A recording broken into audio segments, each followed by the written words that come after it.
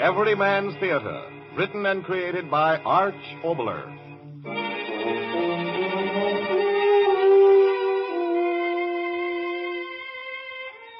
Oxydol invites you to hear Catwife, a mystery drama that will give you a thrill a minute, featuring Bette Winkler and Raymond Edward Johnson.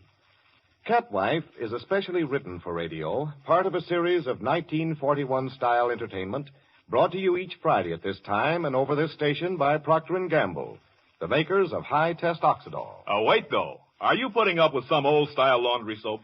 An old-fashioned slow-poke soap because you feel it's economical and saving you money? Well, look, here's the way many of these soaps can and do actually lose money for you. Enough money so you'll be ahead using a laundry soap like Oxydol. First, those slow-poke soaps don't make as much suds. Well, every bit of Oxydol goes to making suds. The result is that Oxydol gives more suds, cup for cup, than 23 popular laundry soaps we tested against. Second, Oxydol suds last straight through your wash. Old-fashioned, less economical soaps don't last this long, as you know from experience.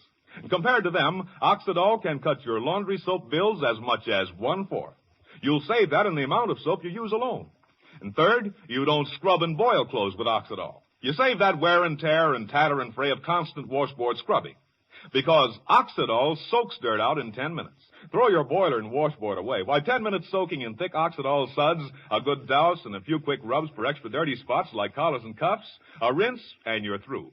Clothes sparkling clean with so much less washing wear that they'll last longer and look better, too. Hundreds of thousands of women have found this out by actual trial. And thousands more are changing to Oxydol every week because it's so economical to use. Compared to old-style inefficient soaps, you get more suds and use less soap. And you get clothes clean and fresh with far less wear and tear than if you'd scrubbed and boiled them. Remember that when you buy laundry soap tomorrow. And now here's our writer-creator, Arch Oboler, to introduce tonight's 1941-style radio program. Since the time when mankind sat around fires and caves, stories of the mysterious and unusual have been the most welcome. You and I like to be thrilled. So tonight, just for fun, let's listen to the story of a man and his wife, a very unusual wife.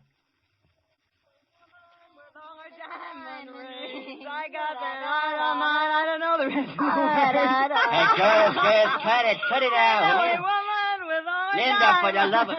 Cut it out, will you? The old man will be standing here in a minute. Yeah, so what? Give me my drink, Queenie. Oh, baby, do I feel swell. Hey, look what time it is. Come on, Queenie. We better blow out of here. Yeah. No, don't go. I don't want to be alone. What do you mean alone? Your husband's here, ain't he? That guy. What does he know about having fun? Work. Makes me sicker. I've never been sick before. That's pretty good, huh, Kenny? Come on, stick around. Let's have some more fun. St. Louis woman with all a diamond ring. For heaven's sake, Linda. Well, speak of the devil. Hiya, Johnny boy. Come on in. The water's fine. Only it ain't water. Linda, for heaven's sake, I'm trying to work. Go away. You're spoiling my party. Throw him out of here, Kenny. He's only my husband. Linda, take it easy. Get out of here. You, whatever your name is. Okay. And take that woman with you. Go on, clear out. No, wait. Don't listen to him. It's my house. What, you kick them out. Linda, my friends. I begged you kick them out. With you to keep these people out of this house while I'm trying to get some work done. Haven't you any consideration at all? You kick them out. My friends. Yes, and I'll do it again every time I find them here. They're no good, not a one of them. You've promised me time and time again to give them up. I'll call them back. I'll call them all back. You can't tell me what to do. Not me. They're my friends, mine. I'd give a dozen of you for one of them. All right, Linda. If that's the way you feel. You haven't got a grain of loyalty in you. All I ask is a little peace and quiet in my own home, and I can't even have that. Go away. Night after night, you and these people yowling and screaming like a pack of alley cats, and you the worst of all. I'm through, Linda. I'm through with you for good. Oh, no, you're not. Oh, no, you're not. Keep away from me. Keep away. Oh, Linda. You see? You're not through with me at all. You'll never be through with me. Never. Oh, Linda. Now, let me go. Let me go. I don't want you, you fool. You're not through with me. I'm through with you. No. I'm tired of you. Do you hear me? Tired of you. I'm going to get so far away from that smug face of yours I couldn't see it with a telescope. Linda, my wife. Ha! Your wife. Why do you think I married you? Oh, you love me. I married you because I was sick of working in a two-bit barber shop, because I was sick of living in a hall bedroom wearing bargain sale dresses. I wanted dough, plenty of it, all I could get. And you were the best chance to get it that came my way. No, Linda, you did love me. You must have loved me. Oh, well, I loved you about as much as that canary up there loves its cage. I told myself I'd stay with you a year, divorce you, stick you for plenty of alimony, and then get out. We've been married 5 years. Yeah, 5 years. Because you fooled me. That's why. I fooled you. Yeah. You started to make a lot of money. More money than I ever thought you could make. So you're giving me the air, huh? No, Linda, I love you. I didn't mean what I said. I didn't. Well, I did. Linda, don't leave me. You're no good. I know you're no good, but heaven help me, I love you. I'll never love anybody else. Get out of my way. No, I won't let you go. You've got to stay. Get your hands off You're no me. good. You cost me my self-respect, but you stay with me. You stay with me or I'll cut you off without a cent. You'll never get a dime from me, not a dime. Stop it. Stop laughing. Oh, you sab. You fat-headed sab. Stop that. Mm-hmm. So you're gonna cut me off without a cent, are you? Why, you fool. I've got everything that belongs to you now. You hear me? Everything. What are you talking about? This house. It's in my name, isn't it? The car. It's in my name, isn't it? Oh, no, you wouldn't. Oh, wouldn't I? Well, listen to this, my darling husband.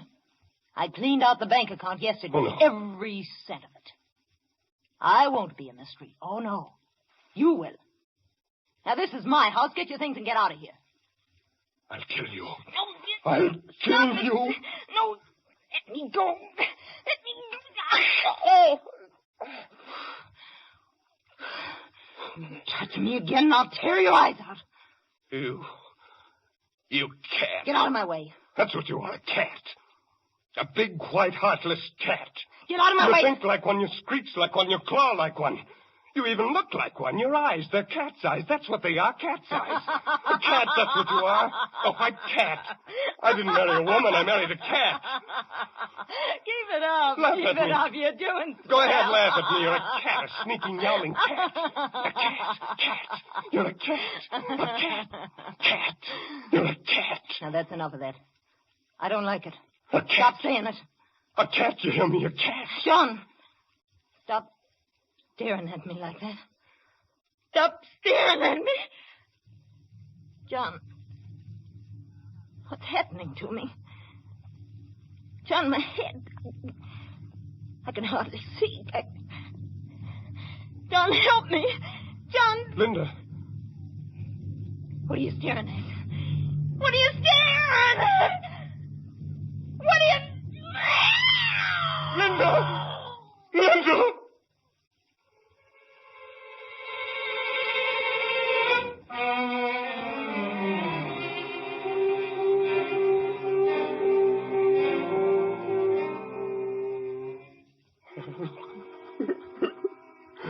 Now, John, you've got to control yourself. Everything will be all right. Doctor, what have I done? What have I done? John, please pull yourself together. I can't. You are not entirely to blame for what happened. Oh, I did it. I'm to blame. What'll I do? What'll I do? Stop talking like that. It's preposterous to say you were to blame. She was in a hysterical condition. I know. The suggestion that she was a cat caught her in an unguarded moment and resulted in temporary neurosis. But she... Doctor, can I go in and see her? But I tell you, she's sleeping. I know, but... Doctor, I've got to see her. I've got to look at her. I've got to make sure she's all right. Don't you see? I've got to make sure. Now, John, please. You've had a hard time of it. You'd better get to bed and get some rest. No.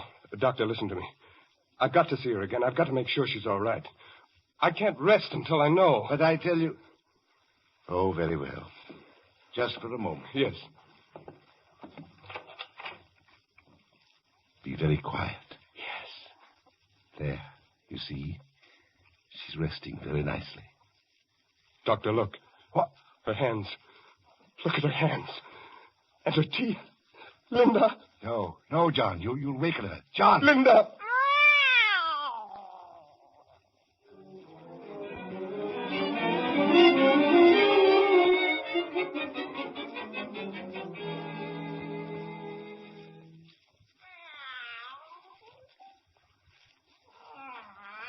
Oh, Doctor, listen to her. Steady, John. I can't stand it, I tell you.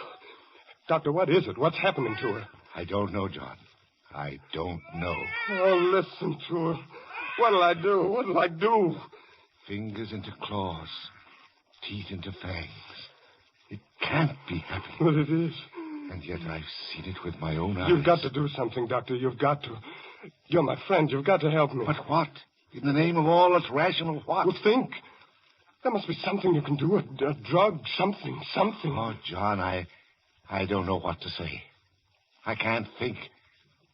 I'll call in someone else. Yes, that's it. I'll inform the authorities. They'll take care of everything. No. Wait, Doctor, wait. What's the matter? What is it?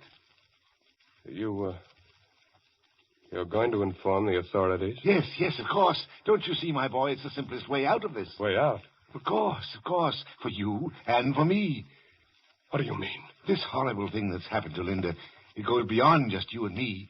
It goes beyond the normal into the supernatural. The world should know about it. No, stop. You mean you're going to let everyone know what's happened to Linda? Of course I am. But you can't do that. She's my wife. Do you hear me? My wife. No. Now don't get excited again, John. Listen sensibly. We owe it to science. Science? Who cares about science? She's Linda. She's my wife. And I cursed her to God, and I turned her into a yowling beast. It's my shame, mine. And you're not going to tell anyone else about it. No one. It's my duty, John. I must inform the authorities. No. Keep away from that phone. Keep away, I say. I'm sorry, John. I must call. John. My friend.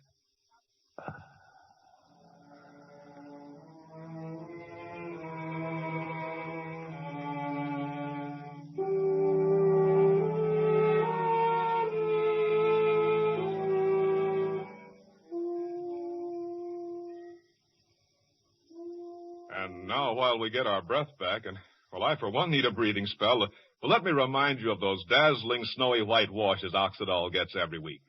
As much as 9 to 11 tintometer shades whiter than soap after soap we tested against. And yet washable colored things come out bright and lovely looking wash after wash. It's easy on hands, too. It doesn't harm your manicure or ruin your fresh nail polish. All these things Oxidol promises and will give you if you use it Monday.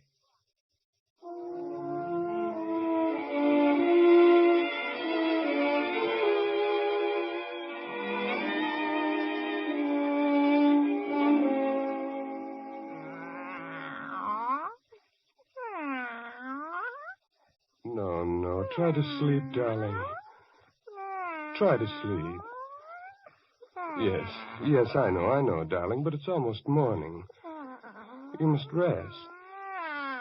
Sleep, Linda, sleep, my darling.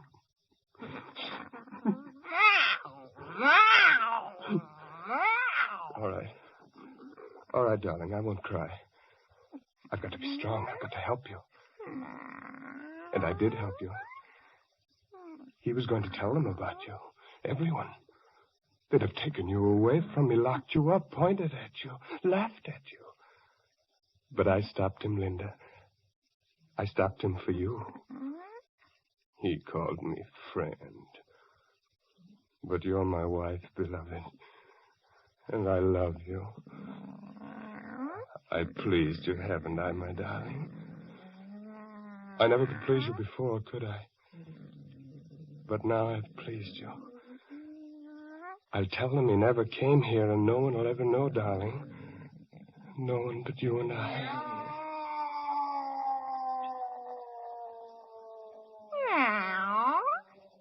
What is it, darling? What's the matter? Why are you getting up? What is it? Why go to the window? What do you want out there? Oh, if I could only understand you. If I could only know what you're trying to say to me.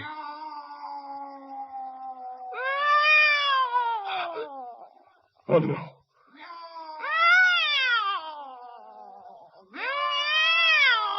Linda, stop. On my knees, I'm begging you to stop. Linda, beloved, stop.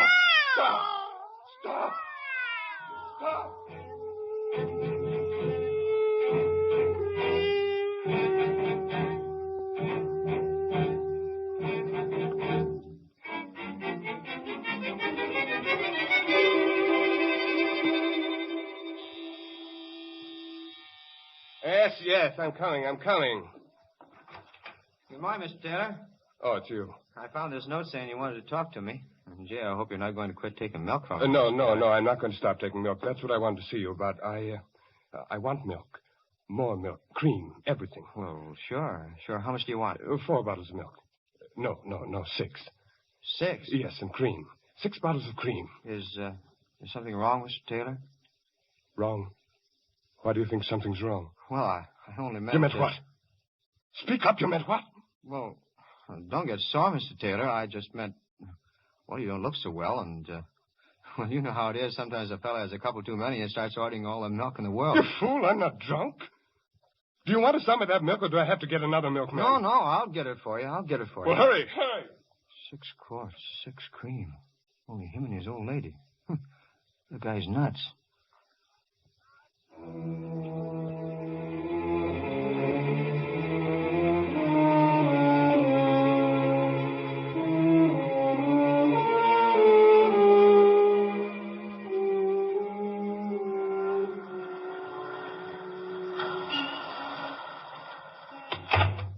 Well, good morning, Mr. Taylor. Early again this morning, ain't you? Morning. My first customer every morning for the last 3 days. I was saying to my wife this morning... Yes, Mr. Heinrich. Some other time. I'm in a hurry. My order, please. Sure, but you didn't give me an order yet. How about a nice broiling steak? No, nothing like that. But broiling is... No, stop it. I'm in a hurry, I tell you. All right. You don't have to get so excited, Mr. Taylor. Now, if you'll tell me what you want, I'll get it for you. Oh, well, I don't know exactly. A couple of pounds of fresh liver. Yes, that's it, fresh liver. What? Again? You heard me? Oh, sure, I heard you, but look here, for 3 days now, ever since your wife went away, you eat nothing but liver. Are you going to fill my order? Sure, I'll fill your order. Nice and fresh, huh? So, 2 pounds, yeah. There we are. Say, you'd think you was raising cats or something. What? Why do you say that? Well, you buy liver every day. Oh, this morning I caught a couple of mice in a trap. Maybe you'd like to take them along for the cat tour. Don't say that! Don't say that! Mr. Taylor, the liver... Forgot. Man's crazy. What did I say that was wrong?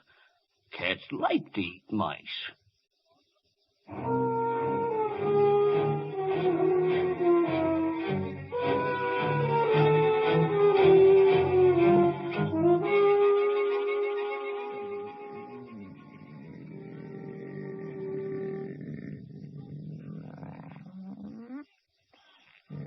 Oh, my Linda. My dearest Linda. Close to me. Oh, so close to me. Oh, my darling, my darling. It's better this way. You can't leave me now. I'll have you with me always. I'll keep you here. Yes. Just you and I. I won't answer it. They'll go away.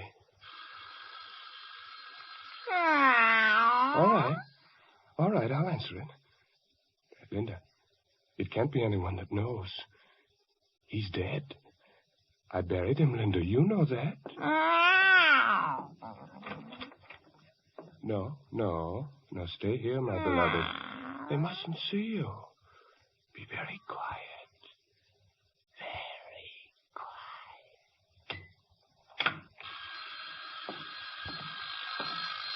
Yes, I'm coming. Well, what is it? Are you the owner of this building?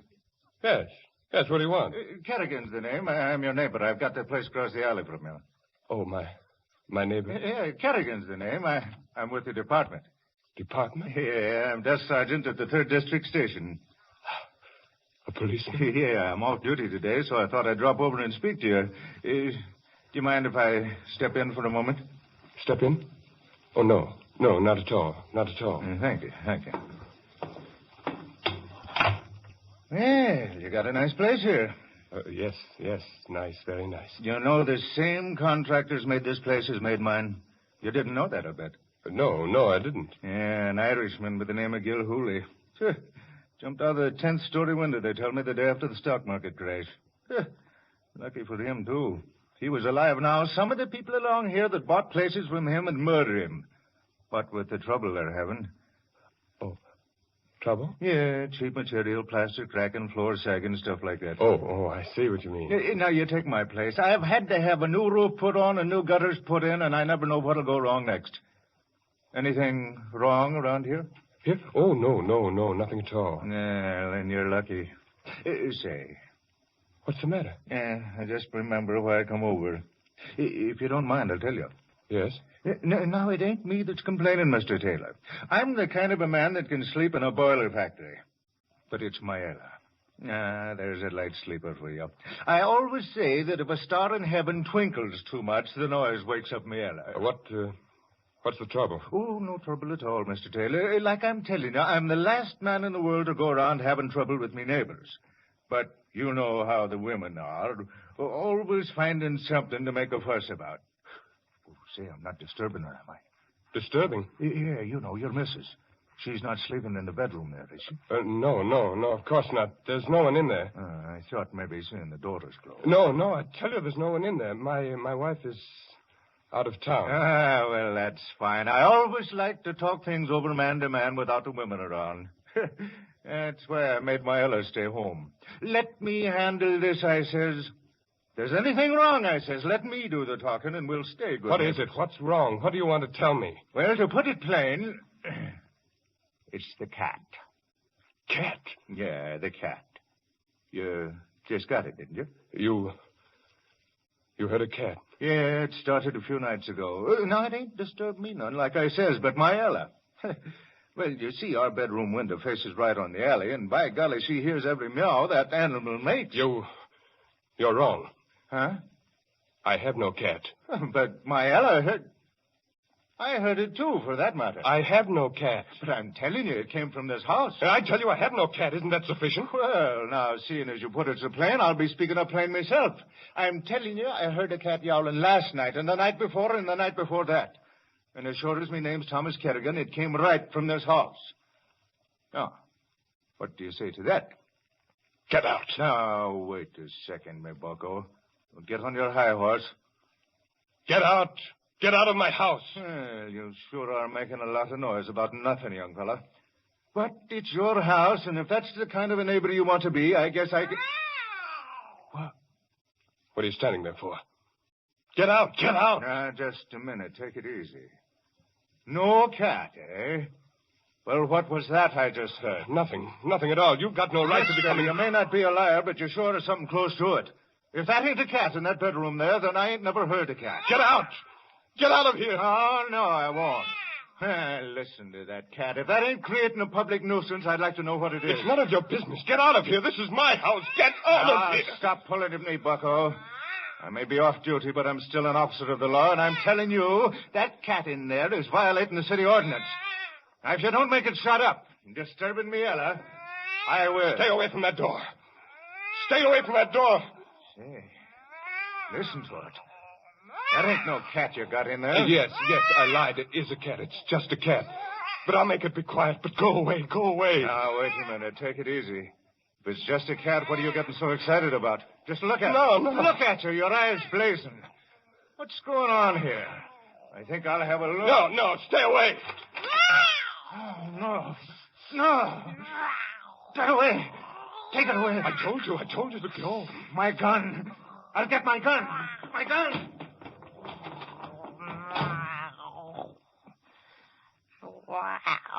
Linda. Linda, did you hear him? His gun. Yes. Close to me. Yes, darling, stay close to me. If he comes back, you'll... No. No, they won't hurt you. I won't let them. I did this to you, I did. I cursed you to God. No, they won't hurt you. They won't. Wait there. Wait there. I've got to find it. I've got to find it. They won't hurt you, Linda. No, they can't. I've got it. Now they won't hurt you, Linda. I swear it. They won't ever hurt you. No. No, don't look at my hand. No, why shouldn't you look at it? Yes. There's a gun in my hand. But not to hurt you, darling. It's just to help you. I swear it. To help you. Yes. Yes, so close to me. I must do it quickly. Quickly. No. No, don't try to pull away. No, Linda, stay here. I must hold you. I must. He'll be back in a moment. I mustn't miss. Linda, my darling.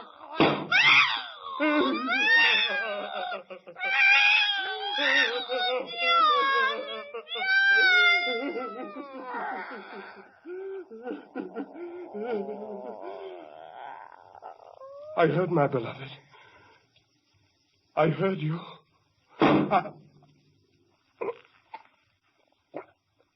Wait for me, my beloved.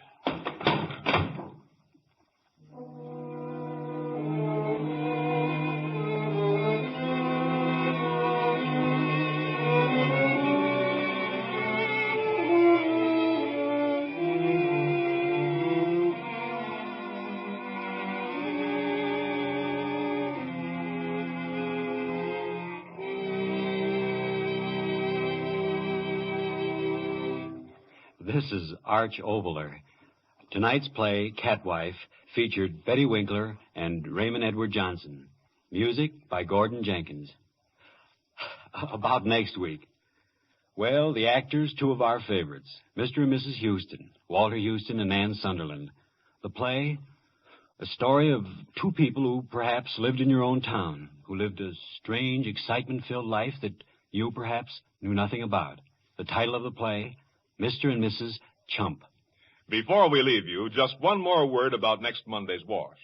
Well, you've heard me tell of Oxidol's economy, the white, clean washes you get, its safety to every washable color. Well, it's all up to you now. If you want those results in Monday's wash, and even if some other laundry soap is your favorite now, well, ask for Oxidol, Oxydol, tomorrow. You'll always be glad you changed. And be back with us next Friday at this same time for Everyman's Theater. Everyman's Theater brings you something new, something different every single week. And next Friday, it's Mr. and Mrs. Walter Houston in a great new radio play, Mr. and Mrs. Chump. Thank you, and good night.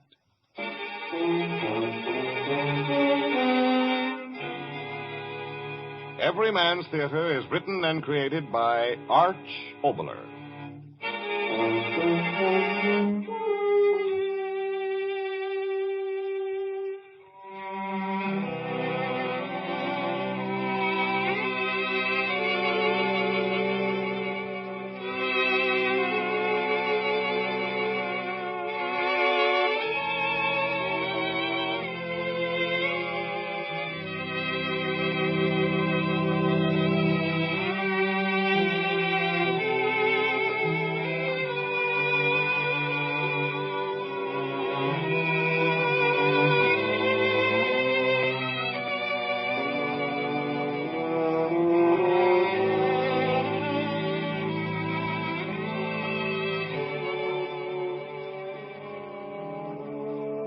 This is the National Broadcasting Company.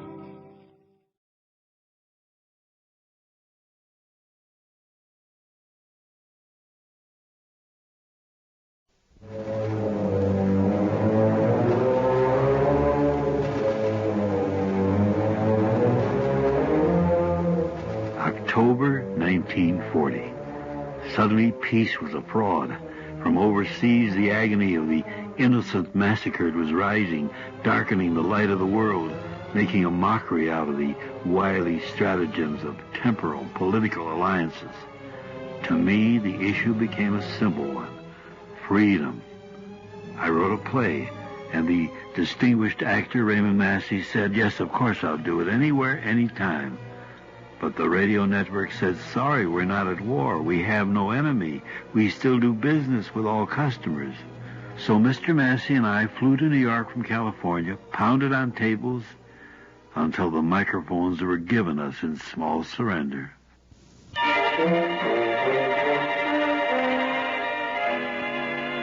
Everyman's Theater, written especially for radio by Arch Oboler.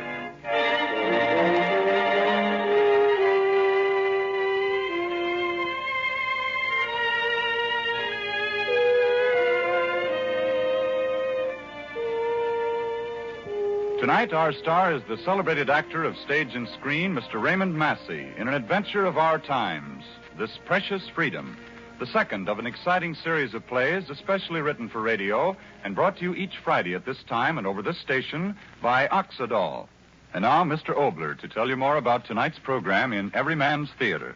This is a fictional story, a play about a tomorrow which had never happened here.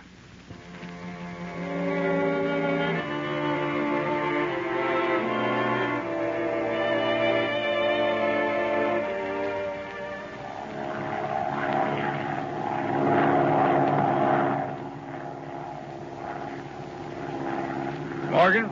Yes, sir? Can't you make this crate of mine go faster? Sorry, Mr. Stevenson. We're bucking a pretty stiff headwind. Come now, don't tell me the heavens are conspiring to keep me from getting back to work. Open her up, Morgan. I've had enough vacation. Yes, sir?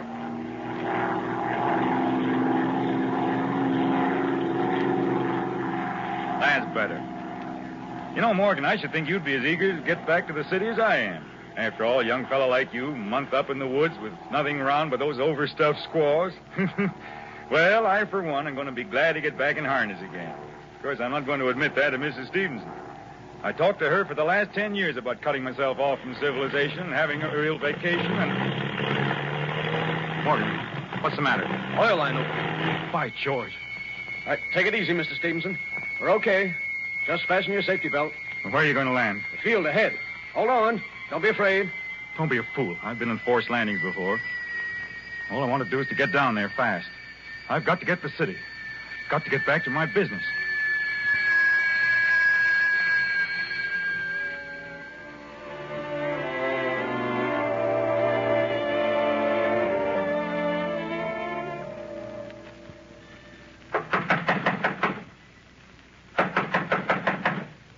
Yeah, guess there's no one home, Mr. Stevenson.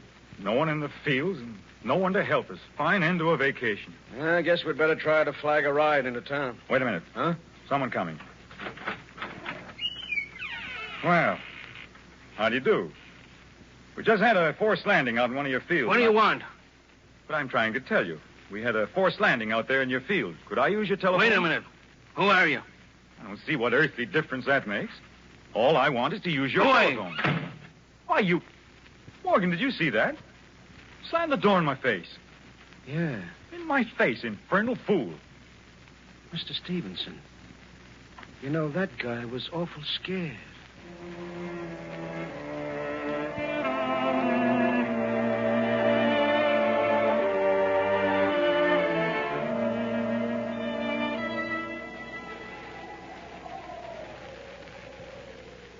This is the main road, isn't it? Well, that's what the sign says. Then where's the traffic? We've stood here for an hour. Doesn't make sense, that, on a main road. Hey, wait, Mr. Stevenson. Here comes a truck. Well, about time. If you don't stop... We'll make him stop. Driver! Driver! Driver! Hey, driver, stop! Driver, stop! Stop! Driver, my plane. I had a forced landing out here. Could you drive me into the city? Did you hear me? I'll give you $25. Okay, jump in. Morgan, you better stay here with the plane. I'll send someone back. Yes, sir. I hope you're a fast driver. Fast enough.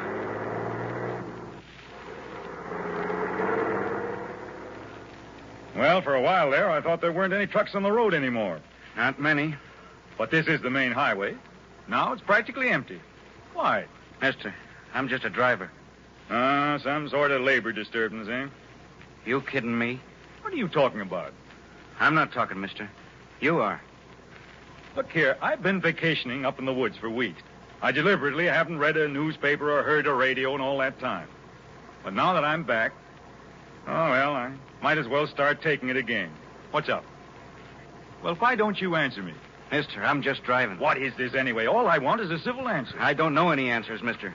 You'll find them out for yourself.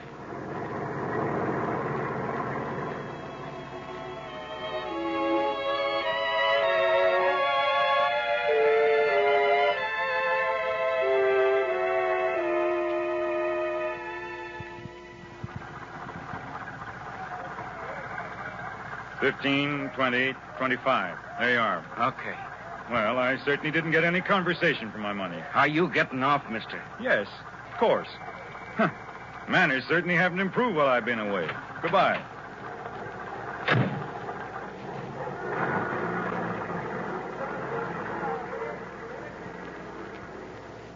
Paper? Paper, mister, paper? Yes, of course, boys. Let me have one of each. Huh? I said one of each. Each newspaper. Who are you kidding? Say, what's come over everyone? Here, give me a Tribune, a News, Times, all of them. Well, don't stand there. I'm in a hurry. Mister, don't you know? Know what? What? Boy! Boy, come back here. Where are you going? Come back here.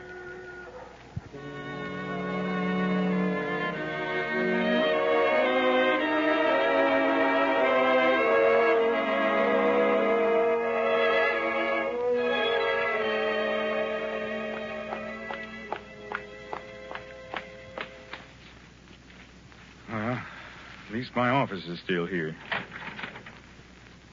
Door stuck.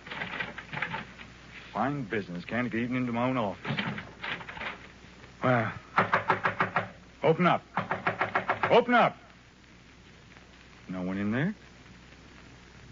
Door locked. Where's my key? Nice business. 11:30 and they haven't even opened the office. That's loyalty for you. Didn't expect me back so soon, I suppose. Entire office staff decided to take a vacation. Well, what in the... Desk. Files gone. Office empty. Where in the... Are you looking for something, mister? What? Regan. Huh? Regan. Who are you? Regan, don't you know me? What's going on here? Well, Mr. Stevenson. What's happened to my office? Where are all my things? What's going on here? Don't stand there with your mouth open. Tell me. Dead? I thought you was dead. What are you talking about? Everyone knew I was going on a vacation. What's happened to my things?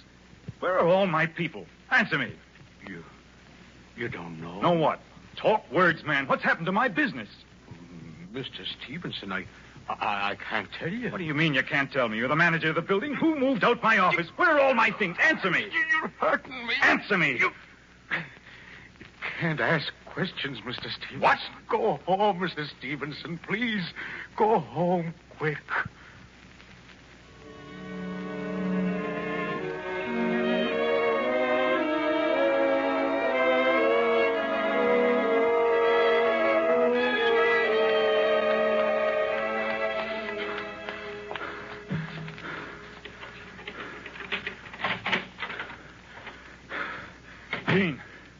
Jean? Where are you? Jean? Jean? Looking for somebody, fella? Who? Stand still. Friscom Joe. Yeah. Who in the devil? Keep your mouth shut. How dare you? Get out of my house. Start walking, fella. Walking? What do you mean? Somebody wants to talk to you. What? What are you? Police? Sure. Start moving. But why? Mister, get going. No. If you're police, where are your warrants? Yes, where are your warrants? Here. No, don't!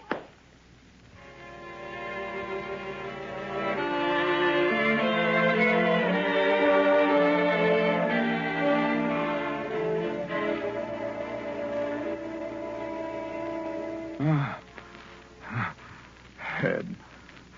Room. Where? What?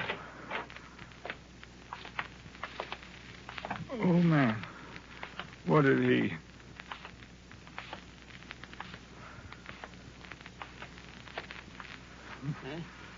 You all right?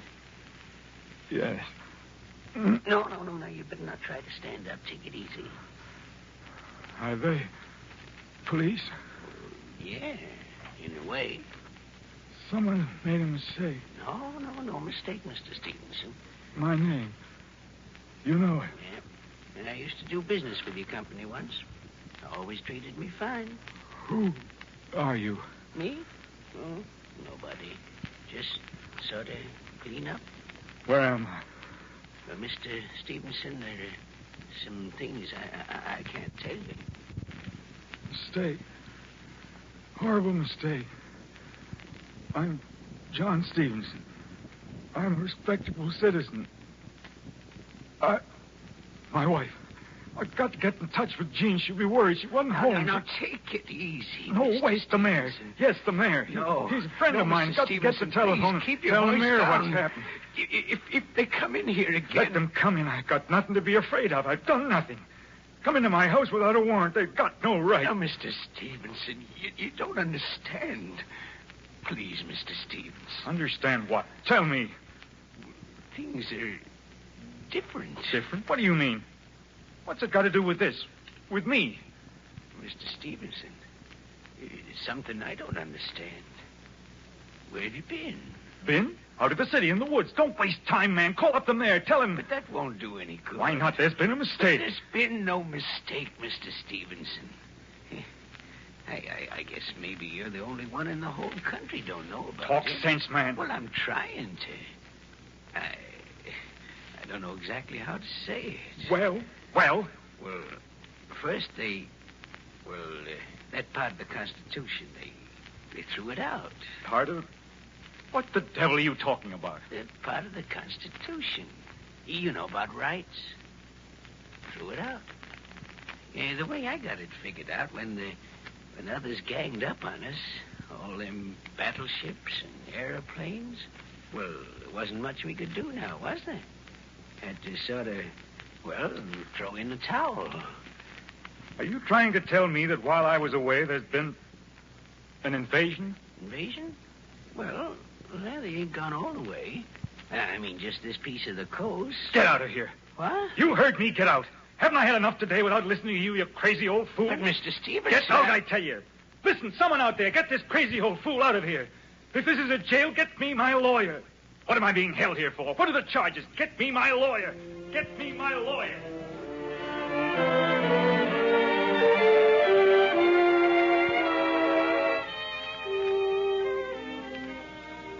So, you still insist on having a lawyer? Certainly. If there's some criminal charge against me, I have a right to have a lawyer. Right. What right are you talking about? You're obviously some sort of police official.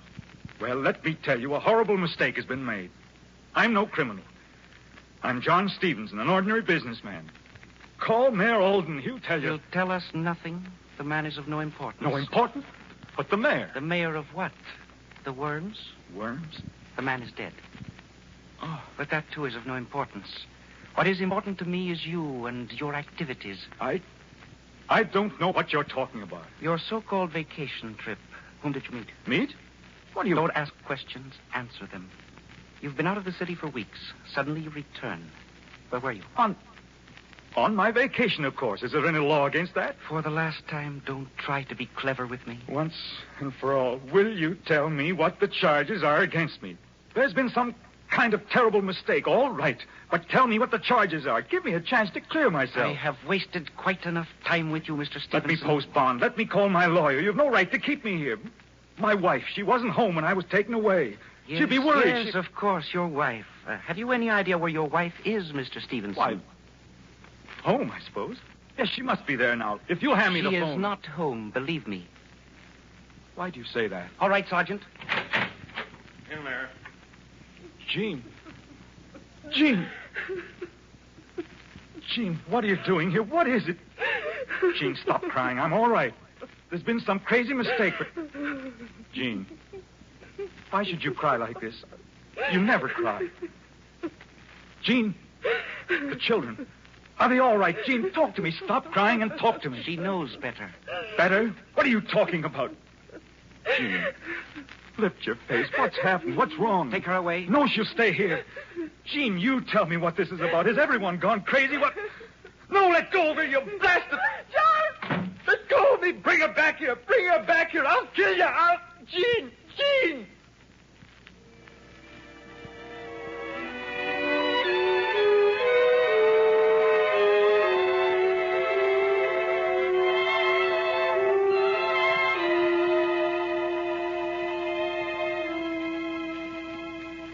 You will be quite calm now, eh, Mr. Stevenson? Yes, I'm sure you will. We have quite a technique for calming down unreasonable people, haven't we?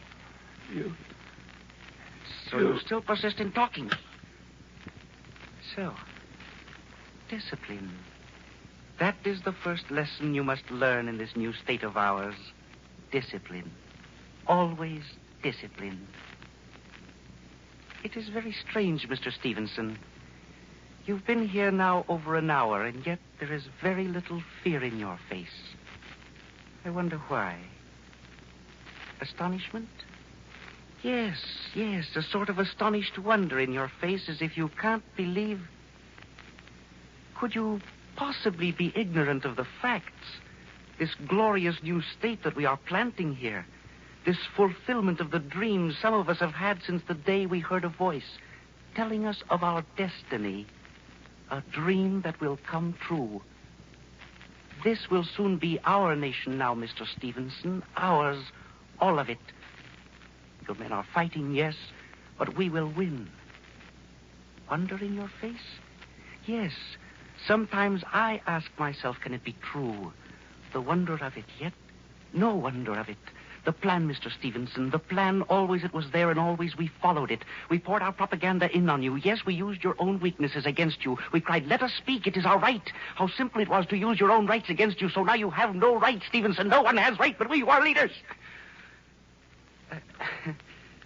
I was quite carried away, wasn't I? I must not forget to let you speak. We want to know many things. Every detail of your airplane trip, whom you saw, which of our enemies are hiding up there where you were. I warn you. Answer quickly, Stevenson. Who were your friends? Which of our enemies did you meet? Who were your friends? Whom did you meet? Where did you go? Whom did you meet? Where did you go?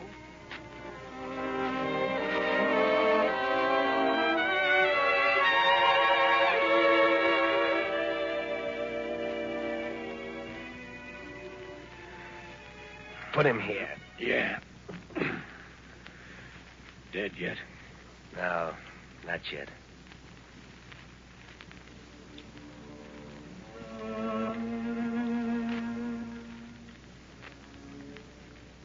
Dead yet? No, not yet. Who said that? I can't see. All mixed up. Vacation.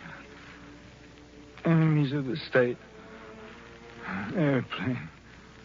I don't know. All mixed up.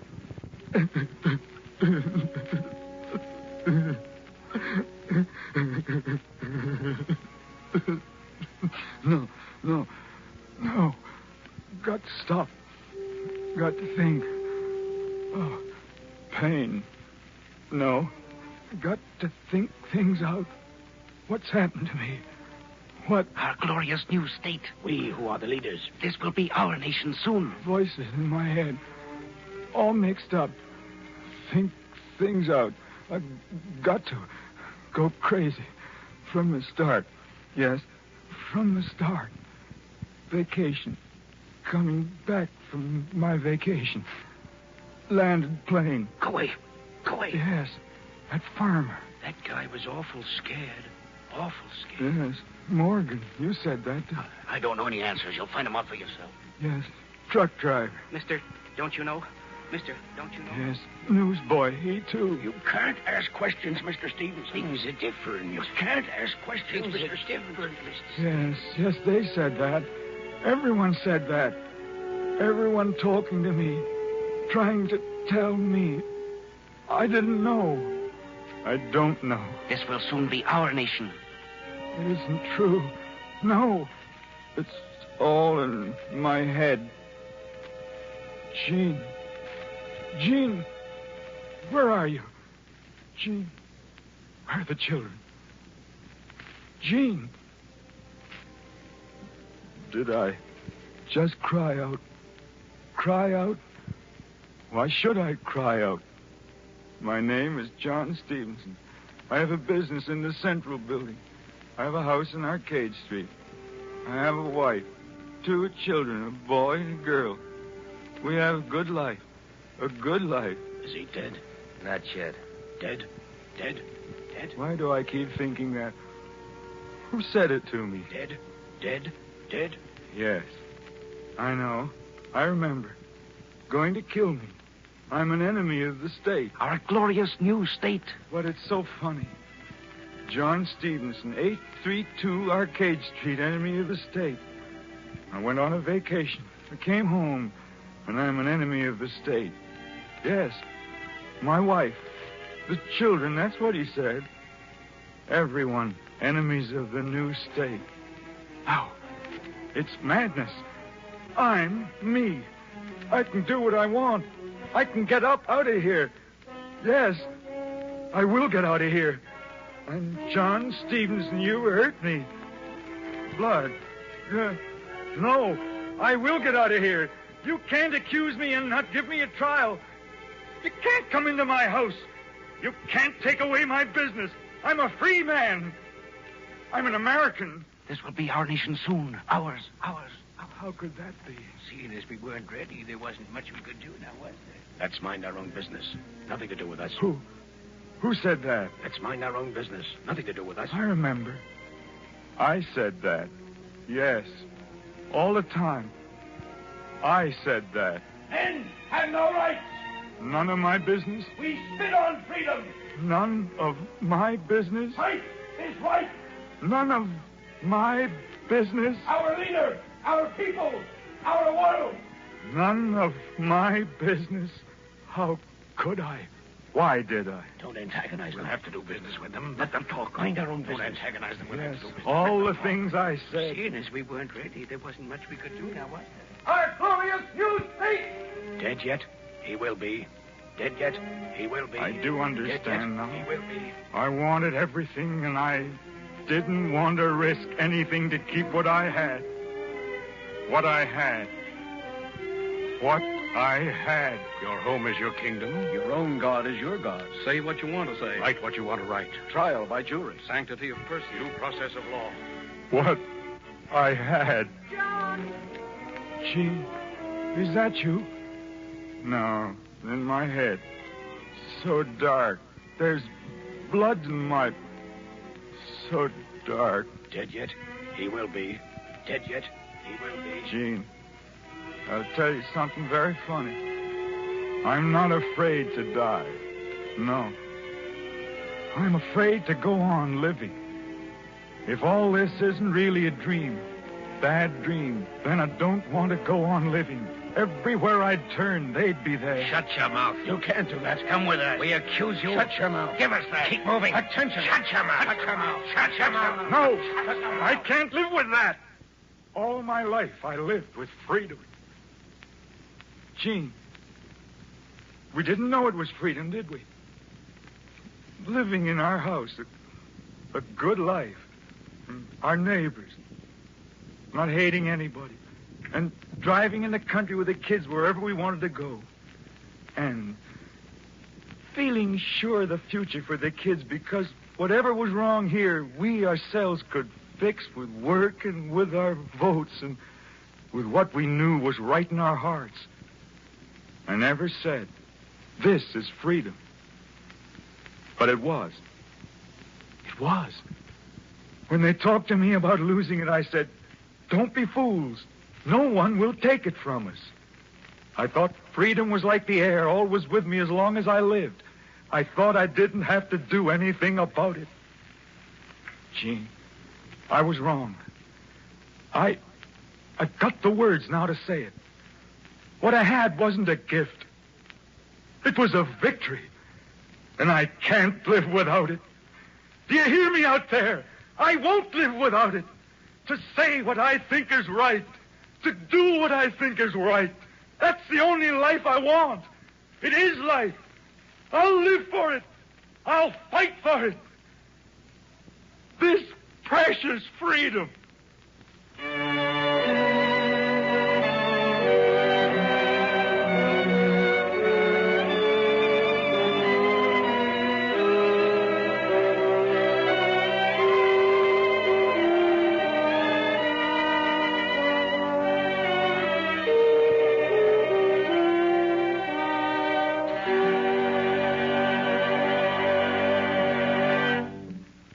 This is Arch Oboler. May I present the leading actor of our play tonight, Mr. Raymond Massey. Ladies and gentlemen, I want to say this. At the opening of tonight's drama, Arch Oboler said, "This is a play of a tomorrow which should never happen." I know all of you agree with me that this kind of a tomorrow must never happen. And it can never happen, as long as we all dedicate ourselves to live for the freedom of our fathers and the future freedom of our children.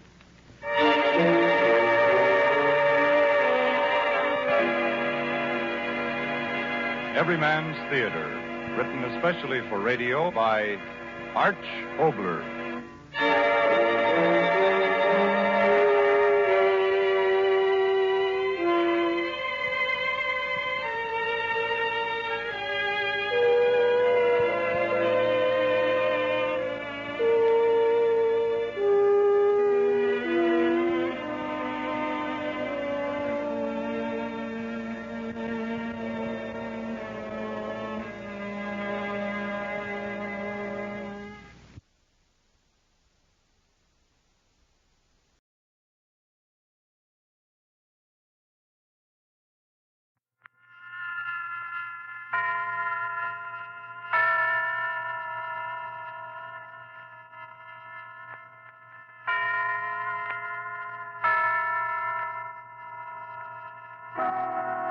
Suspense.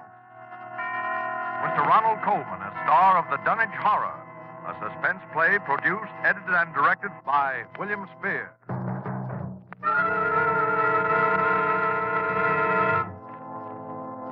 Come in, Dunwich, Massachusetts. Come in, Dunwich. Good evening. This is Henry Armitage. I'm speaking to you. Dr. Rice, please close the window. I'm speaking to you from my laboratory on the slopes of Sentinel Hill near Dunwich, Massachusetts. Present with me is Dr. Warren Rice, my distinguished colleague from Miskatonic University.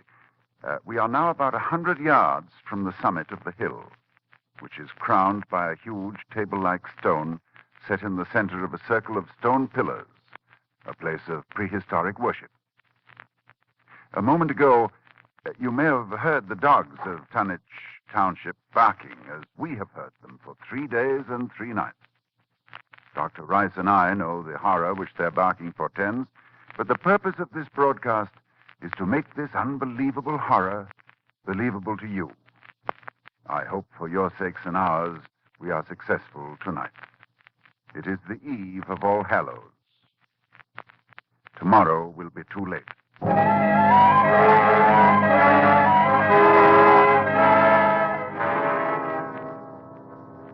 Our time tonight is very short, so I'll speak only of those more recent events which, believe me, may culminate at any moment in a climax too frightful to wholly contemplate.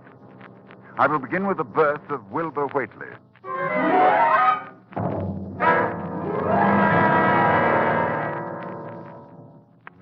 It was the night of February the 2nd, 1921, Candlemas. Toward dawn, when Lavinia Whately, a deformed albino woman about 35 years old, gave birth to her dark, goatish-looking son in the crumbling Whately farmhouse northeast of the village. No one attended her. No doctor or midwife. No one was with her. except her aged, half-insane father, who was known as Wizard Whately. So Wilbur came into this world under heaven knows what incantations, what appeals to what power. A week later, Wizard Whately drove his sleigh into Dunwich village and reported the event to a group of loungers in Osborne's general store. Hey, your grandson got yellow hair like Lavinia, Wizard? No, takes after his father more. He's dark. You never spoke of who his father might be now, did you? Oh, you know his father when the time comes. Oh, Lavinia's read and seen some things the most of you only talk about. I calculate her husband's as good as you can find this side of Aylesbury. Well, we don't be nosy, Wizard. Maybe it wanted no church that none of you heard of. But you wouldn't ask no better church wedding than Lavinia's. Why, I didn't hear tell of no wedding, Wizard. When was that? Oh, not a wedding you'd hear of, Corey. Not a husband you'd hear of, neither. But let me tell you something. Someday you folks will hear a child of Lavinia's calling its father's name on top of Sentinel Hill.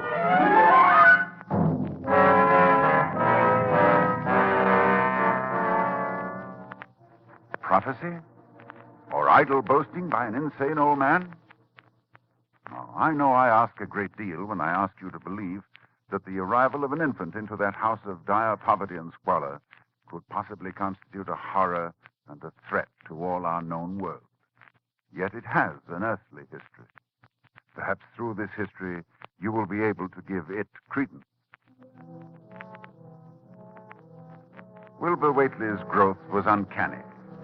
But even if he had been an average child, he would have become, in time, an unnatural being, for he was surrounded from the first by the most malign influences.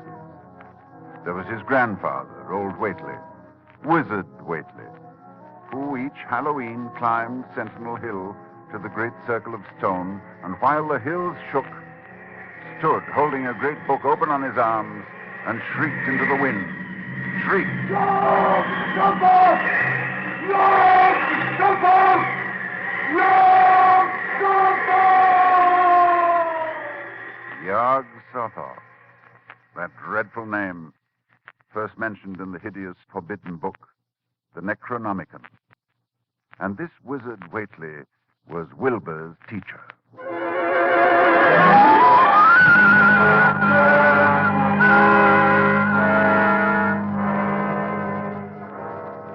The villagers began to notice curious things that were going on at the Whately farmhouse. Soon after Wilbur was born, old Whately began to remodel the house.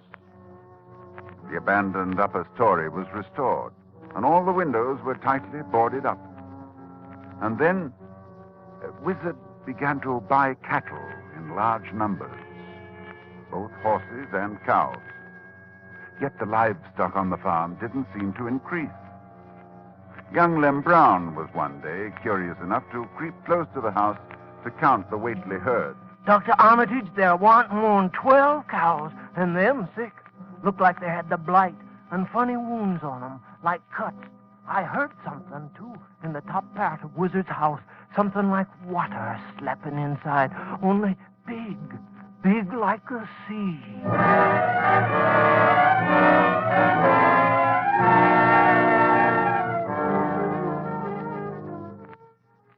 One other person went to the Whately farm in the years before I met Wilbur, Dr. Ken Houghton of Aylesbury, who was called by Wilbur himself, who said that his grandfather was dying.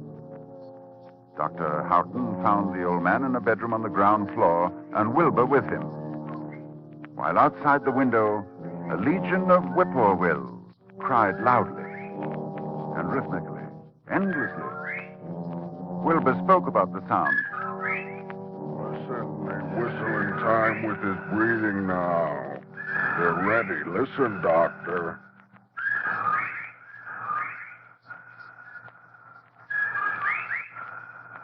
They know his soul's going out. They're waiting. Yes, Wilbur, that's an interesting superstition. Late in the year for them, too. When he goes, if they catch him, they'll keep laughing till break of day. If they don't catch him, they'll quiet down. You mean you believe that... Just a minute. I think he's conscious. Yes, the bird's changed when his breathing changed. Like Willie, I say. Willie. I'm here. More space, Willie. Remember, more space soon. Yes, I'll build it. You grows, but that grows faster. It'll be ready to serve you soon, Willie. I know. But remember, when it's time, you open up the gates to Yog-Sothoth with the long chant, the one on page 751 of the book. But mind you, feed it enough, 'cause if it gets out before you opens to Yog-Sothoth, it's all over. It's no use. He's going now. He's dead, Wilbur. Listen.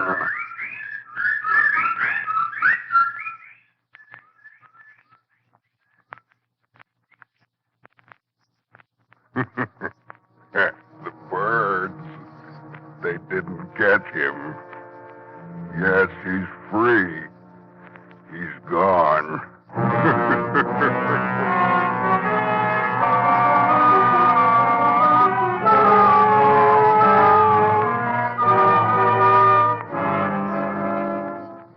It was the winter following Wizard Whately's death that I first met Wilbur.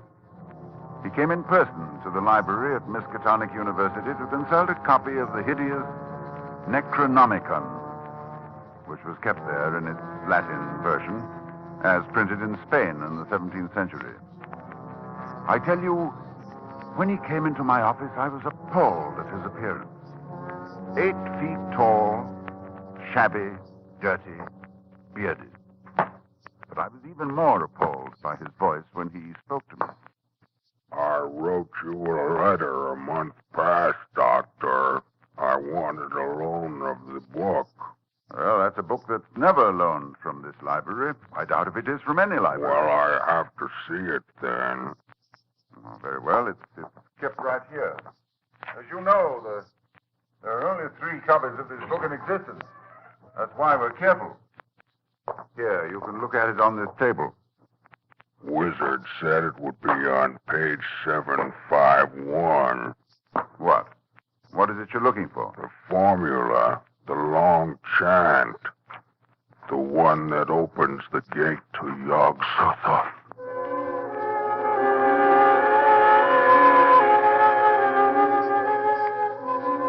I felt a wave of fright as tangible as a draft from the tomb.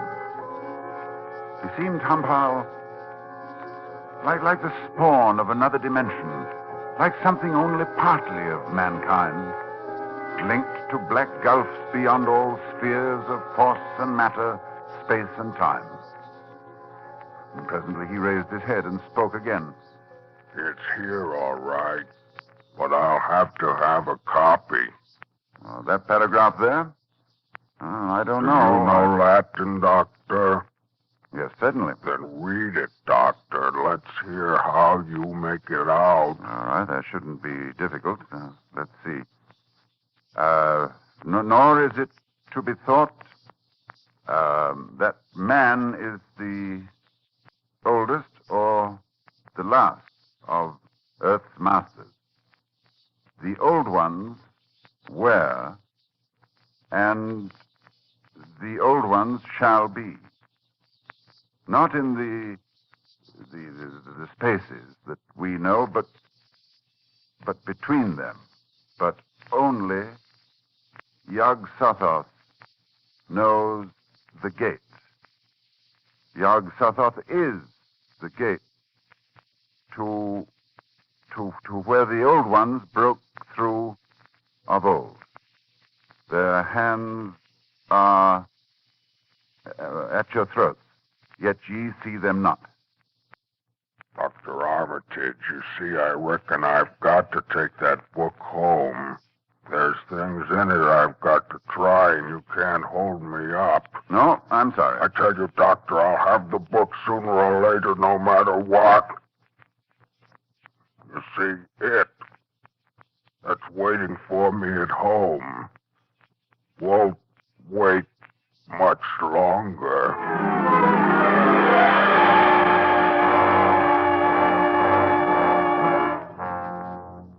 It was a week later that I was awakened suddenly by the fierce yelping of the great watchdog on the campus, followed by a sound from a wholly different throat, a scream. And I knew instantly that Wilbur had come back for the Necronomicon. I hastened into my clothes and rushed across to the library where a crowd had gathered before the smashed window of my office. Inside, there was a fearful groaning and growling, and some instinct warned me that what was taking place there was not for unfortified eyes to see. I brushed back the crowd, motioning only to Professor Rice to come in with me. When we opened the study door, Professor Rice screamed. No, Dr. Armitage, no, I can't. Come, close the door. We can't let them see. She's alive, but Lord, what a job that dog's done. Torn him to bits. What a horrible sound, that moaning. You suppose we ought to call a doctor? A doctor? A doctor for that? No doctor in the world would know what to do for that. Look, Armitage, it's not human, nor animal. Where did it come from? Can you tell me? Can you tell me what it is?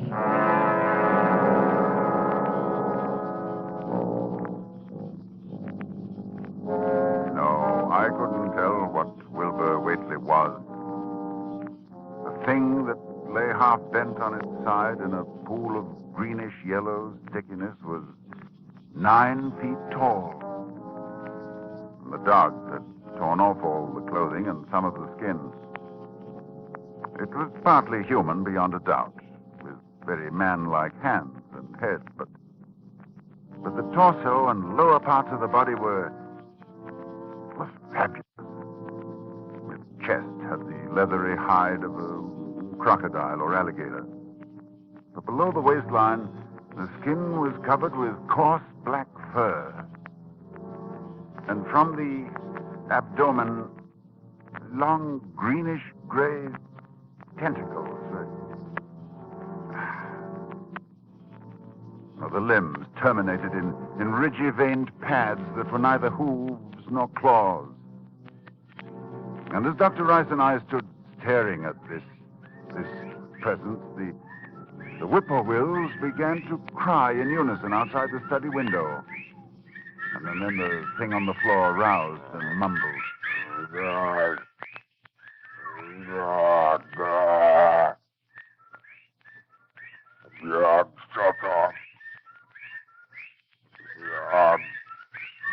Armitage, in heaven's name. Listen. The whippoorwill. Listen. He's dead now. Look, Christ. Look what's happening. He's disintegrating. Of course. Fast, too. Fading away. Because he isn't made of matter as we know it on Earth. I guess he took after his father. So there'll be nothing left. His father? What was his father? I daren't think.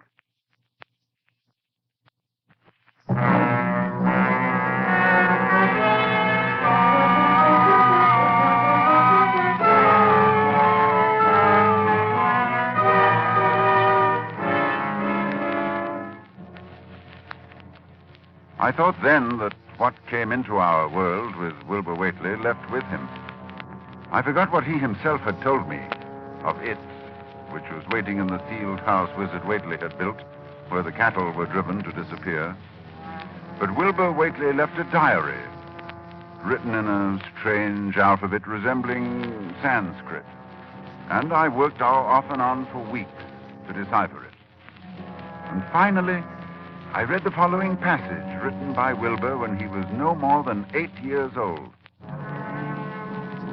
That upstairs is more ahead of me than I had thought it would be, and is not like to have much earth brain. I can see it a little when I make the sign or blow the powder of Ibengatse at it. And it is like them I see Halloween on the hill.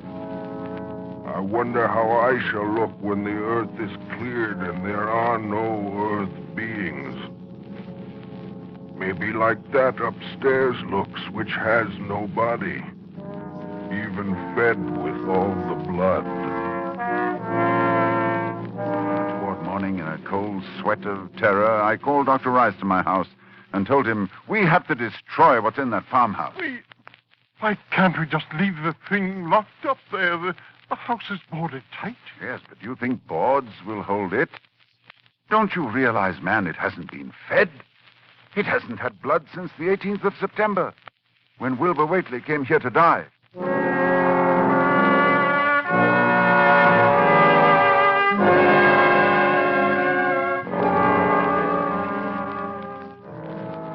We left for Dunwich that night, and we've been here on Sentinel Hill ever since, working desperately to discover the formula in time. But a week ago tonight, shortly after dawn... Yeah, hello? Dr. Armitage, this is Lem Brown. I was just up beyond the glen, Doctor, looking for cows I lost last night. Yes, Lem? Well, Doctor, something's been there. Smells like thunder, and there's prints in the road.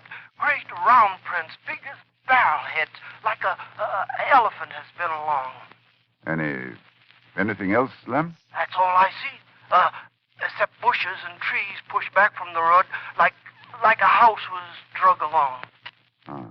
Did you hear anything? Yes. Long toward morning, I heard a sound over toward Whately's place. A kind of ripping or tearing of wood, like a big box was being opened up. Chancey, you heard it too. Lem, who lives nearest the Whately farm? Why, that'd be Elmer Fry's place. Oh, he's on this line too, isn't he? Hang on and I'll ring him.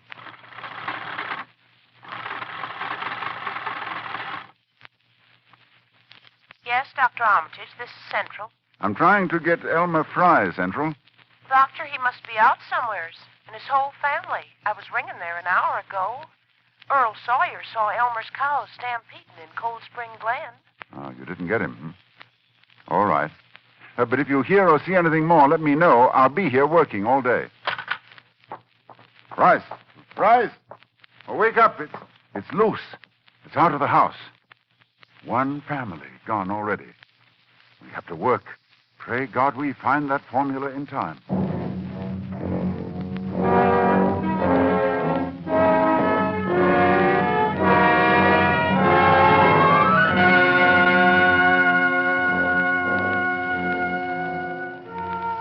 A week since it broke loose. A week of terror and panic here in Dunwich Township.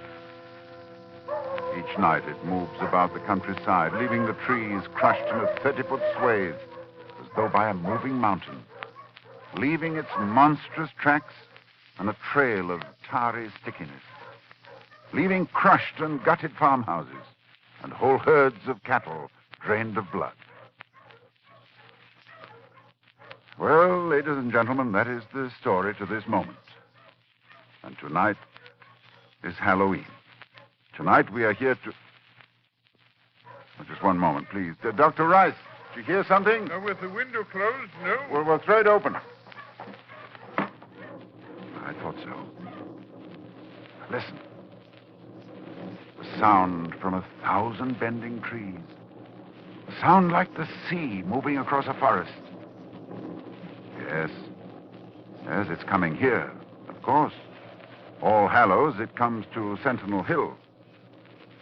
Dr. Rice, I'll try the formula and the powder from the altar stone. I want you to stay here at the microphone and report what you see. Very well, Dr. Armitage. Oh, wait a minute before I go. To any scientists who may be listening to me, if I fail, there is a possible alternative formula in Falconer's Mystical Formulae of the Middle Ages on page 24.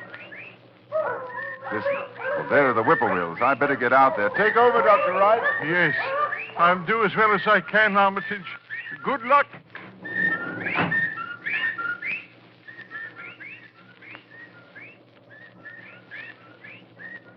Ladies and gentlemen, Dr. Armitage is climbing to the top of the hill, to the altar stone. I can see him plainly, for the moon is high and the night clear. Down the hill, toward the dark village, I can see the grasses and shrubbery bending down, marking the monster's ascent. It moves quite fast. and I feel a proximity to phases of being utterly forbidden. Now, Dr. Armitage stands now on the altar stone and is holding the powder which, if the books are correct, will make this thing for an instant visible. It is quite close to him now, perhaps 20 yards or less. He lifts his hands. He flings the powder in a wide arc. I can see...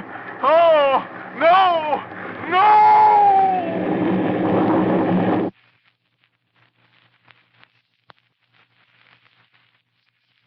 Dr. Rice. Come in, Dunwich. Ladies and gentlemen, this is your suspense announcer. Due to conditions... Oh, just a moment, please.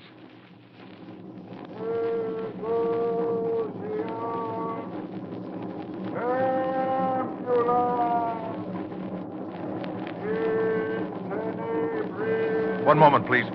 Dr. Rice, can you hear me? Yes, I can hear you. Yes, for a moment I was overcome when I saw...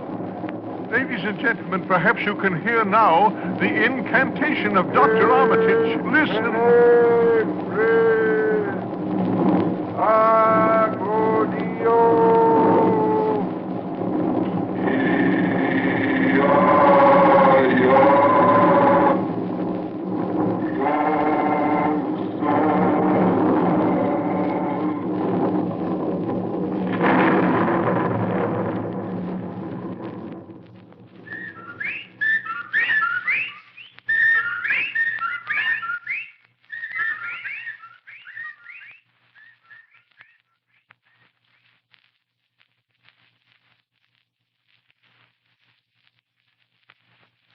The whippoorwills mean death. And Dr. Armitage is walking back here now. So we know that whatever it was, it is gone. It is dead. We can be thankful indeed. You see, I saw Dr. Armitage. Yes. Did you see it, Dr. Rice? I saw it, Lord, yes. What did it look like to you? It looked here.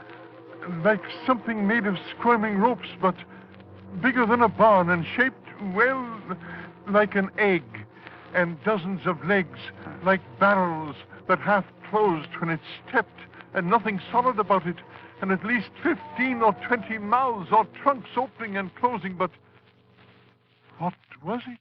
Oh, a kind of force. A kind of force that doesn't belong in our part of space. Did you notice the half face on top? Half face, like a human face. Yes, very large, but yes, quite human. And quite like Wilbur's, like all the weightless. Then it was... That's right. It was Wilbur's twin brother. And you saw what 3 weeks' growth had done.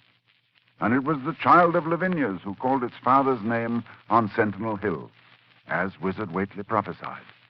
You heard it calling, Yog Sotho. Ladies and gentlemen, this night is over. It is All Saints' Day. May heaven bless us all.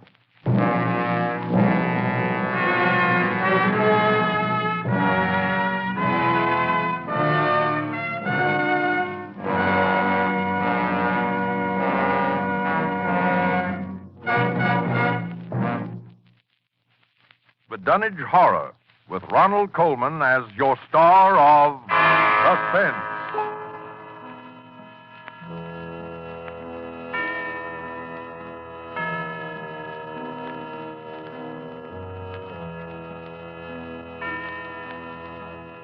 This is the Armed Forces Radio Service.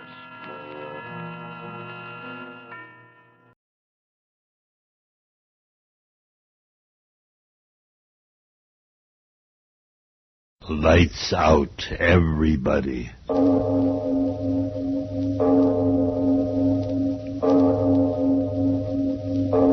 It is later than you think.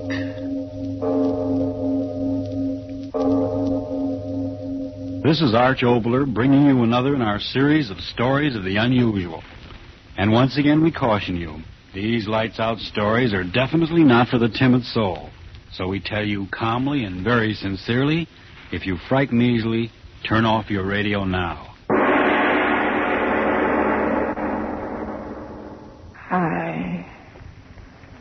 I know. It's dying I am, Father Donahue. And old as I am, I'm not ready to die until... come closer, Father, and hear my miserable confession. You know me as a good woman of the village. Yet I've heard what you say. There's no finer old woman in all the islands than the widow Dunwich. But that's not so, Father Donahue.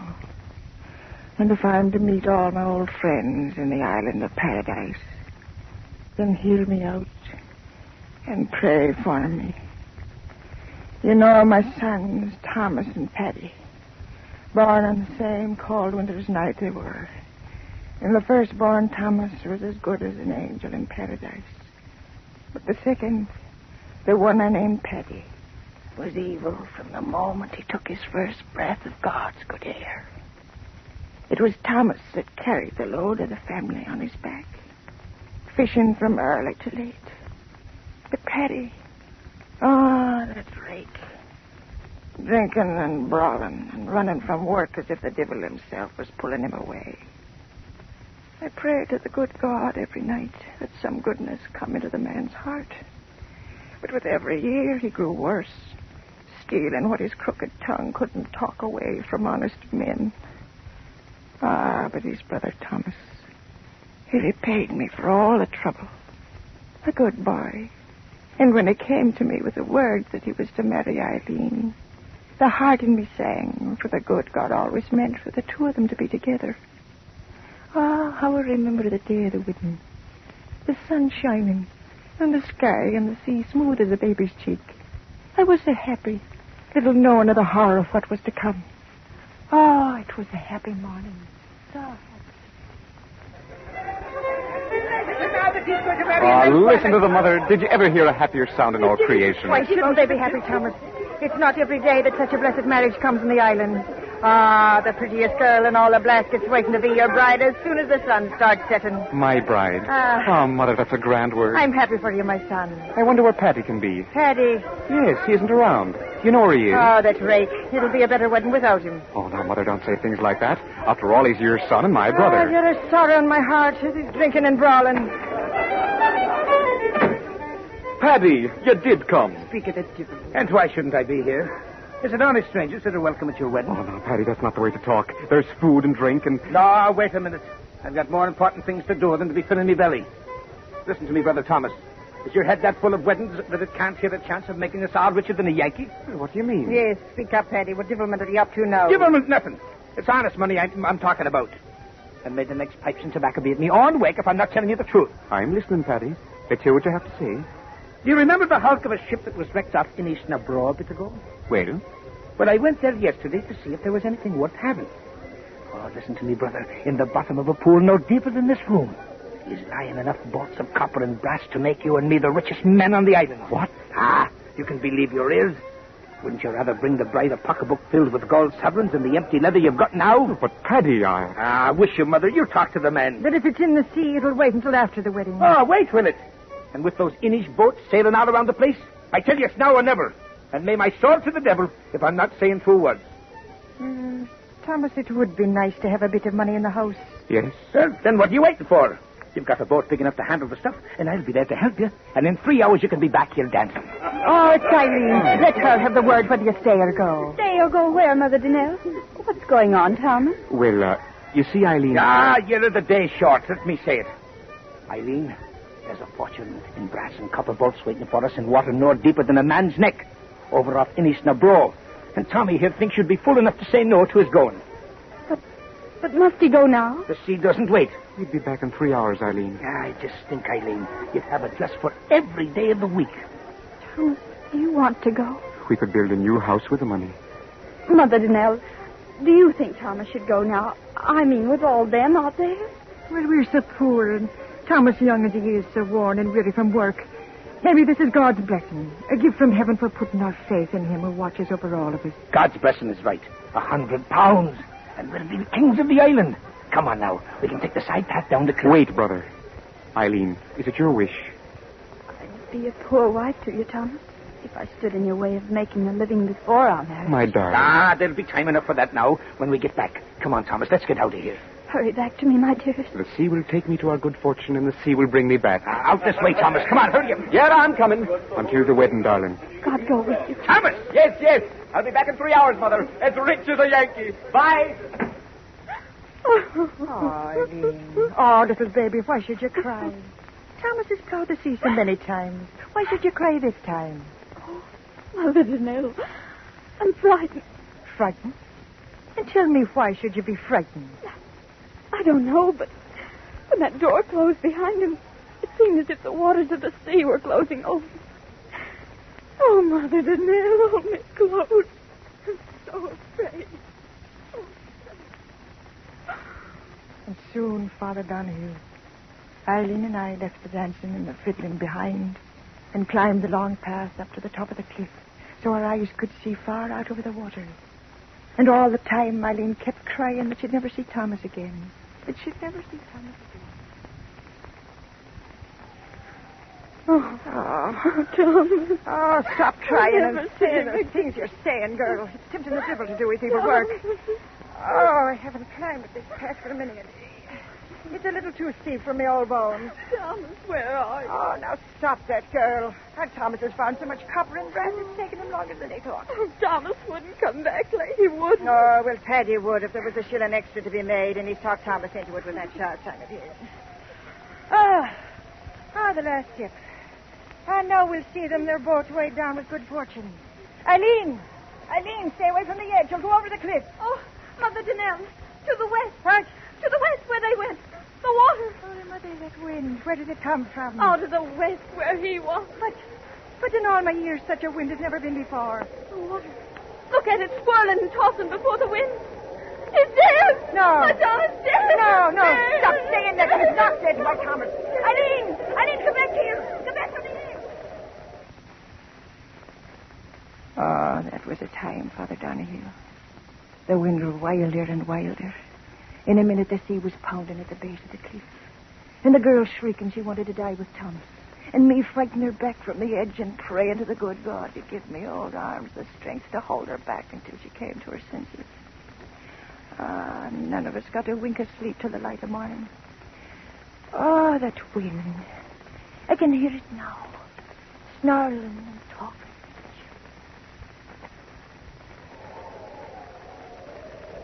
Widow Danelle! What? A boat. Your son's to the west. Why, my son? Aye, come on. Dead? No, the boat's coming and there's living hands on the oars. Come on. Oh, to the Scotterman, I thank you for their mercy. Mother Danelle, I heard someone say... Oh.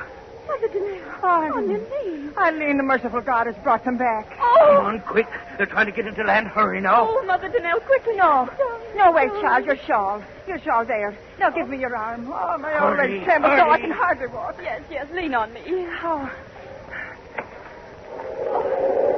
Hurry. Mother Yes. Danelle. Yes, I'm moving fast as I can. It's hard. It's hard to get against this wind. It will. Let him live. You bless it for the life of one. And I bless it for the lives of two. Good neighbors, let us through. My son. That's the Widow Danelle now. Let us through. Get aside for the Widow Danelle now. Come on. Oh, I can see nothing. The waves in the dark. Eileen, do you see? Oh, yes, Mother Danelle. I see them. I see them. Where? Point it out to me, girl. Where? Oh, over there. Follow my finger. Oh, Mary, they're coming back. Yes, I see the boat. Oh, blessed boat. I see it. Praise God, I see it. One. There's only one in the boat. No, what are you saying? Thomas. Teddy. Mother Kate, come back. The waves. The girl's right. There's only one in the boat. Where? The boat's in. Thomas. Oh, no. No, Eileen, wait for me. My son, take me to him. Oh, yes, forgive me. Come, I'll help you. Ah, good girl, Eileen, good girl. Oh, which one? Thomas, I know it. Thomas, I know it. Yes, Thomas, the good Thomas, he lives. Stand aside, everybody. Let the Widow Danelle and the girl through now. Let them through. Let Some me other. through. No one. My son, which one? Well, I'm back, Mother.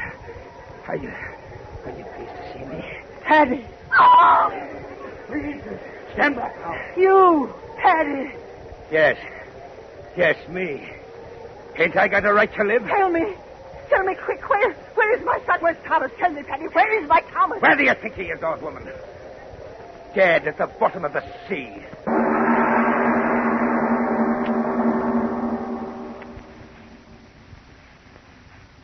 Aye, Father Donahue. That was what he told me. My good Thomas was dead at the bottom of the sea. Dead. The good Thomas dead, and Paddy the evil one, alive. Oh, it wasn't right, Father. And in the days and nights that followed, I cried to God, why did you do it? Why? Why did the sea take my dear Thomas from the boat and leave Paddy? Was there no reward on earth for goodness and sweetness of soul? And in the seventh night of my sorrow, there came an answer. I was lying on my bed. Outside, the sea was singing and whispering. My window was open, and I could hear the sea talking as I lay there crying. Crying from a lost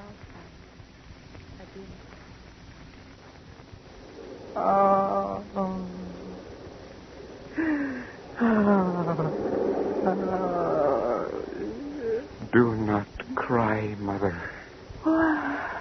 Mother.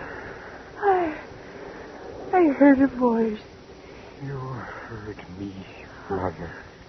Thomas's voice. Oh, no.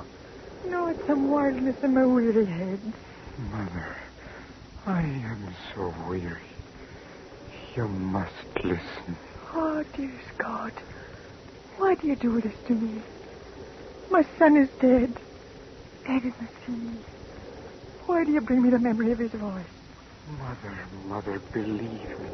If I could only see you, I would believe. Oh, no. The horror the sea made of me. Wind and wave and grinding rock against my flesh. Oh, I wouldn't care, my son. Just let me see that it is you, not my own voice speaking in my head. Oh, Mother, you don't know what you ask. But if there is no other way, close your eyes until I give you a word to open them. I've closed them.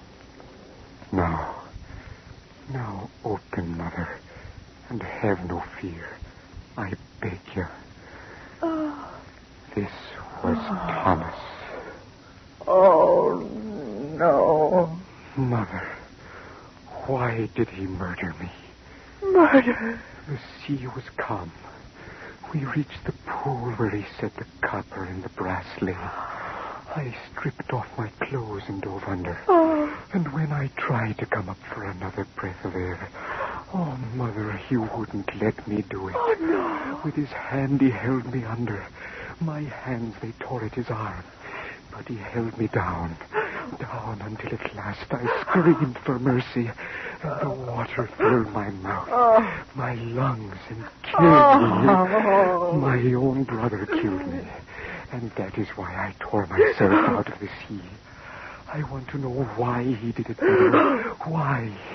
I cannot rest in peace until I know and understand. You tell me, Mother. Oh, speak, Mother. What gain could come to him for such a horror? I do not know. Oh, believe me, my son. I do not know. Then I must go back. I cannot stand this pain. Oh, my good Thomas. Look at this, what was Thomas Denere's face, Mother. Look at it and give me your oath you will not tell my Eileen or my brother of this night. Oh, but Your oath, Mother. They must not know. You hear me? They must not know. I swear, Thomas. Oh, merciful one, this pain. I go, Mother. Where? Back to the sea. Oh, and will we ever meet again, my son? Yes. The day I find out why he made me drown, I will return, Mother. I will return. Thomas, my son, come back. Oh, my son. My son. But he was gone, Father Donahue. Gone back to his nameless grave in the sea. Then it happened. Paddy talked his way into the good graces of the girl. Simple little Eileen. What did she know of the evil of men? That devil Paddy and my good Thomas's Eileen. It took the life out of me and made me long for the quiet of my grave. And then came the day of the wedding. Again the fiddler was playing. Again the good people of the islands were happy. I alone was sad, weeping at what I knew.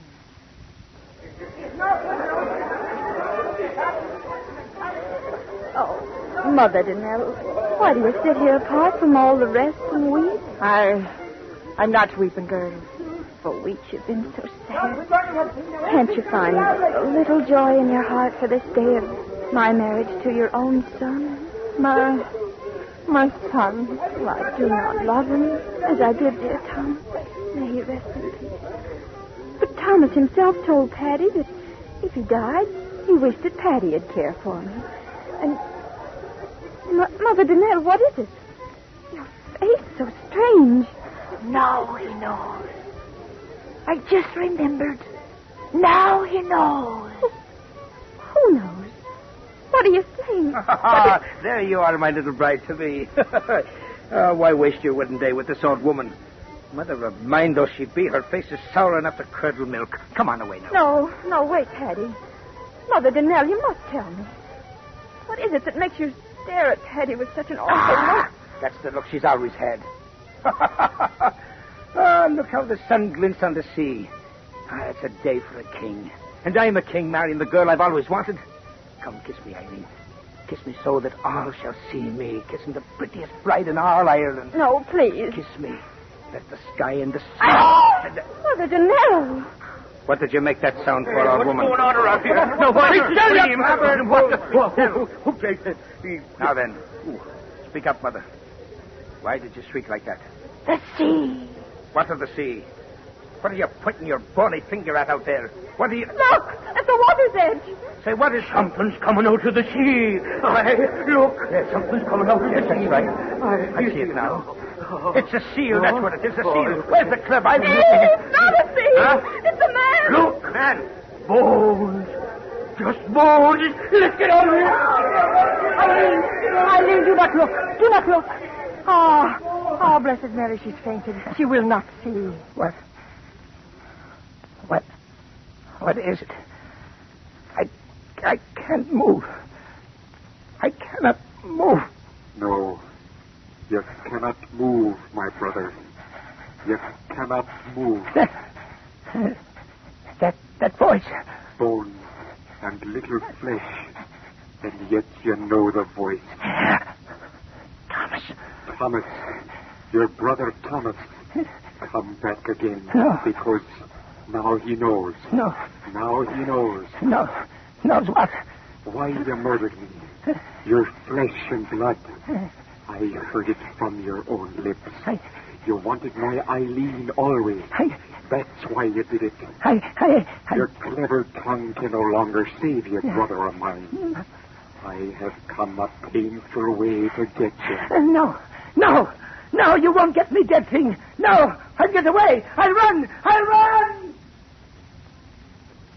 And so he ran, Father Donahue.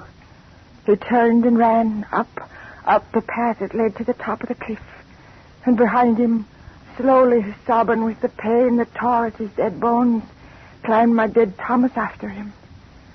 And after Thomas, dragging my old bones, I went. Oh, for they were my sons. And I had to see that right was done. Up until at last Paddy stood on the very edge. The sea 500 feet below. Shrieking, yelling, and wailing. He stood there shrieking at that horrible thing that once was his brother. No, thing, stay back. You bones of filth, stay back. I come for you, my brother. No. I come for you. No. He fell. Mother, see, he didn't get me. Those rotten bones gave way beneath him. He didn't get me, Mother. Mother, what are you going to do? Mother!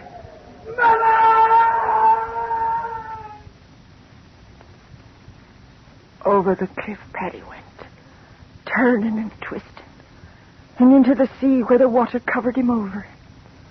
When the others of the village came up there at last, I told them that the old bones of Thomas had done it. Had clutched Paddy close to and thrust him over. Oh, Father Donahue, listen. It was I that gave that final push that sent the evil son of mine to his death. Thomas tried and failed before he had his last measure of revenge. So I did it, Father. I gave Paddy the now life. And I gave him death. Oh. Is there any forgiveness in heaven for what I did?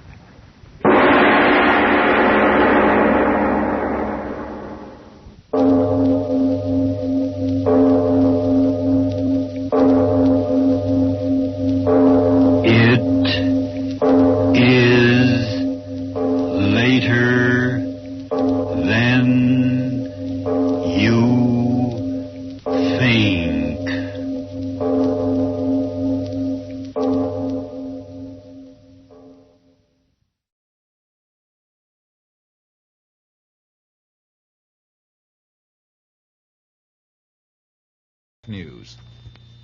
The CBS Radio Mystery Theater presents...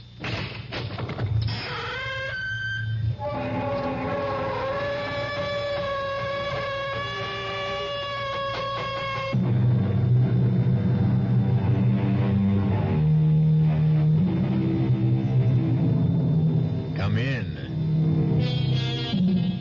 Welcome. I'm E.G. Marshall. Welcome to the terrifying world of your own imagination. There are many fearful places that surround us. Ancient houses where ancient whispers never die out. Evil lands where the light of reason vanishes. But the most horrifying of all lies deep inside of us. Few of us dare look into our minds and hearts and souls. And when we do, we find it more than we can bear. This is essentially what happens in this tale of Joseph Compertino, a young man who looked into the souls of others only to find destruction. I don't need your help, Father. I think you do. You told me how much you loved our Savior and St. Joseph. You're not appealing to them now, are you? I don't know what you mean. Yes, you do. The incense, the magic circle on the floor, the Kabbalistic figures. You're reaching for the hand. What if I am? What good did my piety do? I lost my parents, then Effie. Perhaps I'll get some help now. From Satan? You don't want his help. He doesn't share.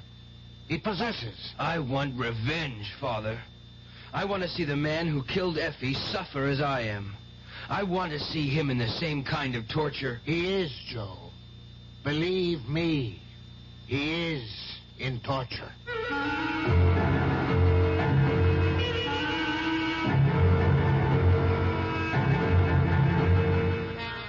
Our mystery drama, The Horror Within, was written especially for the Mystery Theater by Milt Wissoff and stars Don Scardino. It is sponsored in part by the Kellogg Company, makers of Kellogg's Special K cereal, and by Anheuser-Busch Incorporated, brewers of Budweiser.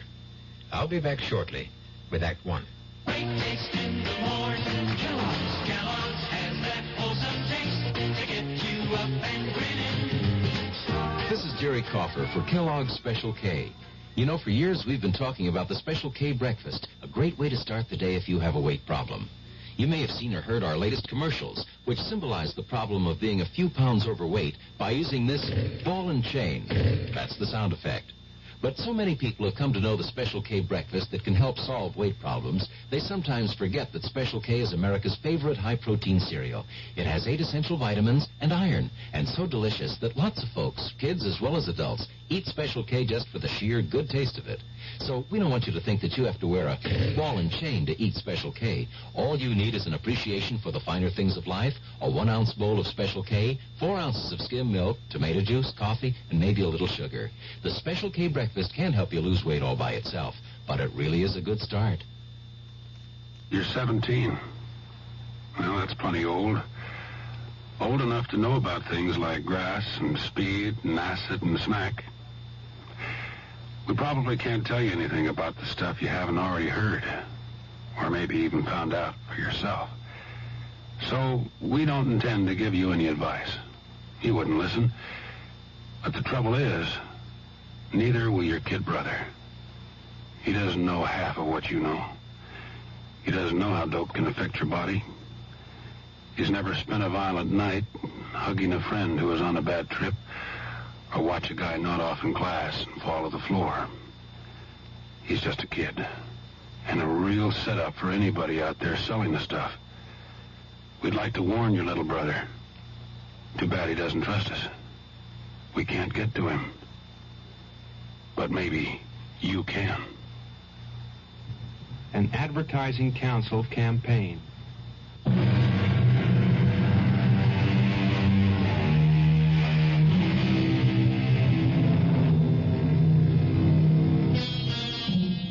It has been said that a journey of 1,000 miles starts with a single step. In our weird tale, the journey of 1,000 horrors starts in the light of day in a most prosaic fashion. Joe Compertino, who has been orphaned, is on his way to visit his uncle in the city. He waits in a diner for a truck driver to finish his meal. Have something to eat, Joe. I'm not hungry. Well, how about a sandwich or some soup? Hey, it's chowder. It's nice and thick. No, Effie, I don't want any. I've got to save the little money I have. It's a long trip. Oh, I wish I were going, too. Any place is better than this. Oh, it's not a bad town, Joe. The people don't mean any harm. Oh, sure, they don't mean any harm. Calling me a nut all the time, making fun of me. Now relax, Joe. You're getting excited again. Yeah, I guess you're right. They're not worth it. I wish you were coming along. Yeah, what would your uncle say? I don't know. I only saw Uncle Pietro once, when I was a kid. He came to visit. Oh, hey, look, Joe, that truck driver's getting ready to leave. Oh, okay, I guess I better... Yeah, sure. Sure, you better go. All right, Effie. Yeah. And thanks for getting me the ride. You ready, kid? Let's go.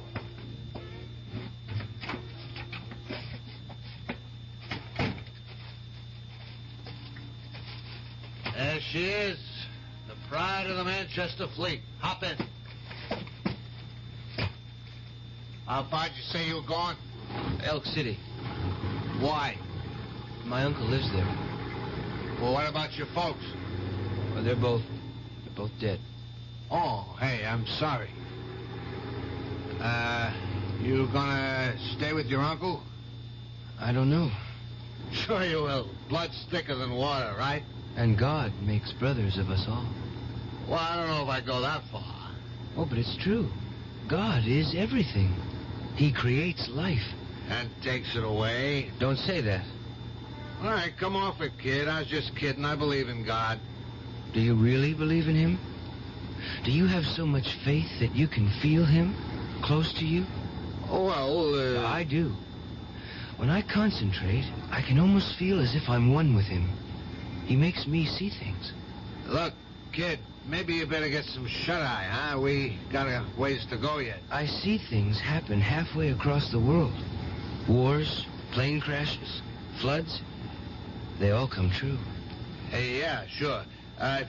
You want some coffee? That thermos... No, thanks. This is a fast day for me. Like my namesake, St. Joseph. It helps me focus my concentration so I can do what I want to do. Like what?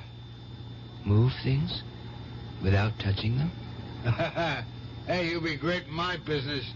You could offload this truck by yourself. And like St. Joseph, I can fly. Fly? Yes. The Lord gives me these powers. Look, dummy. I gave you a ride against company regulations because I felt sorry for you. Jenny told me you were a nut, but I said, what the heck? But I ain't going to stand for that kind of talk. I'm a church-going Christian, and I don't stand for no blasphemy. Get your butt out of here. You'll regret this. Sure. Just beat it. Take my advice. See you shrink.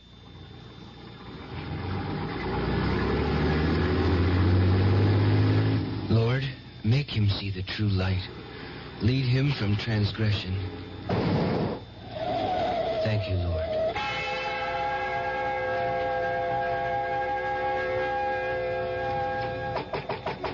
The door's open. Who are you? I'm Joseph. Joseph Compertino, Uncle Pietro. Peter, kid. Pete Compton. Don't you forget it. What are you doing here? You're the only one I have left. What? Papa, he's dead. A fire in the house. Oh, good Lord. Why didn't you let me know? It happened so suddenly, and there wasn't much left for a funeral. I just buried him in... Oh, you poor kid. Yeah. How about something to eat? No, it's a fast day. Well, you take after your mother. What's wrong with that? Nothing, kid. Nothing. Don't have to jump down my throat. She was a saint. I learned a great deal from my mother. About sin and worldliness. Well, what are we going to do about you? Just give me a job and a place to stay. That's all I need. Yeah, I suppose I could use you around the club.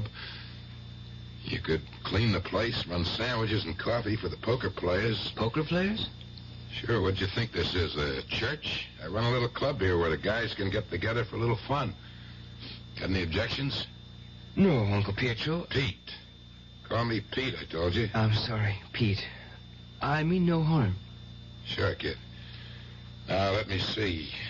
Where can you stay? Can't put you up at the house. I haven't got any room. I could stay here. It would make it easier for me to keep the place clean. In that case, make yourself at home. Well, how do you like it? The club is crowded. So many men. It's a big night. Friday. Payday. Guys want to blow off a little steam.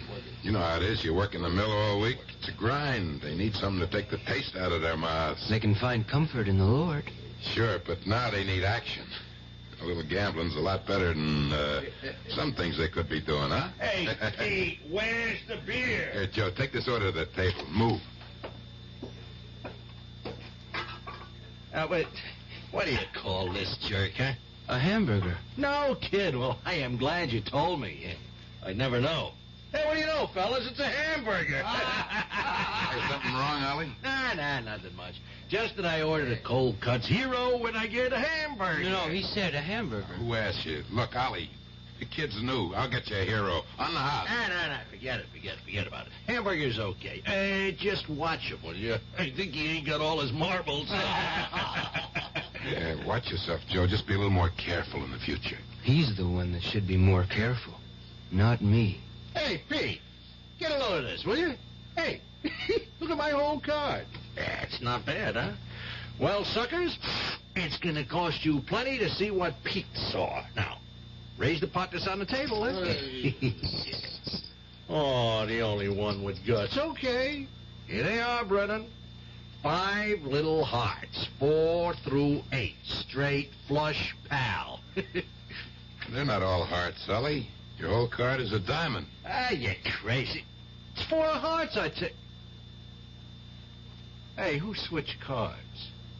Oh, it's you little punk, you bird brain. You must have done it when you were setting the sandwiches. Come on, Ollie. The kid never touched the card. I'm going to take you apart, Squirt Boy. You're going to be sorry. Hey, come on. Come on, stop it. Ollie. What's wrong with you? It's him. Get rid of him, Pete. Take it easy, Ollie. You're going to be all right. Hey, get a doctor. Somebody get an ambulance. It's too late, Pete. He's dead. I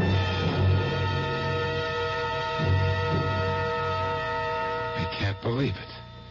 I just can't believe it. It's crazy. He thought you had something to do with it. I didn't harm him, Pete. I swear I didn't. I wouldn't take a life. Relax, Joe. I know you didn't. Excitement was just too much. Funny about that card, though. Wasn't like Ollie to plunk everything down on a four-flush. I had nothing to do with his death. Yeah, I know. What's eating you, kid? Come on, spell it. I'm the only family you got. Nothing. Just nothing. Okay, don't tell me. I don't give a damn. Oh, don't be angry, Uncle Pietro. Pete. I wonder sometimes. What? Why nobody likes me. Lots of people do. Who? I like you, that's who. I want people to say nice things to me. And you gotta learn to give and take. Besides, you keep saying wild things all the time about your powers. Oh, they're not my powers. They're the Lord's. You see what I mean? But it's true. I'm his vessel. We all are. He pours his powers into all of us, but only a few like me can retain them. But how do you do it? With faith and deep concentration. You really believe that? Well, of course I do. And so should you. Never lose faith. If you do, you will never have any hope. Swell. Let's wrap it up and go home. You've used that brush on the floor long enough. Save some of it for tomorrow. You really think that you can... I know it. Let me show you. Oh, hold on. Before you deal the cards, let me cut the deck. It makes no difference. Okay, if it makes no difference, let me cut. All right, I'm going to deal 5 cards face down. We'll both call them. And if you don't call as many as I do, then you promise to lay off? I promise. Well, go ahead, cut. That one. It's the Queen of Spades. No, Peter. It's the 10 of Hearts. Turn it over. You made a lucky hit. Try it again. 4 clubs. Nope. 8 of diamonds.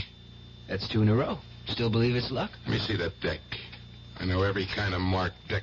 You're just wasting your time. You open the deck. You know it's legitimate. Why am I bothering with... Let's knock it off for tonight. Tomorrow's... Here, watch this.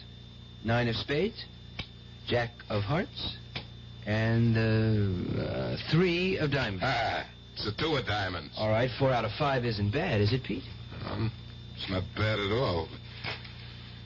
Yeah. I don't know what the trick is, but we could sure clean up with it. No, I don't use my powers for profit. Who's asking you to? You can do an act. Amuse the customers when they get tired of playing.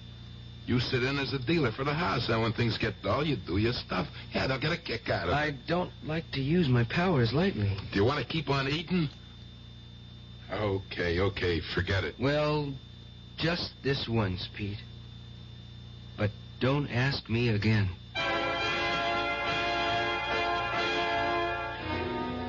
A deal has been made between Joe and his Uncle Peter. It seems so simple and so innocent on the surface.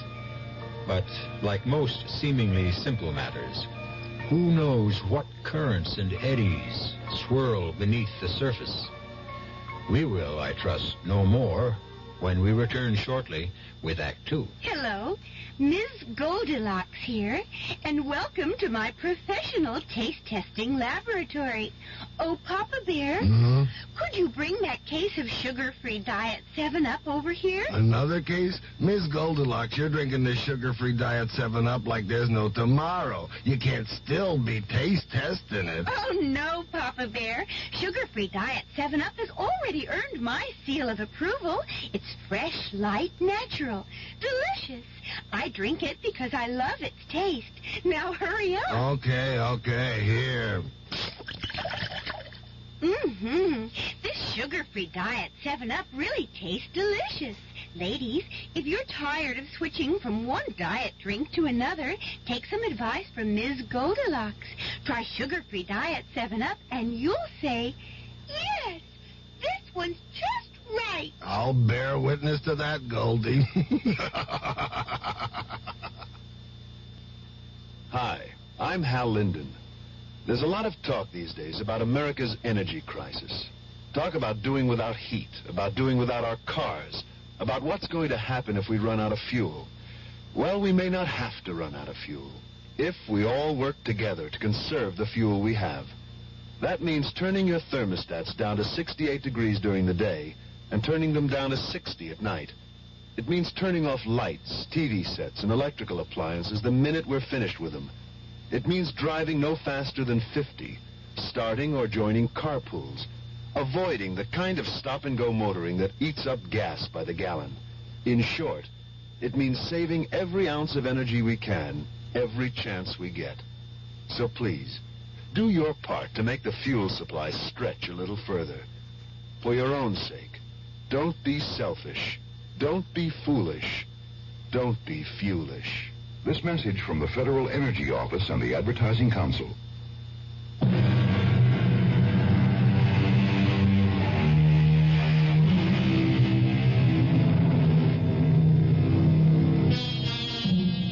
We all know that small compromises can lead to large disasters. The pretty lady verging on plumpness who diets with might and main to keep her poundage down knows full well that one excursion into the land of calories can mean a plunge into the worlds of pounds. Shall we then wonder that Joseph's consent to turn his powers to profits for his uncle will inevitably result in the loss of all he holds dear? We shall see as we return now to Act 2 of The Horror Within. That was great, kid. The suckers loved it. Yeah. I thought Handelman would have a fit when you called his whole card. He thought I was cheating, using a marked deck. He wouldn't believe me even when I told him to pick any deck. Well, don't worry about it. That's just his way. Come on, let's go back to the kitchen. You got a surprise for me? That's right. I don't mind doing the dishes. I hope you can't read everything I'm thinking. I don't try. Good. Joseph. Effie. How about that, kid? You didn't get the whole message. Oh, what are you doing here, Effie? Well, your uncle, he said I could work here. Sure, why not? Business is good. We need another hand. I figured since you and Effie used to get along so well back home. Thank you, Uncle. Pete. Forget it. Just make sure you get the dishes done before we close. Huh? I've been looking for the cleanser. Oh, don't worry about it. I'll do it. You just sit right there. Oh, no. I'll wash. You dry. You sure? Well, of course. There's no one to earn my way. Boy, your uncle's a fine man. No, he is. Even though he blows his top sometimes. Yeah, I suppose you don't. Joe? You still do tricks? Oh, they're not tricks, Effie. I followed the example of my patron saint, St. Joseph. And I concentrate my powers like he did. Watch. This knife. Yeah. Hold it in your hands.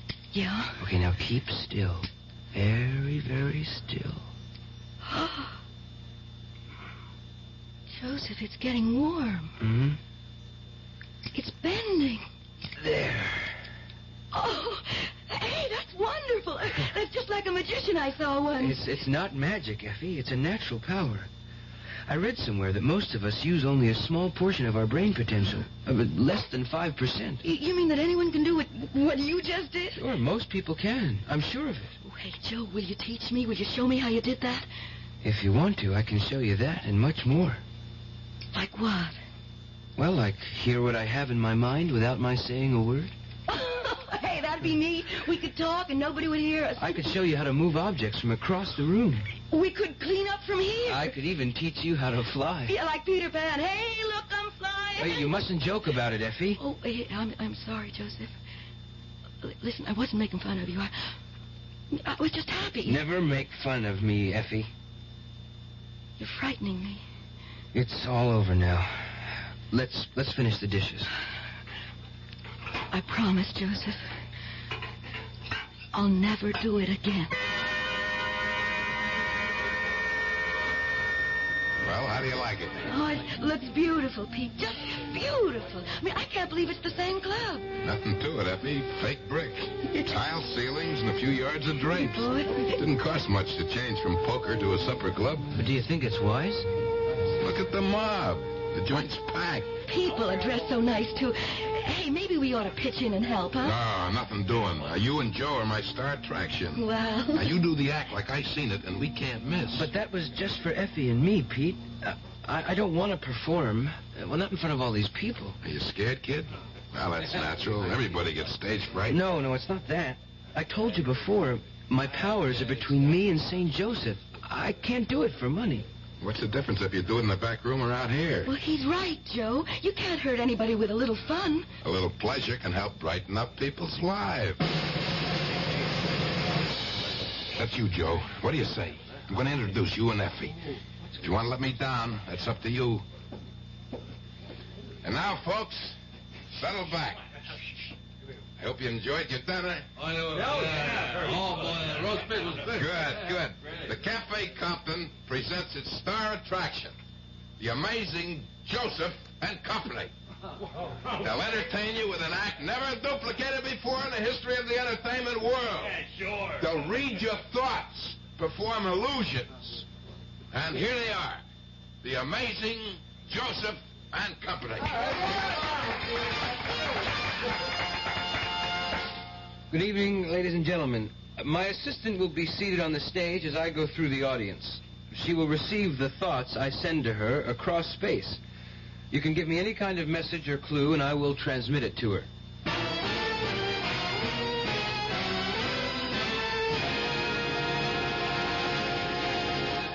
I'm in touch with a lady who has a question. Is her name Cindy? What? That is correct. She wants to know if you can tell her what colored dress she is wearing. She is wearing a blue gown with sequins. It is a size 8, I believe. Just the color was enough. All right, you, sir. May I have your note? Thank you. This gentleman wants to know if his partner is cheating on him. Your wife is perfectly faithful, sir. Well, I don't think that's what he meant, but I'm sure he's happy with the answer. One more question, please. One more question, please. Yes. This man he wants to know... Mr. Handelman, I can read a great many thoughts in your mind. Your check is $28.90, and you want to know if a $2 tip is enough. It is not.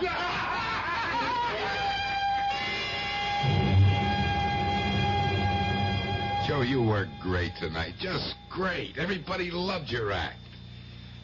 Hey, I better get out front now and help close the place down. We'll have a bite to eat later, okay? Sure, Pete. That Handelman. I hate him. I know, Joey. Listen, you frightened me. And that's why I made a joke out of it. Joe, you wouldn't... No, of course not. I'm a servant of the Lord. I do his bidding. That's why I wonder about all this. I feel it's wrong. It's a lot better than what you wanted to do to Handelman. Joe, you think you could really do what you... If God wills it. Oh, well, then you never will, because he preached love. It's hard for me to feel love for someone who... How about me? I love you, Effie. With all my heart, I love you. Well, then let's get married, Joe. Yeah, let's get married tonight. Tonight? But how can we? We'll go to Rapid Falls. There's the Justice of the Peace there. No, Effie, no. We'll wait and get married properly. In a church. By a priest. Well, if that's the way you want it, Joe, but let's do it soon. I'm happy that you want to marry me in such haste. Yes, Joe, please, let's get married as soon as possible. Well, that sounds more like desperation than romance. I can't explain it, Joe, but I don't know, I feel... Well, like something terrible is going to happen. I want to be your wife, Joe. I want us to be together for the rest of our life. No matter how much time we have left.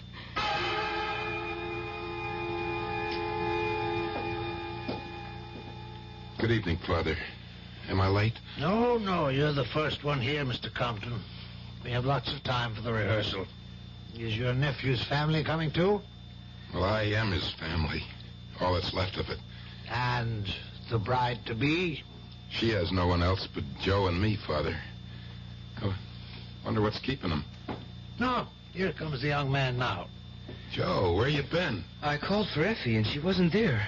Is she here? Well, Don't worry, she'll be along in a minute. Probably had something to do. No, it's not that. What is it? I can see her. She's walking past the library, and someone is stopping her. She's frightened. I must go to her. Oh, what was that all about? Joe, my nephew, he's not like other people. He feels things, sees things. I better call the police, Father. May I? Oh, certainly, if you feel it's necessary.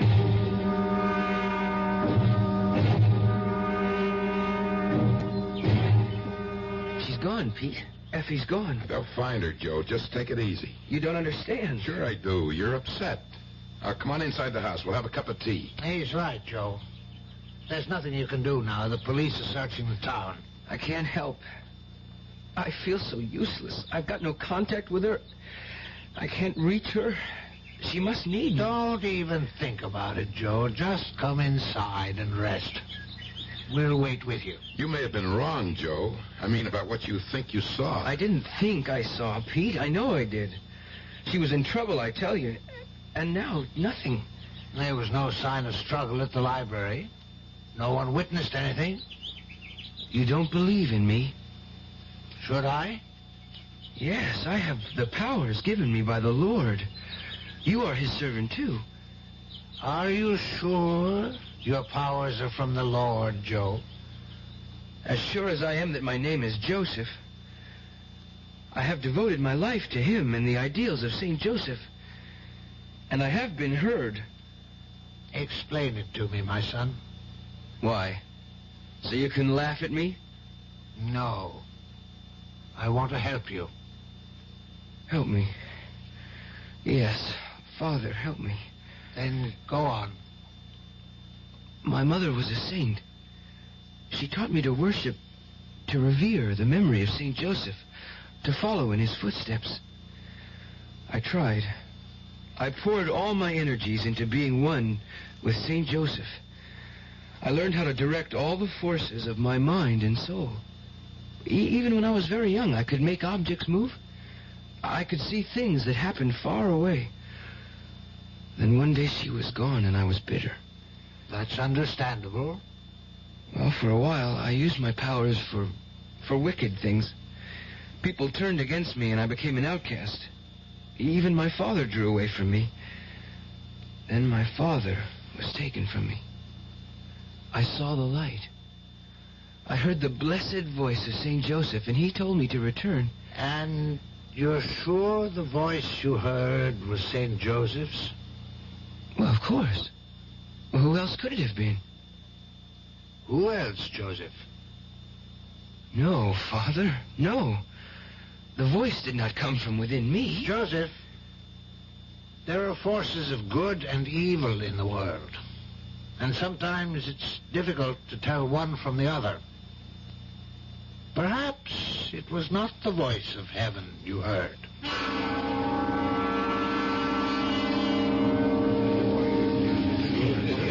Good house tonight.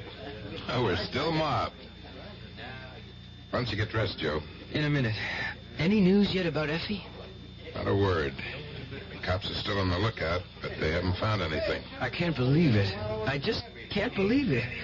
I told them where it happened and exactly what he looked like. Well, there must be hundreds of guys in town that fit the description you gave. You got to understand. I don't want to understand. I want to find Effie. I tell you, Pete, I saw her just as clearly as I see you now. She was walking by the library, and this guy passes her. Then he turns back. Joe, the cops know all that. Well, then why don't they find her? Hello. Speaking. What's that? I see. Sure, I understand. No, he's here with me. Yeah, we'll be down. What is it, Pete? It's Effie, isn't it? Yes, Joe. The cops. They found Effie. Well, is she all right? Bad news, kid. I want to see her. You will, kid. They want us to identify her. Identify her? What are you saying, Pete? They're waiting for us. At the morgue.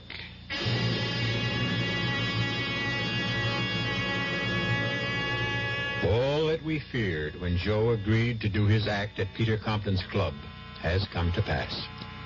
Effie is dead at the hands of a madman, and Joseph Compertino says he was a witness to what happened. It hardly seems possible. But then again, I'm sure you will agree, the impossible is becoming the usual with greater frequency these days. We'll know more when we return shortly with Act 3. When you feel like having a cold Budweiser, do you automatically reach for a glass? Well, sure, Bud's a great beer any way you drink it. But without a glass, you're really missing something. Now, take that wonderful Budweiser head of foam, for instance.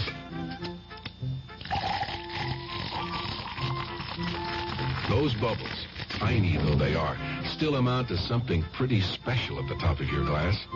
Taste appeal and eye appeal. Two results of exclusive beechwood aging and natural carbonation. It takes a lot longer to brew Budweiser that way, but brewing beer right does make a difference that you can taste. That's why when you say Budweiser, you really said it all. Anheuser-Busch, St. Louis.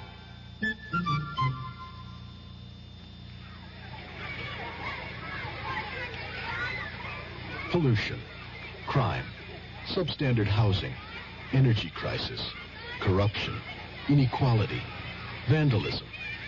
If you don't like these conditions, you can do something about it. Law Day, May 1st, reminds us that the great thing about our system is that people can have a voice in improving it if they understand it and if they use that voice in the many ways possible. Through involvement like helping to register voters, campaigning for candidates, voting. People of all ages can work to bring about change lawfully. But with almost half the population under 25, youth can make the difference. Learning what can be done and how should begin at an early age. Law Day urges young America to lead the way.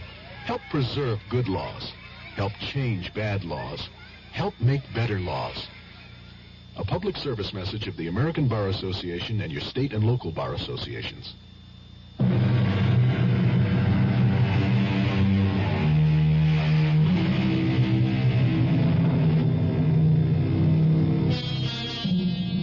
To find out who killed Effie, Joe must make the journey we all fear. He must look deep inside himself and trace the murderer in his mind's eye. The problem is, what more will he uncover? For if you look into any man's heart and mind, you will always find at least one black spot which he has tried to keep concealed. Why are we sitting here, Pete? Because the lieutenant asked us to wait. He'll be back in a minute. She looks so different, Pete. Like a poor imitation. Don't think about it, Joe. I can't think of anything else. I've got to find the man who did it. I'll never rest until I find him. I'm sorry I kept you waiting. I had to check a few things out. It's all right, Lieutenant. Now, Joe, you don't mind if I call you that? No. Good. When did you see this taking place? Oh, Pete and I were at the church waiting for Effie when it flooded my mind. And what time was that? It was about 6:30, 7. I see. And was that the time you felt it was actually happening? I guess so. I hadn't thought about it. Well, think about it. Were the streetlights on? Do you remember anything that might give us a handle? Well, it seems... Well, the library was closed, but the streetlights weren't turned on. And that would put it at about 5:30. But you saw it happen in your mind about an hour or so later, huh? Can you explain that? No, I can't. Well, did you actually see them go off together? Did they get into a car? No. Well, I mean, I don't remember. All I know is I can see them together, and I knew something bad was going to happen. What's this all about, Lieutenant? Well, I'm just trying to get things straight. You know, there are some loose ends here. Like what? Well, for one thing, we found the body off Highway 50. That means she was in a car when she died. No, it means she was in a car when she was thrown off on the side of the road. She died hours before then. You mean to say she was thrown out in the middle of the day and no one saw it? Oh, it wasn't in the middle of the day. Doc Hatfield estimates she died about 6 o'clock in the morning. Well, with this new daylight savings time, it must have been pitch black when he... That's right. That means, Joe, your mind's clock was off about 12 hours. You couldn't have seen her walk past the library when you said she did. I can't believe it. Joe, didn't you talk to Effie today? No. But she said she was going to the city to do some shopping. She said she'd be away all day and meet us at the church for the rehearsal. But you called her? Just before I left to meet Pete. I wanted to see if she got back earlier. And she wasn't there, obviously. Now, who answered the phone? Nobody. Where were you early this morning? In bed. Asleep. Say, what's going on? Well, why all these questions? Every little bit of information helps. I don't like it. Can I go now? Yeah, of course. Just stay around where we can reach you, Joe. We may have some more information later and maybe some more questions.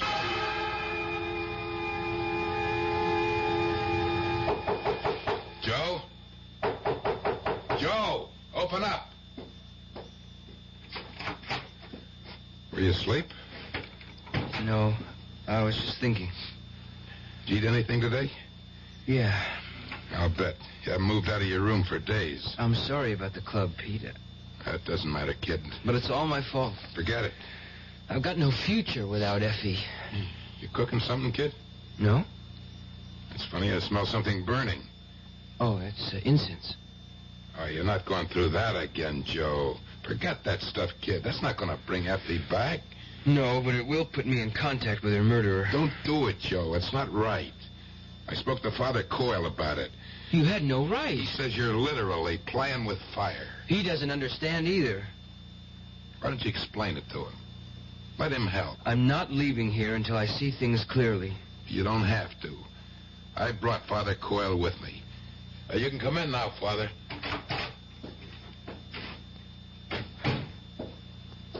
How are you, Joe? I don't want you here, Father. Your uncle asked me to help. I don't need your help. I think you do. You told me how much you loved our Savior and St. Joseph. You're not appealing to them now, are you? I don't know what you mean. Oh, yes, you do, Joe. The incense, the magic circle on the floor, the Kabbalistic figures. You're reaching for the hand... All right, what if I am? What good did piety do? I lost my parents, then Effie. Perhaps I'll get some help now. From Satan? You don't want his help?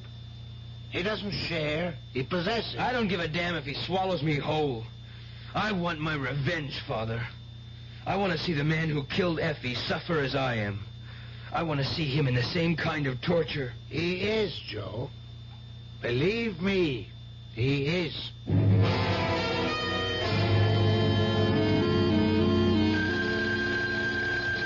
Yeah? Huh? Yeah. Hello? Pete, wake up. It's me, Joe. Yeah, I'm awake. You know what time it is? Yeah, I know. It's 6 o'clock in the morning. Sunday morning. Don't you ever sleep? I will, after tonight. Pete, I've got him. I don't feel up to riddles, Joe. Who you got? That slimy monster who killed Effie. I've got him dead to rights. Now, look, don't do anything stupid, kid. Let me call Lieutenant Tawney. He can have No, him. Pete. I don't mean I have him in my room. I've got him in the mind. It worked, Pete. I've been put in touch with him. I want to go on tonight. Joe, without Effie, you haven't got an act. Oh, yes, I have. The biggest show I've ever done. Well, I don't know. Please, Pete. Don't stand in my way.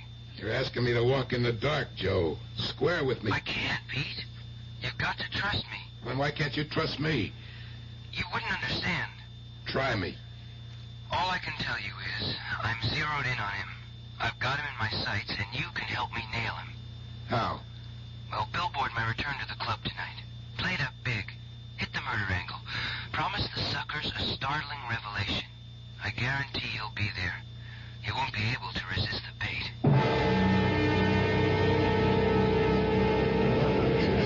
I appreciate appreciate your coming down, Lieutenant. That's okay. I haven't had a night out in a long time. You know Father Coyle? Yeah, sure do. How are you, Father? As well as my age and my infirmities permit. How do you like the view, Lieutenant? Isn't it grand? Nearer the angels, Father. Nearer the angels. You got quite a crowd here tonight. It's all that publicity about Effie. The buzzards are out in full force. They want to see Joe in action and maybe witness something else. Now, that's the cue for Joe's act. I got to introduce him. Just stand by. I'll be back. Good evening, ladies and gentlemen. Now it's time for the star of our show to make his appearance. And here he is, the man you've been waiting to see. The amazing Joseph. Thank you.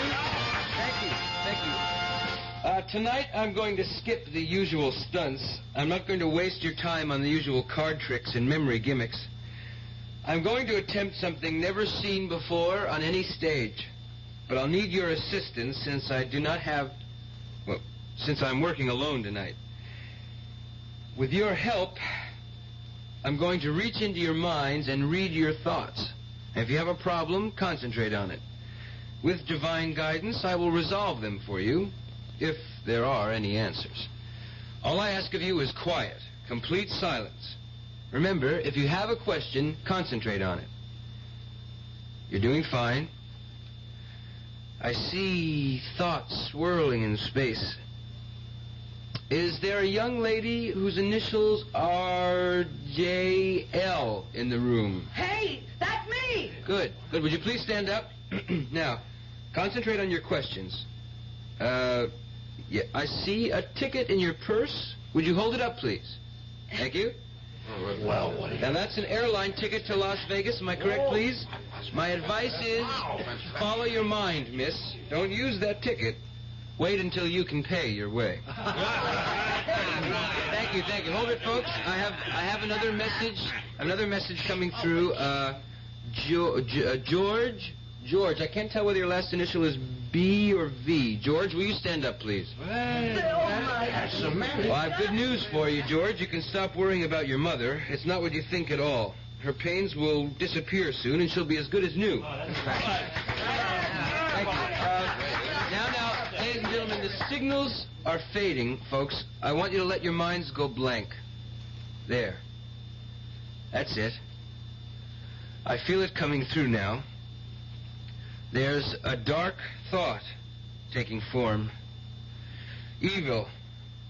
Malignant. You're coming through now. I read you loud and clear. Will the man with the mark of Cain upon him stand up? I don't blame you for hiding. You've committed a terrible sin. There's only one way out for you.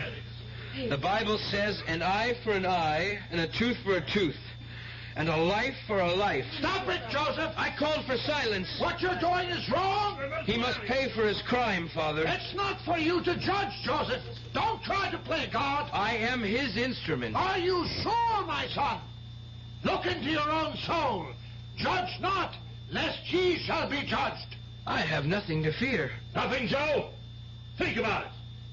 Where were you when Effie died? In my room. No, you weren't, Joe. 6 o'clock in the morning, Joe. Where were you? She was wicked. She was everything my mother warned me about. I worshipped St. Joseph, and she laughed at my piety. She was carnal, and she tried to keep me from my vows of sanctity. St. Joseph, in your name... That's blasphemy, Joe! I removed her from my life for your sake. I exorcised her as though she were a cancer on my soul. Pray for forgiveness, Joe! I was tormented all night. I went to her early, and I begged her to leave me. She refused. I told her we would go to Father Coyle and ask for his guidance. She struggled in the car and tried to run away. I stopped her. She was like a bird in my arms. A poor dead bird. Come with me, Joe. Everything will be all right. Come. No, I must go with St. Joseph. What? I must... Give me the power, St. Joseph. Let me fly to you. Don't, Joe! Stay away from the window!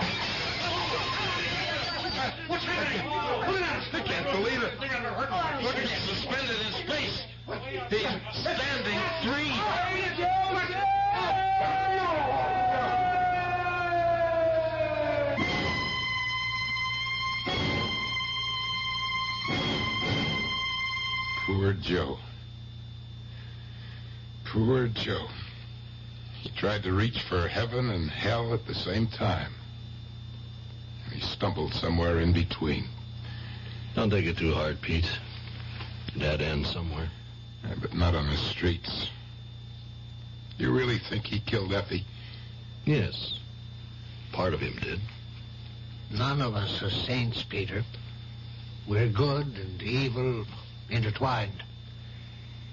Most of us can keep the worst of our nature in control. Joe couldn't. He was split right down the middle. Well, one thing is sure. He paid his dues. Let's get him out of here and mark his account paid in full.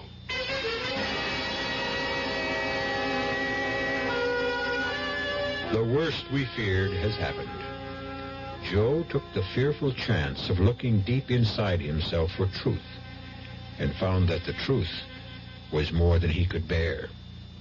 I'll be back shortly. Banks have their boardrooms, hotels have their ballrooms, but one of the best-known rooms in the country is Project Hope's Room A.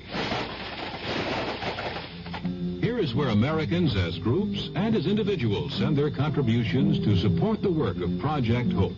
It may be a check for $5,100 from a college group who held a hike for hope. It may be $2.95 from a 10-year-old who saved it up from summer jobs. It may be a check for $10 from a retired school teacher. It may be $400 raised by a teenager in Massachusetts whose Carnivals for Hope have become an annual event in his neighborhood.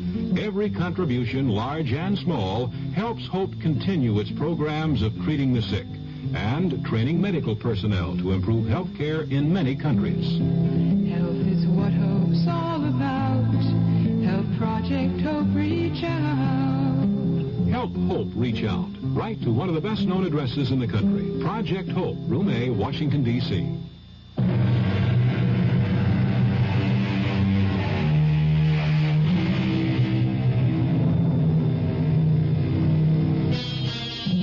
And so we close the entrance to the cave where murky waters run deep, but not always still.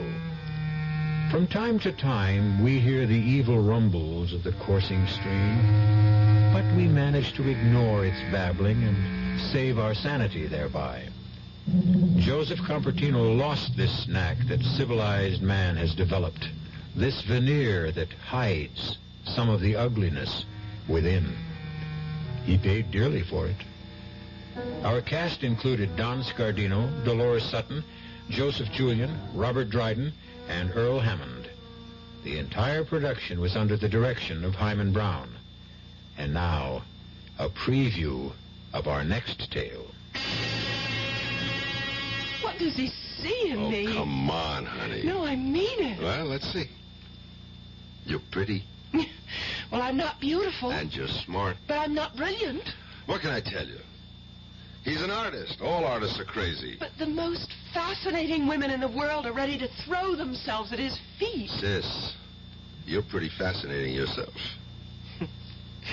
Thanks to you, Bert. Thanks to me? You sent me through college, and there were the trips to Europe. Well, I had to shape you up before I could marry you off. And it looks like you got yourself a grand prize. The great Otis Manley Carter. Oh, Bert, I want you to like him. Oh, I like him. I like him. He's so sweet, so kind. Except... Except? What do you mean, except? Well, except every time he paints somebody's picture, it seems to me that person dies. Radio Mystery Theater was sponsored in part by new sugar-free diet 7-Up. This is E.G. Marshall inviting you to return to our Mystery Theater for another adventure in the macabre. Until next time, pleasant dreams.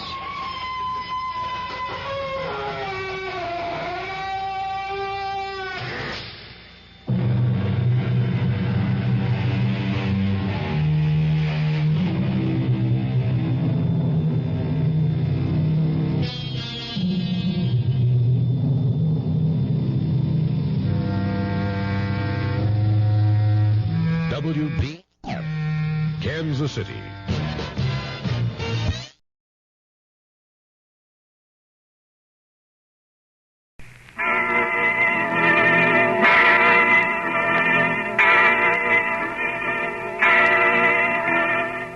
Mercury Theater on the Air presents Orson Welles as Count Dracula in his own version of Bram Stoker's great novel, Dracula. Ladies and gentlemen, my name is Arthur Seward. I'm here tonight to bear witness to the truth of certain events which you may find it hard to believe, but I ask you to believe them. I have here certain documents, telegrams, clippings from the press of the day, memoranda, and letters in various hands. All needless matters have been eliminated, so that a history almost at variance with the possibilities of contemporary belief may stand forth as simple fact. I present you first with excerpts from the private journal of Jonathan Harker. I, Jonathan Harker, lawyer's clerk, article to Peter Hawkins, Esquire of Exeter, England, am writing this journal in the hope that if misfortune overtakes me, it may one day come to the eyes of those who love me. I set out from London on the last day of April to visit one of our clients in Eastern Europe. On May the 3rd, I arrived in Budapest and came after nightfall to Klausenburg on the borders of Transylvania. At Bistritz, there was a letter of welcome for me from our client, informing me that his carriage would await me at the Borgo Pass. It was signed Dracula.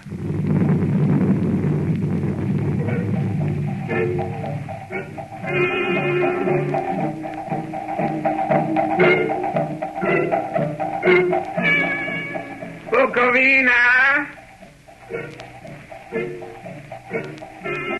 Couch for Bukovina!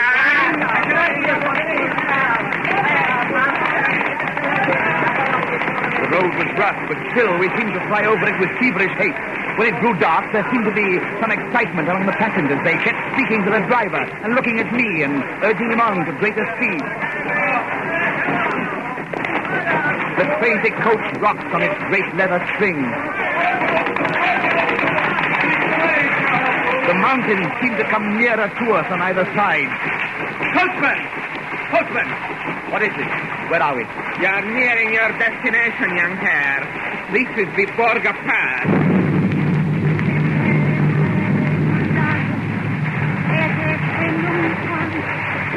There were black, rolling clouds overhead, and in the air the heavy, oppressive sense of thunder.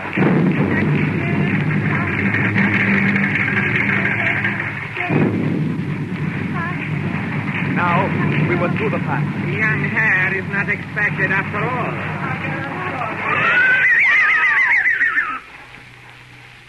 You are early tonight, my friend. A caleche with 4 horses had drawn up beside us. Let me help you, sir. The coachman smiled, and the lamplight fell on a hard-looking mouth with very red lips and sharp-looking teeth as white as ivory.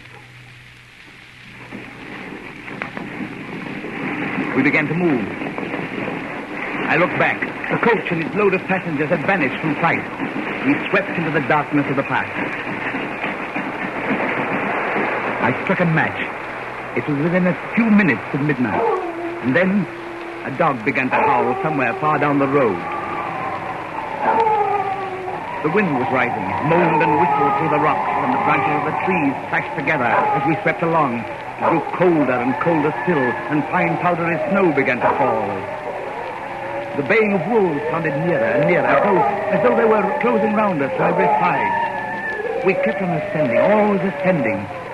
The howling of wolves was growing less. Presently, it ceased altogether.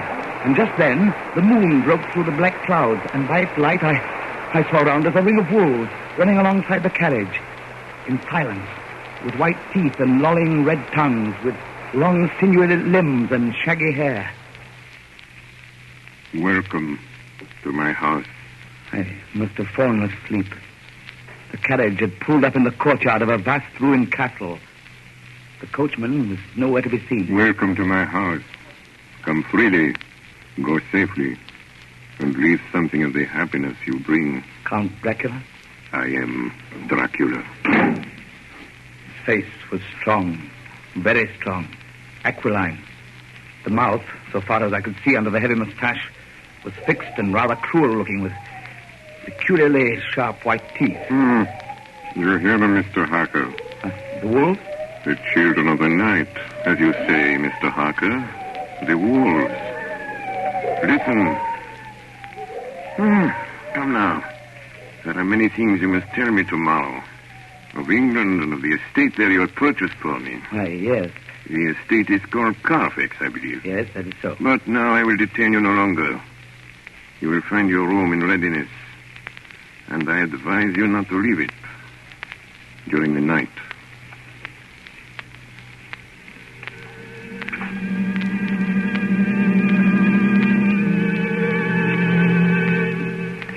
This castle is on the very edge of a terrible precipice.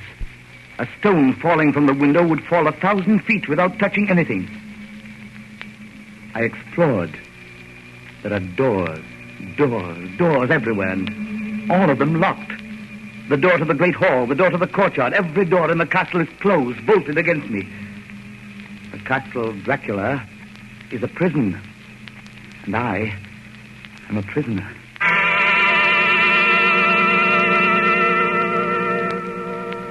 The next night, I couldn't sleep.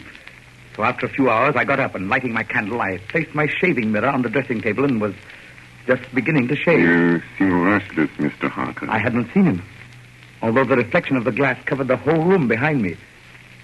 I turned to the glass again. Count Dracula was close to me, and I could see him over my shoulder, but there was no reflection of him in the mirror. It was blank.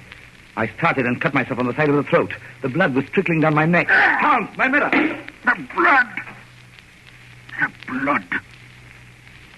Wipe the blood from your face, Mr. Harker. And take care how you cut yourself. It is more dangerous than you think in this country.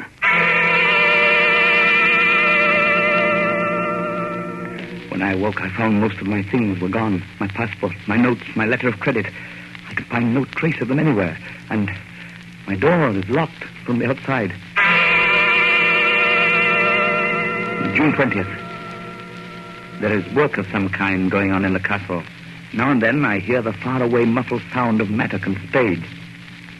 And last night, the second of the predated letters which Dracula made me write, the second of that series which is to blot out the very traces of my existence from the earth, went forth.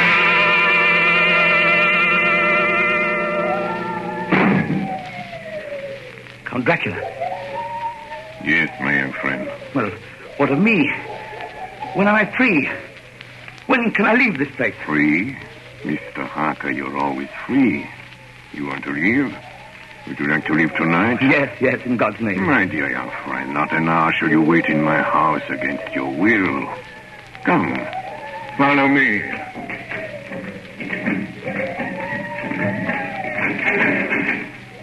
The door seems to be bolted. How strange. The door is locked. Well, in God's name, open it. As you will, Mr. Harker. You English have a proverb which is very close to my heart. Welcome the coming, speed the parting guest. Good night, Mr. Harker. Shut the door! Shut the door! I said you shut the door! Shut! The door is shut, Mr. Harker. I take it you will remain.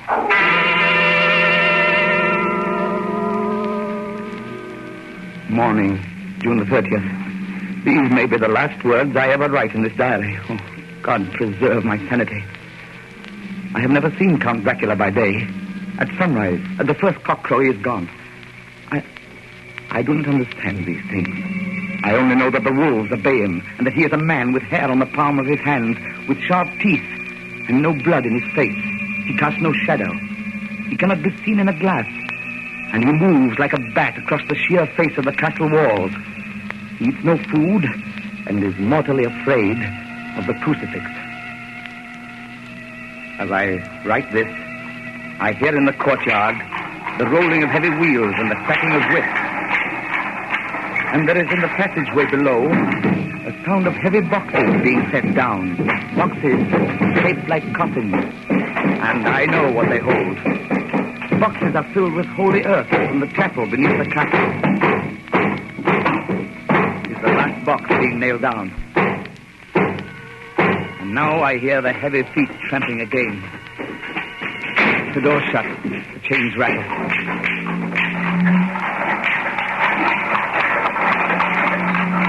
In the courtyard and down the rocky way, the roll of heavy wheels, the crack His whip. Help! Help! Help! The wagon's still gone. I'm alone in the castle. I'm alone in the castle. I'm alone in the castle. I'm alone. I'm alone. I'm alone. Ladies and gentlemen, this is Dr. Seward. Mr. Harker's journal terminates at this point. I now present in evidence a clipping dated August 8th of that year from the Yorkshire Telegraph from our correspondent in Whitby. One of the greatest and suddenest storms on record was experienced here today. The weather has been somewhat sultry, but Saturday evening was fine. The band was playing. The piers were crowded with holidaymakers. The wind fell away entirely during the evening, and there was a dead calm. There were but few lights at sea. The only sail noticeable was a foreign schooner under full canvas, which was seemingly going westward. A little after midnight came a strange sound from over the sea, and high overhead the air began to carry a strange, faint, hollow booming. Then, without warning, the tempest broke. And there, with all sails set, was the foreign schooner rushing with terrific speed toward the shore. A searchlight was turned on her. And there, lashed to the helm, was a corpse, with drooping head which swayed horribly to and fro at each motion of the ship. A moment later, she crashed. And then a strange thing was seen. At the very instant she touched, a huge dog sprang up on deck from below and, running forward, jumped from the bow onto the sand and, making straight up the east cliff toward the graveyard, vanished into the night. The Coast Guard, going aboard at dawn, found the dead man fastened to a spoke of the wheel. Tightly clutched in one hand was a crucifix. The man must have been dead for quite 2 days. In the pocket of the dead man's coat was found a bottle, carefully corked, containing a roll of paper. This proved to be an addendum to the ship's log. There was found on board only a small amount of cargo, and that of a most unusual nature. Apparently the ship carried nothing but earth, common earth, packed away in wooden boxes, shaped much like coffins.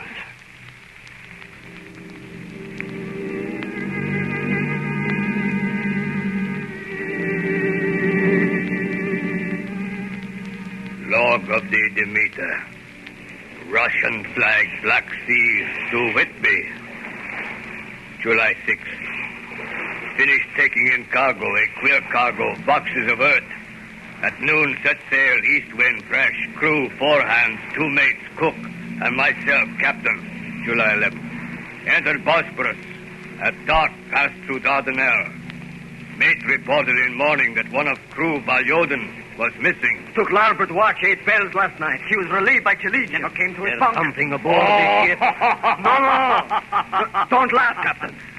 In the rain last night. Oh? A tall, thin man go up companionway and along the deck forward and disappeared.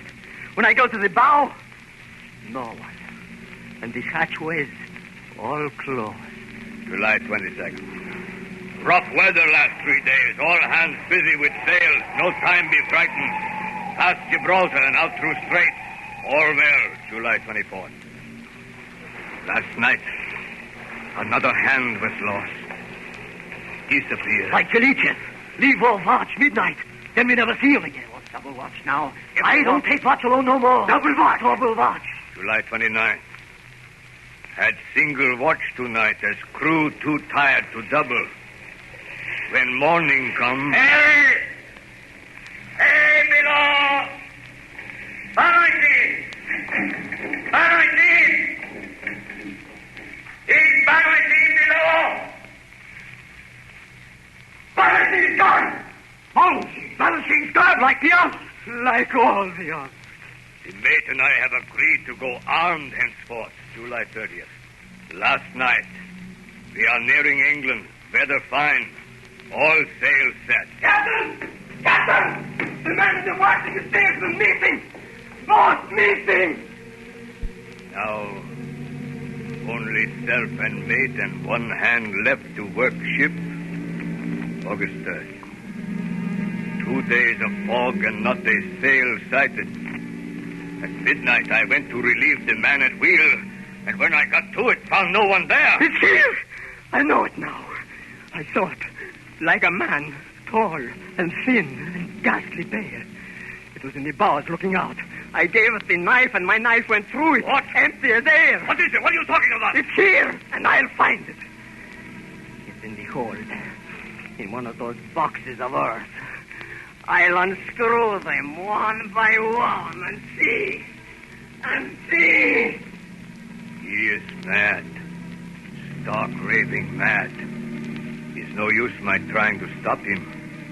He can't hurt those big boxes. They are invoiced as common earth. He's there, down in the hold. I know the secret now. The sea will save me from him. That's all that's left. That's all that's left. August 4th. I am all alone on my ship. And still the fog. I dared not go below. I dared not leave the helm. So here all night I stayed. And in the dimness of the night, I saw it. I saw him. God forgive me, but the mate was right to jump overboard. It was better to die like a sailor in the blue water. But I am captain, and I must not leave my ship. I shall tie my hands to the wheel when my strength begins to fail. And along with them I shall tie that which it dare not touch, my crucifix. I am growing weaker, and the night is coming on. God and the Blessed Virgin help a poor ignorant soul trying to do his duty.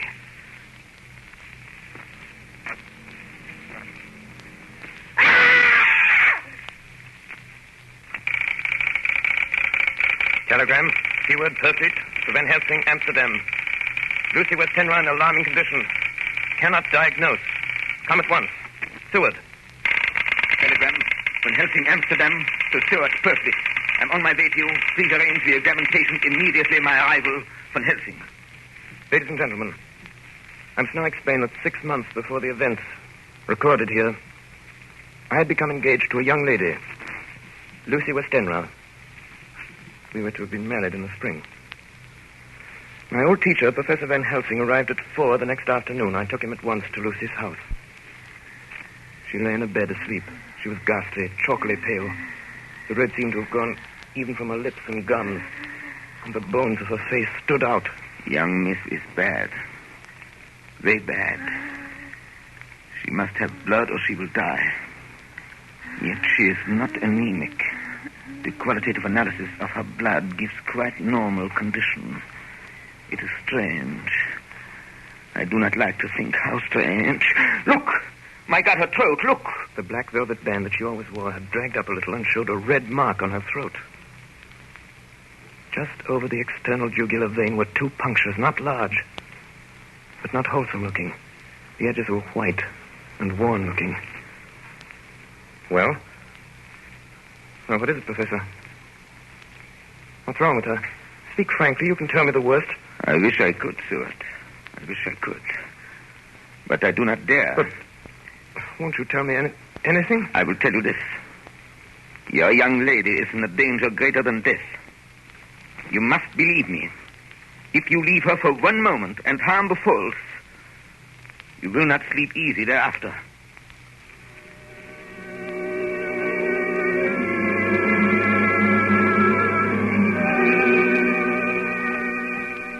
September 8th.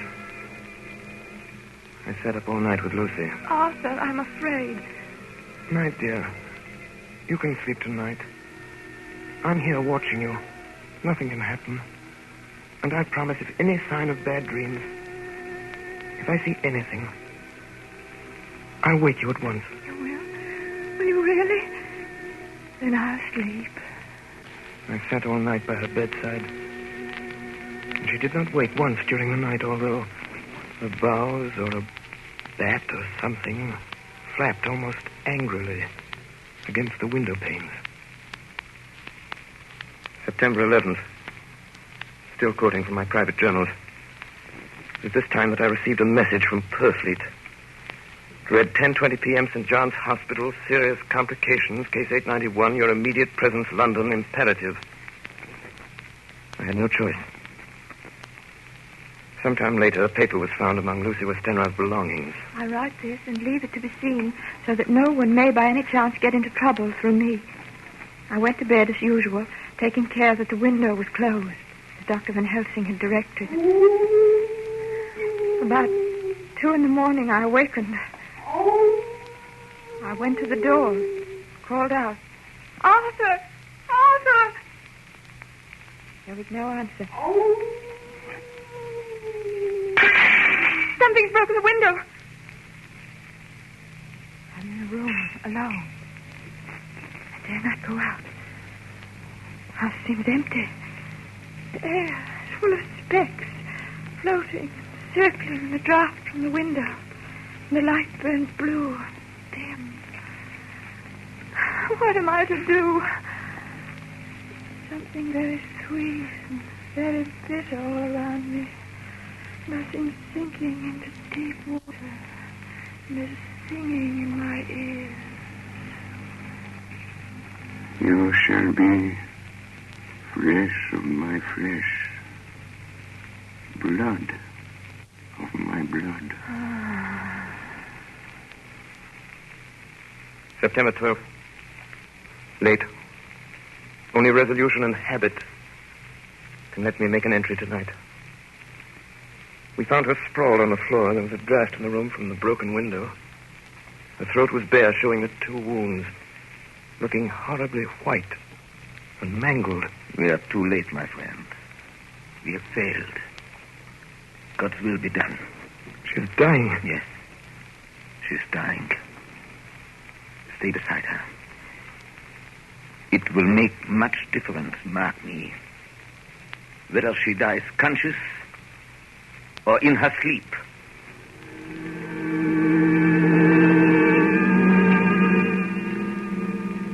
It was late in the afternoon before she opened her eyes. Arthur, oh, my love, I'm so glad you've come. I took her hand and knelt beside her. Her breath came and went like a tired, peaceful child.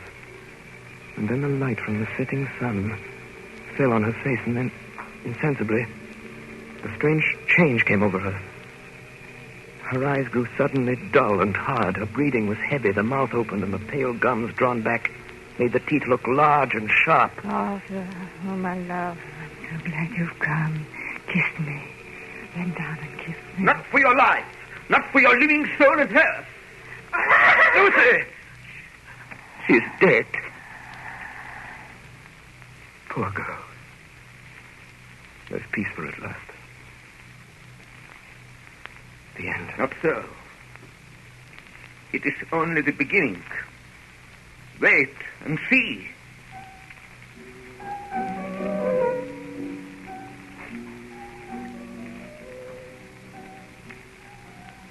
Extra special, Kensington order. Westminster Gazette, September 25th. A Hempstead mystery. The Kensington horror, the stabbing woman, and the woman in black are vividly recalled to mind by a series of events that have taken place recently in the neighborhood of Hempstead. Several cases have occurred of young children straying from home or failing to return from their playing on the heath. In all these cases, the children have given as their excuse that they have been with a beautiful lady who offered them chocolate. In each case, the child was found to be slightly torn or wounded in the throat. The wound seemed such as might be made by a rat or a small dog. Read about the beautiful lady. Read about the beautiful lady. The Hempstead horror. Another child injured by the beautiful lady. We have just received intelligence that another child missed last night was only discovered late in the morning. It has the same tiny wound in throat.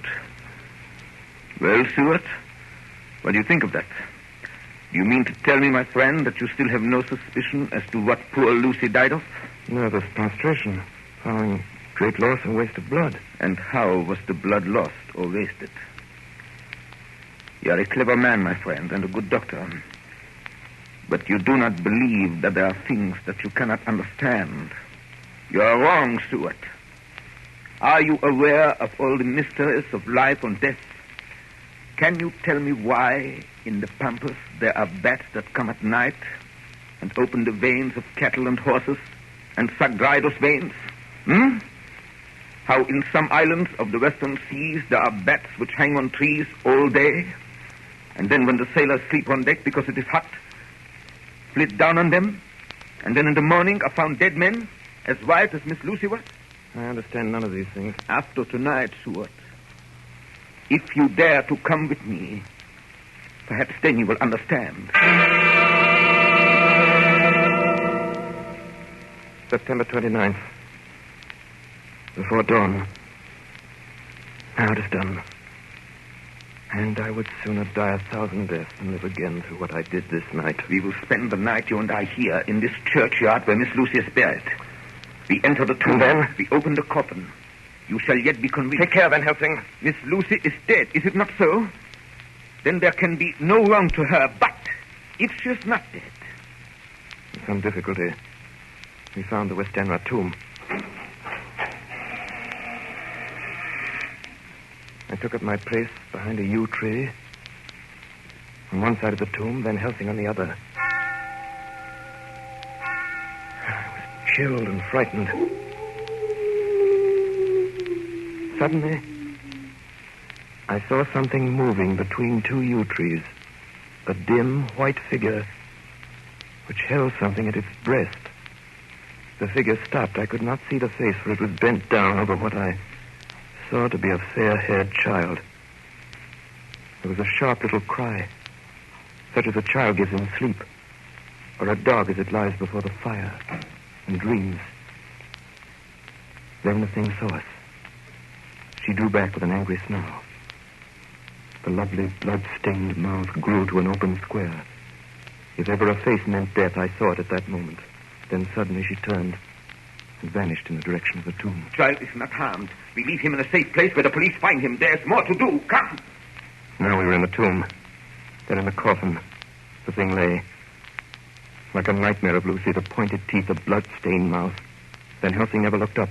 From his bag he took out a book, his operating knives, a heavy hammer, and a round wooden stake, some 2 or 3 inches thick, sharpened to a fine point, and hardened over a fire. Stuart! The life of this unhappy woman is just begun. When she become what you call undead, there comes with the change the curse of immortality. She cannot die, but must go on age after age, adding new victims. Because all that die from the preying of the undead become themselves undead and prey on others. So the circle goes on, ever widening as the ripples from a stone thrown in the water. But if this lady, this undead, be made to rest as true dead, then the soul of the poor lady whom we love shall be again free. Tell me, what am I to do? Take this stake in your left hand, the hammer in your right. Yes. Place the point over the heart. Yes. Then, when I begin the prayer for the dead, in God's name strike. Are you ready? Now, Domine Jesu Christe, Fili de vivi, quium manus tuas ex voluntate Patri.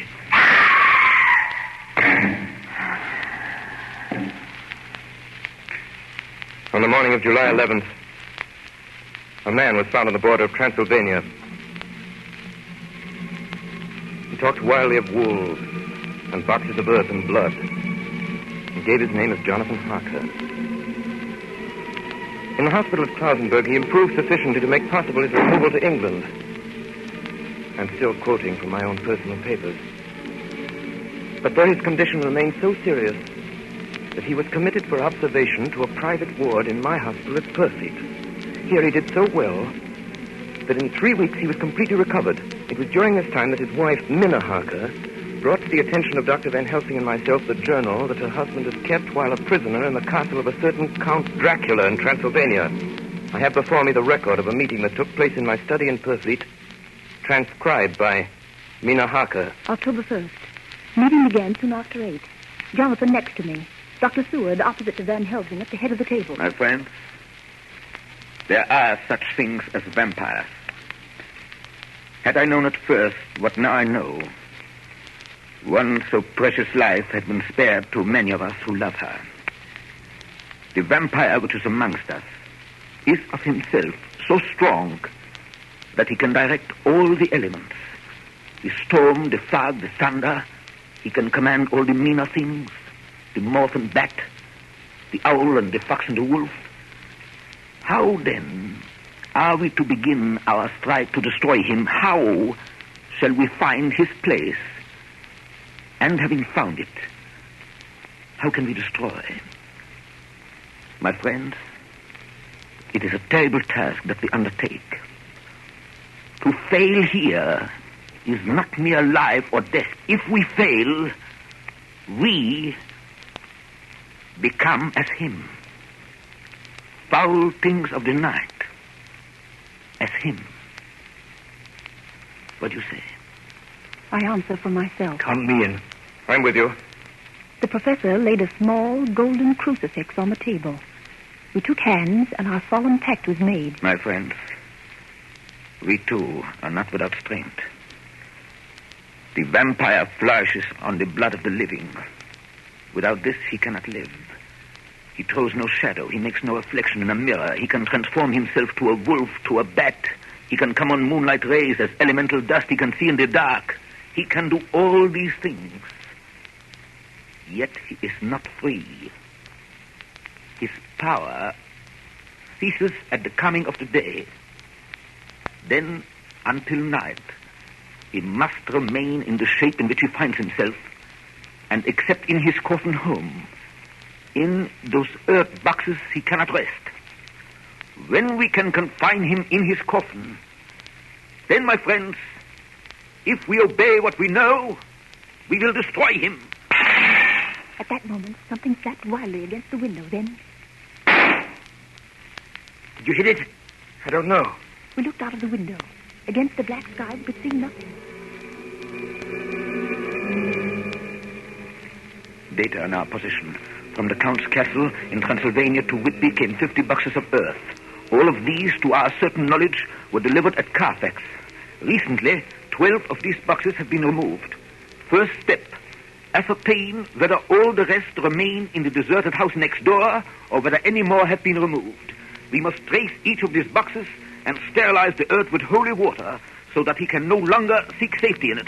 And we must hurry. The events of the next few days are described in Jonathan Harker's journal. October 2nd, 5 a.m. Just returned from the empty house. Left Mina here at home. Well, we've done our work at Carfax. The place was filthy. The air stagnant and foul and alive with rats. We counted the boxes. Only 38 of them. And over each one, the professor went through his same mysterious work. It was dawn when we got back. I found Mina asleep. She looks paler than usual. October 2nd. Soon after they left, I fell asleep. I remember hearing the sudden barking of the dogs. And then there was silence. I got up and looked out of the window. There was a thin streak of white mist moving across the grass along the wall of the house. It dawned on me that the air in the room was heavy and dank and cold. The gaslight came only like a tiny red spark through the fog. I could see through my eyelids. The mist grew thicker and thicker.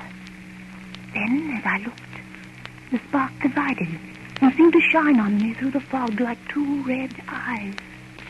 You shall be flesh of my flesh, blood of my blood, blood of my blood.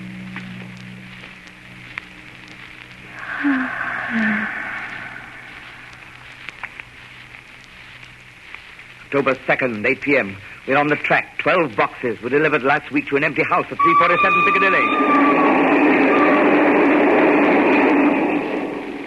My dear friend, until the sun sets tonight, Dracula must retain whatever form he now has. We have this day to hunt out all his lairs and sterilize them. Then he will have no place where he can move and hide. But we have only until sunset. The house in Piccadilly was empty. Like the one at Pursley, the same sickening smell was in the air. On the table we found a clothes brush, a brush, and a comb and a basin. The latter containing dirty water, which was reddened as if with blood. The boxes are back here. 8, 9, 10, 11. Only 11. There's the 12th box somewhere. Gentlemen, it is after 6. The sun is setting. We've no time to lose. He will return at any moment. Open the boxes. Quiet.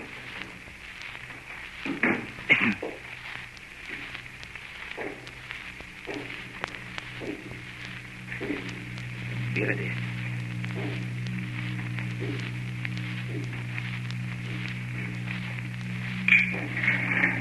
It is he!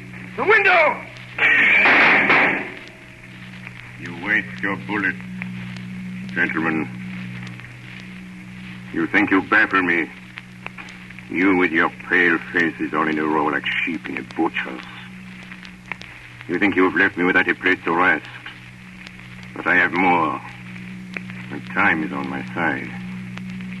The one you love is mine already. I have known her. Already my mark is on her throat. Flesh of my flesh. Blood of my blood. She is with me always. Over land or sea. October 4th morning. Another meeting in the study of Turkey. We must find that last remaining box, gentlemen. We must find it. As long as that earth exists impure, as long as there remains one place of refuge for Dracula, there is no safety and no peace for any soul in England. And for the undead, never peace so long as he lives. Blood of my blood. Blood of my blood. Mina! How do you know that? Quiet. With me always. Over land and sea. Mina, darling, how did you know that Dracula said those... I don't know. The word just came. Strange. There are times when somehow I feel that I'm with him. At sunset? Yes. Just at sunset. And again at sunrise. Dr. Van Helsing, if I could... If at that time you... Have you the courage? Courage for what? What do you mean? Dr. Van Helsing here will question her. I will question her, yes. In a state of hypnosis. The one you love is already mine, he said. She is with me always, over land or sea. Ah, Count Dracula. Perhaps she will betray you if she is really with you, this one we love. Who knows? If she is really with you over land or sea. Blood of my blood. Mina. Yes? Answer me, Mina. Are you with him? Yes, I am with him. Where are you? I do not know. It is all dark. What do you hear? The lapping of water. I can hear it on the outside. Then you are on a ship. Yes. What else do you hear? There is the creaking of an anchor What are you chain. doing? Still.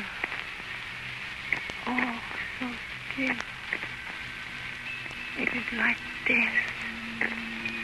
It's like death. Here is a report from Matson Peabody, shipbrokers. Dated October 5th, according to Lloyd's list, the only sailing ship that left for the Black Sea yesterday was the Tsarina Katrina, bound for Varna. Some hours before she sailed, a man came alongside, all in black, driving a cart with a great box in it. This he lifted down single-handed and carried below. No one remembers having seen him after that, as heavy mist came up over Doolittle Dock until sailing time. The rest of London Harbour remained completely clear. Our plans are made. The average sailing time from London to the Black Sea is 3 weeks. We can travel overland to the same place in 3 days. We shall be there waiting for him when he arrives. October 15th, arrive Varna about 5 o'clock. Mina seems stronger. Every morning before sunrise and just before sunset, she speaks to Van Helsing in a trance. Are you with him, Mina? Tell me, are you with him? I am with him. What can you see? Nothing. All is dark. What can you hear? I can hear the waves lapping against the ship and the water rushing by. The wind is high. I can hear it in the shrouds and the bow throws back the foam. So, the Tsarina Katrina is still at sea, hastening on her way to Varna. The Count cannot cross warning water, so he cannot leave the ship without being observed. What do you hear, Mina? Lapping waves and rushing water. Darkness. Darkness and wind. A whole week of waiting. Daily telegrams from Lloyd. Not yet reported. Not yet reported. Rushing water and creaking mud. Darkness. Darkness and wind. October 24th. Telegram. Lloyd, London to Harker. Tsarina Katrina reported this morning. From Dardanelles. Lloyd, London to Harker, October 28th. Tsarina Katrina in heavy fog reported entering Galatz Harbor at 1 o'clock today. Galatz! Galatz is 38 hours from here, and the first train for Galatz leaves at 6:30 tomorrow morning. My friends, we have lost.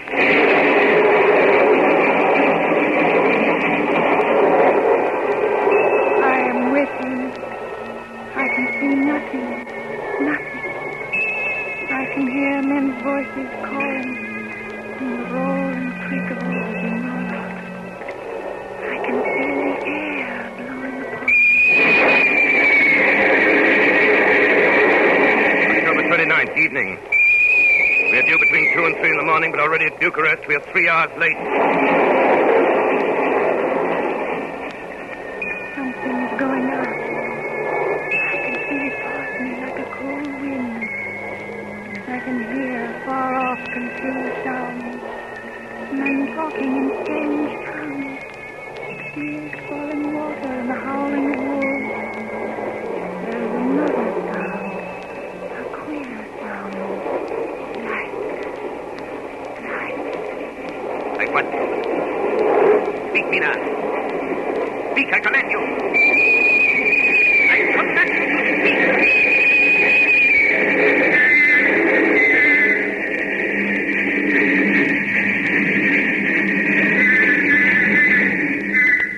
Arrived in Galatz. Saw Captain Tsarina Katrina. A man come aboard with an order an hour before sunup to receive a box for a party by the name of Dracula. Not his pepper, the rate. Emmanuel Hildesheim, his name was. Mr. Hildesheim? Yes. You unloaded the box yesterday. I gave it to Kyloff by order. Kyloff. Mr. Kyloff? Kyloff. This morning they find him dead inside the churchyard of St. Peter. They find him dead with his throat torn open. October 30th evening. There are 2 ways in which Dracula can get back to his own place. By land or by water. We've examined the map and find the most likely river is the Ceres. You and I, Seward, will charter a steam launch and follow him up the river. Van Helsing and Mina will take the train to Veresti, and from there they will From there we shall go in the track where Harker went, from Bistritz over to Borgo. If you have not caught him before, we shall be awaiting Dracula there.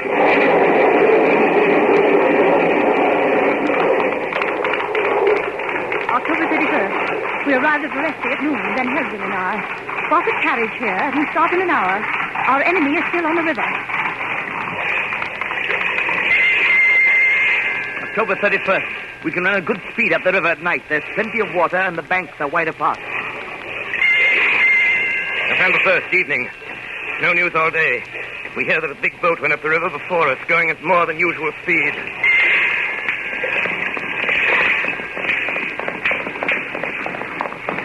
November 4th. All day driving. The country gets wilder as we go. By morning we shall reach the Borgo Pass. November the 4th, evening. We've left the launch. We've got horses and we follow on the track along the river. We are armed. Look! Quick! There they are now! Heading west! With the dawn, we could see the Slovaks some miles before us, dashing along the river with their wagon. On it is the great box.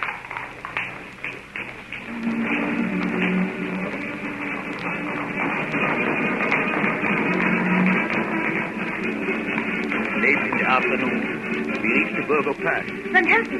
Look. We could see a long way all around us. Far off, beyond the white waste of snow, was the river like a black ribbon curling. Between us and the river, not afar off, came a group of men, mounted Slovaks hurrying along. In the midst of them was a wagon which swept from side to side. On the wagon was a great box. Look! We see two horses, following fast, coming up from the south. Stuart and Harker, the Slovaks with their heavy wagon, are losing their ground. Now the horsemen are not more than a mile behind. Now the wagon is quite close to us. We can see the great box swaying gracefully. Now they are almost upon us.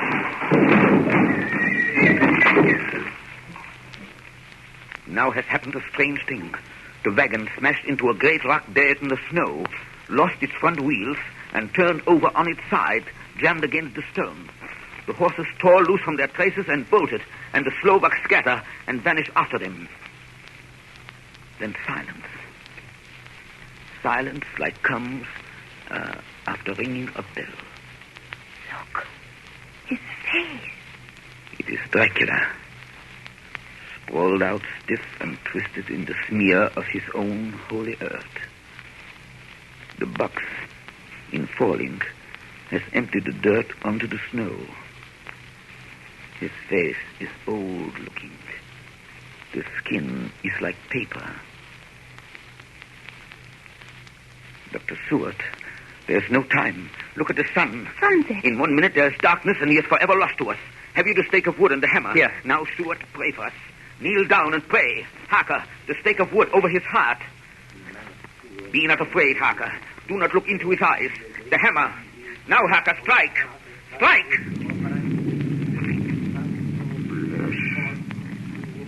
Flesh of my flesh. Guilt of my guilt. Death of my death. Speak and be manifest in the instant of your master's peril. Elements of darkness, rain, evil wind, mist, and mold, and tempest. Strike! The others couldn't. But somehow I can hear him speaking behind his eyes. Claw, wing, tooth, scale, tissue of flesh, death of my death, dead and undead. The hand of the living is over your master. Console him, my children. This instant is no longer than the space between two heartbeats. But the night is not here, and I am lonely. Come to your master, my children. Beguile him now in the instant of his peril. Beguile him with the sound of your names. Claw, wing, tooth, scale, tissue of flesh. Strike, Harker, strike! There is one very dear to me who has not answered. My love, Mina. There is less than a minute between me and the night. You must speak for me. You must speak with my heart. Give them to me! Jonathan, give them to me! The stake of wood and the hammer! I shall never forget that moment. The look on poor Mina's face as she stood there, the angry scar standing out on her throat, her eyes like living coals in the last red of the sunset. She had torn the stake and the hammer out of my hands with the strength of an animal. Mina, do you know what you've done, woman? You know what you've done to us? You've released him. The evil is free. Look! The sun!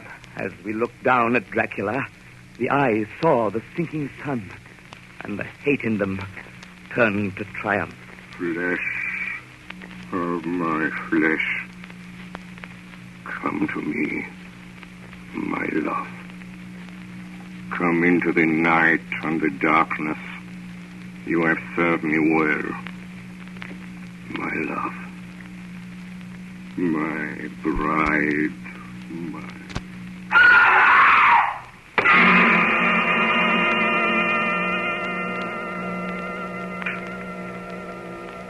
Ladies and gentlemen, all the evidence in this case is now before you. I've added nothing And to the best of my knowledge, I've omitted nothing that might help to throw light on the extraordinary events of the year 1891, which culminated on that terrible evening in the Borgo Pass. There remains only this one last report. When Mina Harker seized the stake and hammer from her husband, I believe she was under some form of hypnosis. She herself remembers nothing.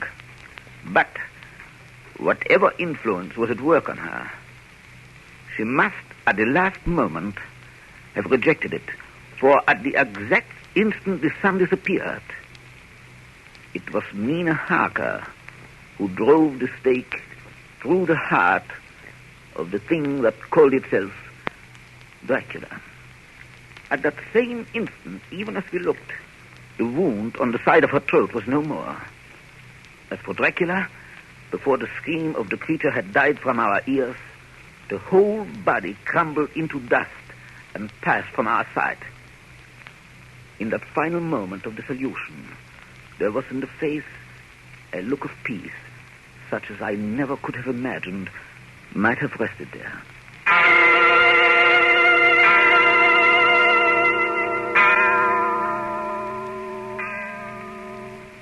Tonight's production of Dracula by Orson Welles and the Mercury Theater was the first of 9 CBS broadcasts in which this brilliant group will bring to life a series of great narratives, all presented in the immediacy of the first-person singular.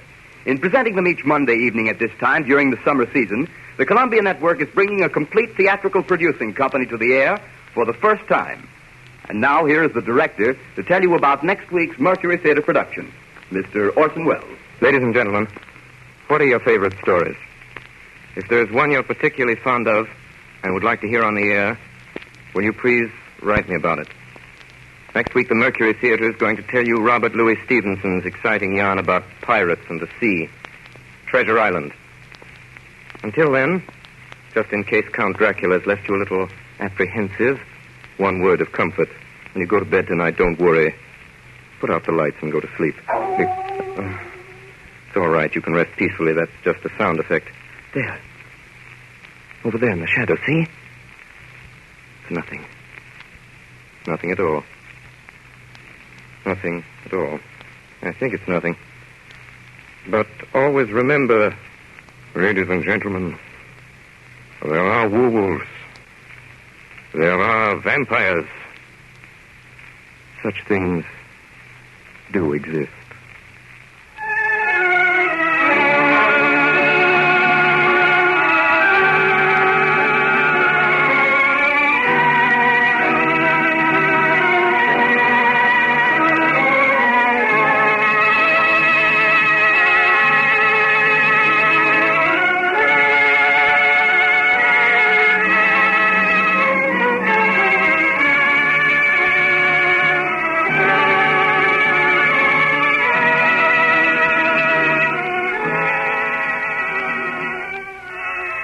This is the Columbia Broadcasting System.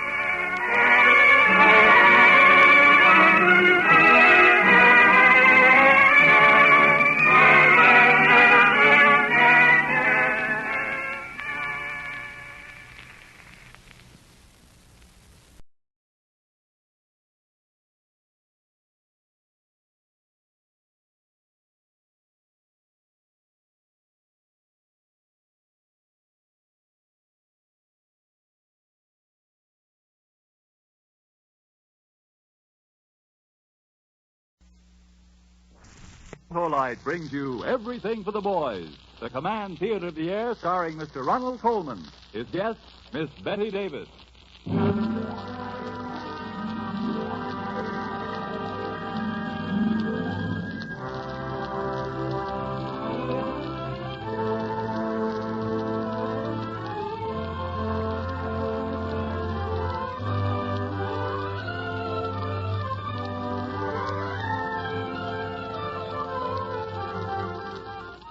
Everything for the Boys is presented by the Electric Autolite Company and its 22 great manufacturing plants. Builders of precision equipment for 35 years. World famous for Autolite spark plugs, batteries, wire, cable, and electrical systems for automotive, aviation, and marine use. Your host, Mr. Ronald Colman.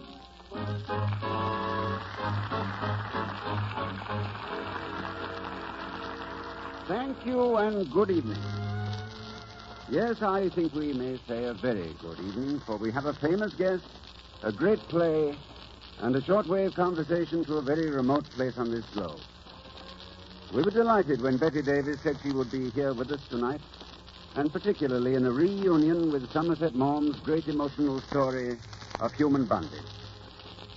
Arch Oboler has written an exciting radio dramatization of that novel. After the play is over, Bette and I are going to talk by shortwave to some American soldiers in Reykjavik, Iceland. We're going to talk of life, love, and the absence of trees in the Arctic. So to them and their comrades stationed in the far north, we dedicate this global half hour.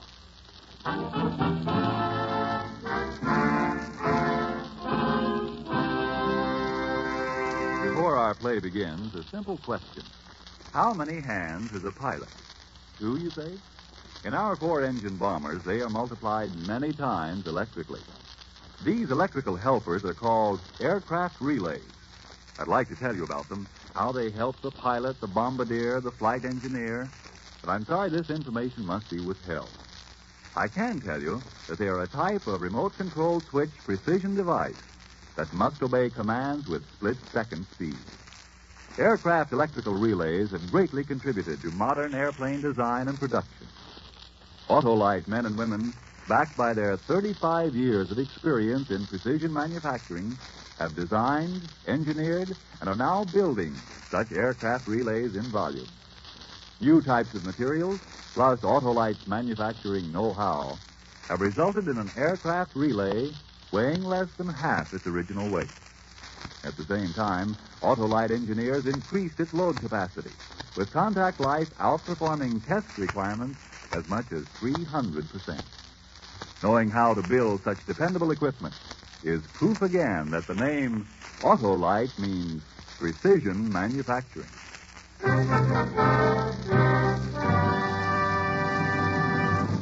The play of Human Bondage. The players, Mr. Ronald Colman and his guest, Miss Bette Davis. A priest sits in the quiet of his study. These are the thoughts in his mind.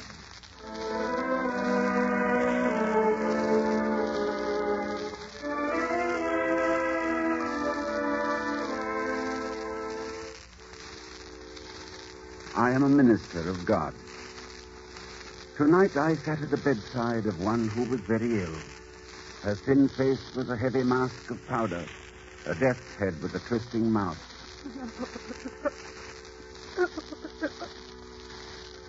She had a strange story of hate to tell me. Hate for a man named Philip Carey. How he had cheated her, and he a gentleman. She told me many things. How one night the man had come into the tea shop where she worked. He had told her he was from the medical school nearby, and so she had been pleasant to him.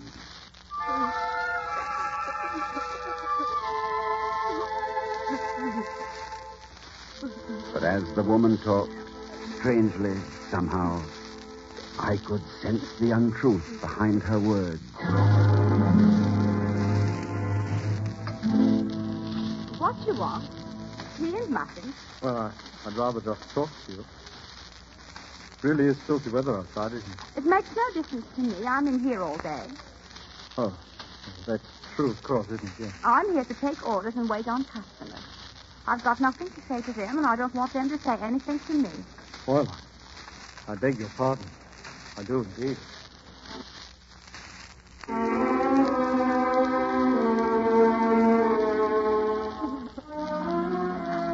Her name, she told me, was Mildred Rogers.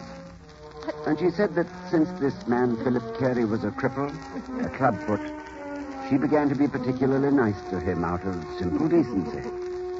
And again, somehow, through her words, I sensed the lie and the truth.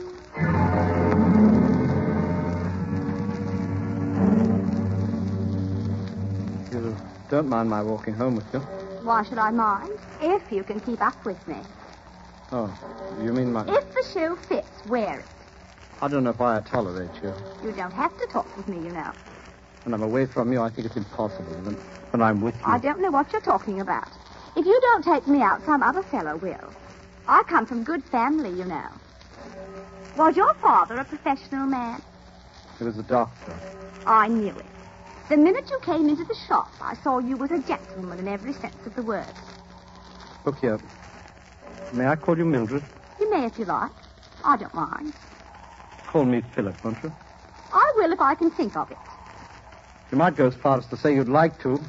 Why? Why, it doesn't matter. Would you come and see a play with me? Why? Because I want you to, because I want to be with you. Well, I'd better go in now. This is where I live. Oh. Mildred, What are you trying to do? won't you kiss me goodnight? Impudent. I want to kiss your thin, pale mouth. Oh, you can go to the devil. You go to the devil.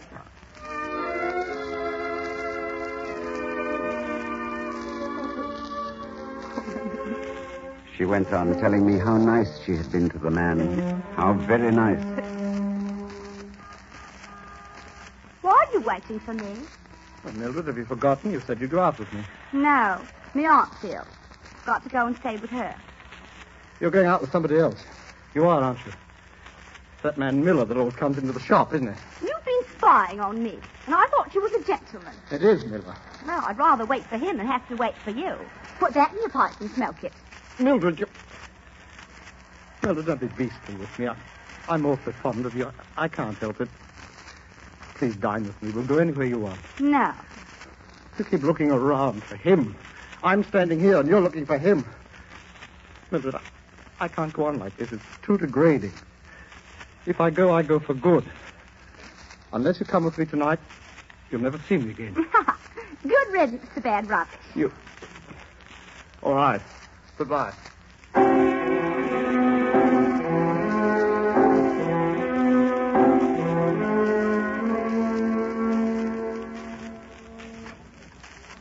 Are you back again? Do you want to order some tea? Don't you remember that I said I'd never see you again? Oh, did you? Then what you doing here now? Wish I knew why I came back. I don't. Do you want to order some tea? Mildred, don't be beastly to me. You're a funny fellow. I'm very simple. I'm a blasted fool who's in love with you with all my heart and soul. Well, I've said it. I know you don't care tuppence for me, but I've said it. Mildred, I can't endure this anymore. I've tried to get over you and I can't. I never shall. Marry me. Do you hear me? Marry me.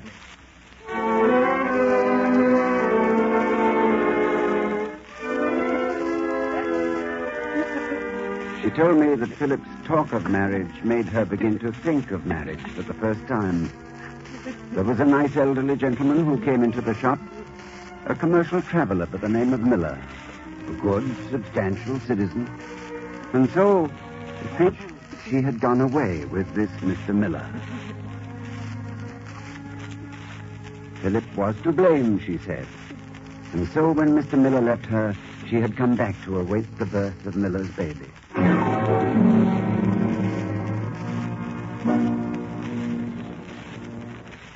What are you talking? Oh, you mean Griffith?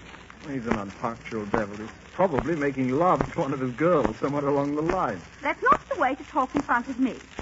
Oh, come now. The facts of life are the facts, after all. Oh, Griffith! Griffith, over here! I say, he's a handsome gentleman. Right.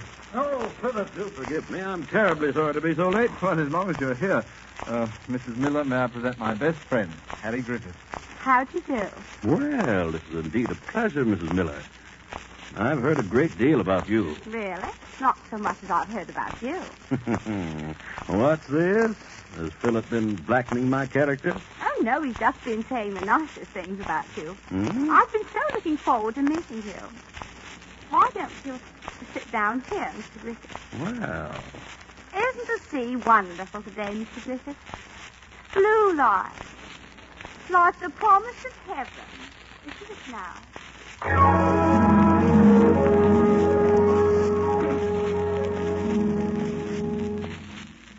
What did you want to tell me, Mildred? Philip, I might as well tell you and have done with it. I can't marry you at all. Griffith. Yes, I don't know what's come over me. Well, say something. I will. I paid out the money to keep you until your baby was born. I paid for your doctor. I paid for you to go to the seashore. I paid for the keep of your baby. I paid then, I'm paying now. Haven't you any loyalty in you? If you was a gentleman, you wouldn't throw what you've done for me in the face. Oh, for heaven's sake, shut up. If I were a gentleman, I wouldn't waste my time with a creature like you. I'm crazy, I tell you. Crazy, wanting to be with you. You're coming with me to Paris, and you're going to marry me on Saturday, and take the consequences. All right. You go? Don't make me laugh. I wouldn't let you touch me now if I was starving. I'm through with you. Oh, Philip, before I go, there's these bills. Bills? Or what? The dress you said I should have, and the baby's treat with Mrs. Cleary, and my rent that's due on Thursday. What of it? I need the money very much. Do you? I should think you'd want to give it to me. I won't. Well, I'll ask Harry Griffith. Will you? He owes me £7 at the moment. Goodbye, Mildred. Oh, here, take the money. Take it. Well, you might at least be civil about it. If you want, I'll kiss you goodbye. Don't touch me. Goodbye. Good riddance.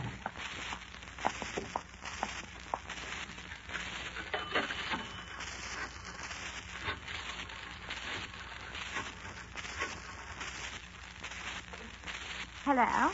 Hello, could I speak to Mr. Griffith, please? Oh, it's you, Harry. I didn't recognize your voice. Harry, listen. I got the money. We can go away, like you said now. We can go away now.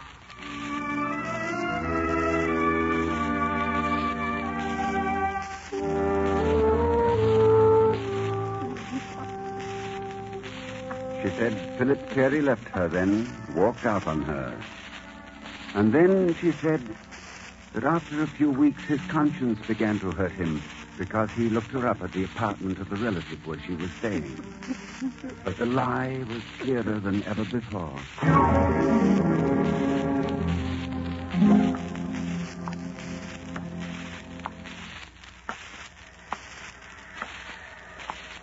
Mildred. Well, fancy seeing you. What are you doing out here? What do you think? Uh-oh. Leave me alone. I have a few problems with the broke. I was just walking along here on my way back to my lodging. I expect to meet one of the girls from where I work. Don't lie. For God's sake, don't lie now. Oh, Philip. Come on. Come on and get into the cab. Come ahead. Everything will be all right. Believe me.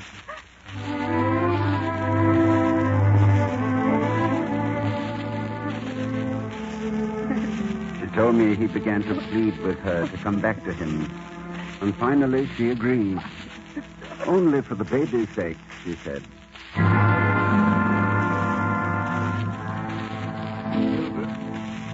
How are you? The baby all right? The baby's sleeping. Oh. Well, I think I'll go back to my own room. Philip, what do you want to go to bed so early for? Well, it's nearly 1. I'm not used to late hours these days. Philip. Yes?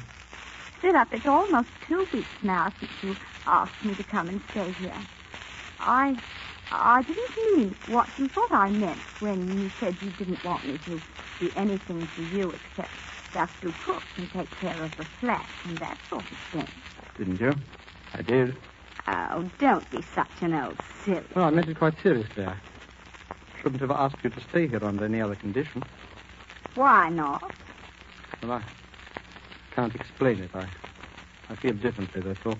Very well. Just as you choose. You're a fool. Good night.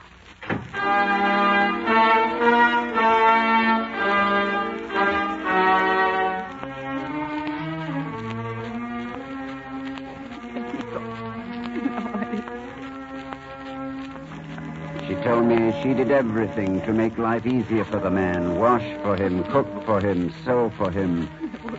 But his treatment of her became worse and worse until she couldn't endure his cruelty any longer. But as her thin lips said the hateful words, in my own mind I saw the truth.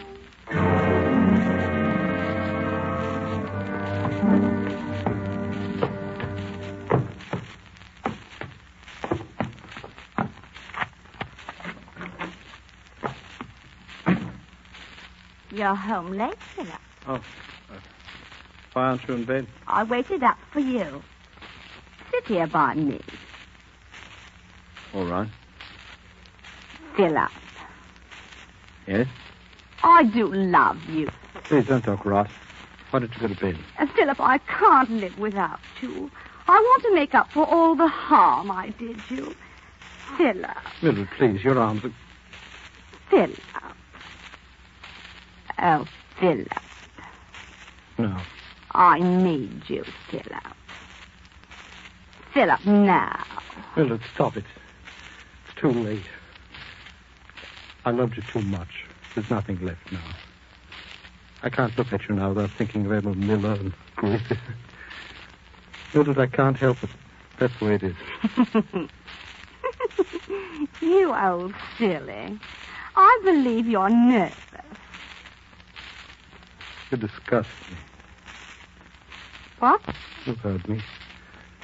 You disgust me. Me?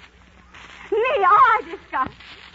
Well, you disgust you kissed me, and we laughed at you, Griffith and me, and at you because you were such a mug. And you want to know why? A cripple.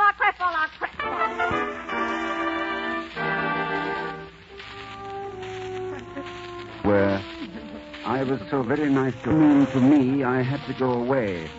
She said, I'm telling you the truth. Oh, keep quiet, you brat, you. We'll be out of here soon enough. I've got work to do. The night is beautiful picture. There's the first one. Oh, stop it. I'll smash it over you. Now the second one. That will show him the night now, his favorite tailor. Rick. Now his book. Oh, no. First the mirror. Now his book. Thinking book. There. That'll show him.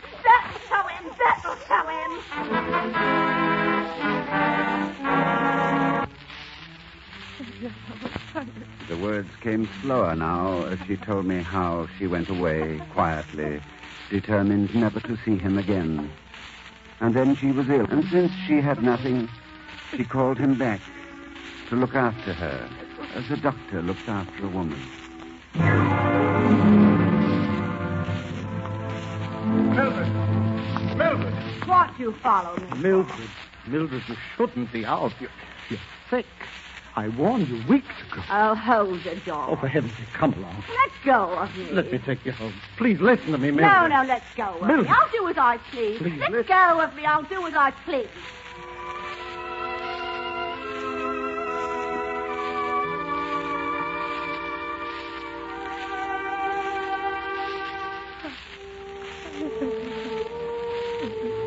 And then her last words. I don't believe I will ever forget them. I haven't seen him now for a long time. I hear he's a regular doctor now. And there's a girl. Good girl. And he's going to marry her. Marry her. You hear that, Father? Marry her. I hate him. And tell him that I hate him. Got to know that. Tell him Mildred sent him. That she never wanted him. Never will want him. Tell him that, Father. Tell him Mildred says it. I will tell him. I will tell him you are sorry for what you did to him. What? What did you say? I will tell him you are sorry for what you did to him. And ask his forgiveness. No, that isn't true. Oh, yes. Yes, it is. He was so good to me. Brushing my hair like he used to. Making me feel like a lady. When I was nothing. Nothing but dirt under his feet. Nothing. Nothing. Help, fill up. Fill up. I'm sick and I'm scared. You were so good to me. The only one that ever was. Why did I let you go?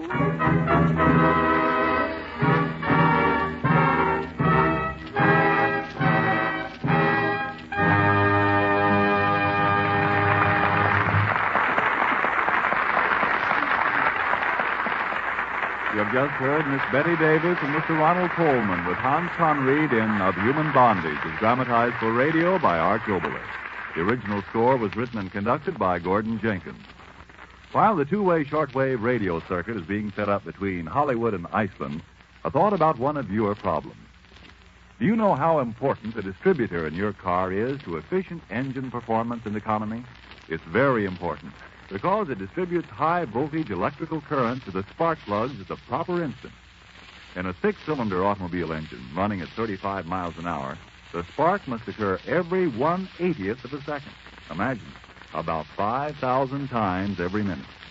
No matter how strong the electrical impulse may be or how perfect the wiring, an efficient spark can only arrive at the spark plug through a healthy distributor. During these war days, when your car must last longer than ever before, the life of the distributor should be safeguarded by giving it greater care. Drive into any one of the thousands of Autolite service stations, your local car dealer, or serviceman. Have the electrical lifeline in your car checked. This will include the distributor.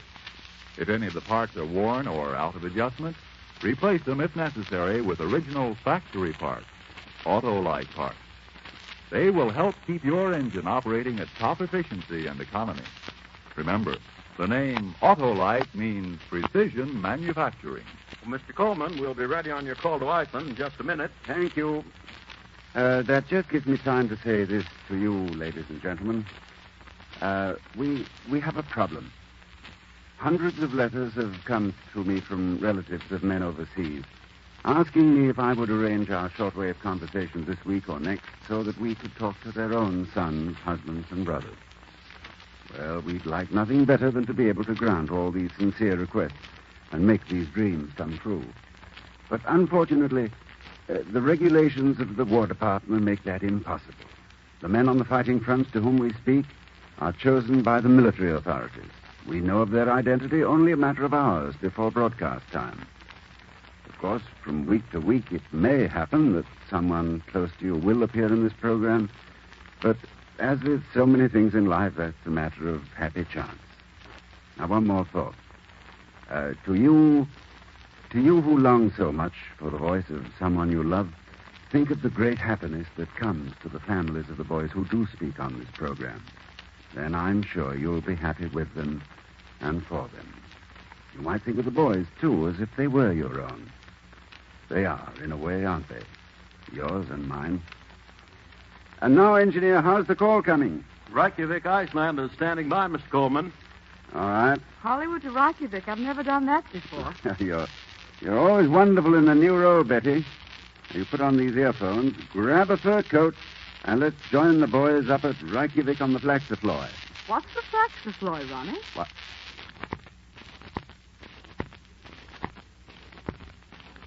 Ben would send her his love. Oh, I'm sure of that. Well, just so she'll get the message, you deliver it. Go ahead. All right. From Ben to Charlotte, I love you. Ronnie, you're giving that sergeant an awful lot to live up to. But what are the other messages? Well, there's one from his newest nephew, James.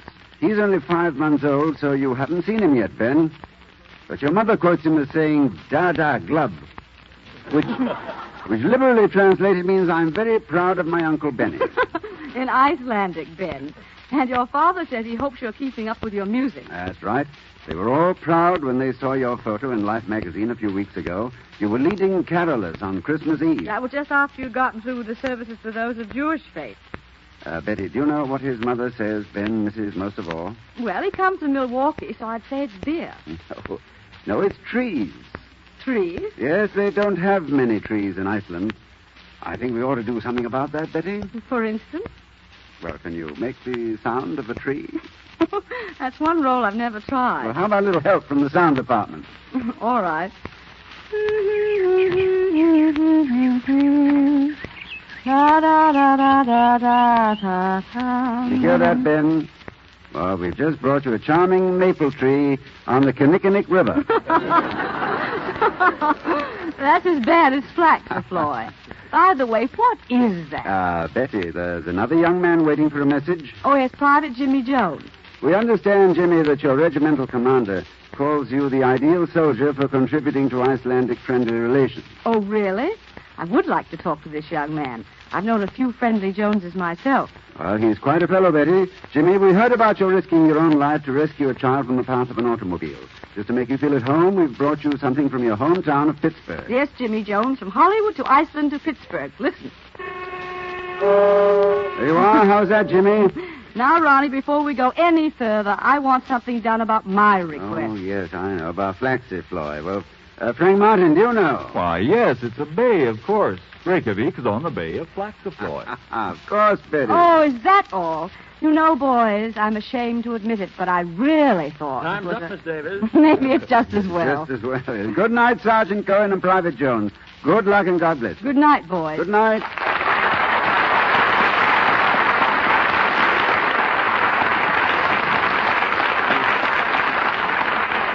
Ladies and gentlemen, those boys so far from home bring to mind a young lad who might have been from your town before he enlisted. He married his high school sweetheart. A year later, he went overseas. It was rather like the end of the world for both of them, especially because he wouldn't be around for their baby's arrival. Well, he saw plenty of action, but one thing that worried him was that the mail was not getting through regularly, and the lad began to worry. The baby, perhaps his wife, was sick. So he went to the Red Cross field director. A cable was dispatched to a Red Cross chapter back home. Not long after, these reassuring words arrived. Son born last week, wife writing regularly, both are well. Now, the Red Cross needs your help now to carry on this and many other services here and overseas. The Red Cross is your hand and your heart. Next week, Autolite cordially invites you to another program of Everything for the Boys, your new global half hour uniting the home front and the fighting front. Your host, Ronald Colman, in a dual role, will have as his guest Miss Ann Baxter in Art Oboler's dramatization of the very amusing comedy, The Ghost Goes West, dedicated to a pair of our fighting men who will speak directly from their distant base in Chongqing, China. Our thanks to Betty Davis for being with us tonight. Until next week, when Ann Baxter is our guest, this is Ronald Colman saying good night to you and the boys, and God be with you. Betty Davis, whose latest film is Old Acquaintance, appeared through courtesy of Warner Brothers Pictures. This program has come to you from Hollywood. This is the National Broadcasting Company.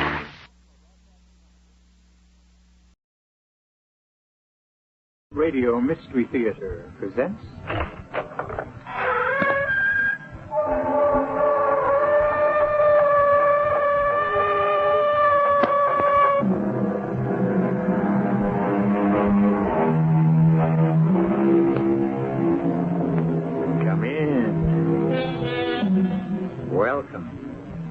I'm E.G. Marshall.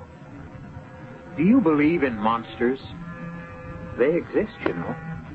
The Irish giant in the Museum of Trinity College, Dublin. Dwarfs, which are stronger and live longer and usually have strong passions and acute intellect. The fabulous monsters of Guyana near Lake Parima, sketched in 1663 by Joost Segelman in his collection of voyages. Those are just a few examples which will lend credence to the story we're about to hear. I saw it, Billy Lee. I saw it. I saw the thing. Take it easy. You're shaking like an aspen leaf. How come you even went near Dead Lake? Well, you know better. Well, things disappear there. What got into you? One of my heifers wandered away. I saw him grazing down toward the lake. I just plumb forgot about the stories and went after him. When I got within 100 yards of him, the heifer was on the shore drinking. And that's when it came out of the water and grabbed him. The heifer disappeared. He bellowed, Billy Lee. it was horrible.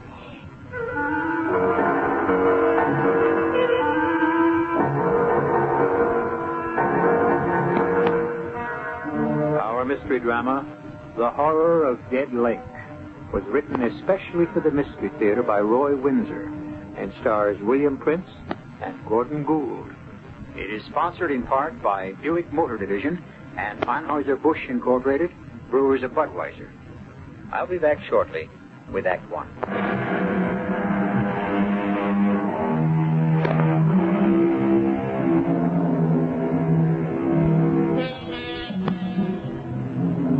Since the earliest times, monstrosities have attracted attention and have engendered the cloying fear we experience in the presence of the unnatural. The Loch Ness Monster, for example. Is it fact or fiction? The search for it still goes on. Cyclops? The monster with one eye? Oh, there undoubtedly was such a creature because there still are. Really. At a point where the nose sticks out from the forehead, there's a single orbital cavity with an eye in it. Well, in this tale, we encounter another deviate from nature when we discover the hideous thing that inhabits the dead lake. Claude, Yes? was it all right? Not too grim? No, it was all right. I know how much you loved your father. He lived a long life, and he didn't suffer. The lawyer went over things and assigned them to me. The savings, the old house, that kind of thing. It was sad, come to think of it. But it's over now. You know, Polly, there's something I never told you because I'd forgotten about it. So had my dad, for that matter. Oh? A castle in Spain? A map where the treasure's buried? You know, you're not so far off at that. My dad left me 50 acres of land near a small town in Florida, Orisville. 50 acres? Mm-hmm. And with land down there selling for a fortune? Well, not this land. There's something funny about it. A long time ago, back in the early part of the 18th century, a certain Silas Baxter, an ancestor of mine, was, I kid you not, a pirate. Claude. He must have run a pretty good ship, because when he left the sea, he bought those 50 acres and built himself a castle. He called it the Captain's Doubloon. A castle? Oh, not a great big one, but big enough. The history of the Captain's Doubloon has been handed down from one Baxter to another. It was among my father's papers. I see. What I've been left is the Captain's Doubloon in a state of ruin, the acreage, and something named Dead Lake. Why? Because nothing lives in it. That's creepy. My father never had any interest in the property. I don't know if he ever saw it. But we do own a ruined castle and 50 acres of land. With a dead lake where nothing lives. That's right. Claude, we ought to sell it. I think so, too. You know, it's funny nobody has ever wanted to buy it. Maybe they did. But my father never said anything about it to me. Dead lake. Claude. Yeah? Let's go see it. You mean it? Sure. Florida's no big trip from Philadelphia. Can you get time off from your job? I think so. I could take off Friday, and we could have most of Friday and the weekend. I can't promise anything, Polly. The Captain's Doubloon is a ruin. Maybe the acreage is worthless. But what about Dead Lake? I'd like to know why it's dead. Wouldn't you? Yes. Tell you what I'll do. I'll telephone the lawyer who settled my father's estate. Maybe he can give me the name of someone to see when we reach Orisville. I don't think Orisville's much more than a widening in the road. I'm so excited. A deserted old castle, a dead lake. Makes chills run up and down my back.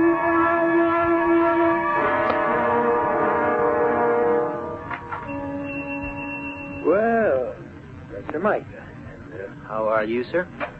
Quite well, I thank you. Here is my food list. Can you also obtain the chemicals I've written down here? Oh, yes, sir. No problem. I'll have one of the boys drive over to Bette. I gotta pay him, of course. I understand. I will give you these. I have before. Yes, sir, you sure have. Doubloons. goodness, what pretty coins. Solid gold.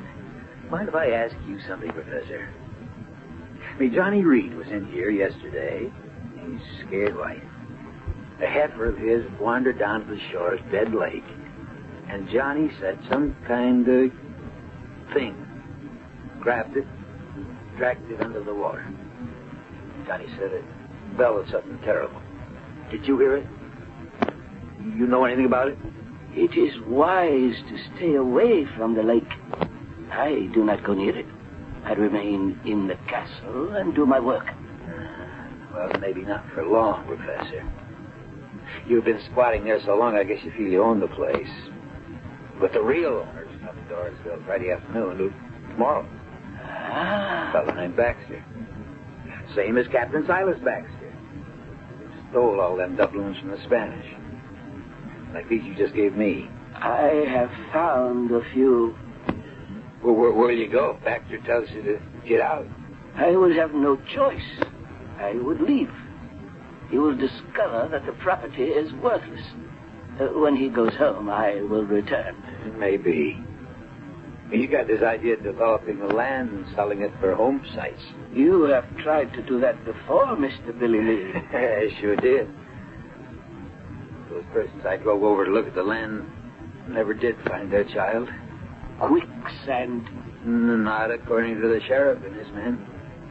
They scoured, dredged the lake. All they found was some of the child's clothes. Yes, regrettable. The lake is dangerous. Why? There are unknown things in nature. It is better to let them remain unknown. Now, I will return tonight for my supplies. Oh, hello there, Professor. Good morning. I tell you, Billy Lee, he gives me the creeps. He may be gone soon, Johnny. Yeah? How come? New owner's arriving tomorrow. Named Baxter. I can't say I'll be sorry to see Professor Micah go. He's in league with the devil. You remember that parrot? Oh, I sure do. Grew to have a wingspan of 10 feet. Vicious thing. I remember we all went out and gunned it down. A horrible thing. Where did it come from? His experiments? That was just an ordinary little old parrot, no bigger than a crow. You saw what it became. Micah did that. He's always experimenting with something. Look here. More doubloons. Wonder how many he's got. Just a few, he says. Old Silas Baxter's supposed to have had thousands of them. But even if that old room's full of them, I wouldn't go near it with an army. You gotten over your scare? No, and I never will. That was the awfulest thing I ever saw, that poor heifer being pulled under the water by some thing. Now, what did it look like? What I saw of it was a kind of red color, round and fat, and it had horns kind of sticking out front like feelers. There ain't no such thing, Johnny. Back up on that, Billy Lee. I saw the thing. You say the new owner's showing up tomorrow? That's right. His wife. Staying in my room's upstairs. You take them over to their property? Well, expect so. And let me tell you, stay away from the lake and keep them away from it, too.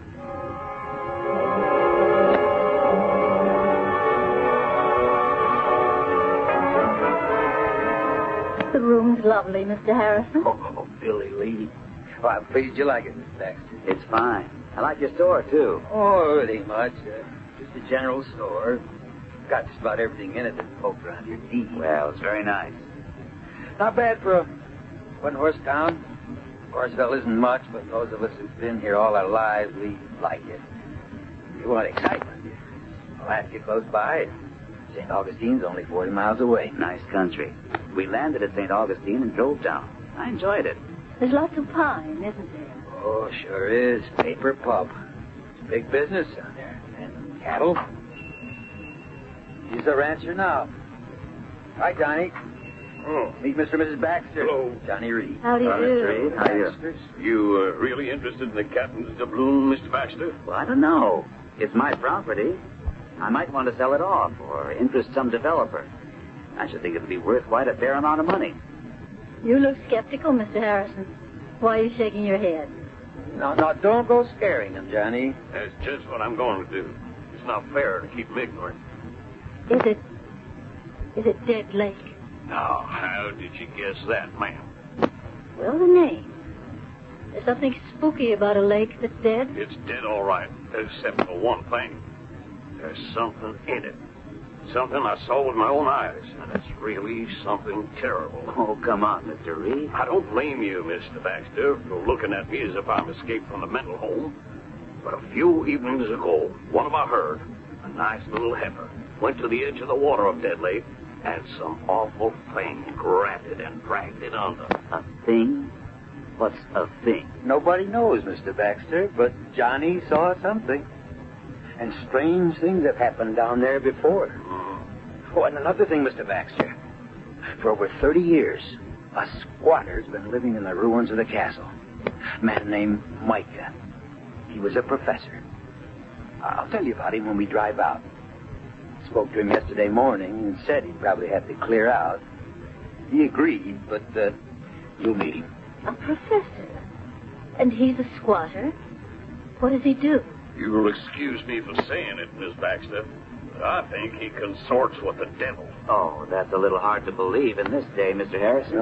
He's some kind of scientist, always sending for chemicals to Palatka, to St. Augustine. He's, now what did he call himself? An something or other. Embryologist? What's that called? It's a branch of science concerned with the formation and development of the embryo. Teratology is the study of deviations from the normal. By golly, that explains the parrot with the 10-foot wingspread. What? It's the truth. I can swear to that, Mr. Baxter. Half the village went gunning for it. We shot it down. Oh, it's not possible. Yeah, neither is that thing that lives in Dead Lake.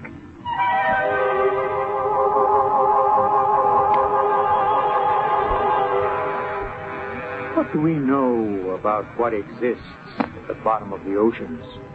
What prehistoric creatures live there concealed from our sight and knowledge? Monsters? Probably. There still are phenomena which we have not fathomed. What is that thing at the bottom of Dead Lake? We will encounter it when I return with Act 2.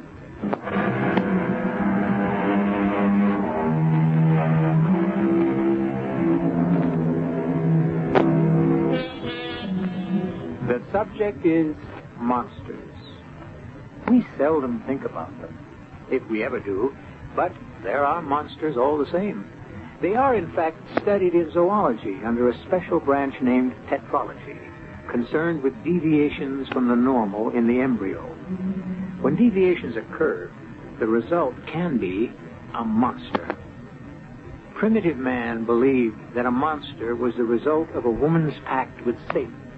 Nonsense, of course. But the fact of the monster remains. What beautiful little birds you are. Which one of you will it be today? I have grown attached to all of you, but it must eat. An immutable law of nature. One feeds upon another, and that is how I learn. And that is what I live for, to learn. The great plant must live, and it is a carnivore.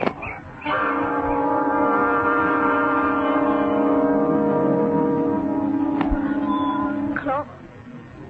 Bruin is right. The captain's doubloon isn't a castle, it's a heap of rubble. One turret sort of standing, the rest caved in. The professor's at home. Smoke rising from the chimney. Strange smell. Acrid. It's the chemicals. He's always experimenting with something. Have you been here before, Billy Lee? Oh, not to go inside. I've been around the grounds, but like the rest of us in Orrisville, I don't feel comfortable here. Well, we've seen it, Polly. Maybe we should forget it and go home. That's what the dog thinks, don't you, Vince? But we've come all the way from Philadelphia, Claude. We ought to meet this professor and see what it's like inside. And ask him about those doubloons he brings to Billy Lee for food. What do you say, Billy Lee? Well, I guess I don't have to say anything. There's the professor now. Afternoon, Professor. Good afternoon. This is Mr. Baxter. That's right. This is Baxter. Your dog Binks. How do you do? Yes, a dog. I'm the legal owner of all this property, Professor Micah. I do not question it, Mr. Baxter. And I am an interloper. If you want to put it that way, yes. So, when it's convenient to you... Of course. I will gather my few possessions and leave. You've been here 30 years? Oh, longer than that. It is an isolated place. I do my work here, my experiments. Like that monster parrot? I told him about that, Professor. You remember how some of us in the village had to gun it down? Yes, I have not forgotten. A pity. Well, I don't know about that. I mean, killing sheep and almost dragging off a child. The destruction of a master's scientific achievement, a phenomenon, proof that experiments in tetralogy can produce new breeds of animals that could change the face of the earth. I wonder if we might see the inside of the castle. You are the owner. Well, I don't want to inconvenience you. It is no inconvenience, but I caution you, do not wander away alone. I have experiments in many stages of development. Some of them are dangerous. A Venus flytrap is one of them. So I know about them mayflies. Interesting little plants. Carnivorous. Follow me. It would be wise not to bring the dog. I'll take him back to the car, Polly. No, let me. No, come on, Binks. Hey, you folks get your fill of the castle. No, I'll be outside. Come on. Come on, Binks.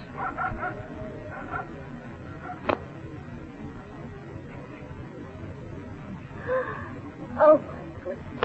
What's that thing, Claude? It looks like a huge sunflower plant. And look at those pouches at the end of its leaves. They're bigger than a pelican's pouch. Much bigger and much more dangerous. It is a Venus flytrap. It can't be. They're small. But by controlling its growth from a seedling, I have created a new species. It is very powerful. Look, Polly. It's leaning toward me. And it's opening up. Claude. Do not approach it, Mr. Baxter. If it should seize your arm... Oh, that's horrible. Claude, stay back. Well, that's the first thing that will go. I'll take an axe to it. Let's get out of here, Claude. You live here, Professor? Yes, in the ruined tower. This is my plant room. Is there a basement? Yes, but except for me, the dungeon is unsafe. You've got more things like this down there? My experiments are varied. Professor, please clear out as soon as you can and destroy these experiments of yours. That's Binks. Claude, that's Binks. He sounds like he's being killed.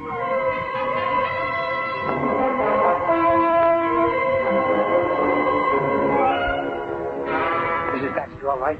Yes, Billy Lee. Thank you. Glad you're still open. What happened?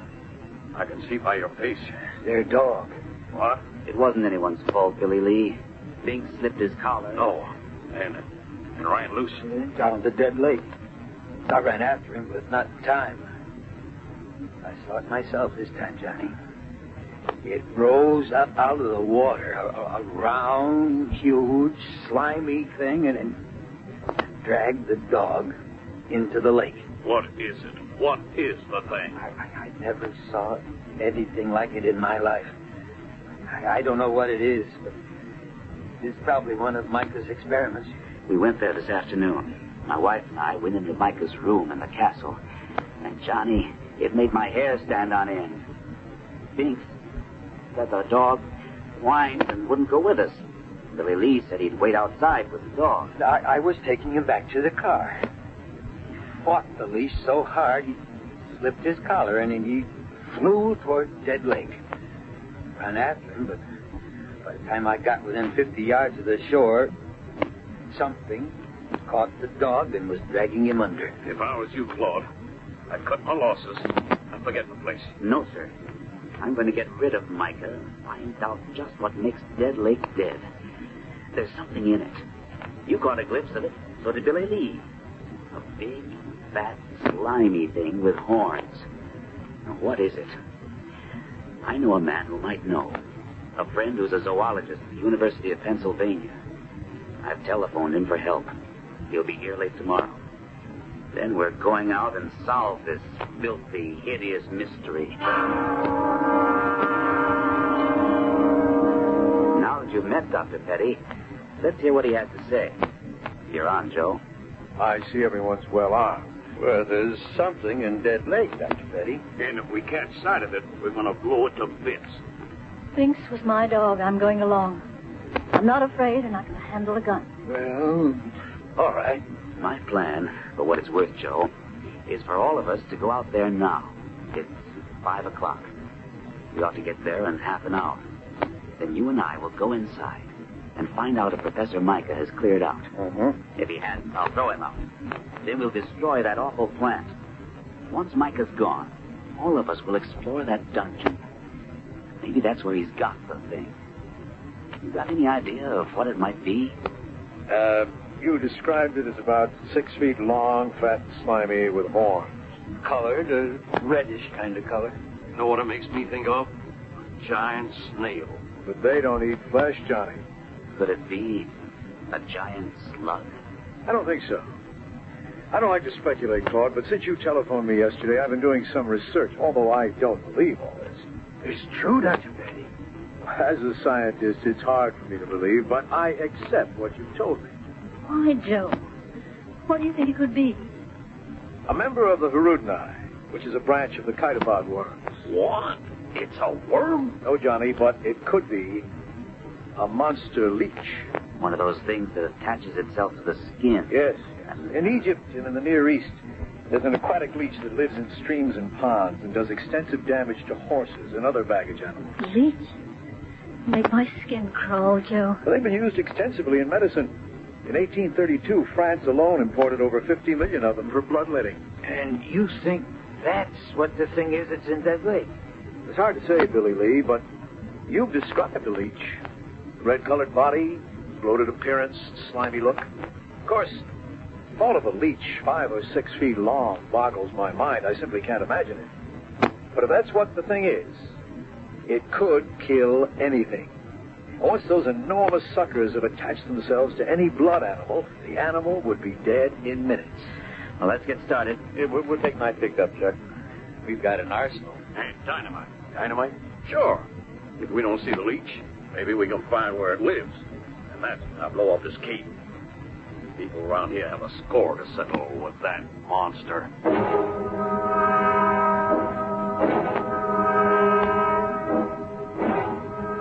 I told you to get out, Professor Micah.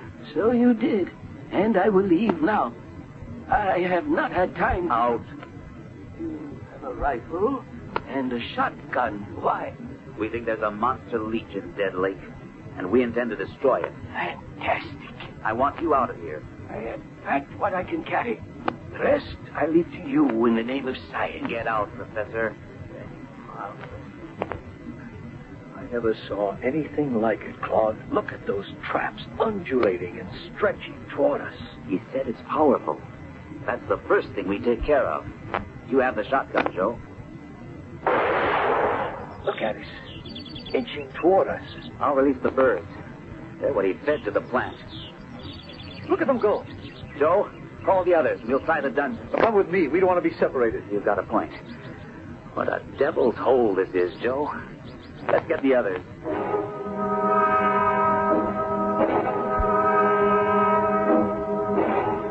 Glad I brought the axe. You see that thing trying to wind itself around me? Some kind of vine? Strong as wire. It's awful down here.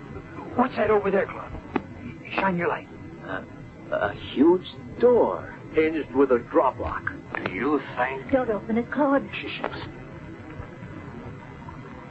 Mister, what's that? Sounds like something breathing underwater.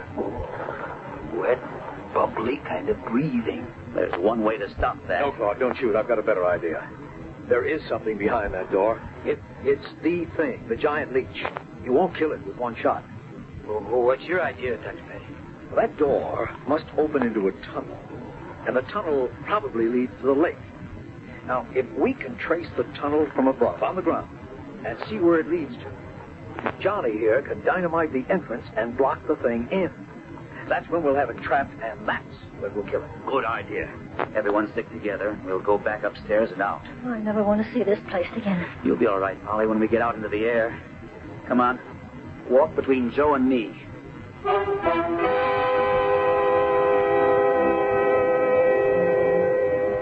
Is it possible? In nature, most things are. And nature, with a prod from an experimental scientist, has created a monster. A giant, predatory, hideous monster leech. I'll be back shortly with Act 3.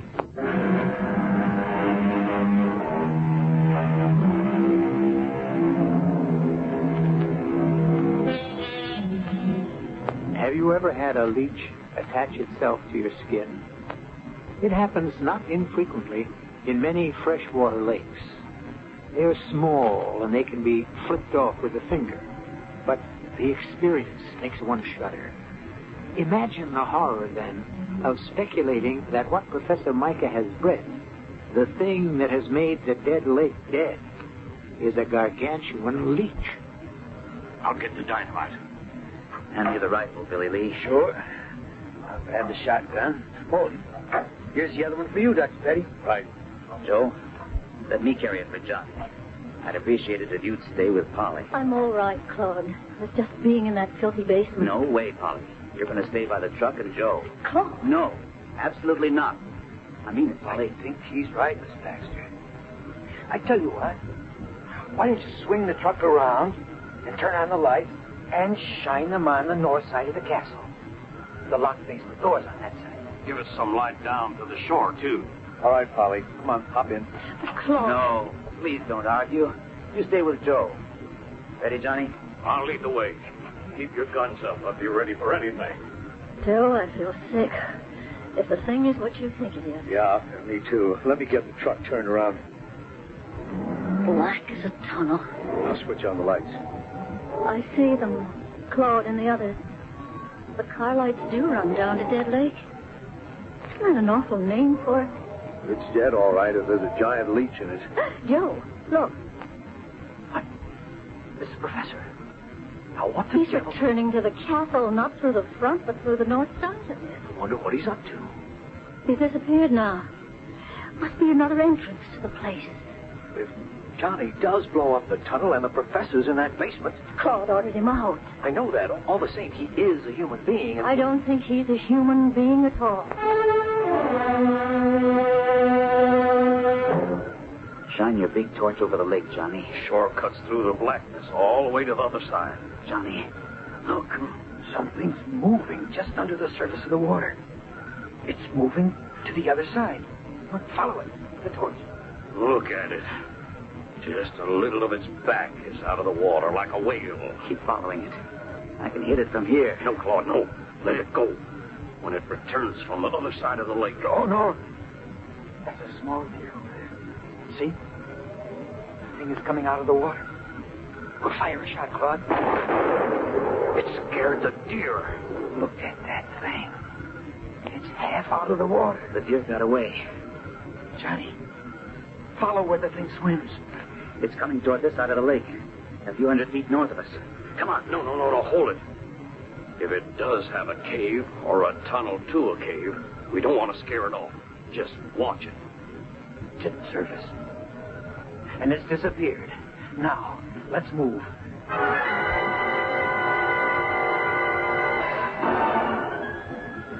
All set, Johnny? Yeah. Here. Back toward the castle. That's it. Look. Yeah. The force of the explosion in the tunnel lifted the ground above the tunnel. And now we can see its path. It does go to the castle. It goes to that barred door in the basement. We've got the thing trapped. Maybe it's dead. That was a terrific blast. We got to make sure, Claude. There's only one way to do that. We have to open that big barred door.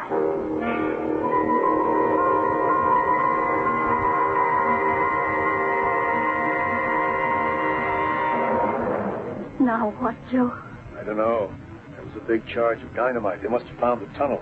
What about the thing? Dead, probably. Just the force of the detonation could kill it, but I don't know. Look, they're coming back.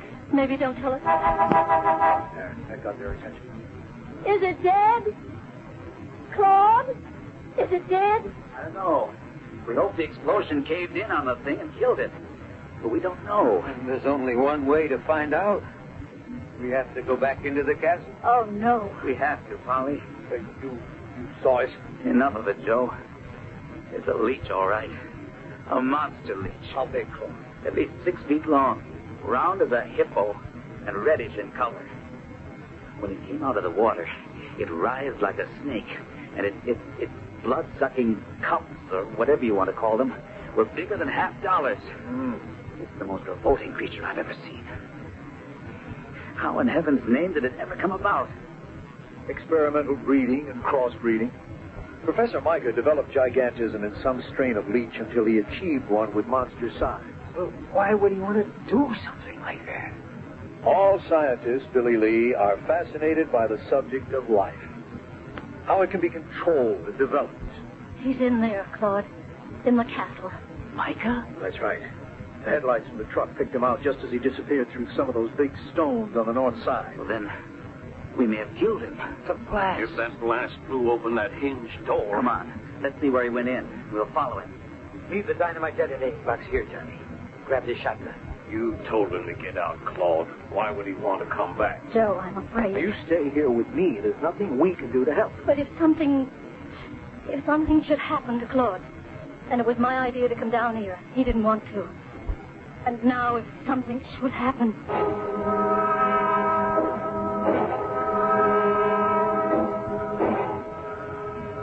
That could be it. See where I'm shining the torch? Yeah, it could be. Just about wide enough for a man to squeeze through. All right, follow me. Hold it, Claude. You bring up the rear. Now, wait a minute. I'm not going to have you risk your lives any more than you already have. Billy and me have the shotguns. Much more effective close range. You bring up the rear with your rifle. Right, Billy Lee? Right. I don't know what to expect, but whatever we find, it's bound to be close range. Let's go, Johnny.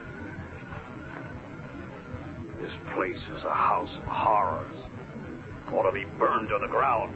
It will be, once we know that the monster leech is dead. It's Micah from that big room in the dungeon. Have your gun cocked, Johnny. And go slow. Look. Oh, good Lord. It's all over him. Move back, Johnny. Micah's dead. The leech is all over him. Shoot, Johnny. Blood. All over. Is it dead? Don't go near it, Claude. Some of the suckers are still working away. We have to get Micah out from under. Dead, Claude. Let's get out of here. You can come back when it's daylight. Get Micah. Hack that thing to pieces.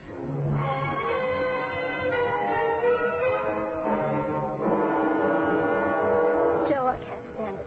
Just have to, Polly. We're not leaving this truck. But those gunshots, what if they run into? I can't guess. You can, but you won't. What if that blast of dynamite blew out that hinge door? If the thing wasn't killed in the tunnel? Hold it. They're coming out of the front of the castle. You see the flashlights? They're safe. Oh, Joe, they're safe.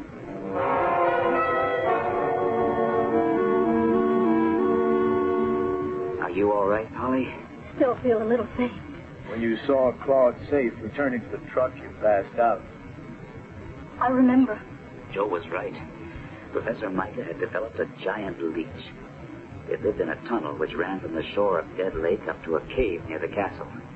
When Johnny set off that blast of dynamite, the tremendous repercussion broke the hinges of the door into the cave, and the leech got out. Micah was there in the room. He was probably stunned by the blast. That's when the leech grabbed him. There was nothing we could do to save him. It must have been awful. It was a nightmare, Polly. We're returning there in the morning. So am I. Polly. No, Claude. I got us into this, and I'm going to see what's in that room.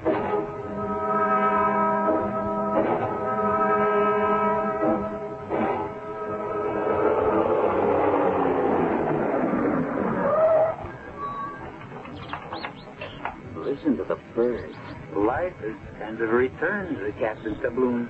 I don't feel much like going down into that basement again. And I'm not sure it's safe for Miss Baxter. Don't you worry about me, Johnny. Now that I know the monster leech is dead, I'm not afraid. All right. But let's go in through the front. Have we got everything? Lights, ropes, and my shotgun, just in case. And camera. Watch your footing, Polly. And when we go down into the dungeon, stay between us. Let me lead, bud. I've got the gun. There it is. Poor old Micah's under that thing. Aim that big light right at it, Johnny. It's incredible. It's 6 feet long and 4 feet thick. Micah let out one scream, and then he was dead. Hardly frightened, maybe. Keep the light trained on him, Johnny. We'll try to pull him free. Let me take a few pictures first. No one's going to believe this horror. Claude, what about Professor Micah? What happens to him now? We give him a decent burial. And Joe wants to find out, if he can, why Micah did all this.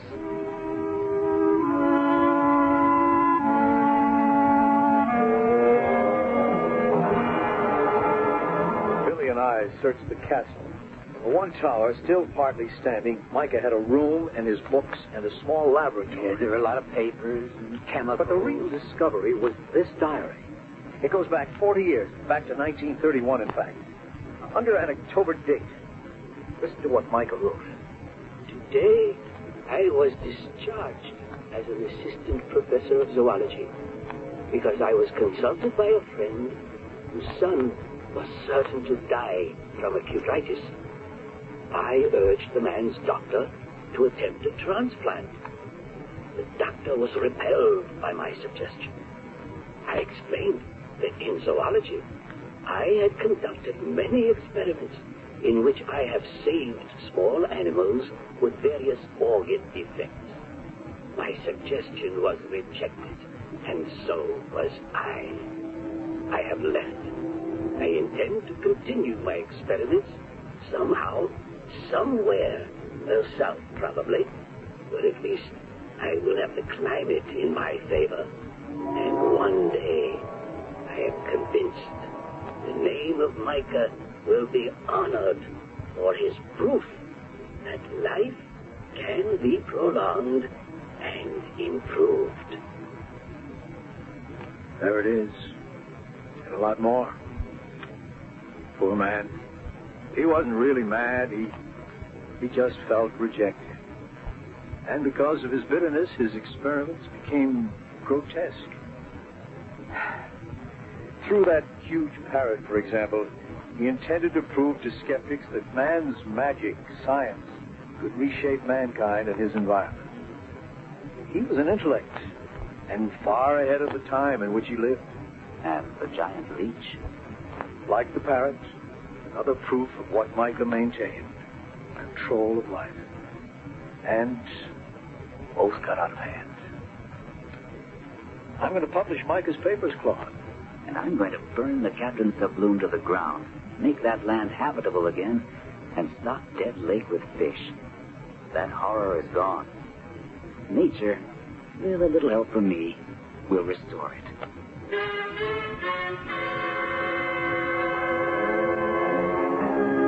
Nightmares are made of such stuff as a dream about a monster leech, because the word makes the skin crawl. And when in sleep a fiend or incubus oppresses you, wake up. It will go away. But was it real or just a nightmare? I'll be back in a moment.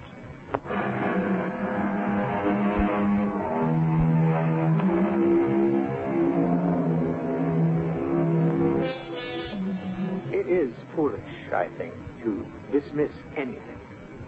Was it conceivable years back to imagine men walking on the moon? Is the notion of a huge killer shark unimaginable? We know a great deal about Earth, something about the universe, but isn't anything, or almost anything, conceivable? Monsters are, and our story's giant leech was one of them. Our cast included William Prince, Gordon Gould, Ann Shepard, George Petrie, and Gil Mack. The entire production was under the direction of Hyman Brown. And now, a preview of our next tale. Who is it? Till next time, pleasant dreams.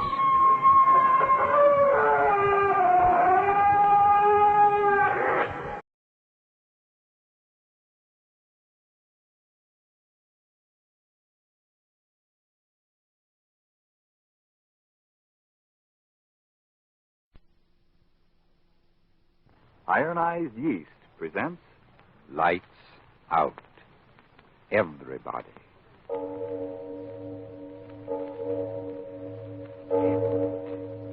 It is later than you think.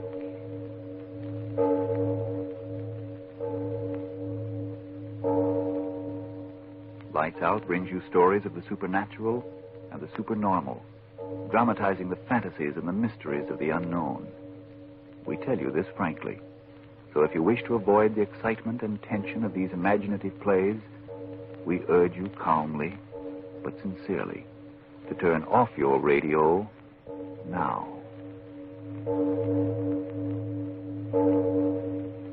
This is Arch Oboler.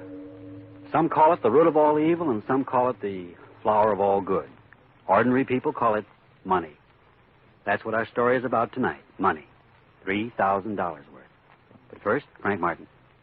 Confidentially, folks, how do you feel these wartime evenings? Too jittery, run down, and tired for any fun? Then quite possibly you simply need more vitamin B and iron than you're getting from your food. If so, try ironized yeast tablets. They're the famous two-way tonic that gives you both vitamin B and iron. Thus, when you need them, ironized yeast helps two ways to step up your pep and strength and ambition. Helps you two ways to really enjoy living. And the cost? Just a few pennies a day. Friends, remember that name. It's ironized yeast tablets. And now, Lights Out. Everybody.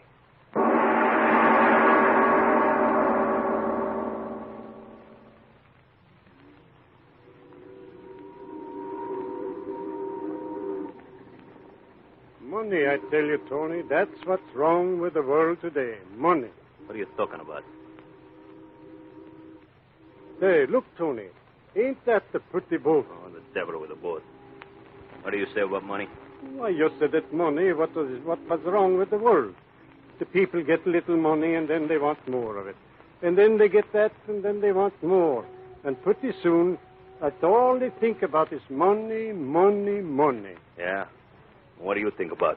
Money? So what are you talking about? Oh, you don't understand, Tony. You don't understand yourself. All the time you talk, go away, let me alone. No, Tony, don't get so. I was only talking. What you talk don't make no sense. Money is what's wrong with the world. You fool, you crazy in the head. No, I ain't crazy. All the time on the boat coming here to Frisco from New York, I'm thinking to myself, Axel, for 13 years you're a sailor, working all the time. And what you got? Nothing. So I say to myself, Axel, why can't it be that when a man works hard, he can have what he wants, no matter if he ain't got money enough? No, you crazy fool. What do you talk about? It's a dough what gets a guy what he wants. Sure. That's the way things are now. But I tell you, it ain't right. A man who works hard with his hands can't have what he wants to have. Yeah? What do you want to have, eh? A farm, Tony. A little farm. What do you say? Yeah, a little stock farm someplace. Some nice place like Wisconsin or maybe Minnesota. I say something funny, maybe. Farm. By golly, that's funny. No, it's not funny. For 13 years I work on the ship. I save my money for farm. I don't like the money. I just want a farm for my wife and my kids. And then... Yeah, I know. Then in the 31, that bank she's a go bust and you back away your start, eh? And I tell you, Tony, it ain't right. I work so hard. No, I tell you, you dumb squarehead. All this talk about kick the money out and give a man what he worked for. I tell you, that's a bunk. Yeah, but Tony... Money, that's what a man needs. All the money he can get is a mitts on. And then he's got the world right by the neck. But I work so hard. So what? It ain't work what make a man rich. It's a break. Yeah, a break. Me, I'm best deep water diver in the whole Pacific. So what? I never get a break, so I'm still eating slop and walking the ducks. Yeah, Tony, that's what I say. All right, Someday let's move on, move on. No bumming around the docks. Oh, yeah, officer. We go. What's that? What's that you said? No, officer. He don't say nothing. This is Mr. Tony, officer. He's the best deep water diver in the whole Pacific. Yeah? Well, if he said what I think he did, he's going to do all of his diving in the can for about 30 days. Now get out of town or I'll run you in. I cut his heart out. Oh, no, Tony, please, sir. Come this way. Come on, Tony, in here. We'll get the cup of coffee. That cop was shoving me around. Come on in. I pay. Nice and warm. It's a dump. What do you have, boys? 2 cups of coffee. Maybe you like soups. I got nice hot soup. No, we just want coffee, please. Yeah, and get a lead out. Okay. 2 coffees come out. So, what do you want dough for us to get a farm, eh, Swenson? Yeah, my wife, Who cares about your wife? Farm. For 13 years I've worked. Okay, here you are, boys. Nice coffee. Here. 10 cents, please. Yeah. Coffee, she's good when you're cold, huh? Yeah. Yeah, that guy was winning. He don't drink coffee tonight, I bet you. What a guy. The guy was winning the sweeping stakes. The sailor sweeping stakes. You know, hear it? Swenson, what is this guy blowing about? I'm telling you, the sailor sweeping stakes. Everybody's buying a ticket. $3,000 first prize, you betcha. It's in the papers he's winning. Oh, lucky guy. So, who cares? Give me some more coffee. Okay. No. Wait a minute, mister. Yeah? This fellow what won. You say his name is in the paper? Yeah, sure. Here. I got it here. Get my coffee, you. No. Wait, Tony. I want to hear. Read it, mister. Okay. It's a winner. First prize is somebody who gave the name of Farmer. Farmer? What's the matter, you Swenson? Tony, quick. He's sick. Hey, that's my paper. Tony, come on. Quick, come on. Hey, you crazy squarehead, wait for me. Wait, you crazy fool, you. What's the matter? Where you go, huh? Tony, listen. It's me. Me what? What do you say? Farmer. That's the name I give the man when I buy the ticket. Huh? I'm rich, Tony. I can get the farm. You? You mean you? What he said in there? You? Yeah. Me, Tony. Me. I buy sweepstake tickets long time ago. I win. I win. You crazy in the head. No. I tell you, I win. Look. Huh? Farmer. That's me, Tony. Oh, my wife and my kids, they be so happy. No, wait. It ain't right. I mean, look, give it the number here. Ticket number 6933. You got that number? I got it here. I got it, Tony. Here, let me see, huh? No, please. 13 years. What's the matter? You ain't going to hurry. I just want to see. Look. Huh? 6, 9, 3. Just like it's in the paper. You did win. Yeah, Tony, I win. Me, my Anna, $3,000. Oh, we wait so long. $3,000. I quit the sea. I buy a farm. Oh, Tony, my Helga, my kids and me, the happiest people in the whole world. $3,000. I buy the best farm in all Minnesota. Come on, Tony. I go get my money. No, wait. Huh? Don't go now. It's a pretty late. But my money... Oh, but they're going to be closed, yeah. Now, you come on. We'll go down on the dock and see what is the first boat. Oh? Sure. So right away tomorrow, quick, when you get to the door for that ticket, you catch a boat home to the wife and the kids, eh? That'd be good, eh? Yeah, Tony, yeah. That policeman. I wish you meet him now, eh, Tony? Huh? What's the matter? Why you want cop, huh? Oh, I show him we ain't no bums anymore. Oh. $3,000 this ticket is what. By Yemeni, a man is no bum. No, you're right there. No, you bet your life you ain't.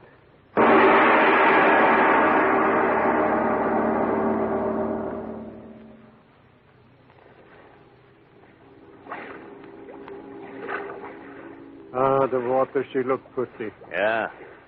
She's a deep right here. Me, I don't care how deep the water is, so long as 13 years a sailor, and I can't swim. Yeah, the water, she's so dark and pretty. Swenson. Yeah? Let me look at the ticket. Ticket? Sweepstakes. By Yemeni, you think maybe she ain't good, Tony? Yeah. I know she's good. Right away I hear that fella say the farmer win. I know that's me. Here, Tony, here it is. See, it says Farmer on it. That's me, see? Well, lean over just a little. I cannot quite see. Yeah, sure. You see numbers. It says 6, 9... Tony, you... Tony, you what? My knife will shut you up good, eh, Swenson? So you can't swim, eh, Squarehead? Well, Tony's going to give you a first lesson. There. Oh, Swenson, wait. You forgot the sweepstakes ticket. Okay, I collect for you, farmer. $3,000. Yeah. At last, Tony, she's get a break.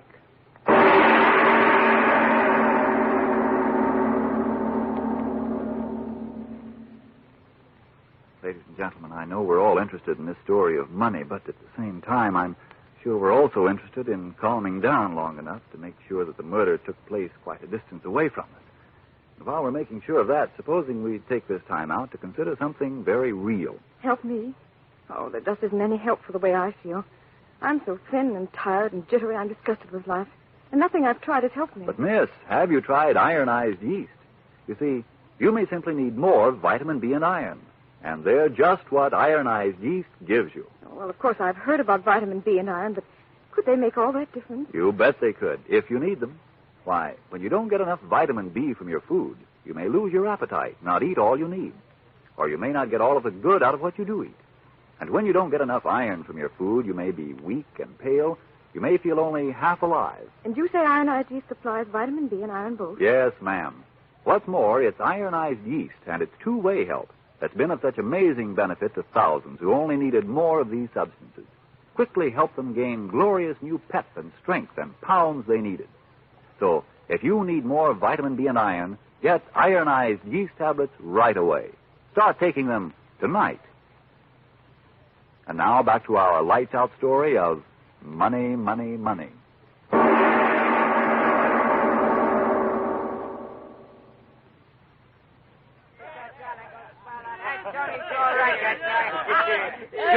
Sure, you're right, boys. I'm a great guy. Got plenty of dough and I know how to spend it, eh, boys? Don't you worry about the bride. Tony is all right, eh? Sure. Now listen, you go home and let me go upstairs, eh? And maybe tomorrow night we'll go have some more fun, huh? Yeah. Tony's a great guy now, eh? Sure, I'm a great guy. Everybody knows Tony's a great guy. Stairs. Tony, is that you? What's the matter? You waiting for somebody else? Oh, Tony, I've been waiting for you. Let me help you. Now, go away. I don't need no help, not me. Tony, night after night. Go away. Take your hand off of me. Great guy, that's me. Spending all your money on 3 drunken fools. Shut up, you mouth. Careful. You. I told you I don't need no help from nobody. Don't need to take what he wants. Shut the door. Yes. Now, come here and give a great guy a kiss. No. Come here, you. No, wait. Tony, listen. Don't want to listen to nothing. But, Tony, the man... Man? What man? The man that was here. He's been here 12 times since midnight looking for you. Midnight? Who was he? What do you want? Well, he acted so funny. What do you mean, funny? He spoke so funny, as if... As if what? As if his mouth was full of water. You try to make a joke of Tony, eh? No, I'm not fooling. Really, I'm not. He said... He say something? Yes, that's what I'm trying to tell you. He said, tell him... Well, what? What did he say, eh? Well, I could hardly understand him. He talked so funny, but I think he said, tell him I was here, and then I think he said the farmer. No. The farmer? Yes, that was he. Oh, Tony, what's the matter?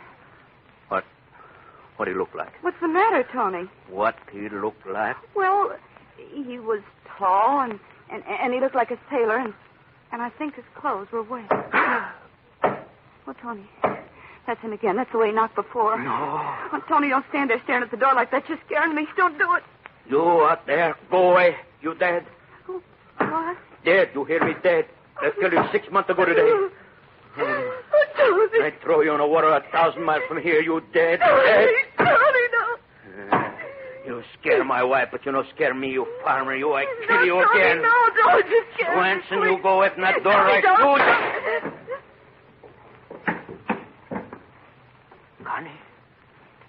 Connie, I don't want to shoot you. I want to shoot him through the door. Connie, get up. Connie! Over there! Connie, I don't want to kill you. It was him, Connie, him. Over there, police officer! Over there in there! You, Swenson, you think you've got me, eh? You think you've got me in the hot seat, eh? No, not me, Swenson. You swearhead, you forget the fire escape.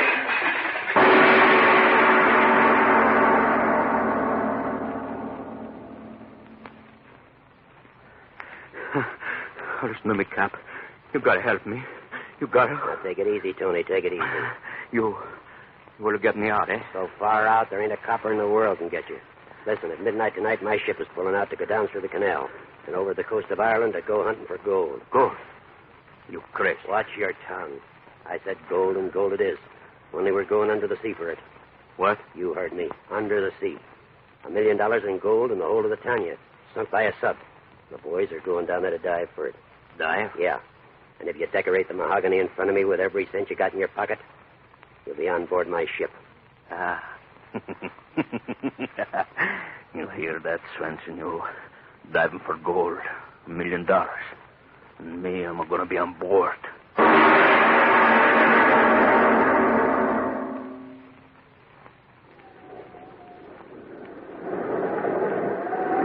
that door, you fool. You want to talk to me, Cap? Yeah, Tony, sit down. She's getting pretty rough, eh, Cap? Yeah, and that's what I want to talk to you about. Well, I'm listening. While you was sleeping before, the rest of the divers had a meeting. Yeah? Yeah. They looked over the weather reports, and they decided they ain't going to do no more diving. White-bellied little... Wait a minute, Cap. You mean we're going to turn back? What else can I do? 3 months out here in the open sea, and when we finally do locate the wreck, every mother's son of them turns chicken on me. So what's the matter? You want to talk to me? Because even if you are a no-good rat, you're the best diver of the lot. All right, keep talking. Tony, listen. Under that buoy up the starboard is the Tanya, with $1 million in gold bullion in it. So? Go down and get your hooks in it, and whatever you get, half of it's yours. You mean a half? Sure, you get half, and I'll split the other half of the crew. $1 million? Yeah, $1 million. And you'll have half of it. You can do it, Tony. You know you can. Yeah, but the sea, she's getting rougher. Ah, Tony, you've gone down in rougher water. Yeah, but that water, she's a cold half an hour and I'm finished. Hey, at the room with the gold. Who knows where she is? Tony, listen. I know just where that gold is stored. You're not trying to fool me, eh? As God is my judge, I'm telling you the truth. Jake located the room on his last dive yesterday. He told only me about it. So? Don't you see, Tony? Chance of a lifetime. I got enough coal for one more day out here. If we turn back, we'll never locate that wreck again with the sea running as she is. $500,000 in gold for you, Tony, right under your feet. Don't be a fool, man. Take a chance to go down and try to get it. Well, will you do it? Get away from him. Him? Who are you talking about? Who's talking to you? Well, what are you sitting there for? Get me a rig, get the pumps going.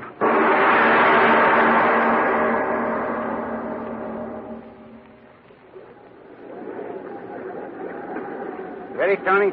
Yeah, give me the headset. Hey, up. Well, what are you standing there for? The helmet? Give me the helmet. Okay. Cap? Yeah? What's the matter, you? Told you to keep the deck clear. Only the men I want. The rest get below or I don't die. Right, Tony. You men get below. Every white-bellied one of you. Come on. All right. Hold up the helmet, but I want to try out the phone. Hello? Well, answer me. Okay, Tony, I hear you, okay. All right. The valve. Okay, I'm ready. Put the helmet on me. Okay.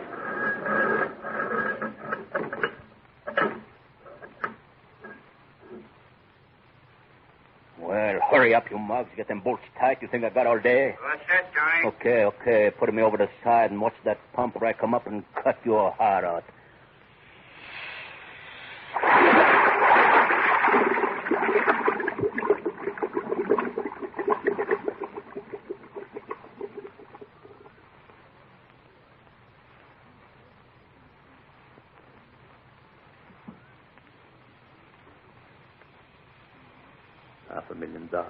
$500,000. Me, water, coal, down. $500,000. All right, Tony? Sure, I'm all right. Let me alone. Okay. Down, water hard.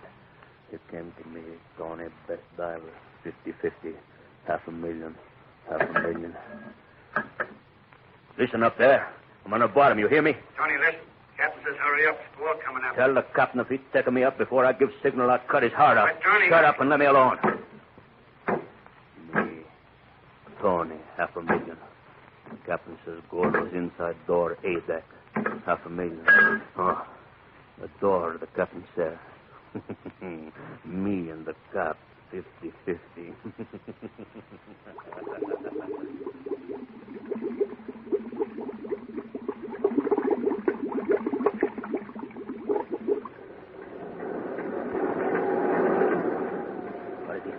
He says to leave him alone. He don't want to talk to nobody. That's no good, rat. I was a fool sending him down. He's in the bottom, all right. But what's he doing? Has he found the gold? Has he found the strong room? How long is he going to stay down? Talk to him, Art. Tell him he's got in.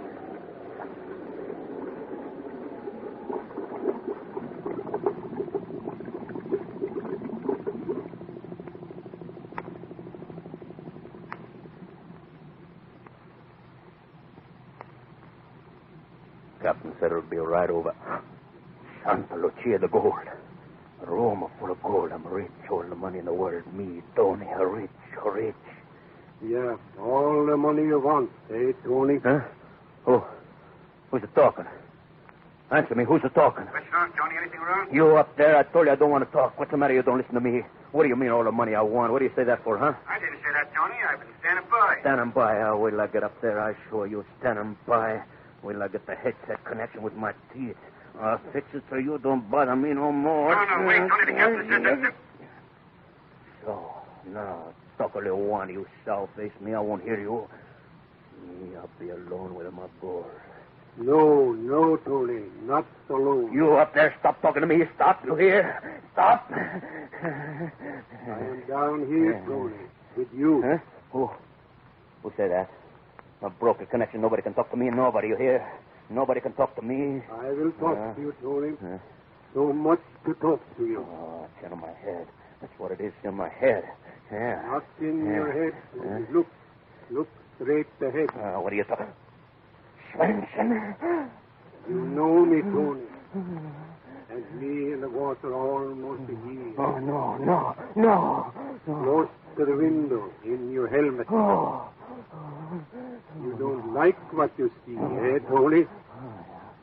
My wife, my children, they wouldn't like it either. Would they?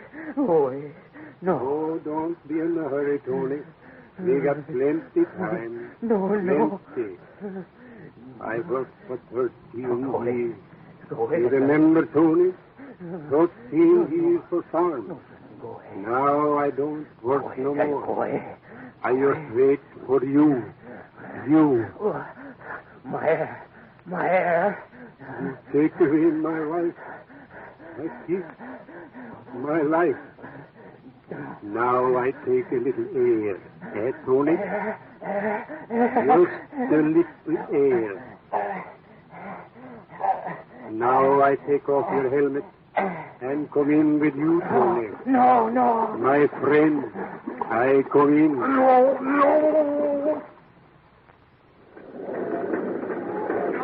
Go away, Swenson. Go away. You don't come in. Don't come in, Swenson. Go away. He's there. Is he getting there? Yeah, sure, plenty. Everything's okay. Talk to him. He don't answer, just yelling. Signal on the light line. He's signaling us, Captain. Says everything's okay. Wants to be taken up. But he's yelling. He's still yelling. Call him in, quick. How about decompression? No. He's in sight with that. We'll put him in the sight when we get him up here. Something must be wrong. He's yelling bloody murder through the phone and signaling okay on the light line. Hurry up, you men. Get him up.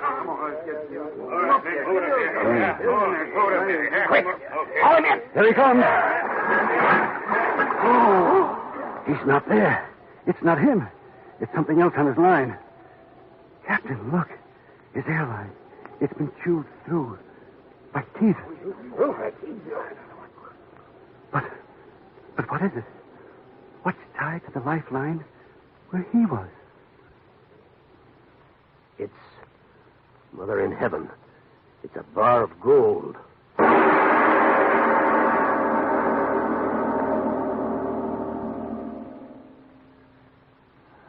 Mr. Oboler, all I can say is... I suppose it's quite fitting to gulp after a story about the sea, Frank. But before you start asking me if the story is a true one, I'd like to tell you with some excitement about next week's play because it's really a most exciting story. But first, you have your say, Frank Martin. Let me remind you, friends, if you're unattractively thin and jittery, tired and run down, unable to eat and sleep as you should, and if it's only because you're short on vitamin B and iron, then try ironized yeast tablets. They've helped thousands with these deficiencies. They cost but a few pennies a day, and what's more, you don't risk even those few pennies, for ironized yeast is sold on this money-back basis. If you don't quickly begin to eat and sleep better, to gain new pounds, to feel much stronger and peppier, the cost of the first bottle will be refunded to you in full by Ironized Yeast, Box IY, Rahway, New Jersey. Now, what about all the excitement next week, Mr. Oboler? Well, before that excitement, Frank, we've got news for our friends about the red, white, and blue. I don't mean Old Glory. I'm talking about those all-important red, white, and blue ration stamps. Well, I'm sure all the folks are well acquainted with the white and blue stamps by now, Mr. Oboler, so let's concentrate on the red stamps that went into action yesterday. These are the stamps you use when you buy any of the newly rationed foods: meat, cheese, butter, oils, and shortening. And here's how your red stamps work. Yesterday, March 29th, the red A stamps became valid. A total of 16 points per person for this week. Yes, but this is very important, Frank, to all of us who like to eat regularly. You don't have to use all of those stamps this week. Your red A stamps are good right all up to the end of April. Yes, and that holds true for the B stamps that become valid next Monday, April 5th. Also the C stamps that you can start using Monday, April 12th. And the red D stamps effective April 19th. But at the end of April, all the red A, B, C, and D stamps expire. And only the red E stamps will be good. And remember, you can use these points any way you like. You can spend them all on meat, or you can concentrate on meat and butter. In the American way, it's up to you. But don't forget, all forms of meat are now rationed. So is canned fish and fish products. But fresh or frozen or smoked fish and fish not in sealed containers are not rationed. Neither is poultry and game. And in the cheese line, cottage cheese, cream cheese, camembert, liederkranz, and several other varieties are not rationed. And whereas all kinds of fats and oils, butter, margarine, lard, shortening, and cooking and salad oils are rationed, salad dressing, mayonnaise, and pure olive oil are not rationed. And now that we've covered the salient points about the new red ration stamps, what about next week's story, Mr. Oboler? Well, have you ever thought what would happen if motion pictures could come to life? That is to say, supposing you were watching Hedy Lamarr or Bob Taylor, as the case may be, and suddenly they came to life right in your own living room. You want to know how to do that? Well, listen in next week. Yes, tune in next Tuesday again for Arch Oboler's eerie story, Super Feature. And if you need more vitamin B and iron, be sure to try ironized yeast, the one and only ironized yeast, with the big letters IY on the package and on each tablet. It is later than you think.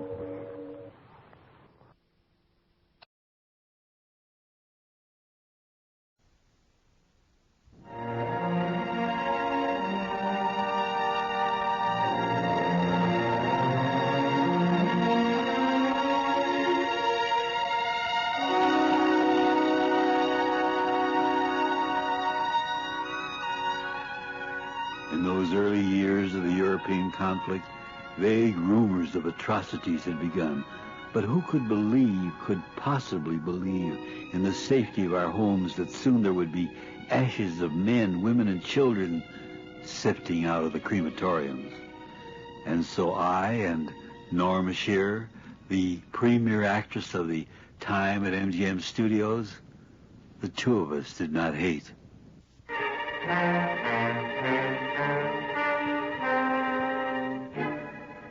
Everyman Theater, written and created by Arch Oboler.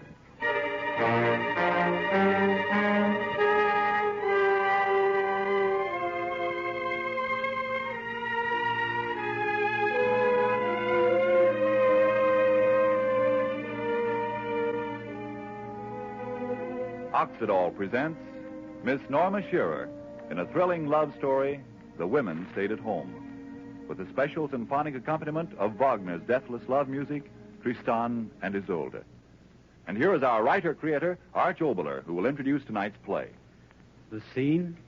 A windswept coast. It is night. For once the sea is calm. It waits ominously upon the edge of shore where sits a woman and an old man. For a long time they've sat quietly, but now the woman speaks to the old man, and her words lift out to the sea on the rush of the wind. Lonely?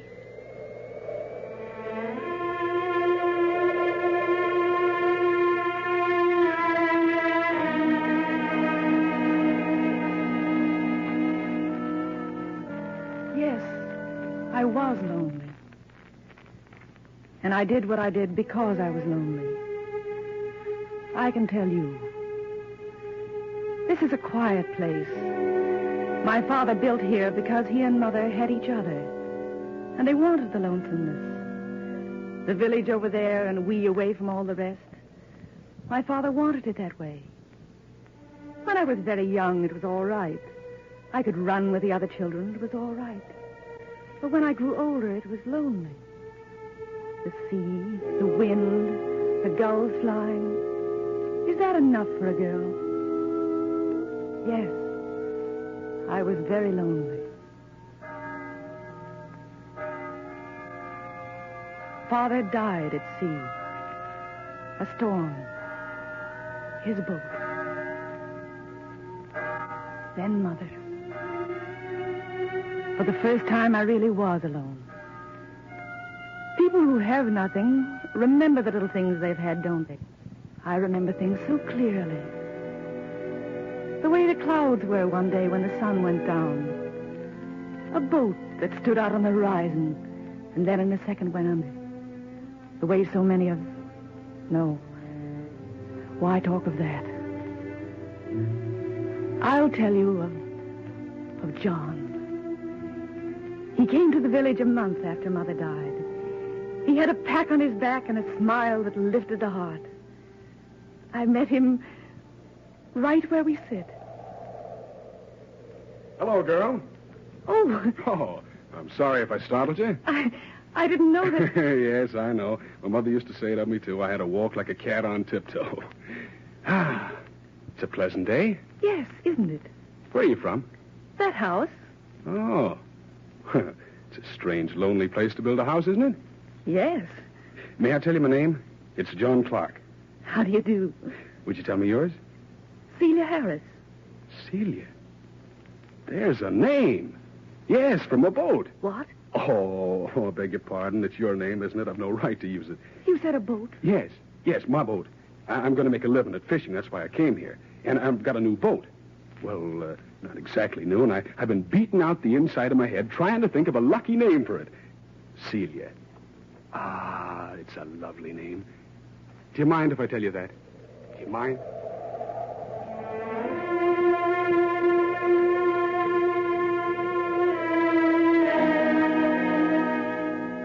I didn't mind. I didn't mind anything he told me. The village was so happy the day we married. It's good to remember. Seal. Yes, darling. Now's the chance. What? To get away from them. Oh, but John. Shh, now, quiet. I'll slip easy as a ghost around the corner. Now, come on, run. Oh, they'll never forgive us.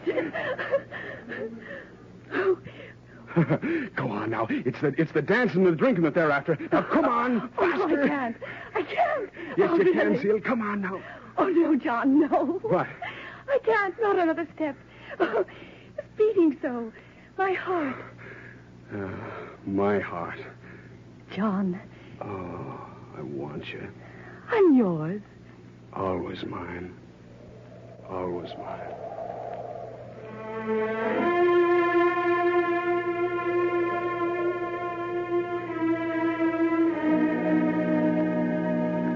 Always mine. He said that. Always mine.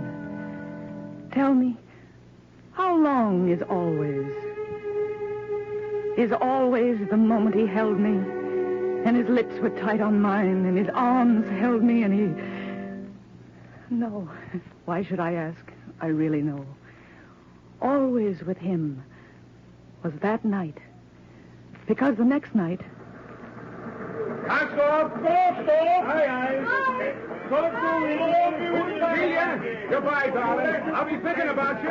I'll bring a good catch home for you. I'll see you in a fortnight, darling. Just a fortnight.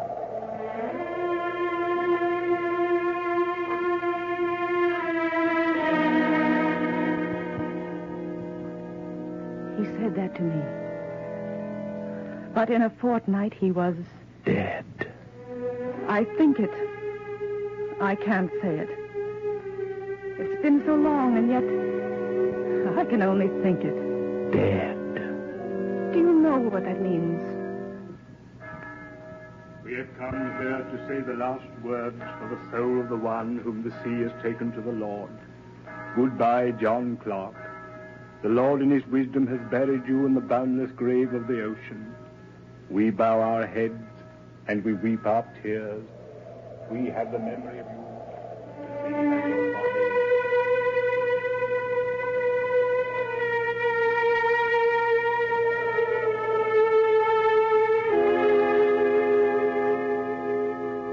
Do you know what that meant? I was alone again. Yes, alone again. The Widow Clark. The Widow Clark. I ran from the village, back up the long path to my house, and all the way it was tearing at me. I was alone again. Alone again. But a new loneliness, a horrible loneliness. When you've had nothing, all right, you know nothing. But I'd known something now. His look, his laugh, his lips, his arms, the crush of his arms.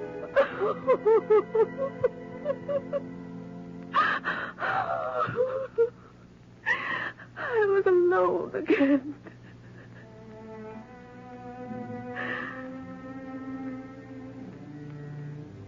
A day and a night. A day and a night. One after the other. An empty day after an empty night. That's what was ahead of me. And that's what I had. An empty day and an empty night. An empty day and an empty night. Over and over and over. And there was no end. There could be no end until there was an end of me. No end to it. Until there was an end of me. And then... I heard it from far down the village. I couldn't quite understand. One of the men waving his arms at me and shouting. War! War? War? But everybody had said... But wait. If war had come, there'd be something for me to do. Yes. Fill the emptiness in me with something to do. Yes. I'm sorry, Widow Clark, but there's nothing for you to do.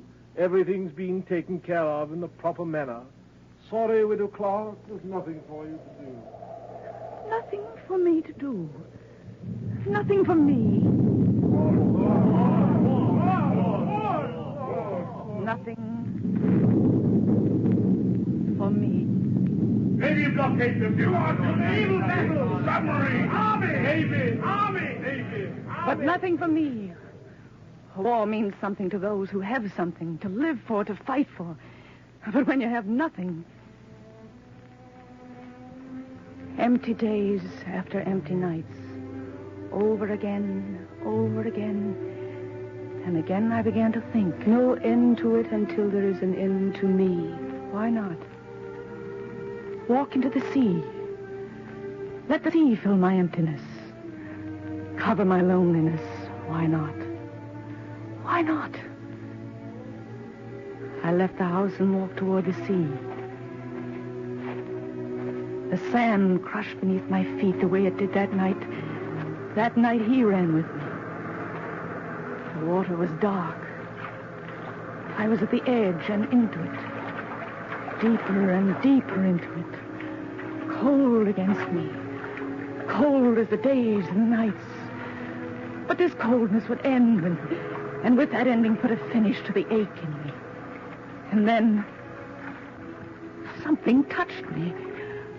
I looked down, white in the water. A hand. John. The thought echoing in my head, and then no. A stranger. Someone. I dragged him out of the water to the beach. A stranger drowned in the sea. Dead, yes. But no. My ear against the wet of him. His heart, yes, the beat of it. Faint, but the beat of it. Dragged him, carried him to the house, warmed him, hour after hour, and slowly the beat lifted with the blood in him. Stronger and stronger.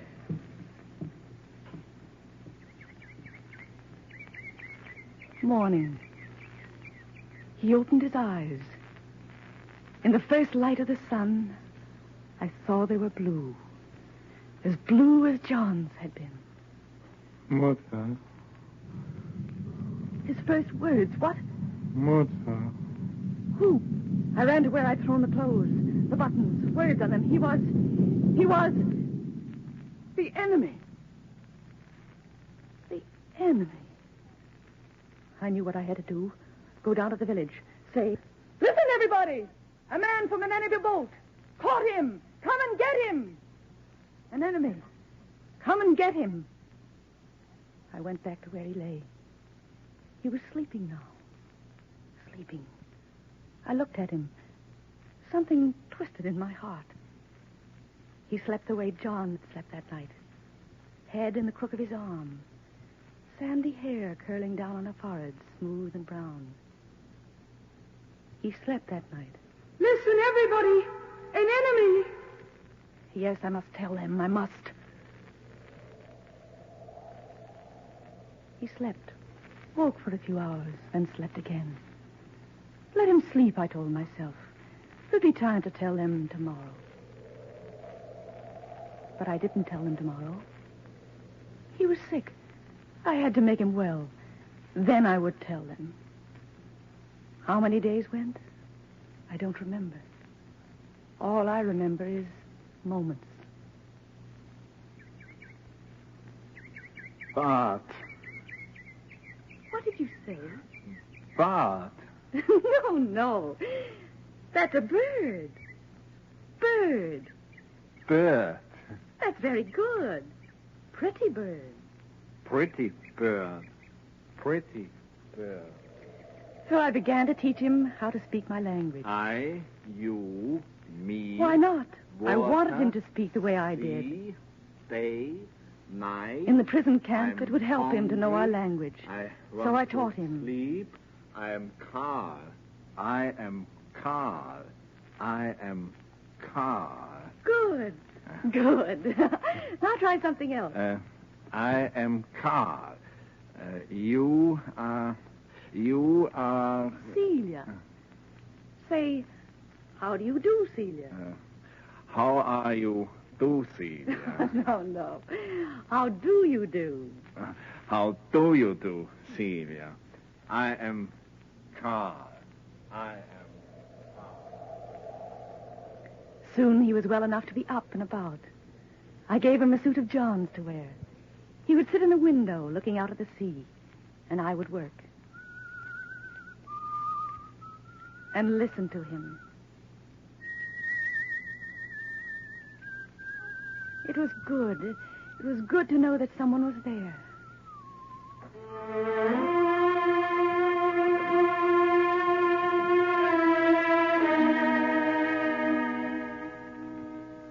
Suddenly, I realized something.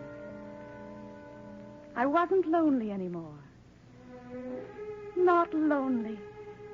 Can you understand what that means? To have had nothing and then to have something. Someone to talk to listen to laugh with, to... Naval battles, submarines, Army, Navy, Army, Navy, Army, Navy. But I had to tell them I had to. Had to? And then I began to ask myself why.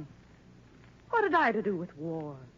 What had I to do with enemies? Sorry, Widow Clark. There's nothing for you to do. Everything's been taken care of in the proper manner. Sorry, Widow Clark. There's nothing for you to do. Celia, you are very good to me. He was no enemy to me. Just Carl.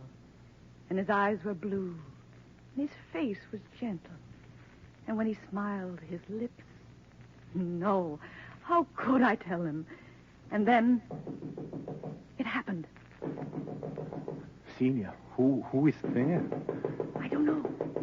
No one ever comes up here. You must answer. Hi. Hide. No, trouble. The police. They'll take Hide, you. I tell you, quickly. Well, I'd begun to wonder if you were home. Oh, Mr. Stanford, what do you want? Want? Now, there's a question.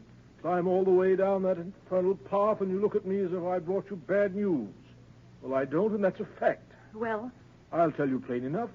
A chance to do your duty. Yes, and I'm the one who's fixed it for you. What? What? Have you no other word but what? Your duty in this war, of course. The district teacher's offered to join his regiment. You come down to the district schoolhouse 3 times a week and teach the children.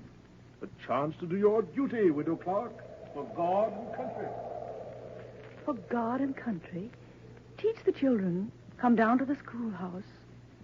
Leave him. I will be all right, Celia. Go. I will be all right. So I went down to the village again and heard of many things down in the village. They're drowning all men. They're swamping the lifeboats. They're swamping the lifeboats. They. Oh, yes, the enemy. Drowning and bombing and killing. They. The enemy. All day long, all I heard, the enemy. I climbed the path. Back to the house at sundown. He was waiting. Celia, I'm very happy to see you. I said nothing. What could I say? We ate. It grew dark. He didn't speak again. Just looked at me.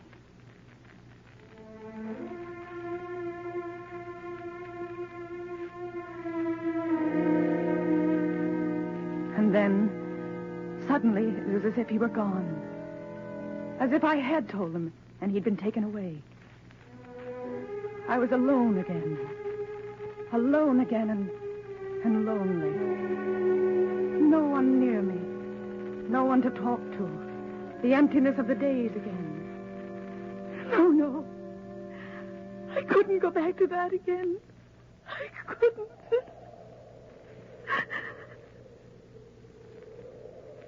The next day, down to the village again.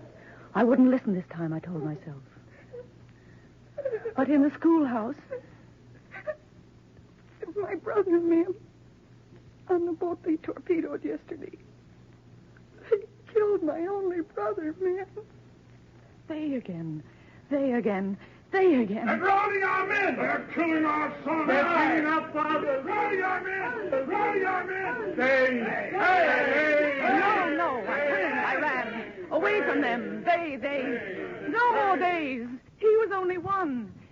Only one. And he was in my house. And he was in my heart. All right, I said it. In my heart.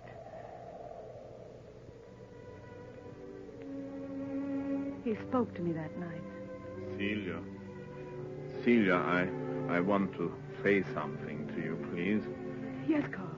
You are not happy. No. It is me. I know I'm... Carl, please. If I could speak well enough to tell you... What? That all these days I've been with you, I've been thinking, and I have been learning that what you and your people think is right. And because it is right, it will live. I know that now. And so the hate is not ours, not yours, not mine. Oh, Carl. Oh, Celia. Not yours, not mine. I love you, Carl. I love you, Carl. So I said it. And his arms came close around me. And there was no earth or sky or death.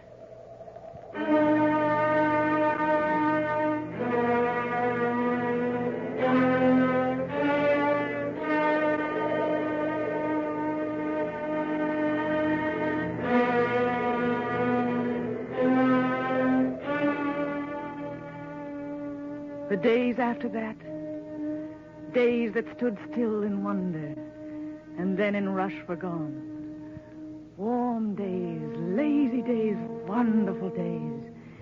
Days when the sky reached down and lifted us up to the clouds, and we... Oh, Carl. Carl. And then a new day.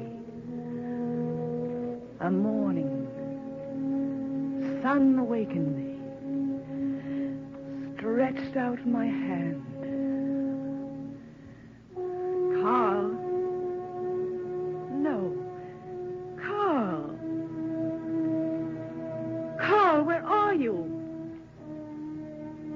Carl, where are you? Carl! Gone. Gone. I cried. Not very long. You see, I understood.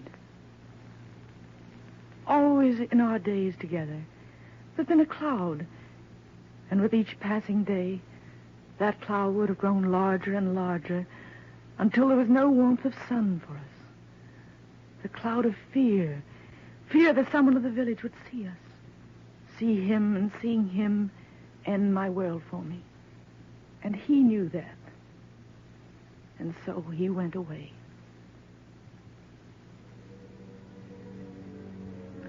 Where? I don't know. I like to think he took a boat during the night and sailed out to sea in it, back to where he came from, back to his small village by the cliffs. I like to think that. I know someday the fighting will be over. It must end. He said it. And so the hate is not ours, not yours, not mine. It will end. He'll come back to me. And I'll never be lonely anymore.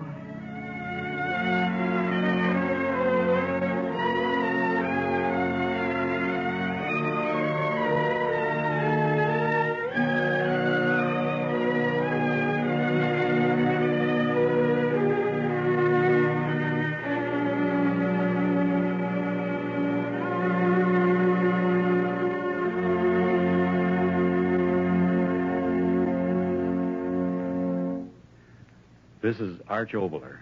Tonight it has been a great privilege to bring you Norma Shearer in my play, The Women Stayed at Home. All of us here, and I know you out there, are grateful to Miss Shearer for her stirring performance. With Miss Shearer were Hans Conried and Howard Duff. The special arrangement of Wagner's Tristan und Isolde was arranged and conducted by Gordon Jenkins.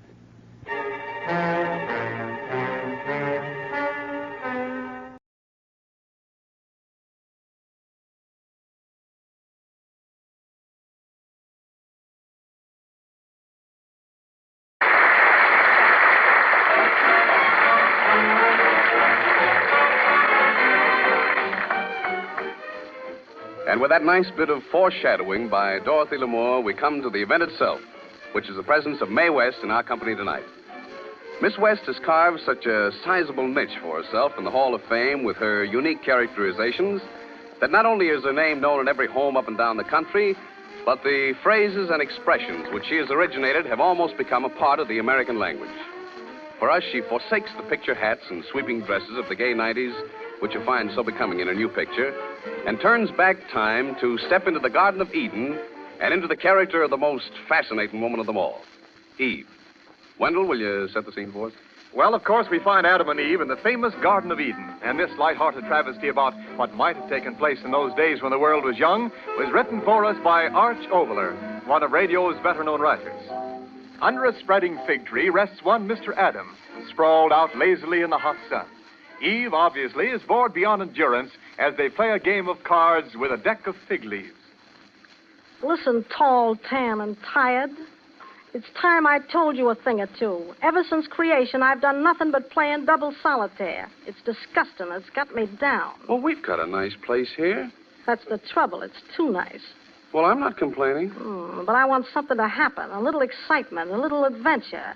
A girl's got to have a little fun once in a while. There's no future under a fig tree. Oh. Now, come on, woman. Be like me. Why don't you relax and just take it easy? Because I'm a lady of big ideas. Yeah, what kind of ideas? Oh. You've no idea. Listen, Adam, I've got to get a chance to expand my personality. Well, go on, expand.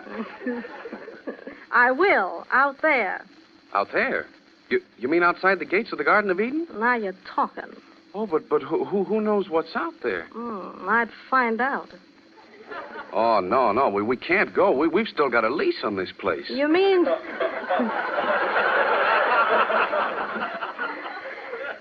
You mean to tell me a lease is the thing that's holding me back from developing my personality? Well, a lease is a lease. Anyway, we've got a nice place here. Temperature perfect, sun always shining, nothing but a heavy dew once in a while.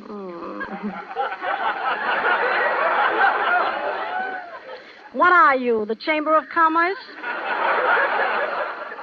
Oh, go away and let me sleep, will you? Listen, Adam, I tell you got to get me out of this place. You got to break the lease. Yeah, but what for? This is Eden. Everything is peaceful and quiet and safe. That's the trouble. It's too safe. I tell you, it's disgusting. Well, what are you talking about? Adam, you don't know a thing about women. Oh, you apparently forget you were originally one of my own ribs. Yeah, a rib once, and now I'm beefing.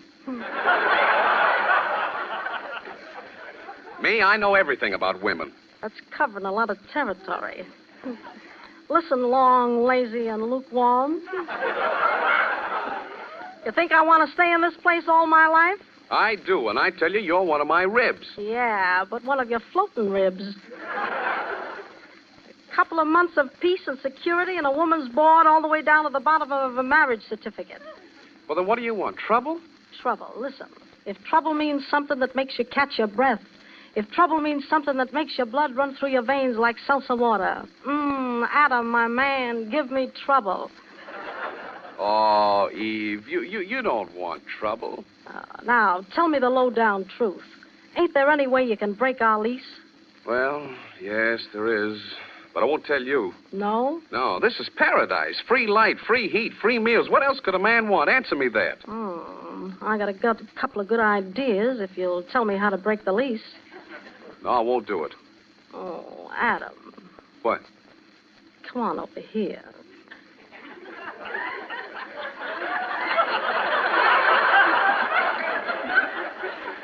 What for, to hold hands? Oh, that old game? Can't you think of something new?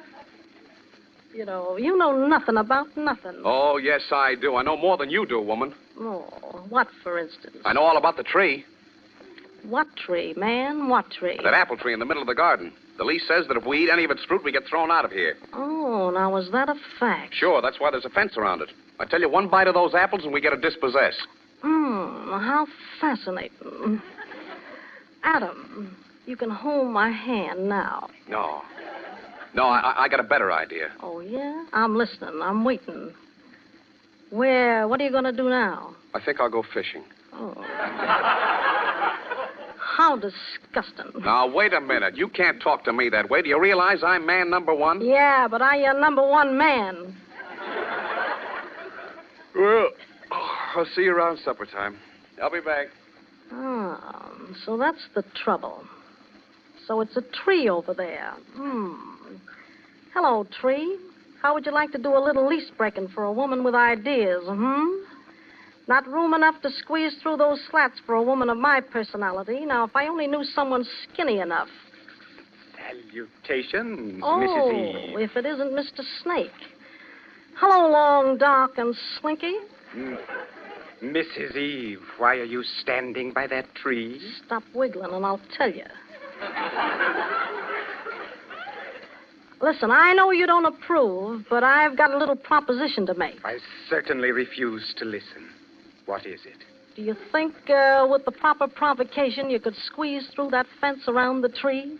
That's the forbidden tree. Oh, don't be technical. Answer me this, my palpitating python. Would you like to have this whole paradise to yourself? Certainly. Okay, then pick me a handful of fruit. Adam and I'll eat it. And the Garden of Eden is all yours. What do you say? Sounds all right. But it's forbidden fruit. Listen, what are you, my friend in the grass or a snake in the grass? But forbidden fruit. Are you a snake or are you a mouse? I'll do it. Now you're talking. Here, right in between those pickets. I'm stuck. Oh, shake your hips. There, now you're through. I shouldn't be doing this. Yeah, but you're doing all right. Now get me a big one. I feel like doing a big apple.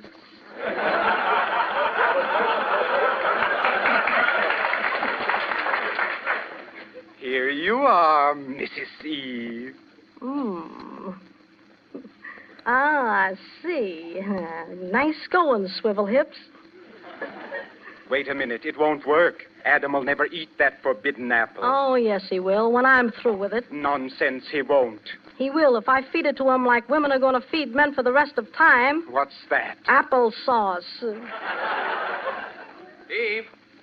Where are you, Eve? Waiting, my love. Just waiting.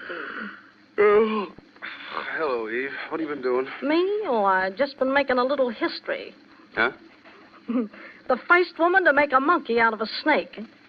Say, how about supper? And don't tell me we got fig stew again. Oh, no. Something new, so help me. Something new. Here, have a bite of this. Whoa, what is it? A new kind of sauce. It's good for you. Are you sure?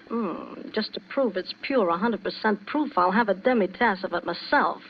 All right, I'll... Oh, well... No, wait. Before you eat, answer me this. Are you going to take me out of this dismal dump and give me a chance to develop my personality? Oh, Eve, are you going to start that over again? No, I'm going to end it. Eat your sauce, big boy, and hold your hat if you got one. Oh, say, this is darn good sauce. Where did you find it? Oh, my head. What happened to me? We've been dispossessed. Yeah, but why? Forbidden apple sauce. Oh, Eve, what have you done? I've just made a little more history, that's all. I'm the first woman to have her own way, and a snake will take the rap for it. But, Eve, we've lost the Garden of Eden. We're just... Eve, it's as if I see you for the first time. You're beautiful. And you fascinate me. Your eyes. Oh, tell me more. Your lips. Come closer. I want to hold you closer. I want to... You want to what?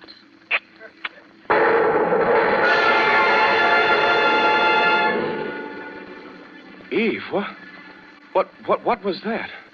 That was the original kiss.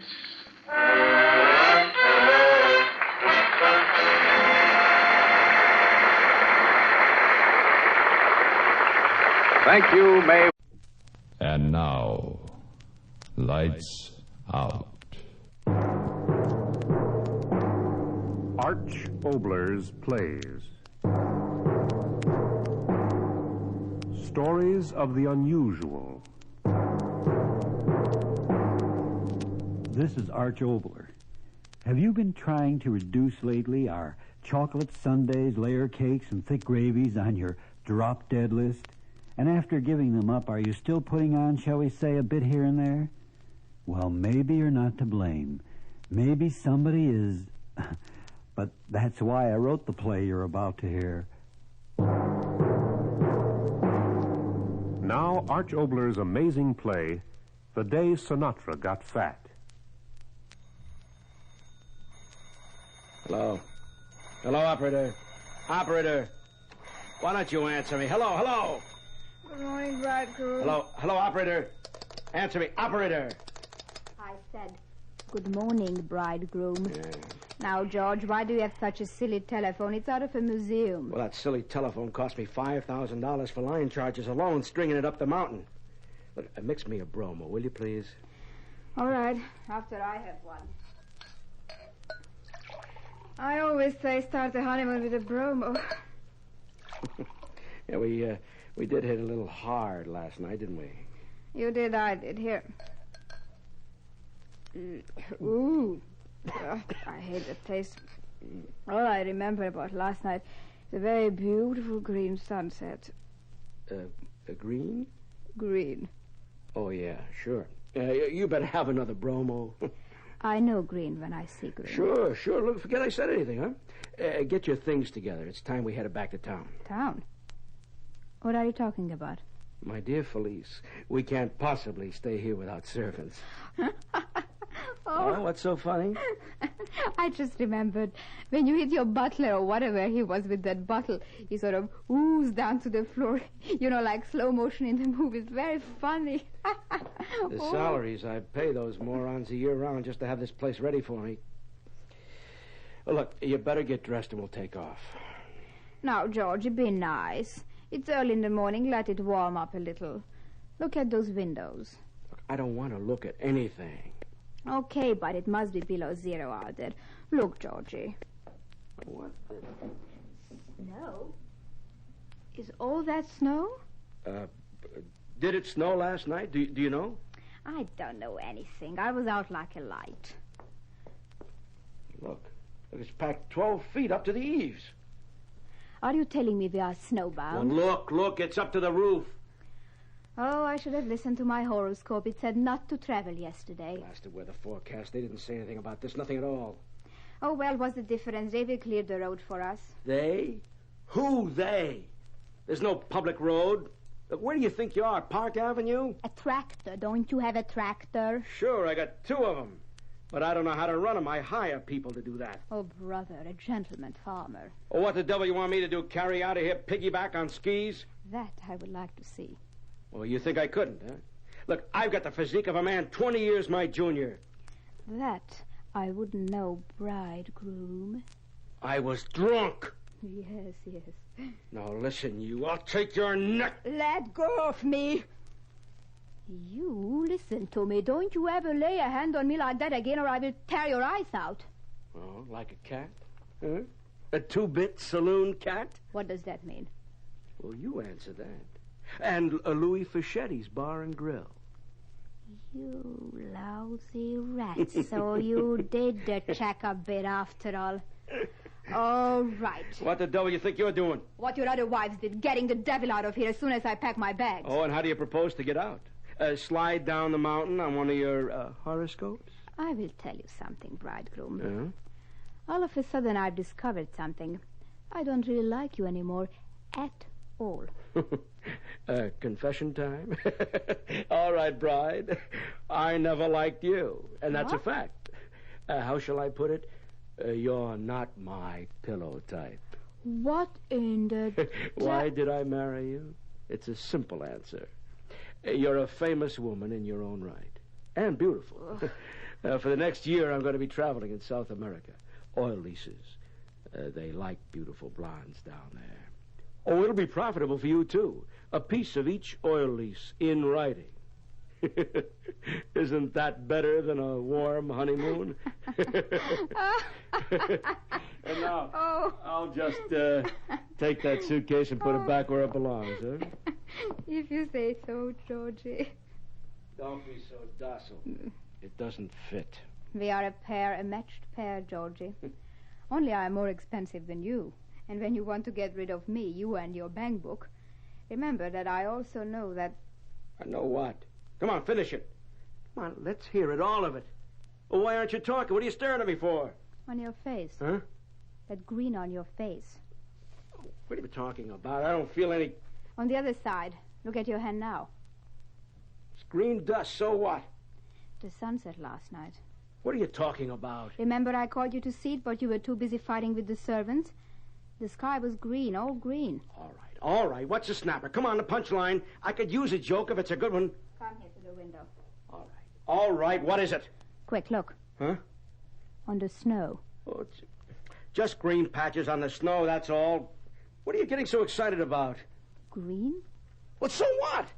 Some sort of vegetable growth. Lichen, moss. How should I know? Hey, wait a minute. What's the matter? Green stuff on your face, too. Oh, get me out of here. Will you please get me out of this place?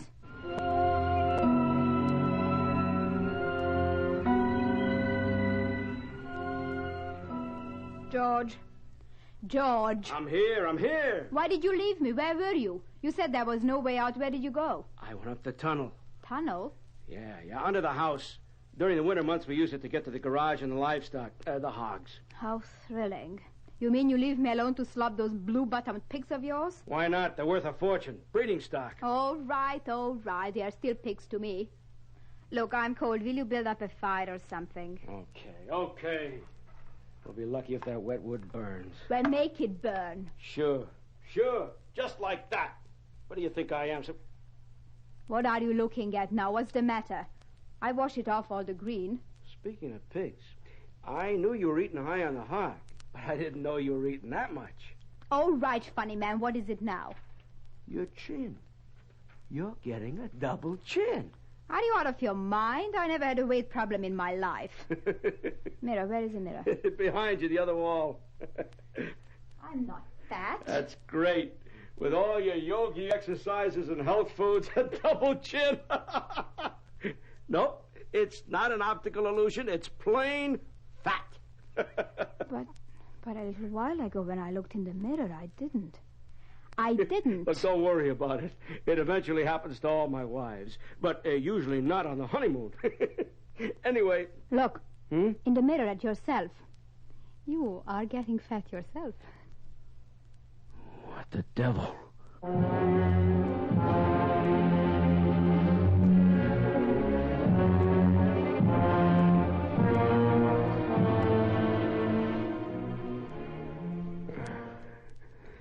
I wonder what time it is.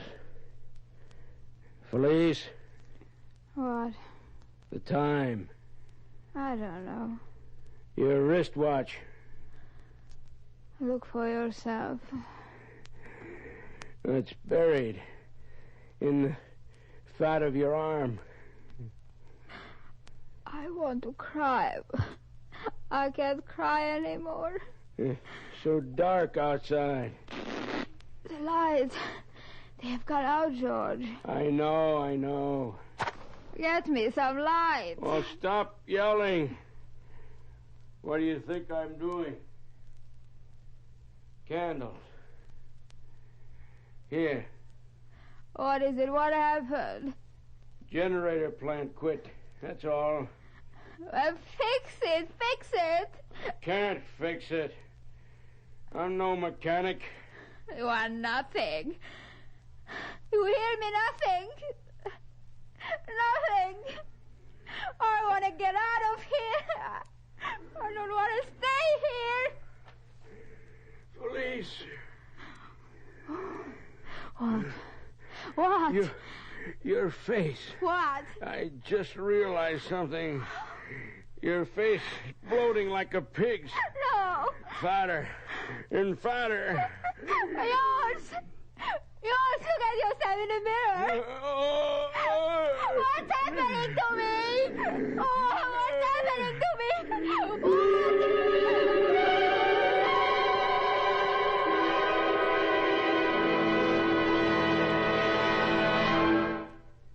Before we return to the day Sinatra got fat, a short message. This land is your land. This land is my land. This land was made for you and me.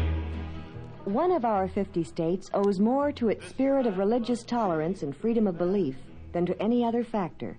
The state, of course, is Utah, and the settling of Brigham Young and his followers in the Beehive State shaped its future more than any prior event. The Mormons taught those who dwelled in the arid region that is now Salt Lake City the miracles of irrigation, and the area flourished and prospered. The lasting influence of the Mormons is evident in the state's agricultural prosperity. And visitors to the Temple of Queens, the Rainbow Natural Bridge, the copper mines at Bingham, the sheep ranches of Duquesne, or the richly colored sandstone Navajo Twins and Needle Rock see what the first Mormons saw over 100 years ago, that Utah is the promised land. And now we return to Arch Oboler's amazing play, The Day Sinatra Got Fat. Buried in the folds of their own fat, the honeymooners sit in the snowbound cabin.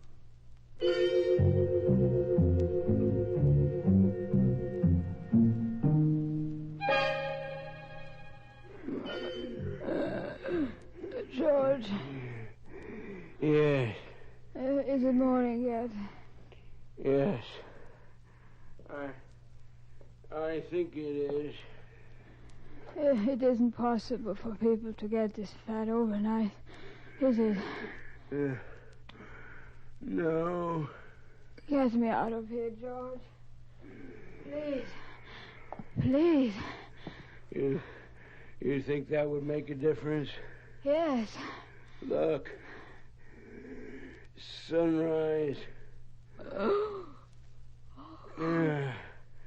Green sun. Everything green. What does it have to do with it?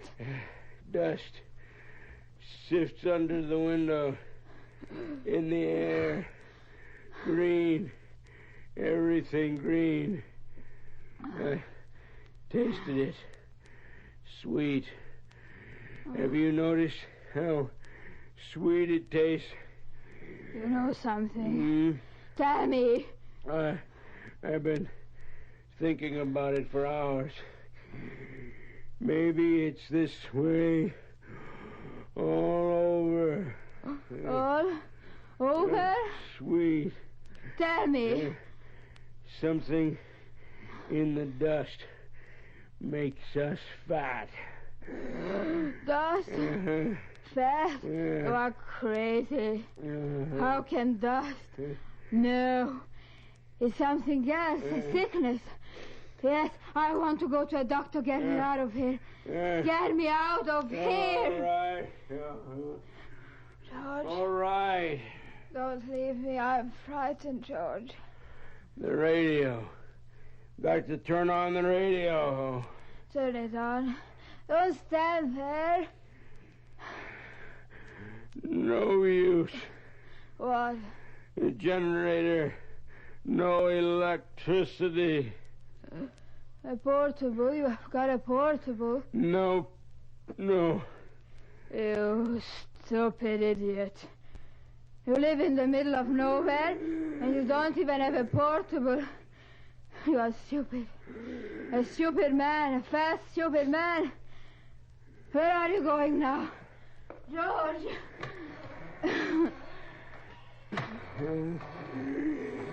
George? Why are you opening the door? Where does it... All the cars. You are taking me away. Oh, bless you. Bless you. Fool! I told you. There's no way out. Then why are you getting in that car? The radio. Yes, maybe they are sending her. A snowplow. Dead. No, ignition. Turn on the ignition. Gee, We will hear. We will know, won't we? It will be all right. It will be. Be still. It's warming up. Fat. National emergency. Washington reports chemists are trying to analyze the green dust. Believe it is not of earthly origin. From interstellar space. Fat. Get it back. Get it back. Why doesn't it play, George? Battery dead. Finished. Is that fat? I heard it. I did. What did it mean? Answer me. You heard it. It's same all over. You are crazy. You are insane. It's a sickness, you hear me? A terrible sickness, and you have got to get me to a doctor. Now, George. Where are you going? A doctor? You must get me to a doctor. I'll be back. Don't leave me alone. Don't pull at me. Got to see about something. Where does this floor? Another tunnel? Where does this one lead? To the outside, George. Answer me. To the outside, eh? Yeah. Ouch. So dark. George. Glandular. That's all my trouble is. It's only glandular. The doctor will give me shots. I will be all right, I know. I will be all right. Oh, my clothes. So tight, they hurt. Got to get out of them. Oh, better.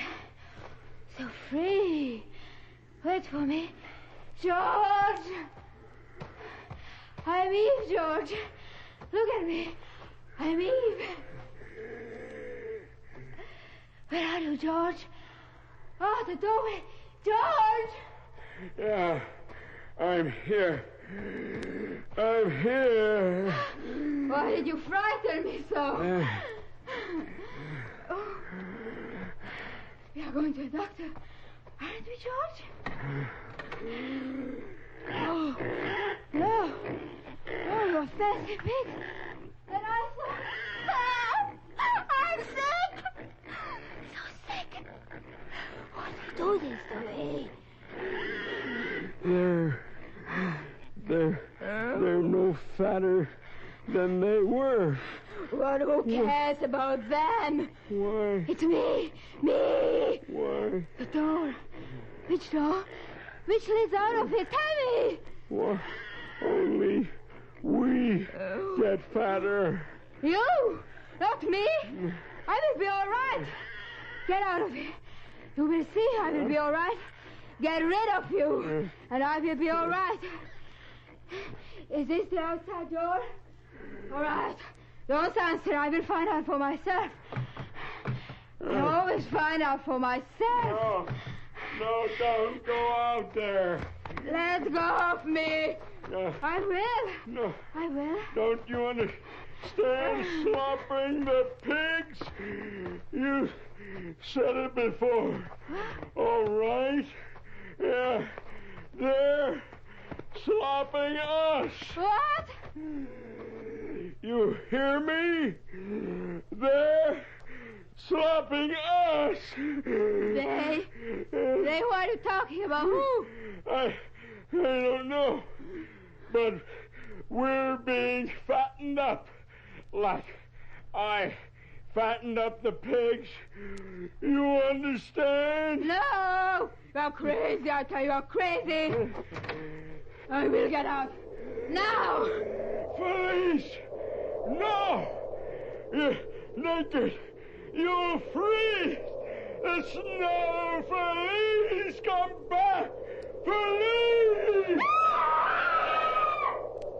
Police! What? Why are you looking up at the sky? What? Hand. Huge hand. Out of the sky. Picking you up. They were slopping us. They were.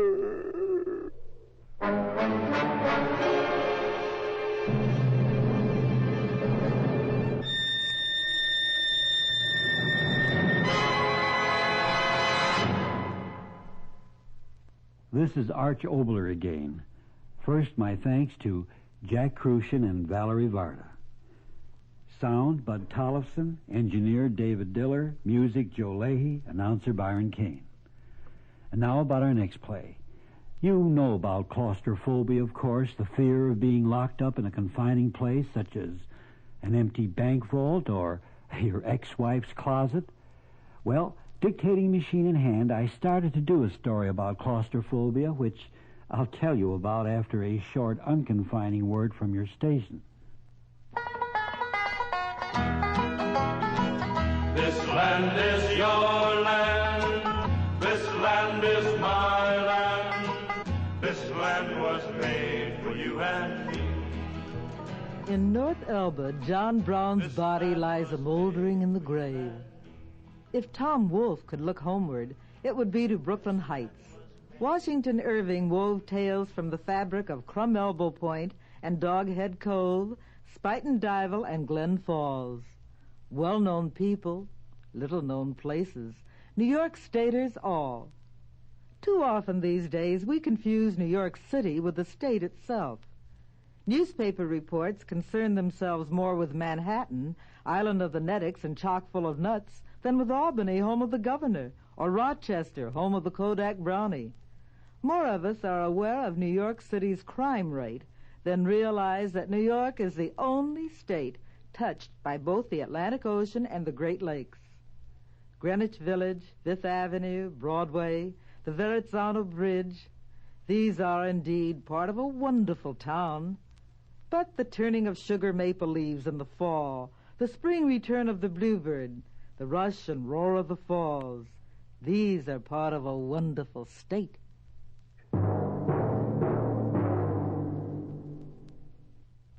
Oboler again. I was telling you about my claustrophobia play. Have you ever dreamed of walking through walls, especially bank walls? Well, even if you haven't, you must meet the man who did on our next broadcast. Arch Oboler's Plays. Stories of the unusual.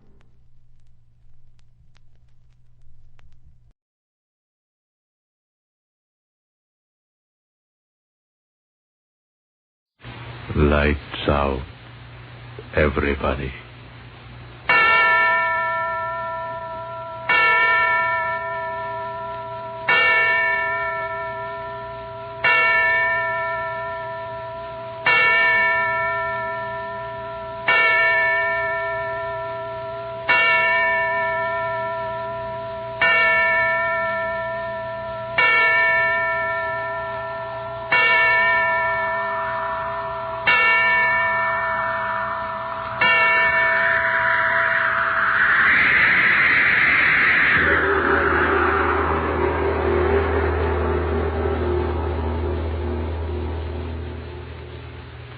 This is a tale they tell of another Christmas.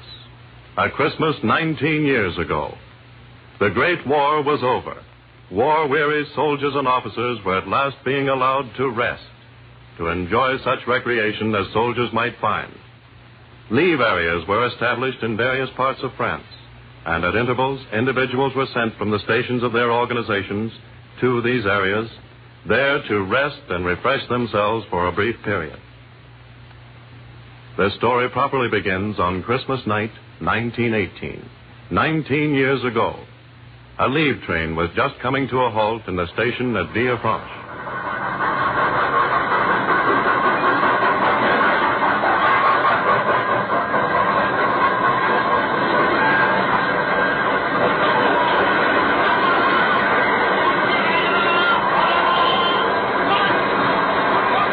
Monter à ce compartiment-là, monsieur. Il y a seulement un officier. C'est un Français.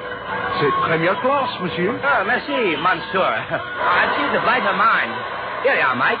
Ta. Ah, merci, monsieur l'anglais. Merci. I'm not English, you know, chap. Australian.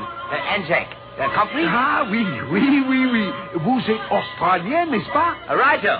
And Merry Christmas, old chap. Un joyeux Noël, monsieur l'Australien.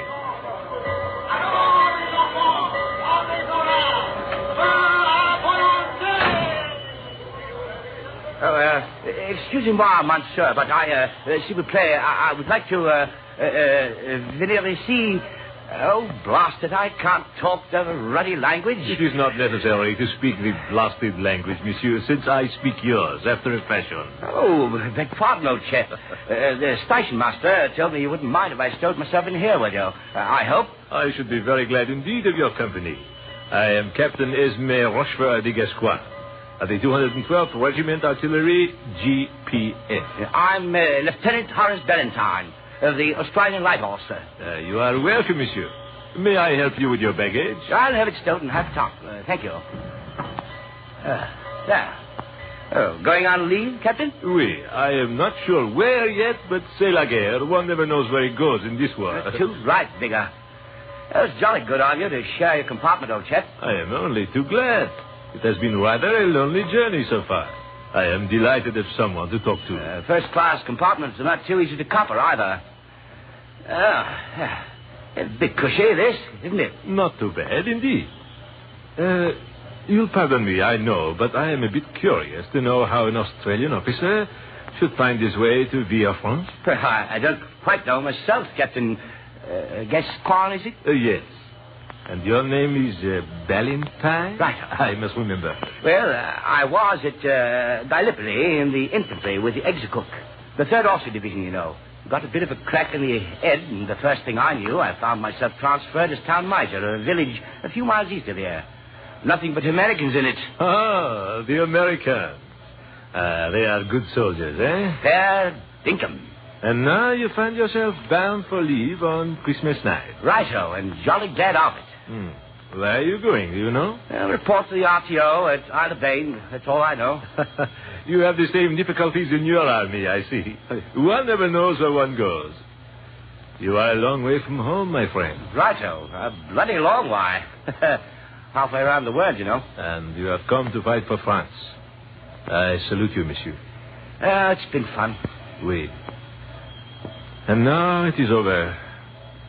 And our young men lie dead under the stars out there. We lost a few, too. Our young men, monsieur. French, British, Australian, American. Not to mention a few German chappies. Quite. Eh bien.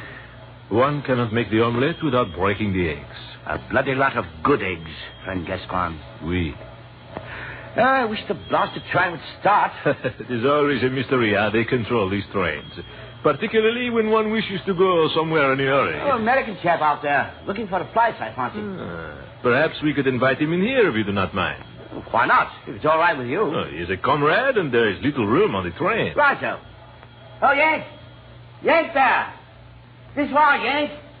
He comes? But strike me pink now. The blighter's black. And an officer, too. So? I have heard that the Americans have 2 divisions of Negroes, and they have many officers who are, as the Americans say, colored also. But I have never seen one. You don't mind if I ask him in? My dear Ballantyne, why should one mind? Is he not a man, an ally, an officer? Do we dislike one another because I am French and you Australian? Good chap. We've lots of blacks in our units. What the devil's the difference? What difference does it make what color the blighter's skin is? Yes. Room here. Do you mind awfully, Lieutenant? Not much room anywhere else, old chap. Come in. We've room for one. Thank you. I was afraid I was going to be left behind. My name's Ballantyne, Lieutenant Australian Rifles. I'm Captain Melvin, 370th American Infantry. Delighted, Captain. And this is Captain... I have to help the chap out, Captain. I am Captain Esme Rochefort de Gascoigne of the French Artillery, Captain. Welcome. Gentlemen, thank you. Oh, here. Give me your musette. I'll shove it up in the rack. Oh, thank you, Lieutenant. Feels good to get that thing off my shoulder. Sit down, Captain Melvin. Thanks. Been standing around there all day long on one foot and then on the other waiting. Finally, when the train did pull in, I thought I was still going to stand there. Good of you to take me in. We are delighted. Righto. You're an Australian, eh, Lieutenant? Righto. From Adelaide. I just think of that. Where are you from, Captain Melvin? Oh, I'm from Chicago. And you, Captain Gascoigne? My home is in Bayonne, as one might infer from my name. Your name, Captain? Gascoigne. Bayonne is in Gascony, you see. Oh, I see. Oui. It's odd, ain't it? Here we are, 3 of us in one railway coach, bound for somewhere, and we've come from all over the world to meet on Christmas night in France. We don't even know where we're going, do you? Well, I haven't the slightest idea. Leave it, that's all I know. Well, may as well have a spot of Christmas cheer, eh? A bottle of rather good wine in my musette. And so have I. Not to be outdone in this matter, mes amis, I also have a bottle of Lacryme Christi. Tears of Christ. A very precious wine in these days, mes amis. I do not remember how I came by it, but suffice it to say, I have it.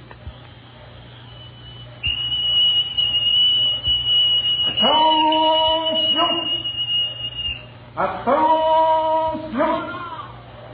Ah, we are about to start, huh?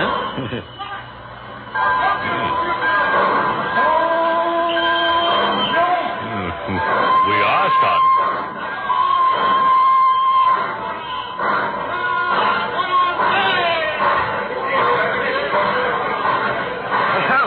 A ruddy happy crowd out there at the station. Christmas. We still Christmas, despite the fact that most of them all want to get out of the town and go somewhere. Yes, Christmas. I was down in Texas. Keep moving. I was in the hospital at Massey. And I, mes amis, had dinner with a German general. A German general? Captured on Christmas Eve. Oh, yes. Gentlemen, will you drink with me? With pleasure, oui. If you will drink with me. And with me. Well, then, to Christmas, eh? Yeah, to Christmas. To Christmas. You know, my musettes are bloody full of junk of all sorts. I was afraid I might have lost the bottle. Souvenirs, huh? Oh, yes. Silly toys and things that I picked up. Given to some kid somewhere. Lord knows they have few enough. I have gifts, too, in my musette. There is no one left of my people to give them to, but it is a sentiment for Christmas. Suppose we all do that.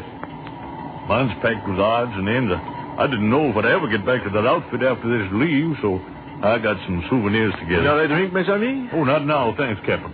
I'll wait a while. I think I shall, too. Quiet. It is a beautiful night, eh? Yeah, clear.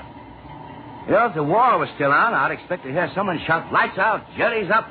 Have a lot of bombs landed our laps. I hope we are done with that, monsieur. Amen. No moon, though. Yeah. But look at them stars. Oh, see that one over there. You might imagine it to be the Star of Bethlehem. Very bright, isn't it? Oui. Nearly 2,000 years ago.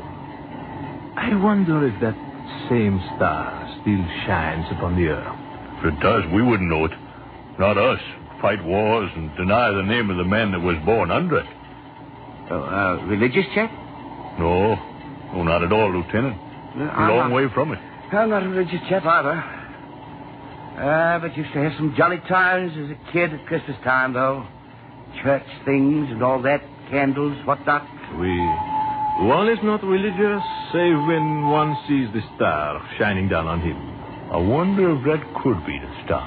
And why not, my friend? Our earth changes, but the everlasting stars change not. Yeah. Be funny if it is, wouldn't it? Won't they? Oui. But our journey is long, gentlemen. If you wish to sleep... You sleepy, Captain? That little drink of wine has affected me, I fear. I cannot keep my eyes open. I'm a little tired myself. Standing around all day in that station. There was no place to sit down. I can always sleep myself. I propose, then, that we do sleep for a little while, my friends. Talking to sleep, it made me sleepy. I'm all for it. Shall I turn down the lights? If you will, monsieur. Pleasant dreams. Merry Christmas. And Merry Christmas to you both, gentlemen. And to you, Lieutenant Valentine. Captain Gascoigne. Yonder star shall watch over us. N'est-ce pas? The star that shone on Bethlehem. Good night.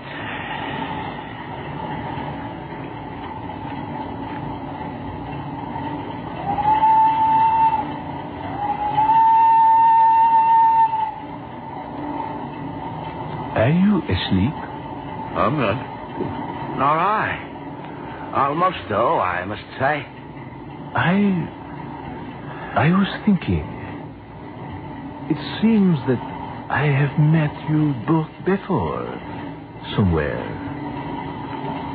That's ruddy odd. Why, my friend? I was thinking the same thing. I was, too. But it couldn't be. One from France, one from Australia, one from America. Oui, it is so. Good night, my friends. Good night. Good night.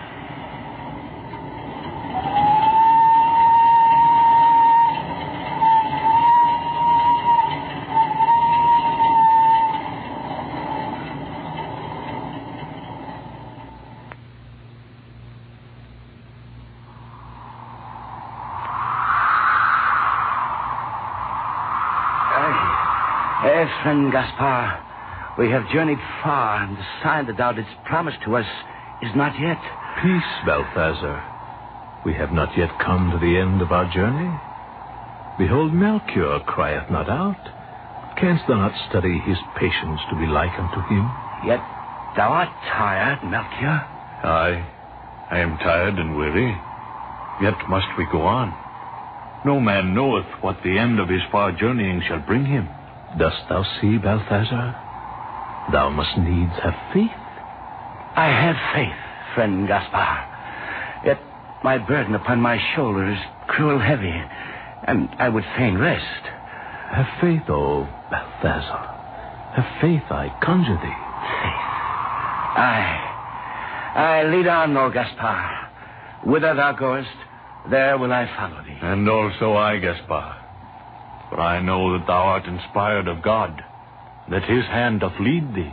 Yet not even I know what miracle he will do before our eyes. No matter. We will follow, and thy road lead to death. Now, which road takest thou? That to the right hand or to the left? I know not. Wilt thou not call upon God, Gaspar? Aye. Kneel down, brethren. O Lord, Father God, lead us, thy servants, in the way thou didst set out for us. For know, Lord, Father God, that we are poor, and our eyes know not the right, and we would follow the way that thou wilt have us follow. Therefore we pray thee humbly, dear Father. A miracle. Miracle? What sayest thou, Balthazar? Behold, Gaspar, a sign from the Lord, Father God. There is no sign. Behold, in the sky. A sign. A star that burneth brighter than all the stars of the heavens. O Lord God, we thank thee. The way is before us. We follow thy will. Behold, Gaspar, the star shineth upon the pathway to the left. Forward, forward, brethren, for the end of our far journeying is at hand. Certes, this is a sign from God. Behold, Gaspar, beyond the hill, the lights of a village. 'Tis so. Now we are come to our destination indeed. Haste, friends, haste. Knowest thou what town is that, O Gaspar? Nay, I know not, save that it be the end of our long journey. Oh, travelers, have ye seen the star? Who calls? Who art thou? It is a shepherd. See the flocks of sheep beyond the road? Seest thou the star, travelers? Knowest thou its meaning? Aye, we have seen it, O shepherd. Yet we know not its meaning, save that a miracle of the Lord Father God is nigh unto us. From the blackness of the sky it sprang into blaze, traveler. Dost thou think it portends the end of earth? Nay, friend, not the end of earth. Say rather its beginning. What sayest thou? Behold, shepherd, the mantle of the Lord is upon him. He speaketh of miracles. Aye, and the miracle will come to pass. Haste, friends, haste, for this night will hear the voices of angels chanting, and the sound of many great wings. Peace on earth, peace, goodwill to men. Glory to God in the highest. Verily, ye speak as men that understand the workings of the will of God. Say now, shepherd, how is yonder village named? Surely, if ye know what shall come to pass because of the star, how is it ye know not the name of the town? We have come from far lands, shepherd. Aye.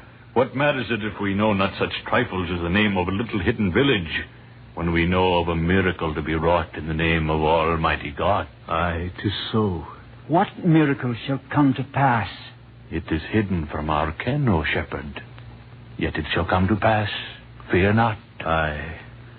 And such a miracle as shall set all the world to singing praises, lifting up their voices unto the heavens, crying in a loud voice, Mighty, mighty is the Lord God of hosts. Ye be not of Israel? Nay, I am from the land of the Greeks. And these my companions be also from far lands. Melchior from Ethiop, Balthazar, a wise man of Egypt, a soothsayer unto the king. Ye have come far. Aye, so. Since many days our feet have trod the pathways of hidden, unknown places.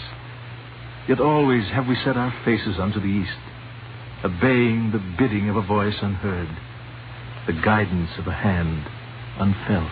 And ye go now into the town? Thou hast not told us its name, shepherd. Certes, all men know that yonder town is called the town of the house of bread, even Bethlehem. Know ye that I, even I, am of Bethlehem, where was born 1,000 years agone David, son of Jesse, that was king of Israel.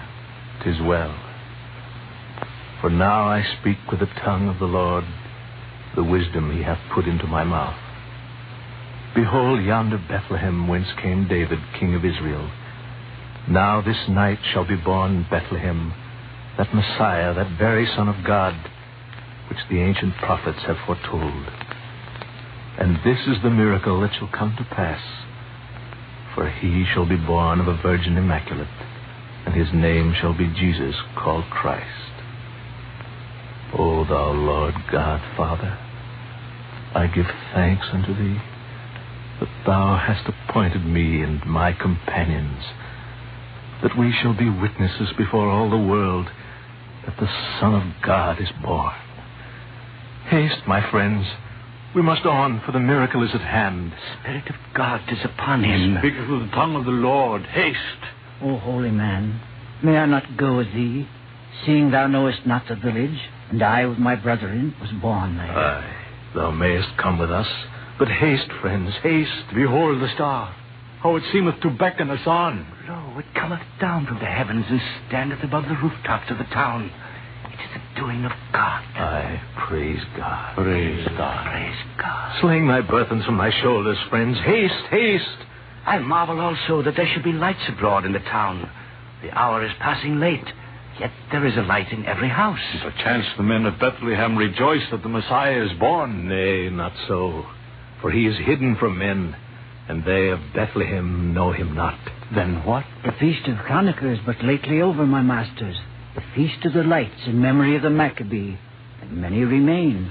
Also are there others in the town who have come to deal with the men of Herod, the tetrarch of Galilee, even the tax collectors, and thus is the city full, even all the inns. Dost thou know where we should find him, O Gaspar? Hath it been revealed unto thee? All in good time, my friend. We follow the star.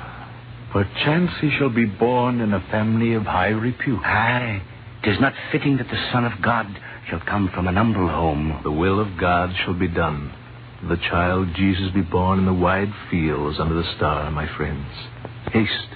Behold, these be the walls of Bethlehem, O wise man. Yonder lieth the gate. Perchance the soldiers of the Tetrarch may refuse us admission into the city, Gaspar. Nay, they are gone away, Melchior. Aye, they all lie in the inns and public houses and carouse of the people of the town. Gaspar, art thou sure indeed that we shall find him in Bethlehem? Dost doubt the word of God, Balthazar?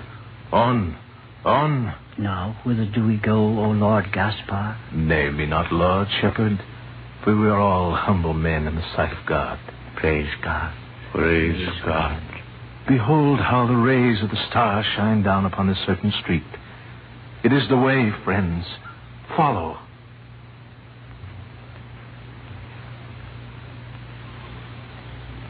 Lo, one comes, Gaspar. In haste. Aye, but so... Perchance he knoweth. Hold thou, men.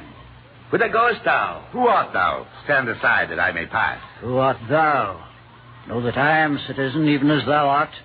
If indeed thou art a citizen and not a strolling player or hawker of false jewels. Oh, speakest thou thus to me, who am the great physician?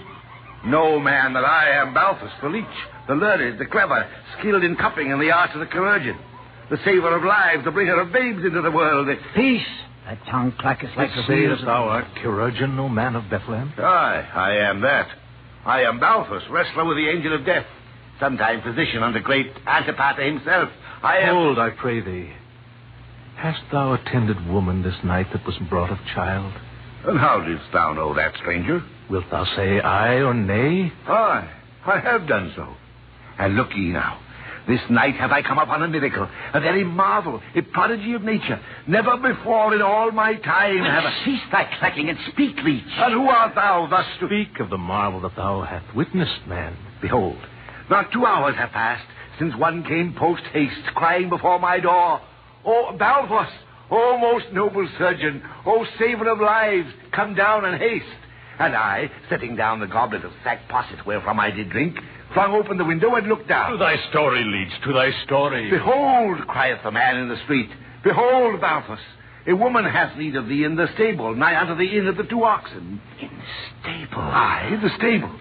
Now I am a man of charity, and always ready to answer the call when sickness stalketh abroad. In the plague that came upon Bethlehem 9 years ago... Aye, thou art always ready when thou dost smell the smell of gold, leech. Say on, and quickly. If thou wilt but be still and let me.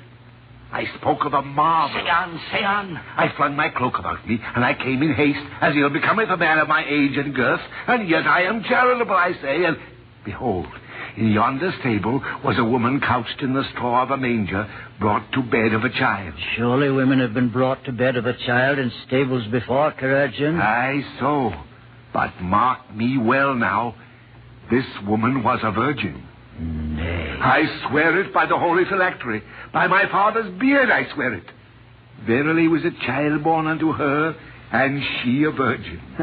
Thou hast drunk too much of thy sack posset, neighbor. Thou a physician. I swear Hold. Thou hast said enough, leech. Verily hast thou stood before a miracle this night. A miracle? In sooth, a very prodigy. Where lieth the woman thou didst attend? In yonder stable. The man did say that they'd come from Nazareth in Galilee to give his testimony unto the tax collectors. And though they beseeched the innkeepers, yet would none of them give them room, saving only this one, who, having pity upon a woman with child, did say unto them that they might find bed amongst the kine in his stable, and did charge them naught. May all the blessings of God be on this innkeeper, that he hath offered shelter this night unto the Son of God. What sayest? And on thee, physician, for that thou didst lend thy hand unto her, who is the very mother of him who shall be the Savior of the world. Verily, I know not who thou art, old man, yet I perceive that thou hast the gift of prophecy. If I have served, then I am glad, for I took naught from them, and the babe did look upon me with a look that I shall ne'er forget, though I live to be the last on the earth. Now I crave thy blessing. If thou dost speak sooth, I am most blessed among men.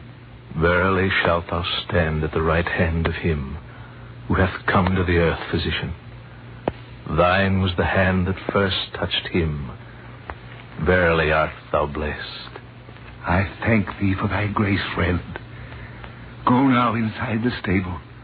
I go to the temple to render thanks unto God, for verily I believe thee. Now, my friends, 'tis the end of our long journey before us. Come with me, I pray, each of you. Come and fall down and worship the infant Jesus, Son of God, which shall be called the Christ. Praise unto him. Praise unto the Son of God. I will not go in. I am not worthy. Nay, shepherd, there be none of us worthy to touch his hand. Yet there be none too humble to do him reverence. Come. Aye, come, shepherd.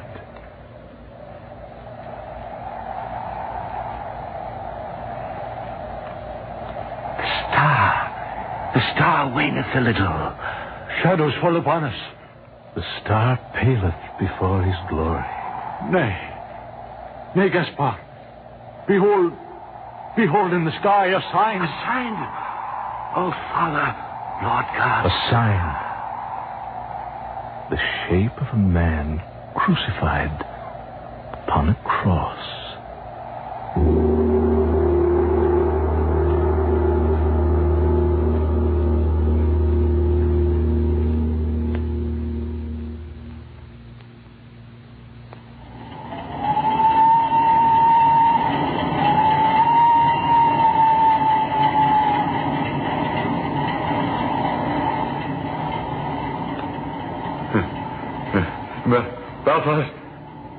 Valentine. Gascoigne. Didst cry out until... I say, what's the matter? I was dreaming, I guess. What?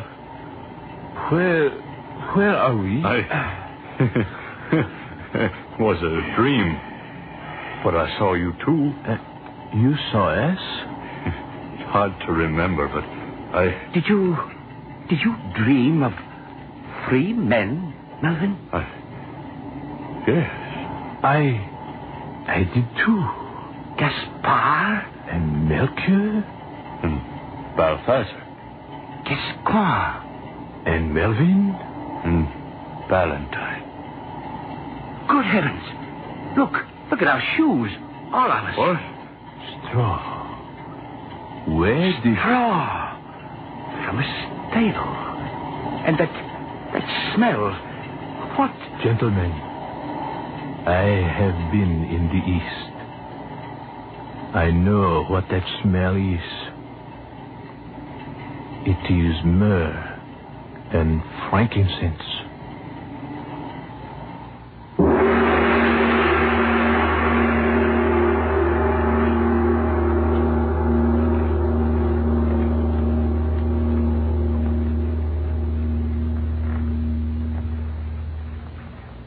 Lights Out, especially written for radio, comes to you each Wednesday at the same time from our Chicago studios. This is the National Broadcasting Company.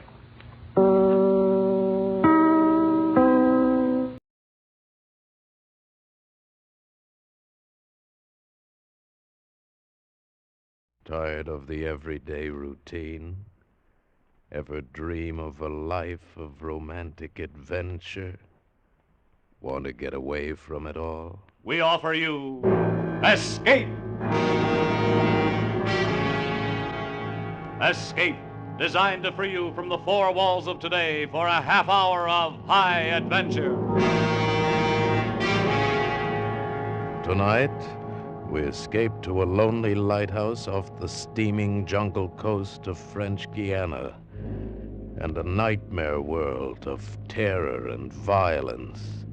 As we bring you again, in response to hundreds of requests, 3 Skeleton Key, starring Vincent Price.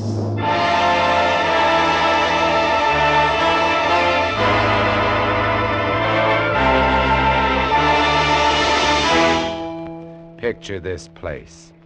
A gray tapering cylinder welded by iron rods and concrete to the key itself. A bare black rock, 150 feet long, maybe 40 wide. That's at low tide. At high tide, just in the base of the light was a watertight bronze door, and in you went, and up. Yes, up and round, past the tanks of oil and the coils of rope, casks of wicks, racks of lanterns, sacks of spuds and cartons and cans, and up. And up, round and round. Over the light storeroom was the food storeroom, and over the food storeroom was the bunk room where the 3 of us slept. And over the bunk room was the living and cooking room, and over the living and cooking room was the light. She was a beauty, big steel and bronze baby with the sun gleaming through the glass walls all about, bouncing blinding little beams off the big shining reflectors, glittering and refracting through her lenses, the whole gigantic bulk of her balanced like a ballerina on the glistening steel axle of her rotary mechanism. She was a sweetheart of a light. And at night, she'd lie there on the stone deck of the gallery with her revolving smoothly and quietly over your head, easing her bright white eye 360 degrees around the horizon. You'd lie there watching to see that the feeders kept working, that everything ran right. And it wouldn't be bad, the other 2 fellas snoring in their sacks 2 levels down. You'd smoke your pipe to kill the stink of the wind, and it wouldn't be bad.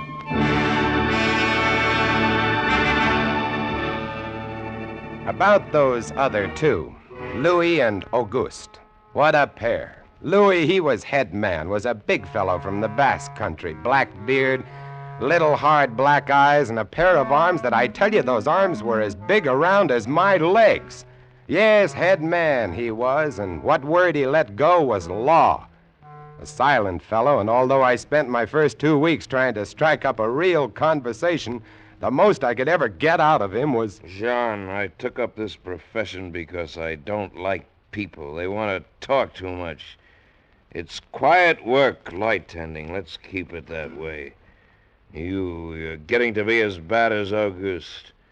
I thought maybe for once they'd send me somebody who That could keep was his Louis. mouth shut. When he accused me of becoming like Auguste, I quieted down, because Auguste was the talkingest man I'd ever met. The talkingest and the ugliest. He was hunchbacked, stood 4 feet high, had red hair and big blue eyes. It seems he'd been an actor in Paris. Yes, indeed. Played in over 200 different productions, dear boy, at the Grand Guignol. Oh, but it was monstrous horrible, the way we used to scare the audiences. I was hated. Yes, they used to throw things and hiss and bare their teeth at me. Finally, it got too bad. I couldn't stand it any longer. I gave up the theater. My nerves, you understand. Yes, gave it up completely. I really did. Couldn't stand it any longer.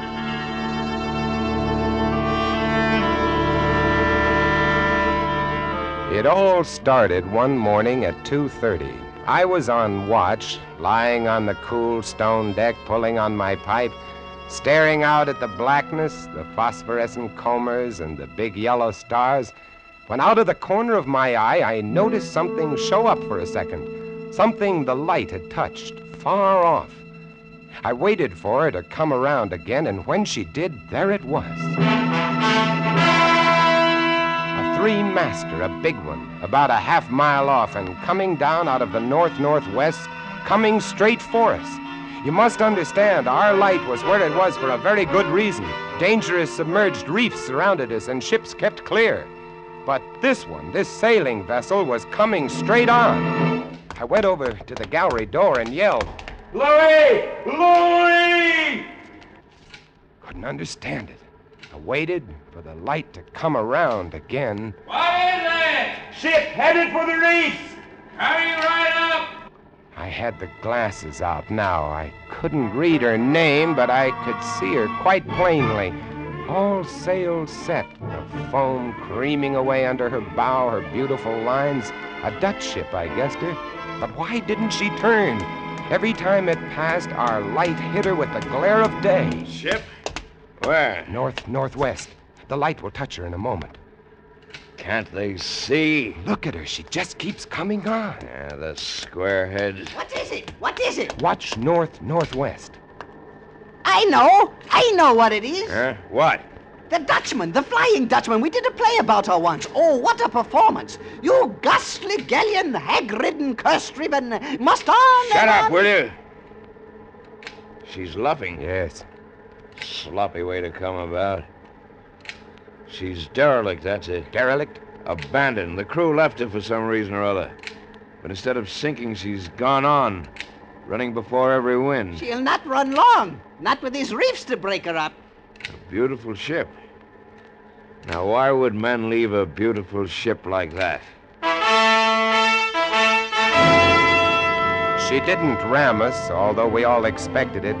But as we waited for the crash, she luffed again, caught some odd gust, and went about. We watched her the rest of those black hours, heeling and rocking, pushed and pulled by every stray wind, every freak current. Watched her until the dawn came, till the sea turned from black to a pearly gray. And on she came again, heading for us. We all had our glasses trained on her now. August, you can kill the light. Right, Chief? She doesn't look so good by daylight. Think she'll ground this time? What? I say, do you think she'll ground this time? Huh? This is impossible. Absolutely impossible. What? Here, take my glasses. They're better than yours. All right. And what is it you're... I had to focus, and then my breath froze in my throat.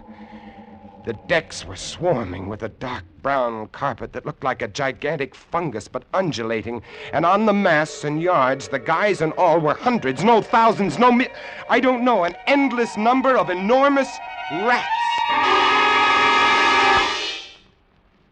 See them? Yes, I see them. Now we know why she's derelict. Yes, now we know. What are you two doing? Here, give me a look. Yes, give him the glasses. Take a good look, chatterbox. Give you something to talk about. She's still heading for us. Yes. She's going to turn. She'd better turn soon. Suppose she doesn't. You mean suppose she piles up on the quay? It's low tide. Yes.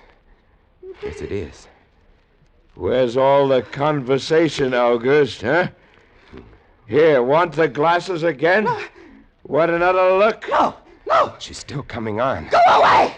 Go away! Turn! Will you turn, I say? I pray you, turn! She's cracking up. The rats. Look, on the water. Like a carpet. They're swimming. Sure, they're swimming. Those are ship's rats. But they're swimming for the rocks. The door below. It's open. Come on. Down we went, racing down the stone stairs, taking them 3 and 4 at a time. Scared? You bet we were scared. August, you get the windows. Maybe they can climb. We don't know. Right, Chief. But hurry, hurry!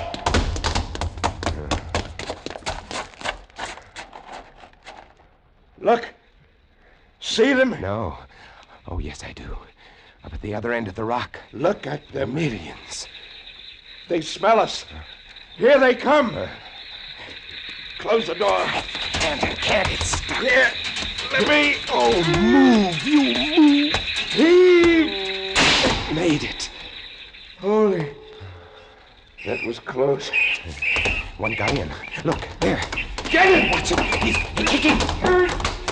He was as big as a tomcat, bigger. And his eyes were wild and red, his teeth long and sharp and yellow. He went for us, starving, ravenous, and we fought him, fought that one rat all over the room. It was, oh, believe me, I do not exaggerate, it was like fighting a panther. Got him. We better get aloft. As we ran up the winding staircase, we passed the tiny windows of the various levels, and at every one was a thick, wriggling, screaming curtain of brown fur. I was ahead of Louis, and I dreaded each successive level. Suppose they had found a way in. Look at them. Will you look at them? It's a nightmare. Will you look at them? The air of the gallery was thick and fetid with the stink of them. The light was dim, brown, filtered through the crawling mass that swarmed over the glass all about us. We could not see the sky. Nothing but them. Their red eyes, their claws, their wriggling, hairy snouts, and their teeth. The rats. They screamed and howled and threw themselves against the glass. They were starving. And we three, we stood very quietly. Oh, very quietly in the center of the glass room under our beautiful light. And we waited. What can we do? What can we do, Chief? Take it easy, old man. Take it easy. I just can't. It won't do any good to stand here and shake. That's right. Anybody want a cigarette? Yes, I have one, thank you. Good boy. We've got to keep calm about this thing. Here's a light. They don't like the fire, do they? Guess not. Give me another match. You don't like that much, do you, I say? Don't rile them, August. Give me some more matches. I'll strike them and strike them and strike them until they get scared and go away. They won't go away. Not until... Finish it, Chief. Not until what? Not until they've been fed.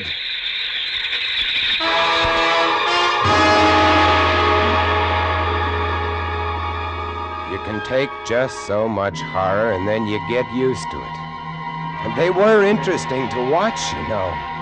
They couldn't understand the glass. They could see us, and they could rush at us, but that thin, invisible barrier held them off, stopped them. From time to time, we caught a glimpse of the rocks below. More rats down there, swarming brown velvet in the bright tropical sunlight. And then the tide began to rise. If only it had drowned some of them. Ship's rats don't drown. No, sir, you cannot drown one of them. They're all climbing up the tower. This bunch around us is getting thicker. Say, what's the time? 6:15. You've got first watch, John. Right. Wake me at 10. I will. Come along, August. It was getting dark. One side of the room was lit a soft, filtered red.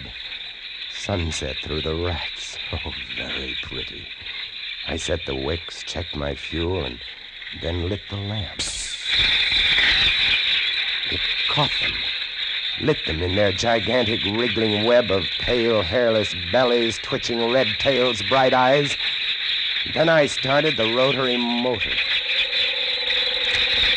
The light drove them mad as she swung slowly and smoothly about. She blinded them in the fierce stabbing bar of light, moving continually about, ever turning, ever touching, ever moving around and around, and they twitching and shuddering, eyes flaming when they were struck by the light. The bright light moving, and behind on the dark side of the room, so close, I dared not turn my back, but you cannot help turning your back when you're in a room made of glass. On the dark side of the room, you could not see them, but only their eyes. Thousands of points of blank red light, blinking and twinkling like the stars of hell.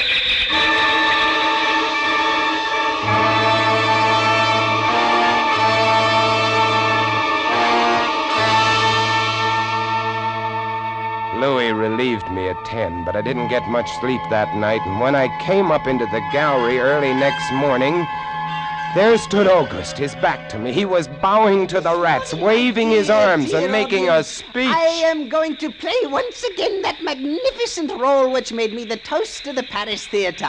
Prelate, the evil genius of the medieval underworld. I am he who did guide the dark soul of the Marechal into the nether paths. Do not be frightened, little children. I will not hurt turning. you. I stood staring at him, horror-struck, but he didn't notice me. The man had gone mad. He kept turning, telling his stories to all the rats, leaving no one out. August! August! Ah, another one. A latecomer. Take a seat on the aisle, dear patron. August, move stop over it, there. stop it. Let the gentleman be But seated. he didn't stop. Come. He went on, bowing and scraping to the rats, his big blue eyes rolling and winking, his wild red hair waving about him. I grabbed him by the arms and slapped his face. He looked at me like a child. And then his face screwed up. He looked as though he were about to cry.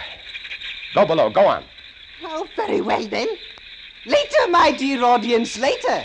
Matinee today. Sure, he was crazy.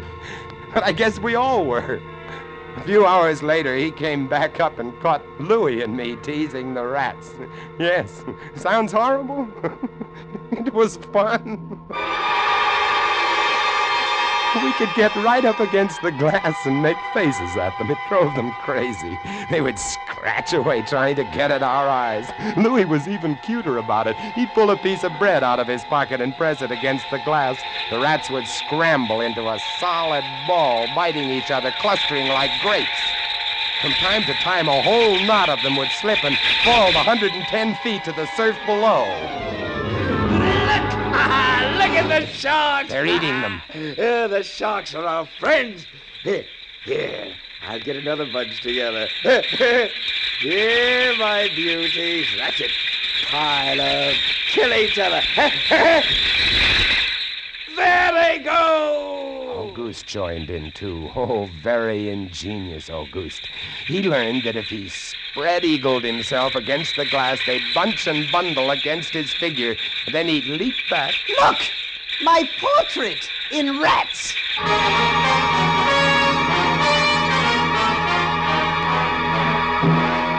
It went on all day, and then I was lying in bed. It was about midnight. I was very tired, and I was just beginning to fall off to sleep when I became conscious of a new sound.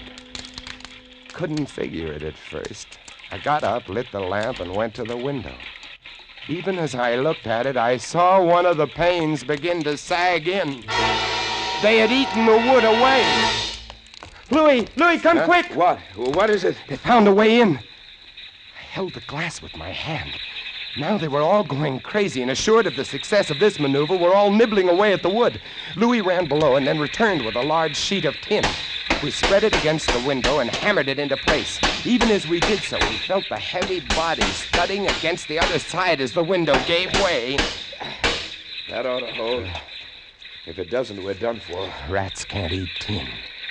No, they can't. What was that? I don't know. It came from below. The storeroom window. They're in. They're swarming up the stairs. Drop the trap. Right. Two of them got in. Let's go after them. We didn't have to go after them. They came at us. I leaped to one side and grabbed a marlin spike, swung, and smashed one in midair. No! I whirled to see Louis with the other. It had ripped his hand open, and the blood was pouring all over the place. He held his hand aloft and kicked at the snarling rat. I stepped and swung and got him. My hand! He got my hand! That's both of them, Louis. I'll get you something to tie that up. Blood! Look at it! My blood! I'm bleeding! Now, don't worry about it, Louis. Here, look. I'll wind this kerchief around it. It'll be okay. Blood! There now. It's not bad, just the flesh. And then I became conscious of another new sound. They were gnawing their way through the wooden trap door.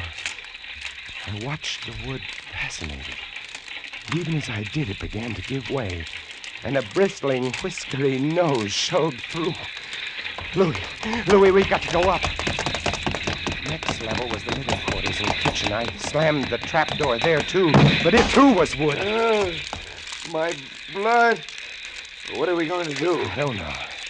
We'll be through this one in a moment. The gallery. The trap door in the gallery is metal. Good. Come on. We made it.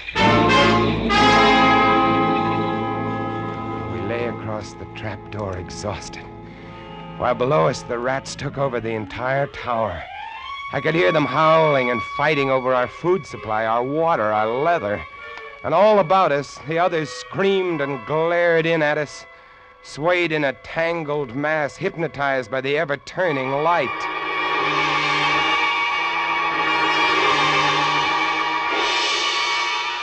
By morning, the air in the little room was horrible. Until now, we'd been getting air from the tower below. Now that was sealed off, and so was all our food and water. We lay exhausted, panting, waiting, and the hours crawled on.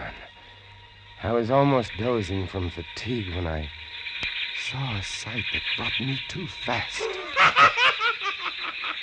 Would you like to come in, my beauties? Would you? I hold the powers of life and death, and I can let you in, you know. August was standing by the glass, and in one hand he held a wrench. He was tapping the glass gently, not quite hard enough to break it. I eased myself to my feet and slowly, very slowly, tiptoed toward him. All I have to do is tap just a little harder, and I found a coil of wire in the toolkit, and I trussed him up, fastened him to a stanchion in the center of the room. Louis was of no help. He lay on his side, looking at his bloody hand, weak and sick as a baby. So there I was, a lunatic and a coward for company, and all about watching our little drama, the rats.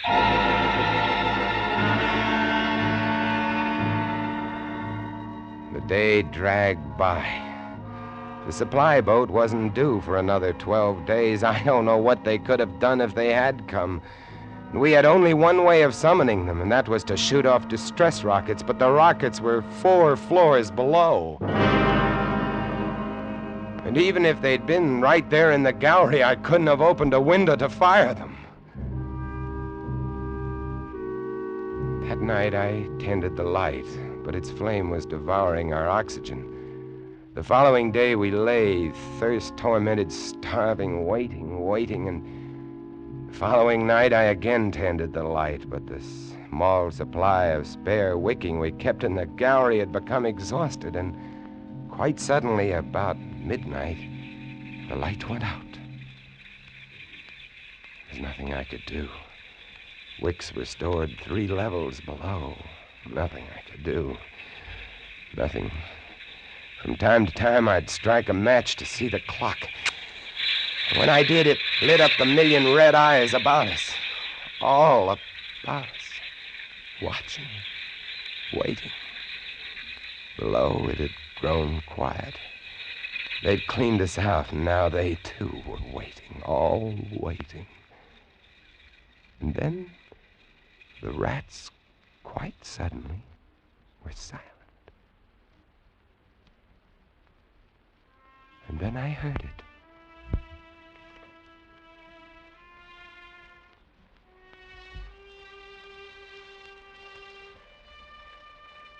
And then I saw the sky and the stars. The rats were gone. I went to the glass. Out there on the water, a small freighter, a banana boat, showing a few lights, came softly and innocently at us. The light was out. They didn't know. I wanted to open the windows, to call out to them, to warn them somehow, but I was afraid. What if the rats were hiding from me, tricking me? So I waited. She grounded very softly on a reef not 200 yards from the quay. Grounded so gently that the man playing the cornet, was he a passenger or crewman off watch, didn't even stop playing. They tried washing her back off. I could have told them to save their fuel. The tide was rising, would have floated her free. And I waited.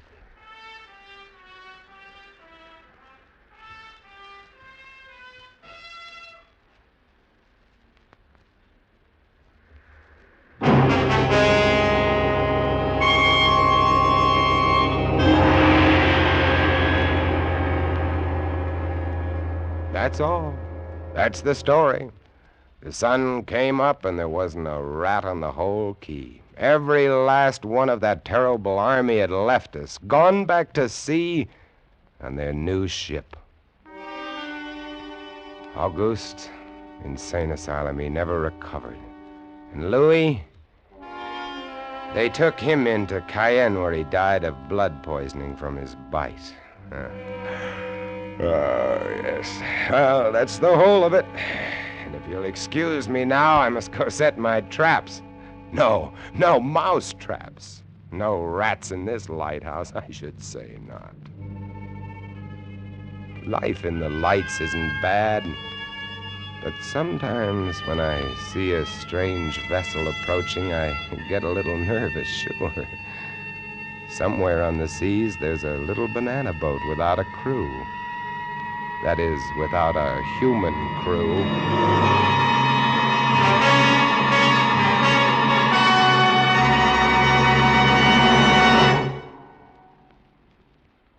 Escape is produced and directed by William N. Robeson. Tonight we have presented Three Skeleton Key by George Tadouse, adapted for radio by James Poe and starring Vincent Price as Jean. Supporting Mr. Price were Harry Bartell as Auguste and Jeff Corey as Louis. Sound effects on Three Skeleton Key, created by Cliff Thorsness and executed today by Mr. Thorsness, Gus Bays, and Jack Sixsmith, have been awarded the Best of the Year by Radio and Television Life magazine. Harry Essman was at the control panel, and special music was arranged and conducted by Del Castillo. Next week... You are swimming for your life in the dangerous waters off the Florida Gulf Coast, about to be smashed by a launch carrying a vicious criminal who must kill you or die himself. And on shore, 500 yards away, the police are waiting to arrest you for murder. and there can be no escape. Next week, we escape with an exciting tale of temptation and death on the Gulf Coast of Florida, as John and Gwen Bagney tell it in Danger at Matagumba. Goodbye, then, until the same time next week when once again we offer you Escape. A patch of weeds, a boxer's biography, and a mild, lukewarm bath. They're all clues that lead the police of Jackson, Michigan to a killer in the gangbuster story on CBS this Saturday night. It's the case of the double push, to be heard on most of these same CBS stations this Saturday night. This is CBS, the Columbia Broadcasting System.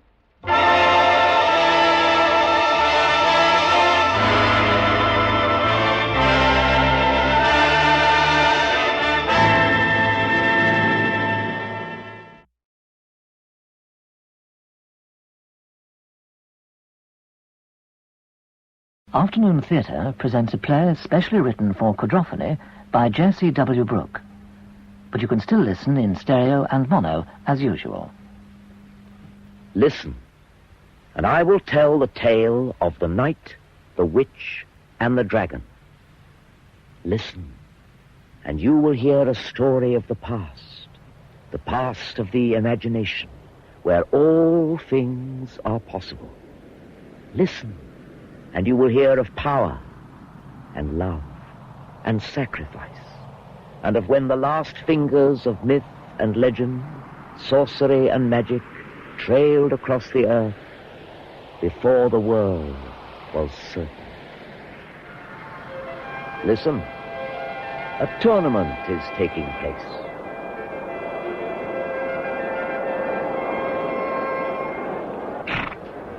Steady there. Steady, steady. My lance, Ian. Sir Knight. Steady, steady. May God go with you, Sir Hugh. May I hit him clean and fair. Sir Edmund, are you ready? I am ready. Sir Hugh, are you ready? I am ready. Steady, Then steady. my lord the king bids you fight. Fight fair and well. And may victory go to the strongest and most skilled. My Lady Edith will give the word. Sir Knight, prepare. Sir Knight, begin.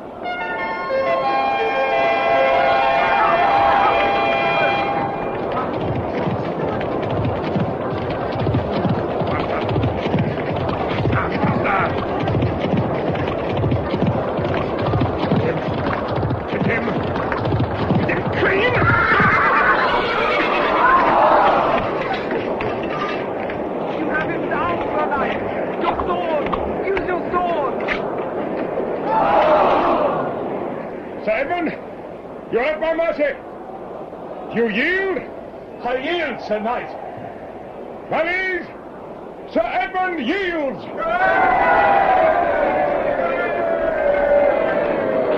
My lord the king proclaims Sir Hugh of Monred his champion of knights, foremost warrior in the land.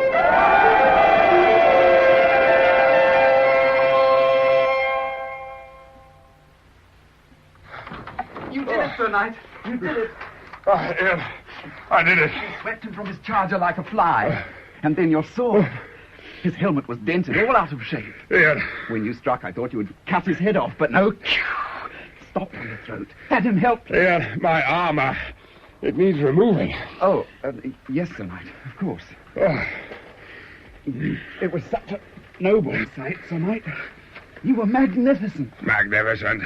No, I did my business better than he, that is all. Oh, they say he has a broken rib. Oh, do they? But he will heal and grow strong, while I get fat and weak. Time marches with him, not me. Hurry with this breastplate, Ian. My belly longs to sag. I am very proud to be your squire, Sir Knight. Well, make the most of it while you may. Sir Knight? I aim to retire. Retire? But why? I cannot understand it. Wait until you reach my age. Wait until you start feeling tired. The breastplate. Oh, yes, sir.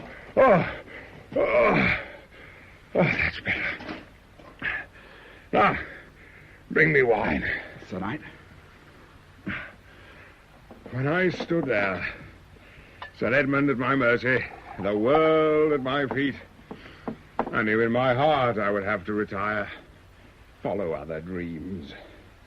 Dreams I've put aside for too long. Even so, Sir Knight, Here, I have been fighting and jousting for 20 years. This afternoon, I gained my ambition in that direction. Champion knight. Oh, I will revel in it for a few months. The winter, perhaps. But when the spring comes and Sir Edmund and his like start sniffing at my heels... Nope, better I go in my own time, with good grace. There is nothing more pitiful than an old man not accepting it past his prime. Dreams. Ah, dreams. How old are you, lad? 17, Sir Knight. And what do you dream of? Oh, lots of things, Sir Knight. Knighthood, glory, riches... Yes, indeed, sir. Women. In what way, sir? In what way? I warrant you see women the same as I did at your age, in terms of beauty, objects to be worshipped from afar.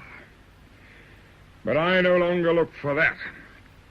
All I wish for now is a comfortable matron with ample curves, childbearing curves, a woman who will give me peace and offspring. And if she have some hides of land, I'll not complain. And to tell you true, the land will be the first thing I will inquire about. I think the Princess Edith is very beautiful, Sir Knight. Huh? Very beautiful. I was watching her this afternoon and... Aha! But like me, you were over 30 paces away. How could you tell her beauty? It was obvious, Sir Knight. Obvious, eh? Bit of a shrew, if you ask me. A shrew? Bad features, all scrunched up together. Shows a spiteful nature. Sir Knight. I pity the man she marries. Cross-eyed, too, I shouldn't wonder. Sir Knight, her loveliness was so apparent that you should know when I jest. Jest? Of course. More people this afternoon were watching her than me. You don't have romantic thoughts of the princess, do you? No, I just thought it was an observation only. An observation only. You observe all you want, Ian, but remember, she is out of reach for you, completely unobtainable. But... Never let your ambition truly fly that high. Never.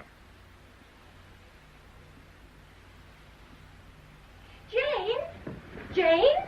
My lady? Oh, what are you doing? Turning your bed, my lady. Oh, Jane, turning beds. Needed turning, my lady. But today, with the grand tourney just over and a feast tonight, how can you think to turn a bed? I thought it looked a little damp, my lady. Oh, Jane, you are so beautifully down to earth. Perhaps it's just as well my head is in the sky and my heart is pounding. I can feel it. Tonight, I must look my best. Oh, dear. My very best. My blue dress, I think, the one cut low, and my gold chain around my waist, and slippers. Yellow slippers. My lady. Yes. My lady, who is it this time? Keep a secret? I always have done, my lady. His name is Ian. Ian? The squire of Sir Hugh. A squire, not even a knight. He kept looking at me all afternoon. I swear his eyes are blue. My lady, you did not look at him. Oh, no. Well, out of the corner of my eye. Otherwise, I was terribly distant and aloof. I should hope so. I should think he hardly thought I noticed him. But I did. My lady. Oh, do not worry. Nothing will come of it. He is too far beneath me. Oh, but one day, Jane, one day soon, before I marry, I will have an adventure. I have everything, Jane, including boredom. Do not begrudge me a little excitement. Well, no harm will come of it, I suppose. You have been in love before and fallen out just as quick. Not with Ian. Ian I will love forever. And each of the others you swore you would love forever. Oh, did I? Ah, but that is the beauty of love. You always think it will last forever. I know. Even when you know in your heart it is only pretense. I wish I had some companions, Jane. Someone of my own age. My own rank. I wish that too, but... Oh, I will go and prepare your clothes for this evening. The blue dress, Jane? The blue dress, my lady, and the yellow slippers. Tonight, I shall dance. Dance with my father's aging courtiers. And they will tread on my dress and catch the hem. But I will not mind. Because tonight, in my imagination, I will be dancing with Ian. A cozy world, at peace, where war is make-believe and people know their place. A set, defined, established land of order and tranquility, where evil only lies in the past. But listen, that past approaches fast.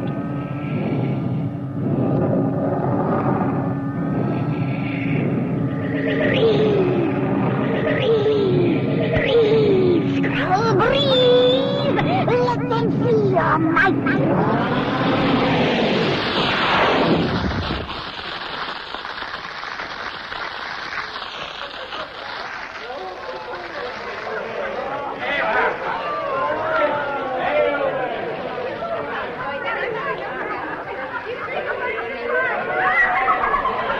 I hear you have a broken rib, Sir Edmund. Bruised, badly bruised, not broken. Oh, I am glad of that. And I'll be after you again next year, Sir Hugh, never fear. I know. It's not like the old days. You were young, you would not know. Then no knight could say with certainty he will be here next year. You talk of the dragon. And the witch. Haven. Even now, that name sends a chill up my spine. You fought her? Aye. Well, the dragon, rather. That is where her power lay. And I've the scars to prove it. There's more valor when the foe is real. More death, too. Even so. Oh, even so nothing. When I rode forth against the dragon 15 years ago, I was one of 50 knights. It took Skrull 20 seconds to wipe us out. 20 seconds! They left me for dead. We were like ants against a lizard. A lizard who spat fire. Maybe, but we beat them in the end. Aye, we beat them in the end. Oh, there's my squire. Ian! Ian! Bring us more wine. Oh, warrant he's been partaking too. He looked a trifle fuddled. Wine, sir. Well, pour it for us. Oh, yes, of course. Oh, sorry, sir. Not on the table, Ian. Sorry, sir. What are you looking at, Squire? I'm trying to see if she has arrived. She? He has taken a fancy to the Princess Edith. Well, I don't blame him. She's too beautiful to describe. She is like the sun. Ooh, like the sun. I have composed a lay for her. Would you like to hear it? He's seen her once from 30 yards. Her nose, like porcelain, gleams forth from between her shining eyes. It needs some polishing. Well, her nose? Poem, sir. I've not composed much. You have poured our wine, Ian. You may depart. No, let him stay. I want to hear more. His foolishness reflects on me. Ian, leave us. Yes, Sir Knight. And yes, tell your poem to none else. No, Sir Knight. I'll keep the wine away from him in future. Our nose gleams forth. He should have happened to him what happened to me when I was... It was a long time ago. A red-haired woman in a tavern. She ripped my back open. Claws like a cat. I lost my virginity, my innocence, and my romantic notions of women in the space of one night. I never even found her name. Nor have I ever seen her since. Going to a convent, I expect. A last fling before the doors closed. Aye, that would explain it. Drink up! Let us talk of other things. This harking on the past makes me feel my age.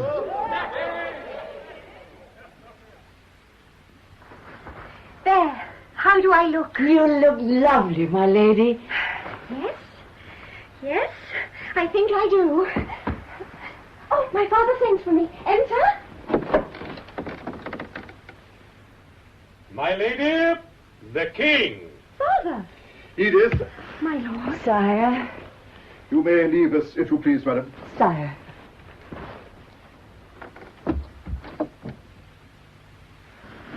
Father, why have you come to me? I was only now preparing to... I have something to tell you. It is not easy. Yes, Father? I am an austere man. I have sacrificed emotion because I must rule. And that requires cold logic. I love you, child. You are very precious to me. I know that, Father. You are my only child. The stability of the country after I'm gone will depend upon you, and that is not a burden to be carried lightly or alone. I have arranged your marriage. Yes, Father. Yes. He is of blood royal, the Duke of Senarth. Senarth. He will be here in 3 days. The wedding will be announced then and will take place in 3 weeks' time. You will please prepare yourself. Yes, Father. Well, I have told you now, Edith, so... Could you not have told me sooner? Yes, I could, but nothing was certain until recently. I was afraid, am afraid, that you might not love me when you knew. I wish to retain your affection as long as possible. He is kind and considerate. That is the first thing that I made certain of. I am sorry that I leave you no choice in this matter, Edith, but it is too important an issue to be decided by your heart. I know, Father. If you will excuse me, I do not wish to feast tonight. With your permission, I will stay here. Very well. Good day, daughter. Father.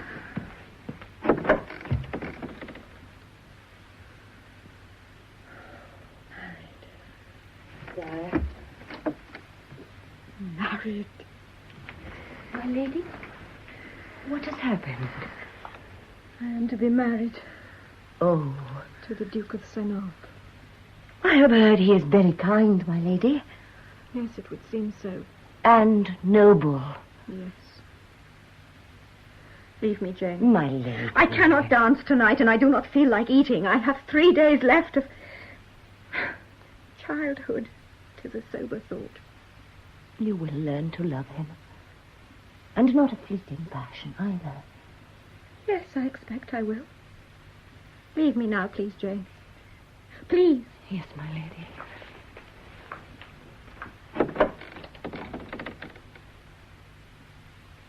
Oh.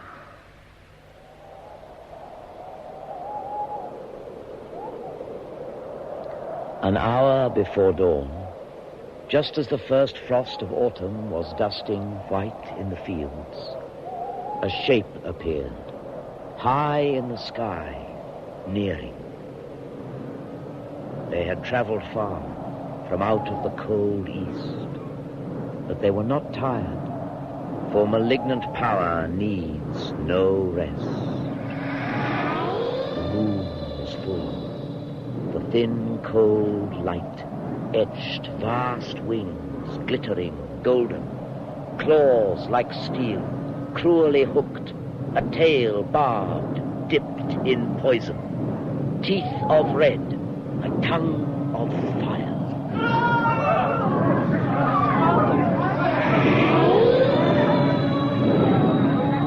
On his back, balanced tall and naked, gaunt-faced, eyes hard, was... They circled once and then made south. The witch had returned from the past, and fear settled cold in the hearts of men.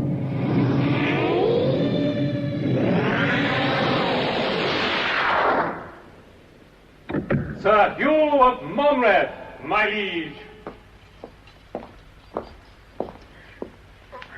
You sent for me, sire. Yes. Walk with me a while, Sir Hugh. Sire. You are well? I am, sire. Yes. I hear Sir Edmund is not so. He will heal. Yes. I am glad that you are my champion. Thank you, sire. Look at these roses.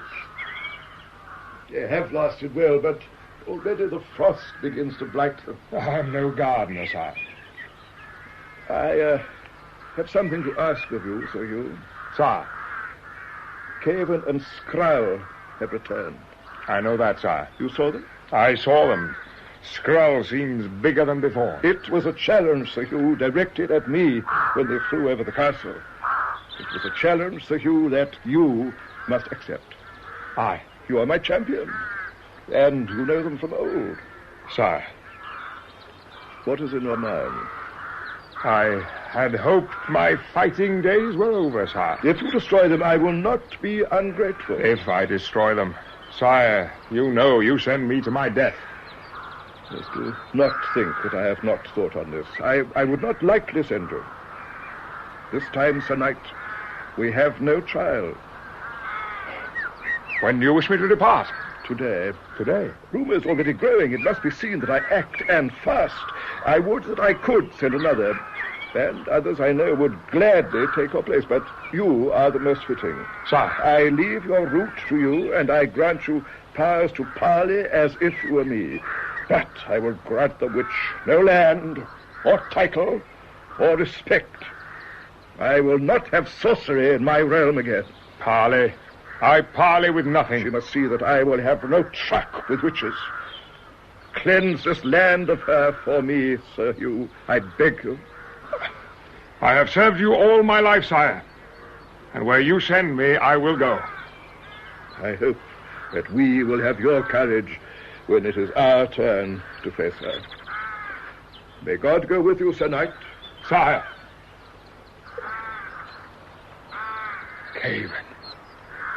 Caven and Skrull. God in heaven, it begins again. We're finished! Let's go! Let's go!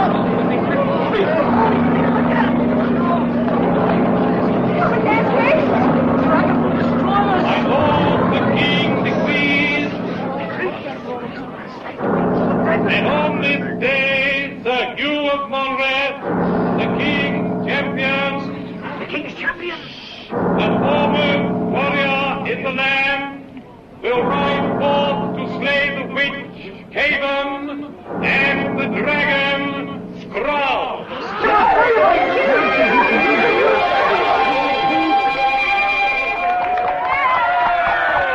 We will do it!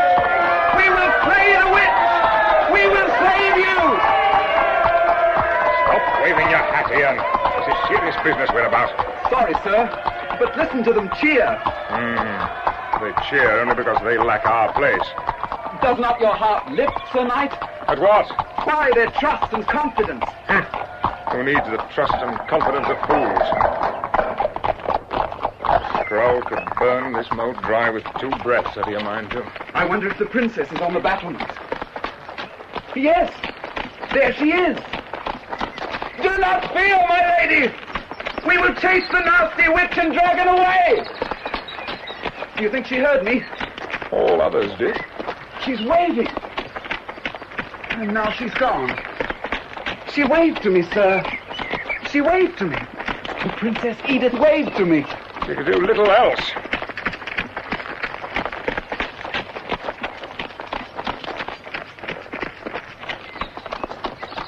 Sir Knight, when we have slain the dragon, do you think the king will knight me? Perhaps. Do you think he will grant me land? Ian. Knighthood, land. What honor I might not win. Ian. Sir Knight? You have little idea of what you say. Tell me, last night, did you see them when they flew over? Indeed not, sir. I must confess that I am not used to wine, Sir Knight. I did notice. Well, I had been drinking too, and hard. But when we heard the shouts outside and went to see, I could have been drinking water. I was that afraid. Afraid, Sir Knight? Skrull measures 50 or more paces from wingtip to wingtip. His tail can flatten the house with one blow. His breath is so fierce that where he breathes, all is blackened and scorched to nothing. He's invulnerable to sword, club, lance, or mace. There is no way to slay him. Then we must use his strength against himself. Win by stealth. Ian, he is not an adversary at a wrestling match. The dragon kills. He kills swift and gives no quarter. When he sees us, we will die. Even so. And then there is the witch herself. Caven can change into any shape or form. She can make you see what is not there. She can bring down lightning from a clear sky. She could tie us fast with spells so that we're helpless. And like the dragon, she has no pity. Then how, Sir Knight, was she conquered before? She had a child. A child? The witch gave birth? Yes. It is not generally known. A country must have pride in her fighting men. So it was put about she was defeated by strength of arms, but we were at her mercy. The country was hers for the taking. The dragon was roaming unchecked. She thought the child safe, but it was not so. The king gained custody of her. A girl child. A babe in arms. Innocent. The king threatened to have her skewered with red-hot irons and then quartered. And so Caven left. She was then more mother than witch. So she left. Oh, it is not a pleasant tale. Hardly one of gallantry. There is no honor in it. What happened to the babe? She was returned to Caven. It was part of the bargain. I tell you this now, Ian, because I expect us to die. To be snuffed out like a candle when first we meet them. And it is fitting that you should know the truth.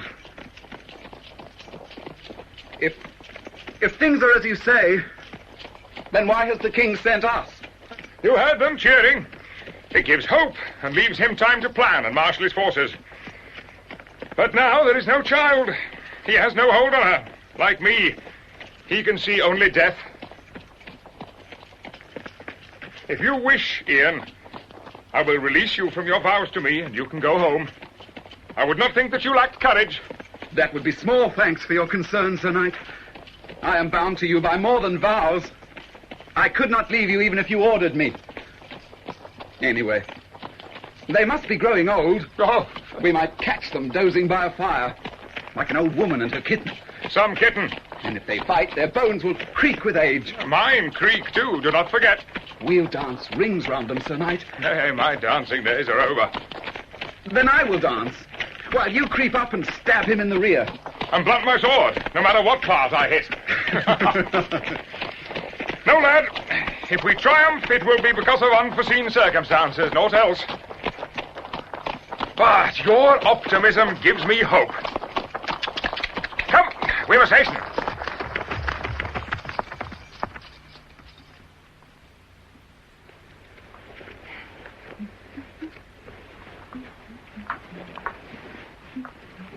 My lady, what are you about? Nothing. A few clothes only to give to the poor. May I see? There is no need. I have finished. Your wardrobe is my concern, my lady. I tell you, there is nothing here. A few shifts, nothing more. Then I will have them washed and aired. A few shifts, my lady. These are boys' clothes. A page's. My lady, what are you planning? My lady, please, trust me. Oh, then I must take the clothes to your father. No. My lady, I saw you watch Sir Hugh and his squire leave and saw you cry. I know you were fearful of your coming marriage, but, my lady, if you have planned what I think you have planned, then you are being very foolish. Oh, Jane, I love you like a mother. But what I have planned is very little. I intend only leaving the castle for a day, and perhaps the night. The night? One night only. A small adventure before I wed. I will take my mare and ride as if for sport. And then, once out of sight, I will become a boy with my hair under a cap. And then I will gallop like the wind. I will gallop south. South? Oh, not too far. Just enough to circle beyond the ruined convent of St. Agnes. And at the ruins, I will spend the night. I see. And tomorrow I will be back, no longer a boy, back to await my betrothed. What could be more harmless? The convent ruins, my lady, lie directly on the route Sir Hugh will be taking. Oh, really? And he and his squire will doubtless spend the night there. I only wish to meet them, to join their talk. My lady. They are going to die, Jane. They go alone against the dragon. My father sends them as a sacrifice. Even so, but to satisfy a childish whim. It is no whim, Jane. It is. No, I have planned it down to the smallest detail. Nothing can go wrong. Unless you betray me. It would not be betrayal. It would. I mean to go, Jane. You do not know the squire. If you knew him, if you had spoken with him, even of love, and found it returned, I still would not agree. It is not right for you to do this thing. It is right. It is very right. Oh, Jane, except with you, have I behaved other than with discretion? Have I not obeyed my father's every wish? I am to marry soon. A man I do not know. I will spend my wedding night with a stranger, and people will say it is right for me to do so. Oh, Jane, although I have never met Ian, I know him better than the Duke. Surely it is as right for me to talk with him innocently without his knowing who I am, as it is for me to bed down with my husband. No, it is not. My lady, a princess cannot choose, cannot make comparisons. You know that as well as I. Not even once, Jane. Are the walls around me so very solid? They are, my lady. And you are a part of them. Well, I hate them and I hate you. My lady. I do. I hate you, Jane. Child, I love you as if you were my own, but I must do my duty. Now, will you promise me you will not go? No. Then I must take these clothes to your father. I will say you have invented it. He knows I have no reason to. He knows I love you. Jane! Oh, stay here. My lady? When you were young, did you not do such things? Well... And did any harm come from them? No. And will any harm come from this? If people find out... No one will unless you tell them. It will be safe, Jane, as safe as if I had stayed here. You would not tell them who you are? Oh, no. You would not say you were not a boy? No. And the disguise would be my chaperone. Oh, but they might see it. It will be dark, and firelight jumbles features, you see? I have worked it all out. Oh, say you will let me go, Jane.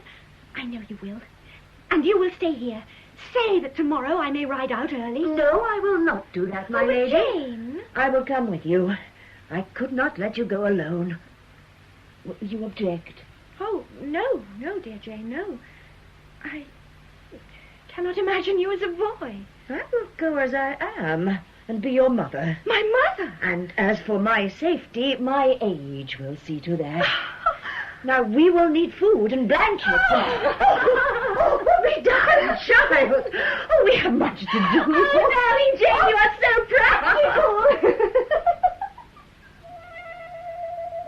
And now, like a hawk, we must soar, winging high and fast.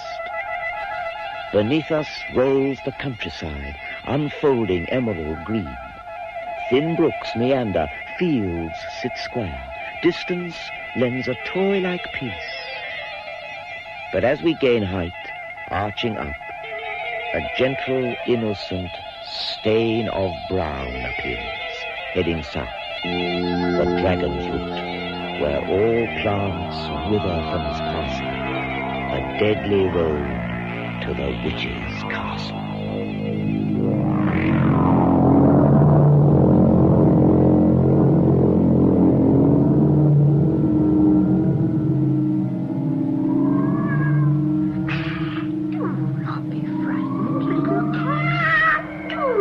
be frightened. Marianne? Marianne? Yes, Mother? Is the turret room prepared yet? I think so, Mother. It must be done by night, for without the pentacle, I have no eyes. Yes, Mother. Did you see the cat? Cat? Did you see him run? A stray, I think, but he felt my power and was frightened. A small black cat with white on his chest. Yes. You'll not see him again. I gave him some food this morning. He rubbed up against me and purred. You are soft, daughter. No fit child to me. I'm sorry, Mother. And for you, I break my word. I did not ask you to. All this should rightly belong to you. None else. But I do not like it here. Damp. Cold. Damp. Cold. If you would but use your powers, child, you could alter it as you wished. I do not like these powers, Mother. They give much for little effort. I gain small satisfaction from them. You will learn. Once I thought like you, tried to live a natural life, but men hate what is beyond them. Like the cat. They could sense the difference, so they turned on me. You will learn. Hate breeds hate, and now I hate them back. It could not always have been so, Mother, for I exist. Did not my father love you? And you him? Love! Alas, that was all. I had no love for him. It was you I wanted. A daughter. Nothing else. Even I cannot create life without a man. Let me see what you have done. The king will move fast, I know. Men already will be traveling here, and I must be prepared. But Skrull will frighten them away. Skrull is my affair, not yours. I'm sorry. The dragon grows in strength. It worries me. Oh, he would do as I require. Doubt not that. Once I unleash him, he will waste this land to dust. But his control is not for unskilled hands. Stay clear of him, daughter, until you decide to use what lies within you. Is the area large enough, Mother? Have I cleared enough space? It will do. You may leave me now. Yes, Mother.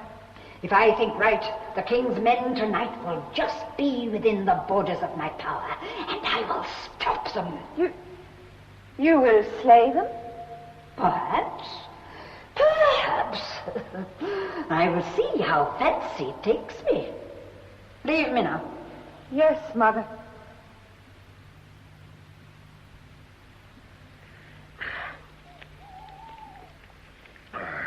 More wine, Sir Knight? No, lad. And you'll not touch it either. Put more wood on the fire. Yes, sir. Will the witch know where we are, Sir Knight? She might. Depends if she looks. What do you mean? She can spread her power like a spider's web. Sense all that lies within. Oh. Think not on it. No.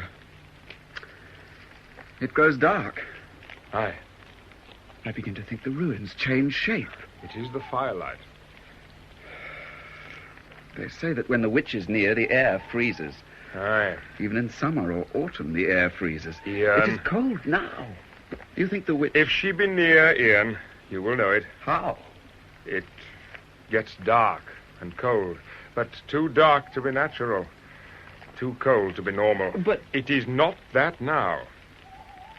Grasp in your mind what you know is real and dwell on nothing else, or you'll be like a cat that jumps at shadows. Yes, Sir Knight. What now? It is nothing. Ian? It is nothing. I thought I saw a rock move. Then walk over and sit on it, but do not think. Someone nears. My shield.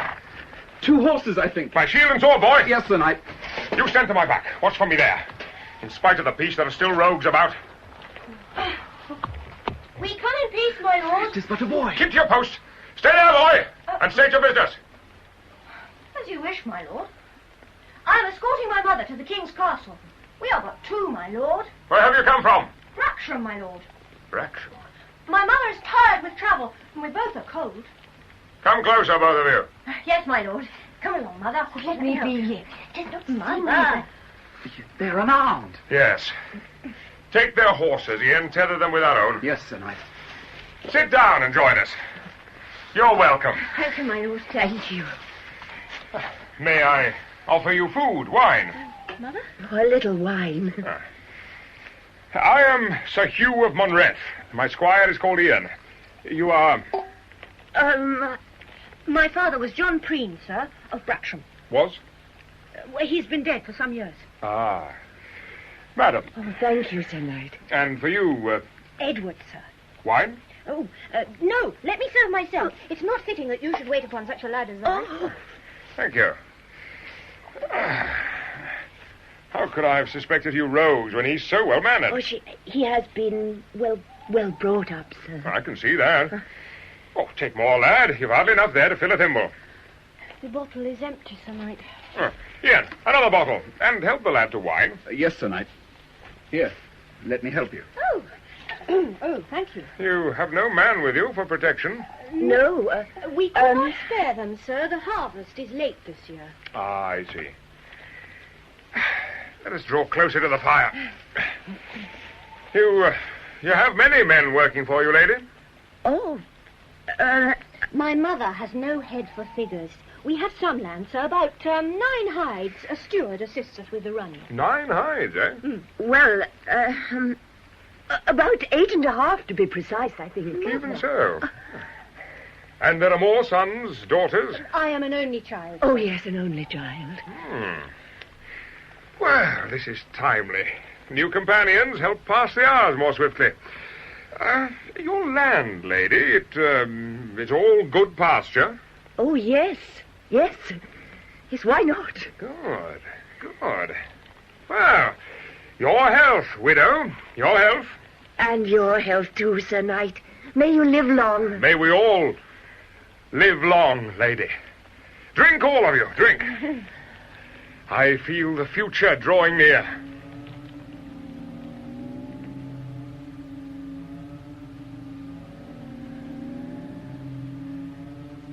Alone in the pentacle, the witch sat, bat-like. Motionless, spinning strands of power, spider-like. Eyes closed, face tense, hands clenched, bird-like. Blackness gathers, pulsating dark, drumming, cold, breaking forth as she opened her green and slitted eyes. Her power spread, a slow black chill creeping over the land, knowing all, knowing.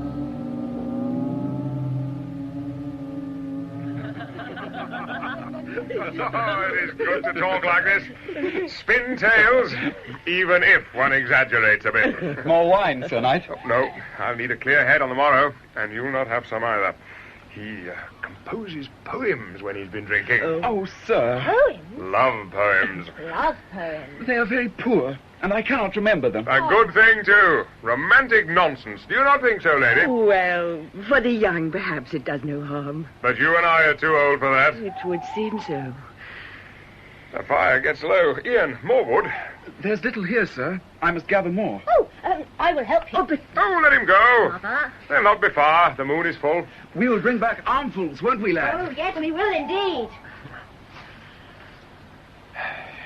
You seem pensive, mistress. I worry about my son. Yes. Your son. I've been watching him closely. Oh. A delicate lad, is he not? Yes, very delicate. Small-handed, white-skinned, large-eyed. Hair, I think, longer than he shows. Well, he has lived a sheltered life. Very sheltered by the look of him. My squire knows little of young women. He cannot see those subtle signs that tell them apart, particularly if they are disguised in the clothes of a boy. I am not my squire, however. Within 5 minutes of your arrival here, my eyes were open. It was for safety. Oh, I thought as much. I only wonder what other lies you've told as truth. Oh. But it does not matter, and I will not pry. Except in one thing. And what is that? You are unwed. Oh, yes, I am unwed. And unspoken for. That, too. I will not ask of land. I would not wish to stretch my luck. I'd be glad that you do not, sir. You know, we go to fight the witch. Yes, you have said. Mistress, this is hard to say, for it presumes a lot, but if I return, the witch and the dragon will be dead, and I would wish to settle down. The king will reward me well, I know. I would not need land or dowry or... Mistress, if I return, may I call on you? You may, Sir Knight. You would be welcome. I will do my best to do so, then. Storm is gathering. Here, take my cloak until they return with the fuel.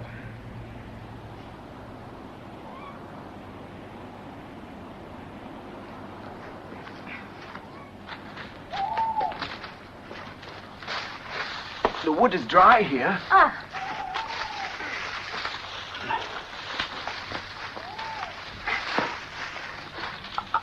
I think Sir Hugh has taken a fancy to your mother. Really? I did not notice. You're fortunate. How so? Oh, come, lad. He is champion knight. Foremost warrior in the land. He could have his pick of noble widows. Ah. And, you? Could you have your pick of the daughters of those widows? I'd not thought on it. But anyway, my heart is taken. Oh, who by? You could not expect me to tell you that. Is she so very great, then? Among the greatest in the land. Oh. We'll need more wood than this, lad. Look over there. Oh, yes, sir, yes. I have heard the King's castle is very grand. Oh, it is. Very grand. And the people there are very clever. Some are, some aren't. It depends on who you meet. You have met many? A few. Being squire to the champion knight does not allow much time. Tell me, did you meet the princess? Edith, I think she is called. In passing, a few words, nothing more. Oh. When was that? You're very inquisitive. I am going there. I wish to know how I should behave should I meet the princess. And you, sir, are obviously used to meeting such great people. Are you playing with me, lad? No, sir, not I. They say the princess is quite presentable. Presentable? She is too beautiful to describe. Oh. Tell me, is she among the greatest in the land? Of course she is. You are astute for one so young. 'Tis the princess that you love. It is. Does she love you? I do not know. I would not let my fancy ride that high. When you spoke with her in passing, did you not tell her of your love? No, I did not. But you intend to when next you meet her in passing. It is possible. I shall see how I feel. Here, hold your arms out. Let me load you up. Certainly, sir. Tell me, if the princess were here now in front of you, would you tell her of your love? We must hurry. Oh, please, sir, tell me. All right. I would not. Why not? I would be afraid she would do no more than sport with me. And anyway, you know we go to fight the dragon and the witch. I do. It is not likely that we will return, and dreams are too precious to throw away. I would not have her use me as a plaything. I think you think her very cruel. Thoughtless, rather. And vain, perhaps. Imagine for a moment that you are the princess, boy. Would you not have fun with me? What was that? Nothing. The storm gets close. It was so cold and dark. Clouds over the moon. Clouds, but there are no clouds. What? A boy. 2 boys. No, a boy and a girl. The witch. Oh, more than a girl. A girl. You. Jane! More than a simple girl. Much more.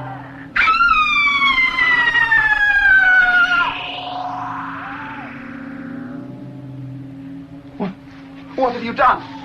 A girl? Where is she? Ian! Ian! The knight! Over here! What has happened? Where The witch was here! The witch! Oh.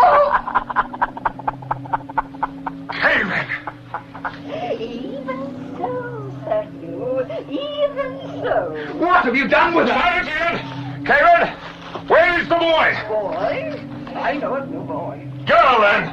She is in that castle. My lady! Lady?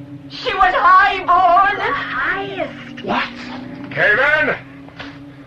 Cave-in! Behind you, Sir Knight. Cave-in!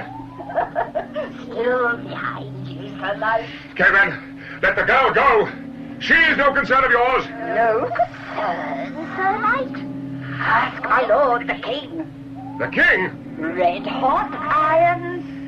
For his daughter, my red-hot irons will be the dragon's teeth. His daughter? Ask the woman. Ask the mother. And then come and fetch her. If you dare, come and fetch her from the dragon's mouth.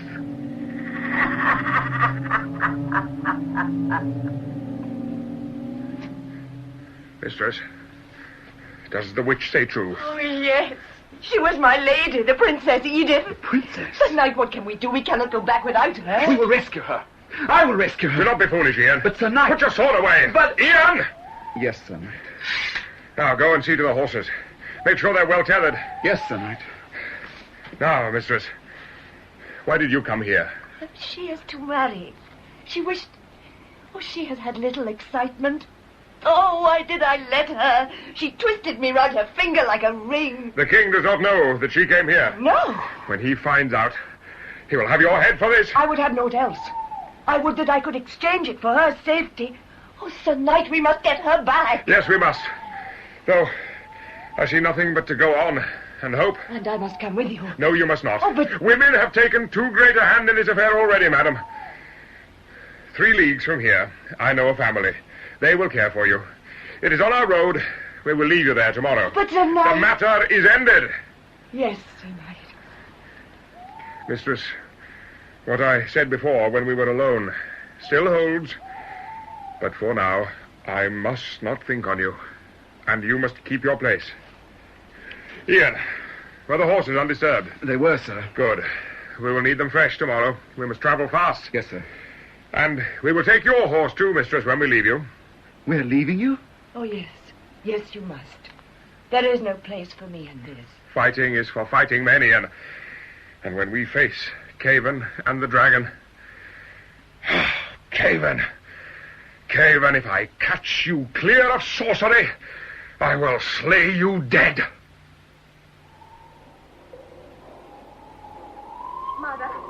Mother, what have you done? Done? The girl in boy's clothes, sleeping in the turret. No girl, child. She is the Princess Edith. The princess? Last night she strayed too near. I reached out and took her. It was easy. Well, what will you do with her? Use her, as once the king would have used you. She will be a pawn. I will gain for you what I wish, and then... And then? That pawn will never be a queen. Skrull will make sure of that. Oh, do not do it, Mother. I beg you. You have no right to beg. I have every right. You do this in my name, as if for me. Yet I do not want it. You will turn all men against me if you continue. Oh, I cannot leave you, Mother, for I know you love me. But better I were dead than be like you. Daughter, you know nothing. I do, Mother. I know what is within me. Clear and still. An ache, a void, a need for love. You have mine. More than yours, a different kind. Soon I know I will need a man to love. Soon I know I will want a child. But I do not wish to have to do as you. I want to gain no man's love by sorcery.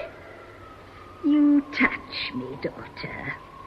But you are wrong. No, I am not. Oh, please. I plead with you. Give up this scheme. Release the girl. Let us leave. We can go away, find another land and live once more in peace, even if alone. We cannot. Why not? It is not possible. It is. We could leave today, within the hour. No, Skrull will not have it so. Skrull? Yes. The dragon lies at the center of our being here. What? He would have the old days back. He knows not of love or peace. Skrull has the power, Marianne, more so than I. If we had not come here with him, he would have turned on us. So you aid him? I had no choice. My spells may have him mute and sleeping now. But when he wakes, Marianne, believe me, me. We have no choice but to ride upon his back. No choice. None.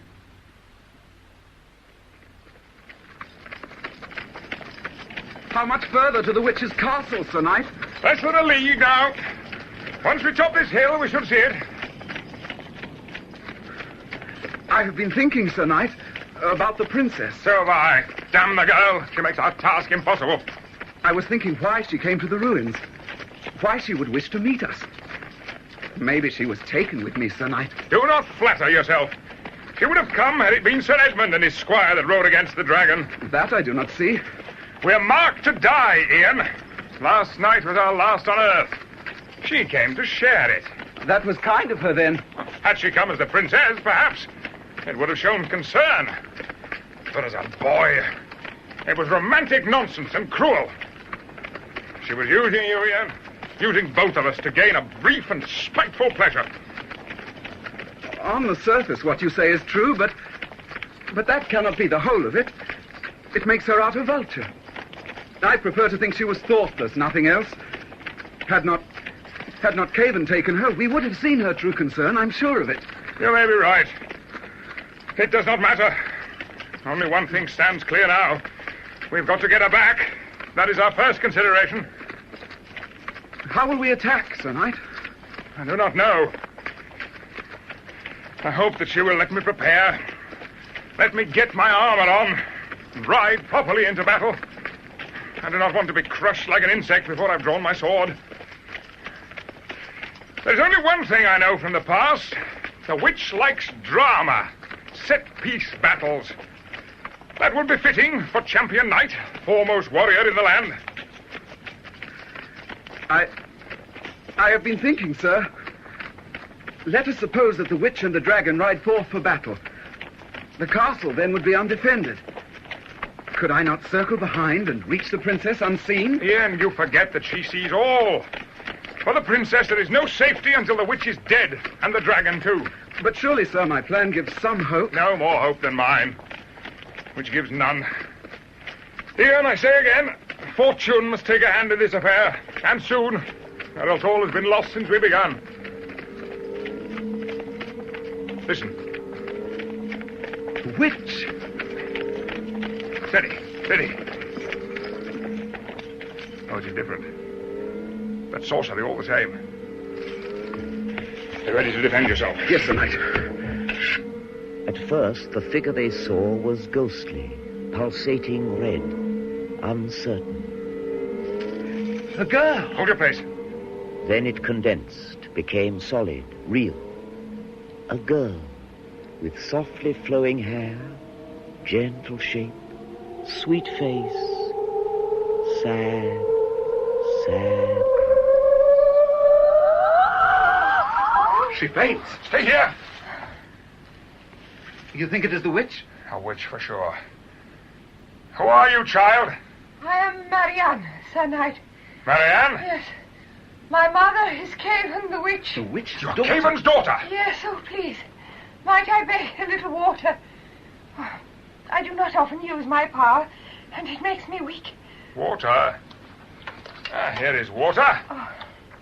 Come, take it from my hand. Oh, thank you. Oh, thank you, Sir Knight.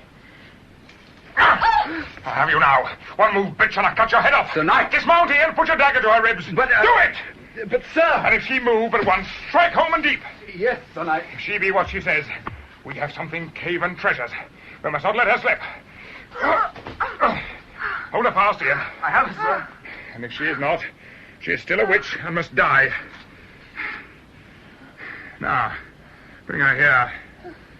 Watch her close. Keep your dagger firm. Now, bitch, we may talk. Only no deceit, either by your tongue or witchcraft, or my squire will kill you. Now, what do you want with us? I come to offer aid, to put my powers at your service. Do you? You hear that, Ian? The witch's daughter offers aid. Oh, not against my mother, sir, but against the dragon. My mother I could not harm, but Skrull, I would have him destroyed. The dragon destroyed? That strikes at the witch. You're not consistent. So, Tell the truth about your being here. Oh, it is as I say. My mother cannot control the dragon now. I would have him dead so that we may depart. Depart? Oh, yes. Well, why else should I come here? Why else should I place myself so easily in your power? 'Tis not enough. There must be more. Oh, no more, Sir Knight, I swear it. Oh, no more. I stake my life on it. Your life is forfeit anyway. Oh, please, may I have the water now? Here, Oh, thank you, sir.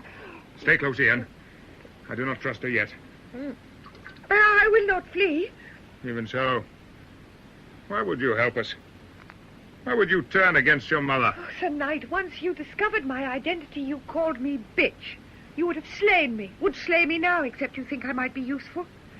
I do not like it so, this hate that men feel for me, although I do no harm. With your help, Sir Knight, I would show that I am human. Ian, do you believe her? I do, Sir Knight. Why? She is too beautiful to be false. Beautiful? Ian, beauty means nothing. When will you learn? I do not trust her.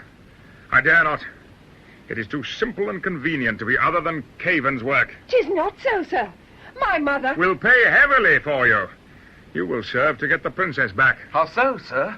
We propose an exchange to Caven. Her daughter for the princess. And if she does not agree? Then we kill this bitch here. Sir Knight! My liege begged me to cleanse this land of sorcery, and we will make a start with her. But, sir... And you'll not gainsay me, Ian. Sir Knight, you read this badly. I read this badly. You throw away our only chance. Speak on. Things will be as they were before if we get the princess back. Not so. She will be safe. How long for? A day, perhaps? You said yourself, defeat Skrull and all else unravels. But that we cannot do unless we trust the maid, so that she can strike when least expected by the witch. Her beauty makes you eloquent, Ian. And convincing. Sir, I see it clear the course we have to take. Perhaps. But I think not you would think the same if she were ugly. Beware, child. He falls in love with any pretty face. Tell me, what are the witch's plans? My mother. She would kill the princess out of spite. When? I do not know. Soon, I think. How? By waking the dragon and putting her in his path. The dragon sleeps? Yes, but... Then we have him. Not so. It is my mother who makes him slumber. It's an artificial sleep that he is in. If you get close, he will wake. Where does he rest? Beyond the castle, there is a valley. He lies there. Oh, Sir Knight, if you would put your trust in me, we must move this business swiftly. I must be back before my mother knows that I am gone. What would you have us do? I will tell you what no one knows about the dragon. Draw close and listen hard. It is her sorcery that keeps him safe. She coats his scales with power that turns aside all arms. Oh, Sir Knight, you could charge him fair and hit him hard, but you could not touch his skin, not while my mother provides the shield. But take away that defense, and you can slay him like any animal. I did not know this. It is the secret of his invulnerability. Now, the rest is this. That you confront the dragon, throw all caution aside, and charge. The dragon will be careless, but we will not touch him. So you betray me, Marianne. And give you... You betray me.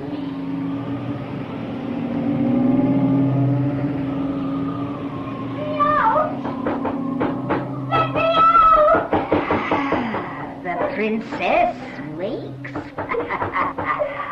Her last awakening.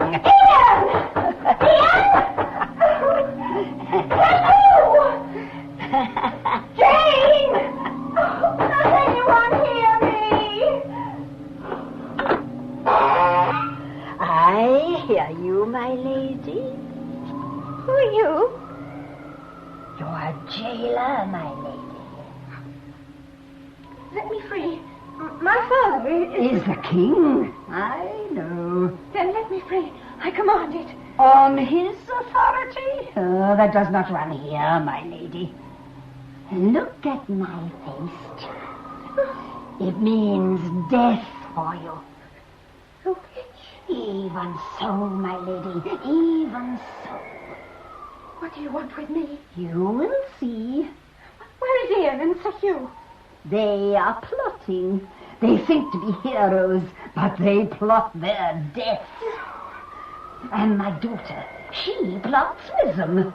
With her help, they force my hand. I can no longer wait to put the king upon the rack. blame them, child, for what is about to happen. And what is that? Your death. My father will give anything. Your father is not here. I wish he were. It is not fitting that I am guarded like this. Bring me a gun, some women's clothes. You have spirit. That is dignity enough. I think you jest with me to frighten me. You do not mean it. I mean it, child. Doubt it But not. I am innocent. I have done nothing. You carry your father's love. That is guilt enough. The dragon will eat you, child, eat you whole. Then he will destroy your friends. You will have company in death. Never fear. You're trying to humiliate me. I will not let you. I will not. I'm my father's daughter, the princess. I will not crawl to you. I despise you.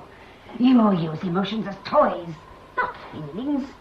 You think you are being noble now. You are not. There is no nobility in death. When you feel the dragon's breath, you will scream like that. And that. You will be fitting bait for the dragon on the night. When I have placed you as I wish, I will have sport with him again. Your hair is strong. A worthy rope to hang one with.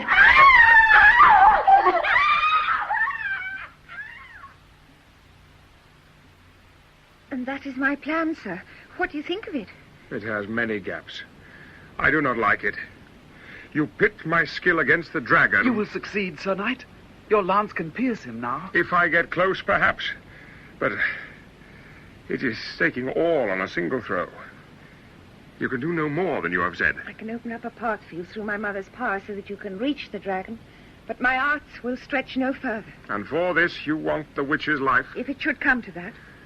My oath on it. It would be enough, Sir Knight. An oath to break an oath. I must think on all of this. I'm not yet convinced that it is not a trap. It is no trap, sir. Stay here, both of you. Ian, if she should seem like leaving, kill her. Yes, sir. Do not take long, Sir Knight. I will not.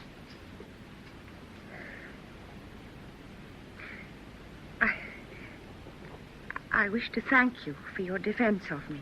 It was nothing. Oh, you went against his authority and corrected him.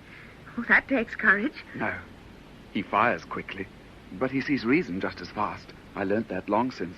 Be that as it may, I thank you. Tell me, you said that I was beautiful. Did you mean it? Why, yes. Every word. You are very lovely, Marianne. You do not hate me. No. Why should I? Seeing who my mother is and what I am. It makes no difference. But Sir Hugh... sees things in black and white, I think, and he is under stress. And so are you? Not so great. I do not carry the responsibility that is his. I have time to look at other things. Could a man love me, do you think? Yes. Very deeply. Marianne? Yes? Can we speak of love again when this is over? I would like to, but it will not be possible. It must be possible. No. It must. Just say that you would not turn me aside. Sir Hugh returned. Say it, Marianne. You would not turn me aside? I would not turn you aside. I could not. I have considered. Your plan is the only one that gives us hope to finish this. I will trust you and spare the witch. We fight as you say. Good. Maid, you must return, and fast. I will, Sir Knight. Ian, see to my armor. Yes, Sir Knight. My mother is here. She watches. All is lost. Even so, all is lost. Not so. Come here. Oh, sir. We do as I first thought. Caven. Caven. Answer me, witch. Sir Hugh. Sir Hugh of Monrath. Caven, I have your daughter cold, my sword upon her neck. So I see, Sir Knight. Parley, witch, shall I strike? You think I value a daughter who would betray me? I know you value her, witch, from 15 years ago. So parley. What would you have of me? The princess. Nothing more. And your departure. Only that? And the dragon's death. Say on, Sir Knight. Oh, there must be more. My head, perhaps, upon a block. I swear, witch, that if it were so, then I would gladly cut it off. You set a high price. Too high. Sever her neck, Sir Knight. I do not care. You care, witch. You care. You gave up all before. A thing I will not do again. So go on, Sir Knight. Why don't you strike? Curse you, witch. You pushed me too far. Mother, help me! He will not kill you, and he knows it. I will, and you can watch. You must not, sir. She leaves me no choice. I will not let you. Stand clear. No. I will cut through you to reach her ear unless you move aside. Then cut, sir. For if she die, we all die with her. Be not too hasty, sir. Think on what you do. Caven, my lowest price is the princess for your daughter. I thought it would come to that. Bring her here, Caven. Bring the princess here. And if I do not? Then your daughter dies. You had better stop him, little squire, for I will not bring the princess here. She seeks to trick you, Ian. She will barter. Caven, no more talk. Fetch her to us. Caven, answer me. I am thinking, Sir Knight, about the past. The past? Do you remember a woman, Sir Knight, in a small tavern? Do you remember a woman, Sir Knight, with flame red hair? What of it? Do you remember a night of love, of passion, 17 years ago? That is of no concern. You were a handsome man, Sir Hugh, and gentle. I often thought of it, your gentleness. And your strength. You are very virile, Sir Knight, very virile. You lie, witch. Lie? I lay with you, Sir Knight. With you. Watch. A woman appeared, tall, stately, red hair, deep-bellied, desirable, standing, smiling on the grass, strong arms outstretched. This is how I came to you, Sir Knight. And you did not flinch, not even when I scratched you till you bled. Does she say true? She lies. I do not, Sir Knight, and you know it. You lie, witch, you lie. Look upon this body, and then say you know me not. Which, had I known who you were... You would have taken your pleasure still. Even so, it means nothing now. It is in the past and dead. I think not, Sir Knight. Nothing? The child you threaten, you call nothing? Child? Me? She is your daughter, Sir Knight. Your daughter as well as mine. Mother, is this true? It is true. You would not lie to me on this. I would not. I do not. There is no need. Sir Hugh, you have your daughter cold, your sword upon her neck. You had better strike. Strike hard and deep, for I make no bargains now. Mother, wait. You are safe, Marianne. He will not harm you now. Oh, no, do not leave me, Mother. We will meet again when they are dead. The time approaches when I must wake the dragon. The dragon? Mother, do you want the dragon dead? Oh, Mother, do you want the dragon dead? You know I want him dead.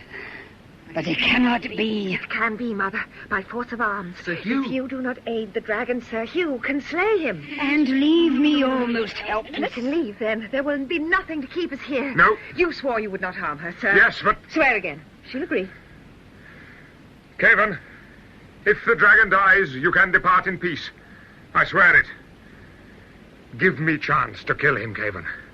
Give me one chance. You would wish me only to stand aloof? Only that. Only that? Then I agree. I will take no part in it. You swear it? I swear it. On our daughter's life, I swear it. Good. Now... Sir Knight, what of the princess? I will not harm her. She's safe? For now. I will not touch her until this is over. Your word on it. My word on it. As ever, it comes down to naked strength and skill. Ian. Sir? Prepare my armor. I go to fight the dragon. Yes, Sir Knight. Kevin, does the dragon sleep? He sleeps, but light. If you approach within 100 paces, the scroll will wake. And I warn you, sir, he will be hungry. 100 paces. I wish it were less. Marianne? Yes, Father? Father. We are newly found. Yes, newly found. Will you forgive me for what I called you? I forgive you gladly. You will give me your blessing before I fight. I will. And will you look to Ian as a sister should? For he is like a son to me. I will look to him, Father. Your armor, sir. Then, prepare me. And my steed. For we must do this right. Skrull was deadly. Make no mistake on it. A monstrous beast of glittering gold, with no compassion, no humanity. He was a killer, cold and clean, a murderous machine of death. Listen. He sleeps as yet, but soon he will awake and kill.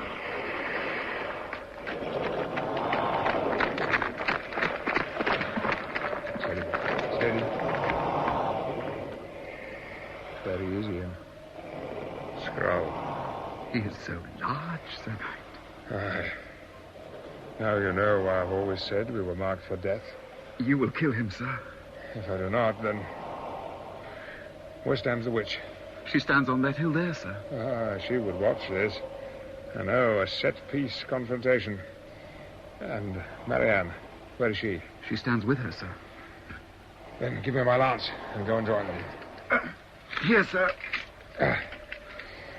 And Ian. Sir? If you think the witch would interfere, then take your sword and strike. You might not kill her, but perhaps it would distract her, or... If I do not kill the dragon, then do your best to slay the witch. I will, sir. And as for Marianne, I hope she does not come to harm. I wish that too, sir. Well, Ian, we have come far together. Aye, sir. My hand? Sir Hugh. May fortune favor you, sir. And you too, Ian. Leave me now. Yes, sir. Now it must begin. May God ride with us, beast.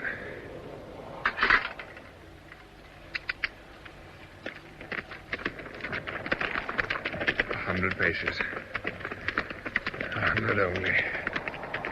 And then we must move with lightning speed. Balanced finely in his saddle, his visor closed, his lance held level, Sir Hugh of Monreth, champion knight, arrowed silver across the plain. 300. 200. 100. The dragon woke.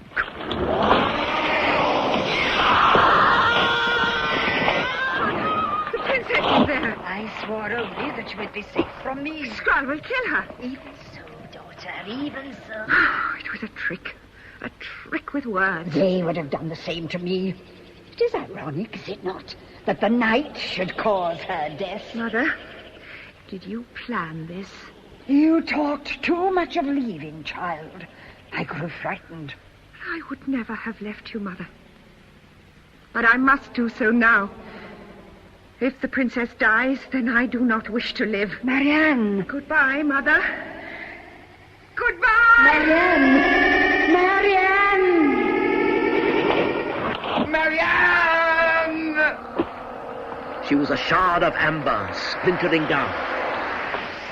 And the dragon saw her, turned his head, and spat out flame. Marianne! The witch, bat-like, hawk-like, black, swooped down and landed at the dragon's side. Skrull! Skrull! Stop! Stop! The dragon saw her, Scrowl! lowered his head, Stop, Scrowl! and bit.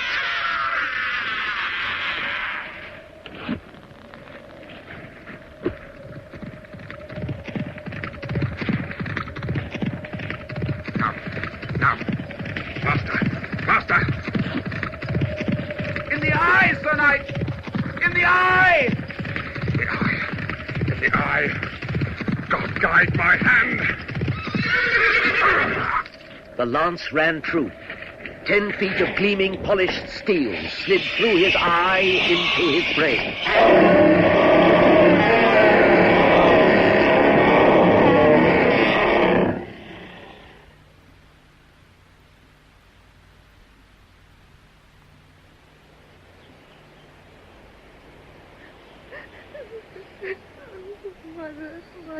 Mother. Marianne, I have brought you water. Mother. Let me tell you. You are so burnt. Oh. But at least we are alive. I lost my mother 4 years ago. I know your pain. She thought to love me, and she did. Too much, perhaps. I know that now. We have all learnt much from this. Yes. I thank you for what you did, in my name and my father's. I am to marry soon and will have my own court. I would be honored to have you as my companion and my friend. Ask me again in a little while. For now, I cannot think. I will do that, for I need a friend like you.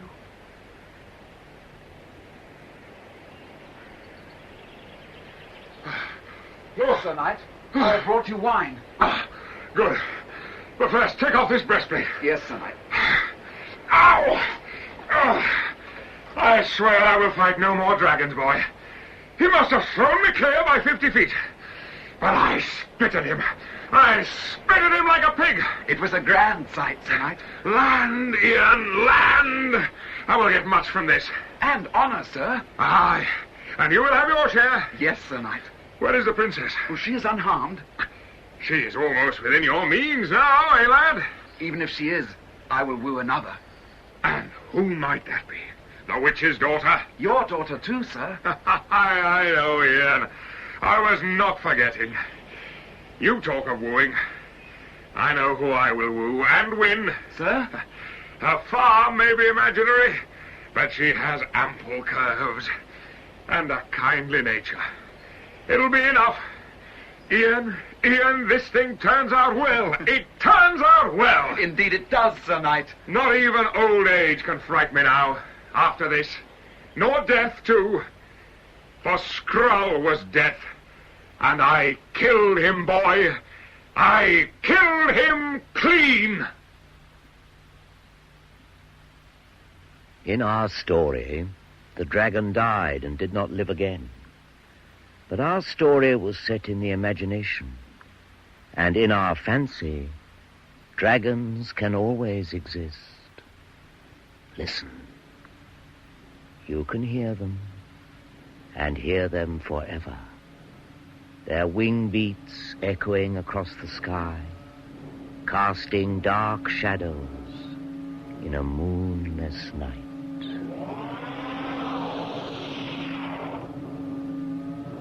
The Tale of the Knight, the Witch, and the Dragon. The Knight, Sir Hugh of Monreath, was played by Patrick Stewart. The Witch, Caven, by Peggy Page.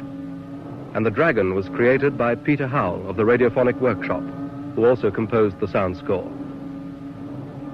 The King was played by Anthony Newlands, the Princess Edith by Elizabeth Proud, Sir Edmund by Gavin Campbell, and the Herald was Henry Knowles. Ian, Sir Hugh's page, was played by Marcus Campbell, Jane, the Princess's Gentlewoman, by Sheila Grant, and Marianne, the Witch's Daughter, by Kate Binchy. The King's subjects included Kenneth Shanley and Jonathan Scott, and Scrimp the Storyteller was played by Timothy Bateson. The studio managers were David Greenwood, Peter Novis, and Lloyd Silverthorne. The tale of The Knight, the Witch, and the Dragon was written by J.C.W. Brooke and directed by Ian Cotterill.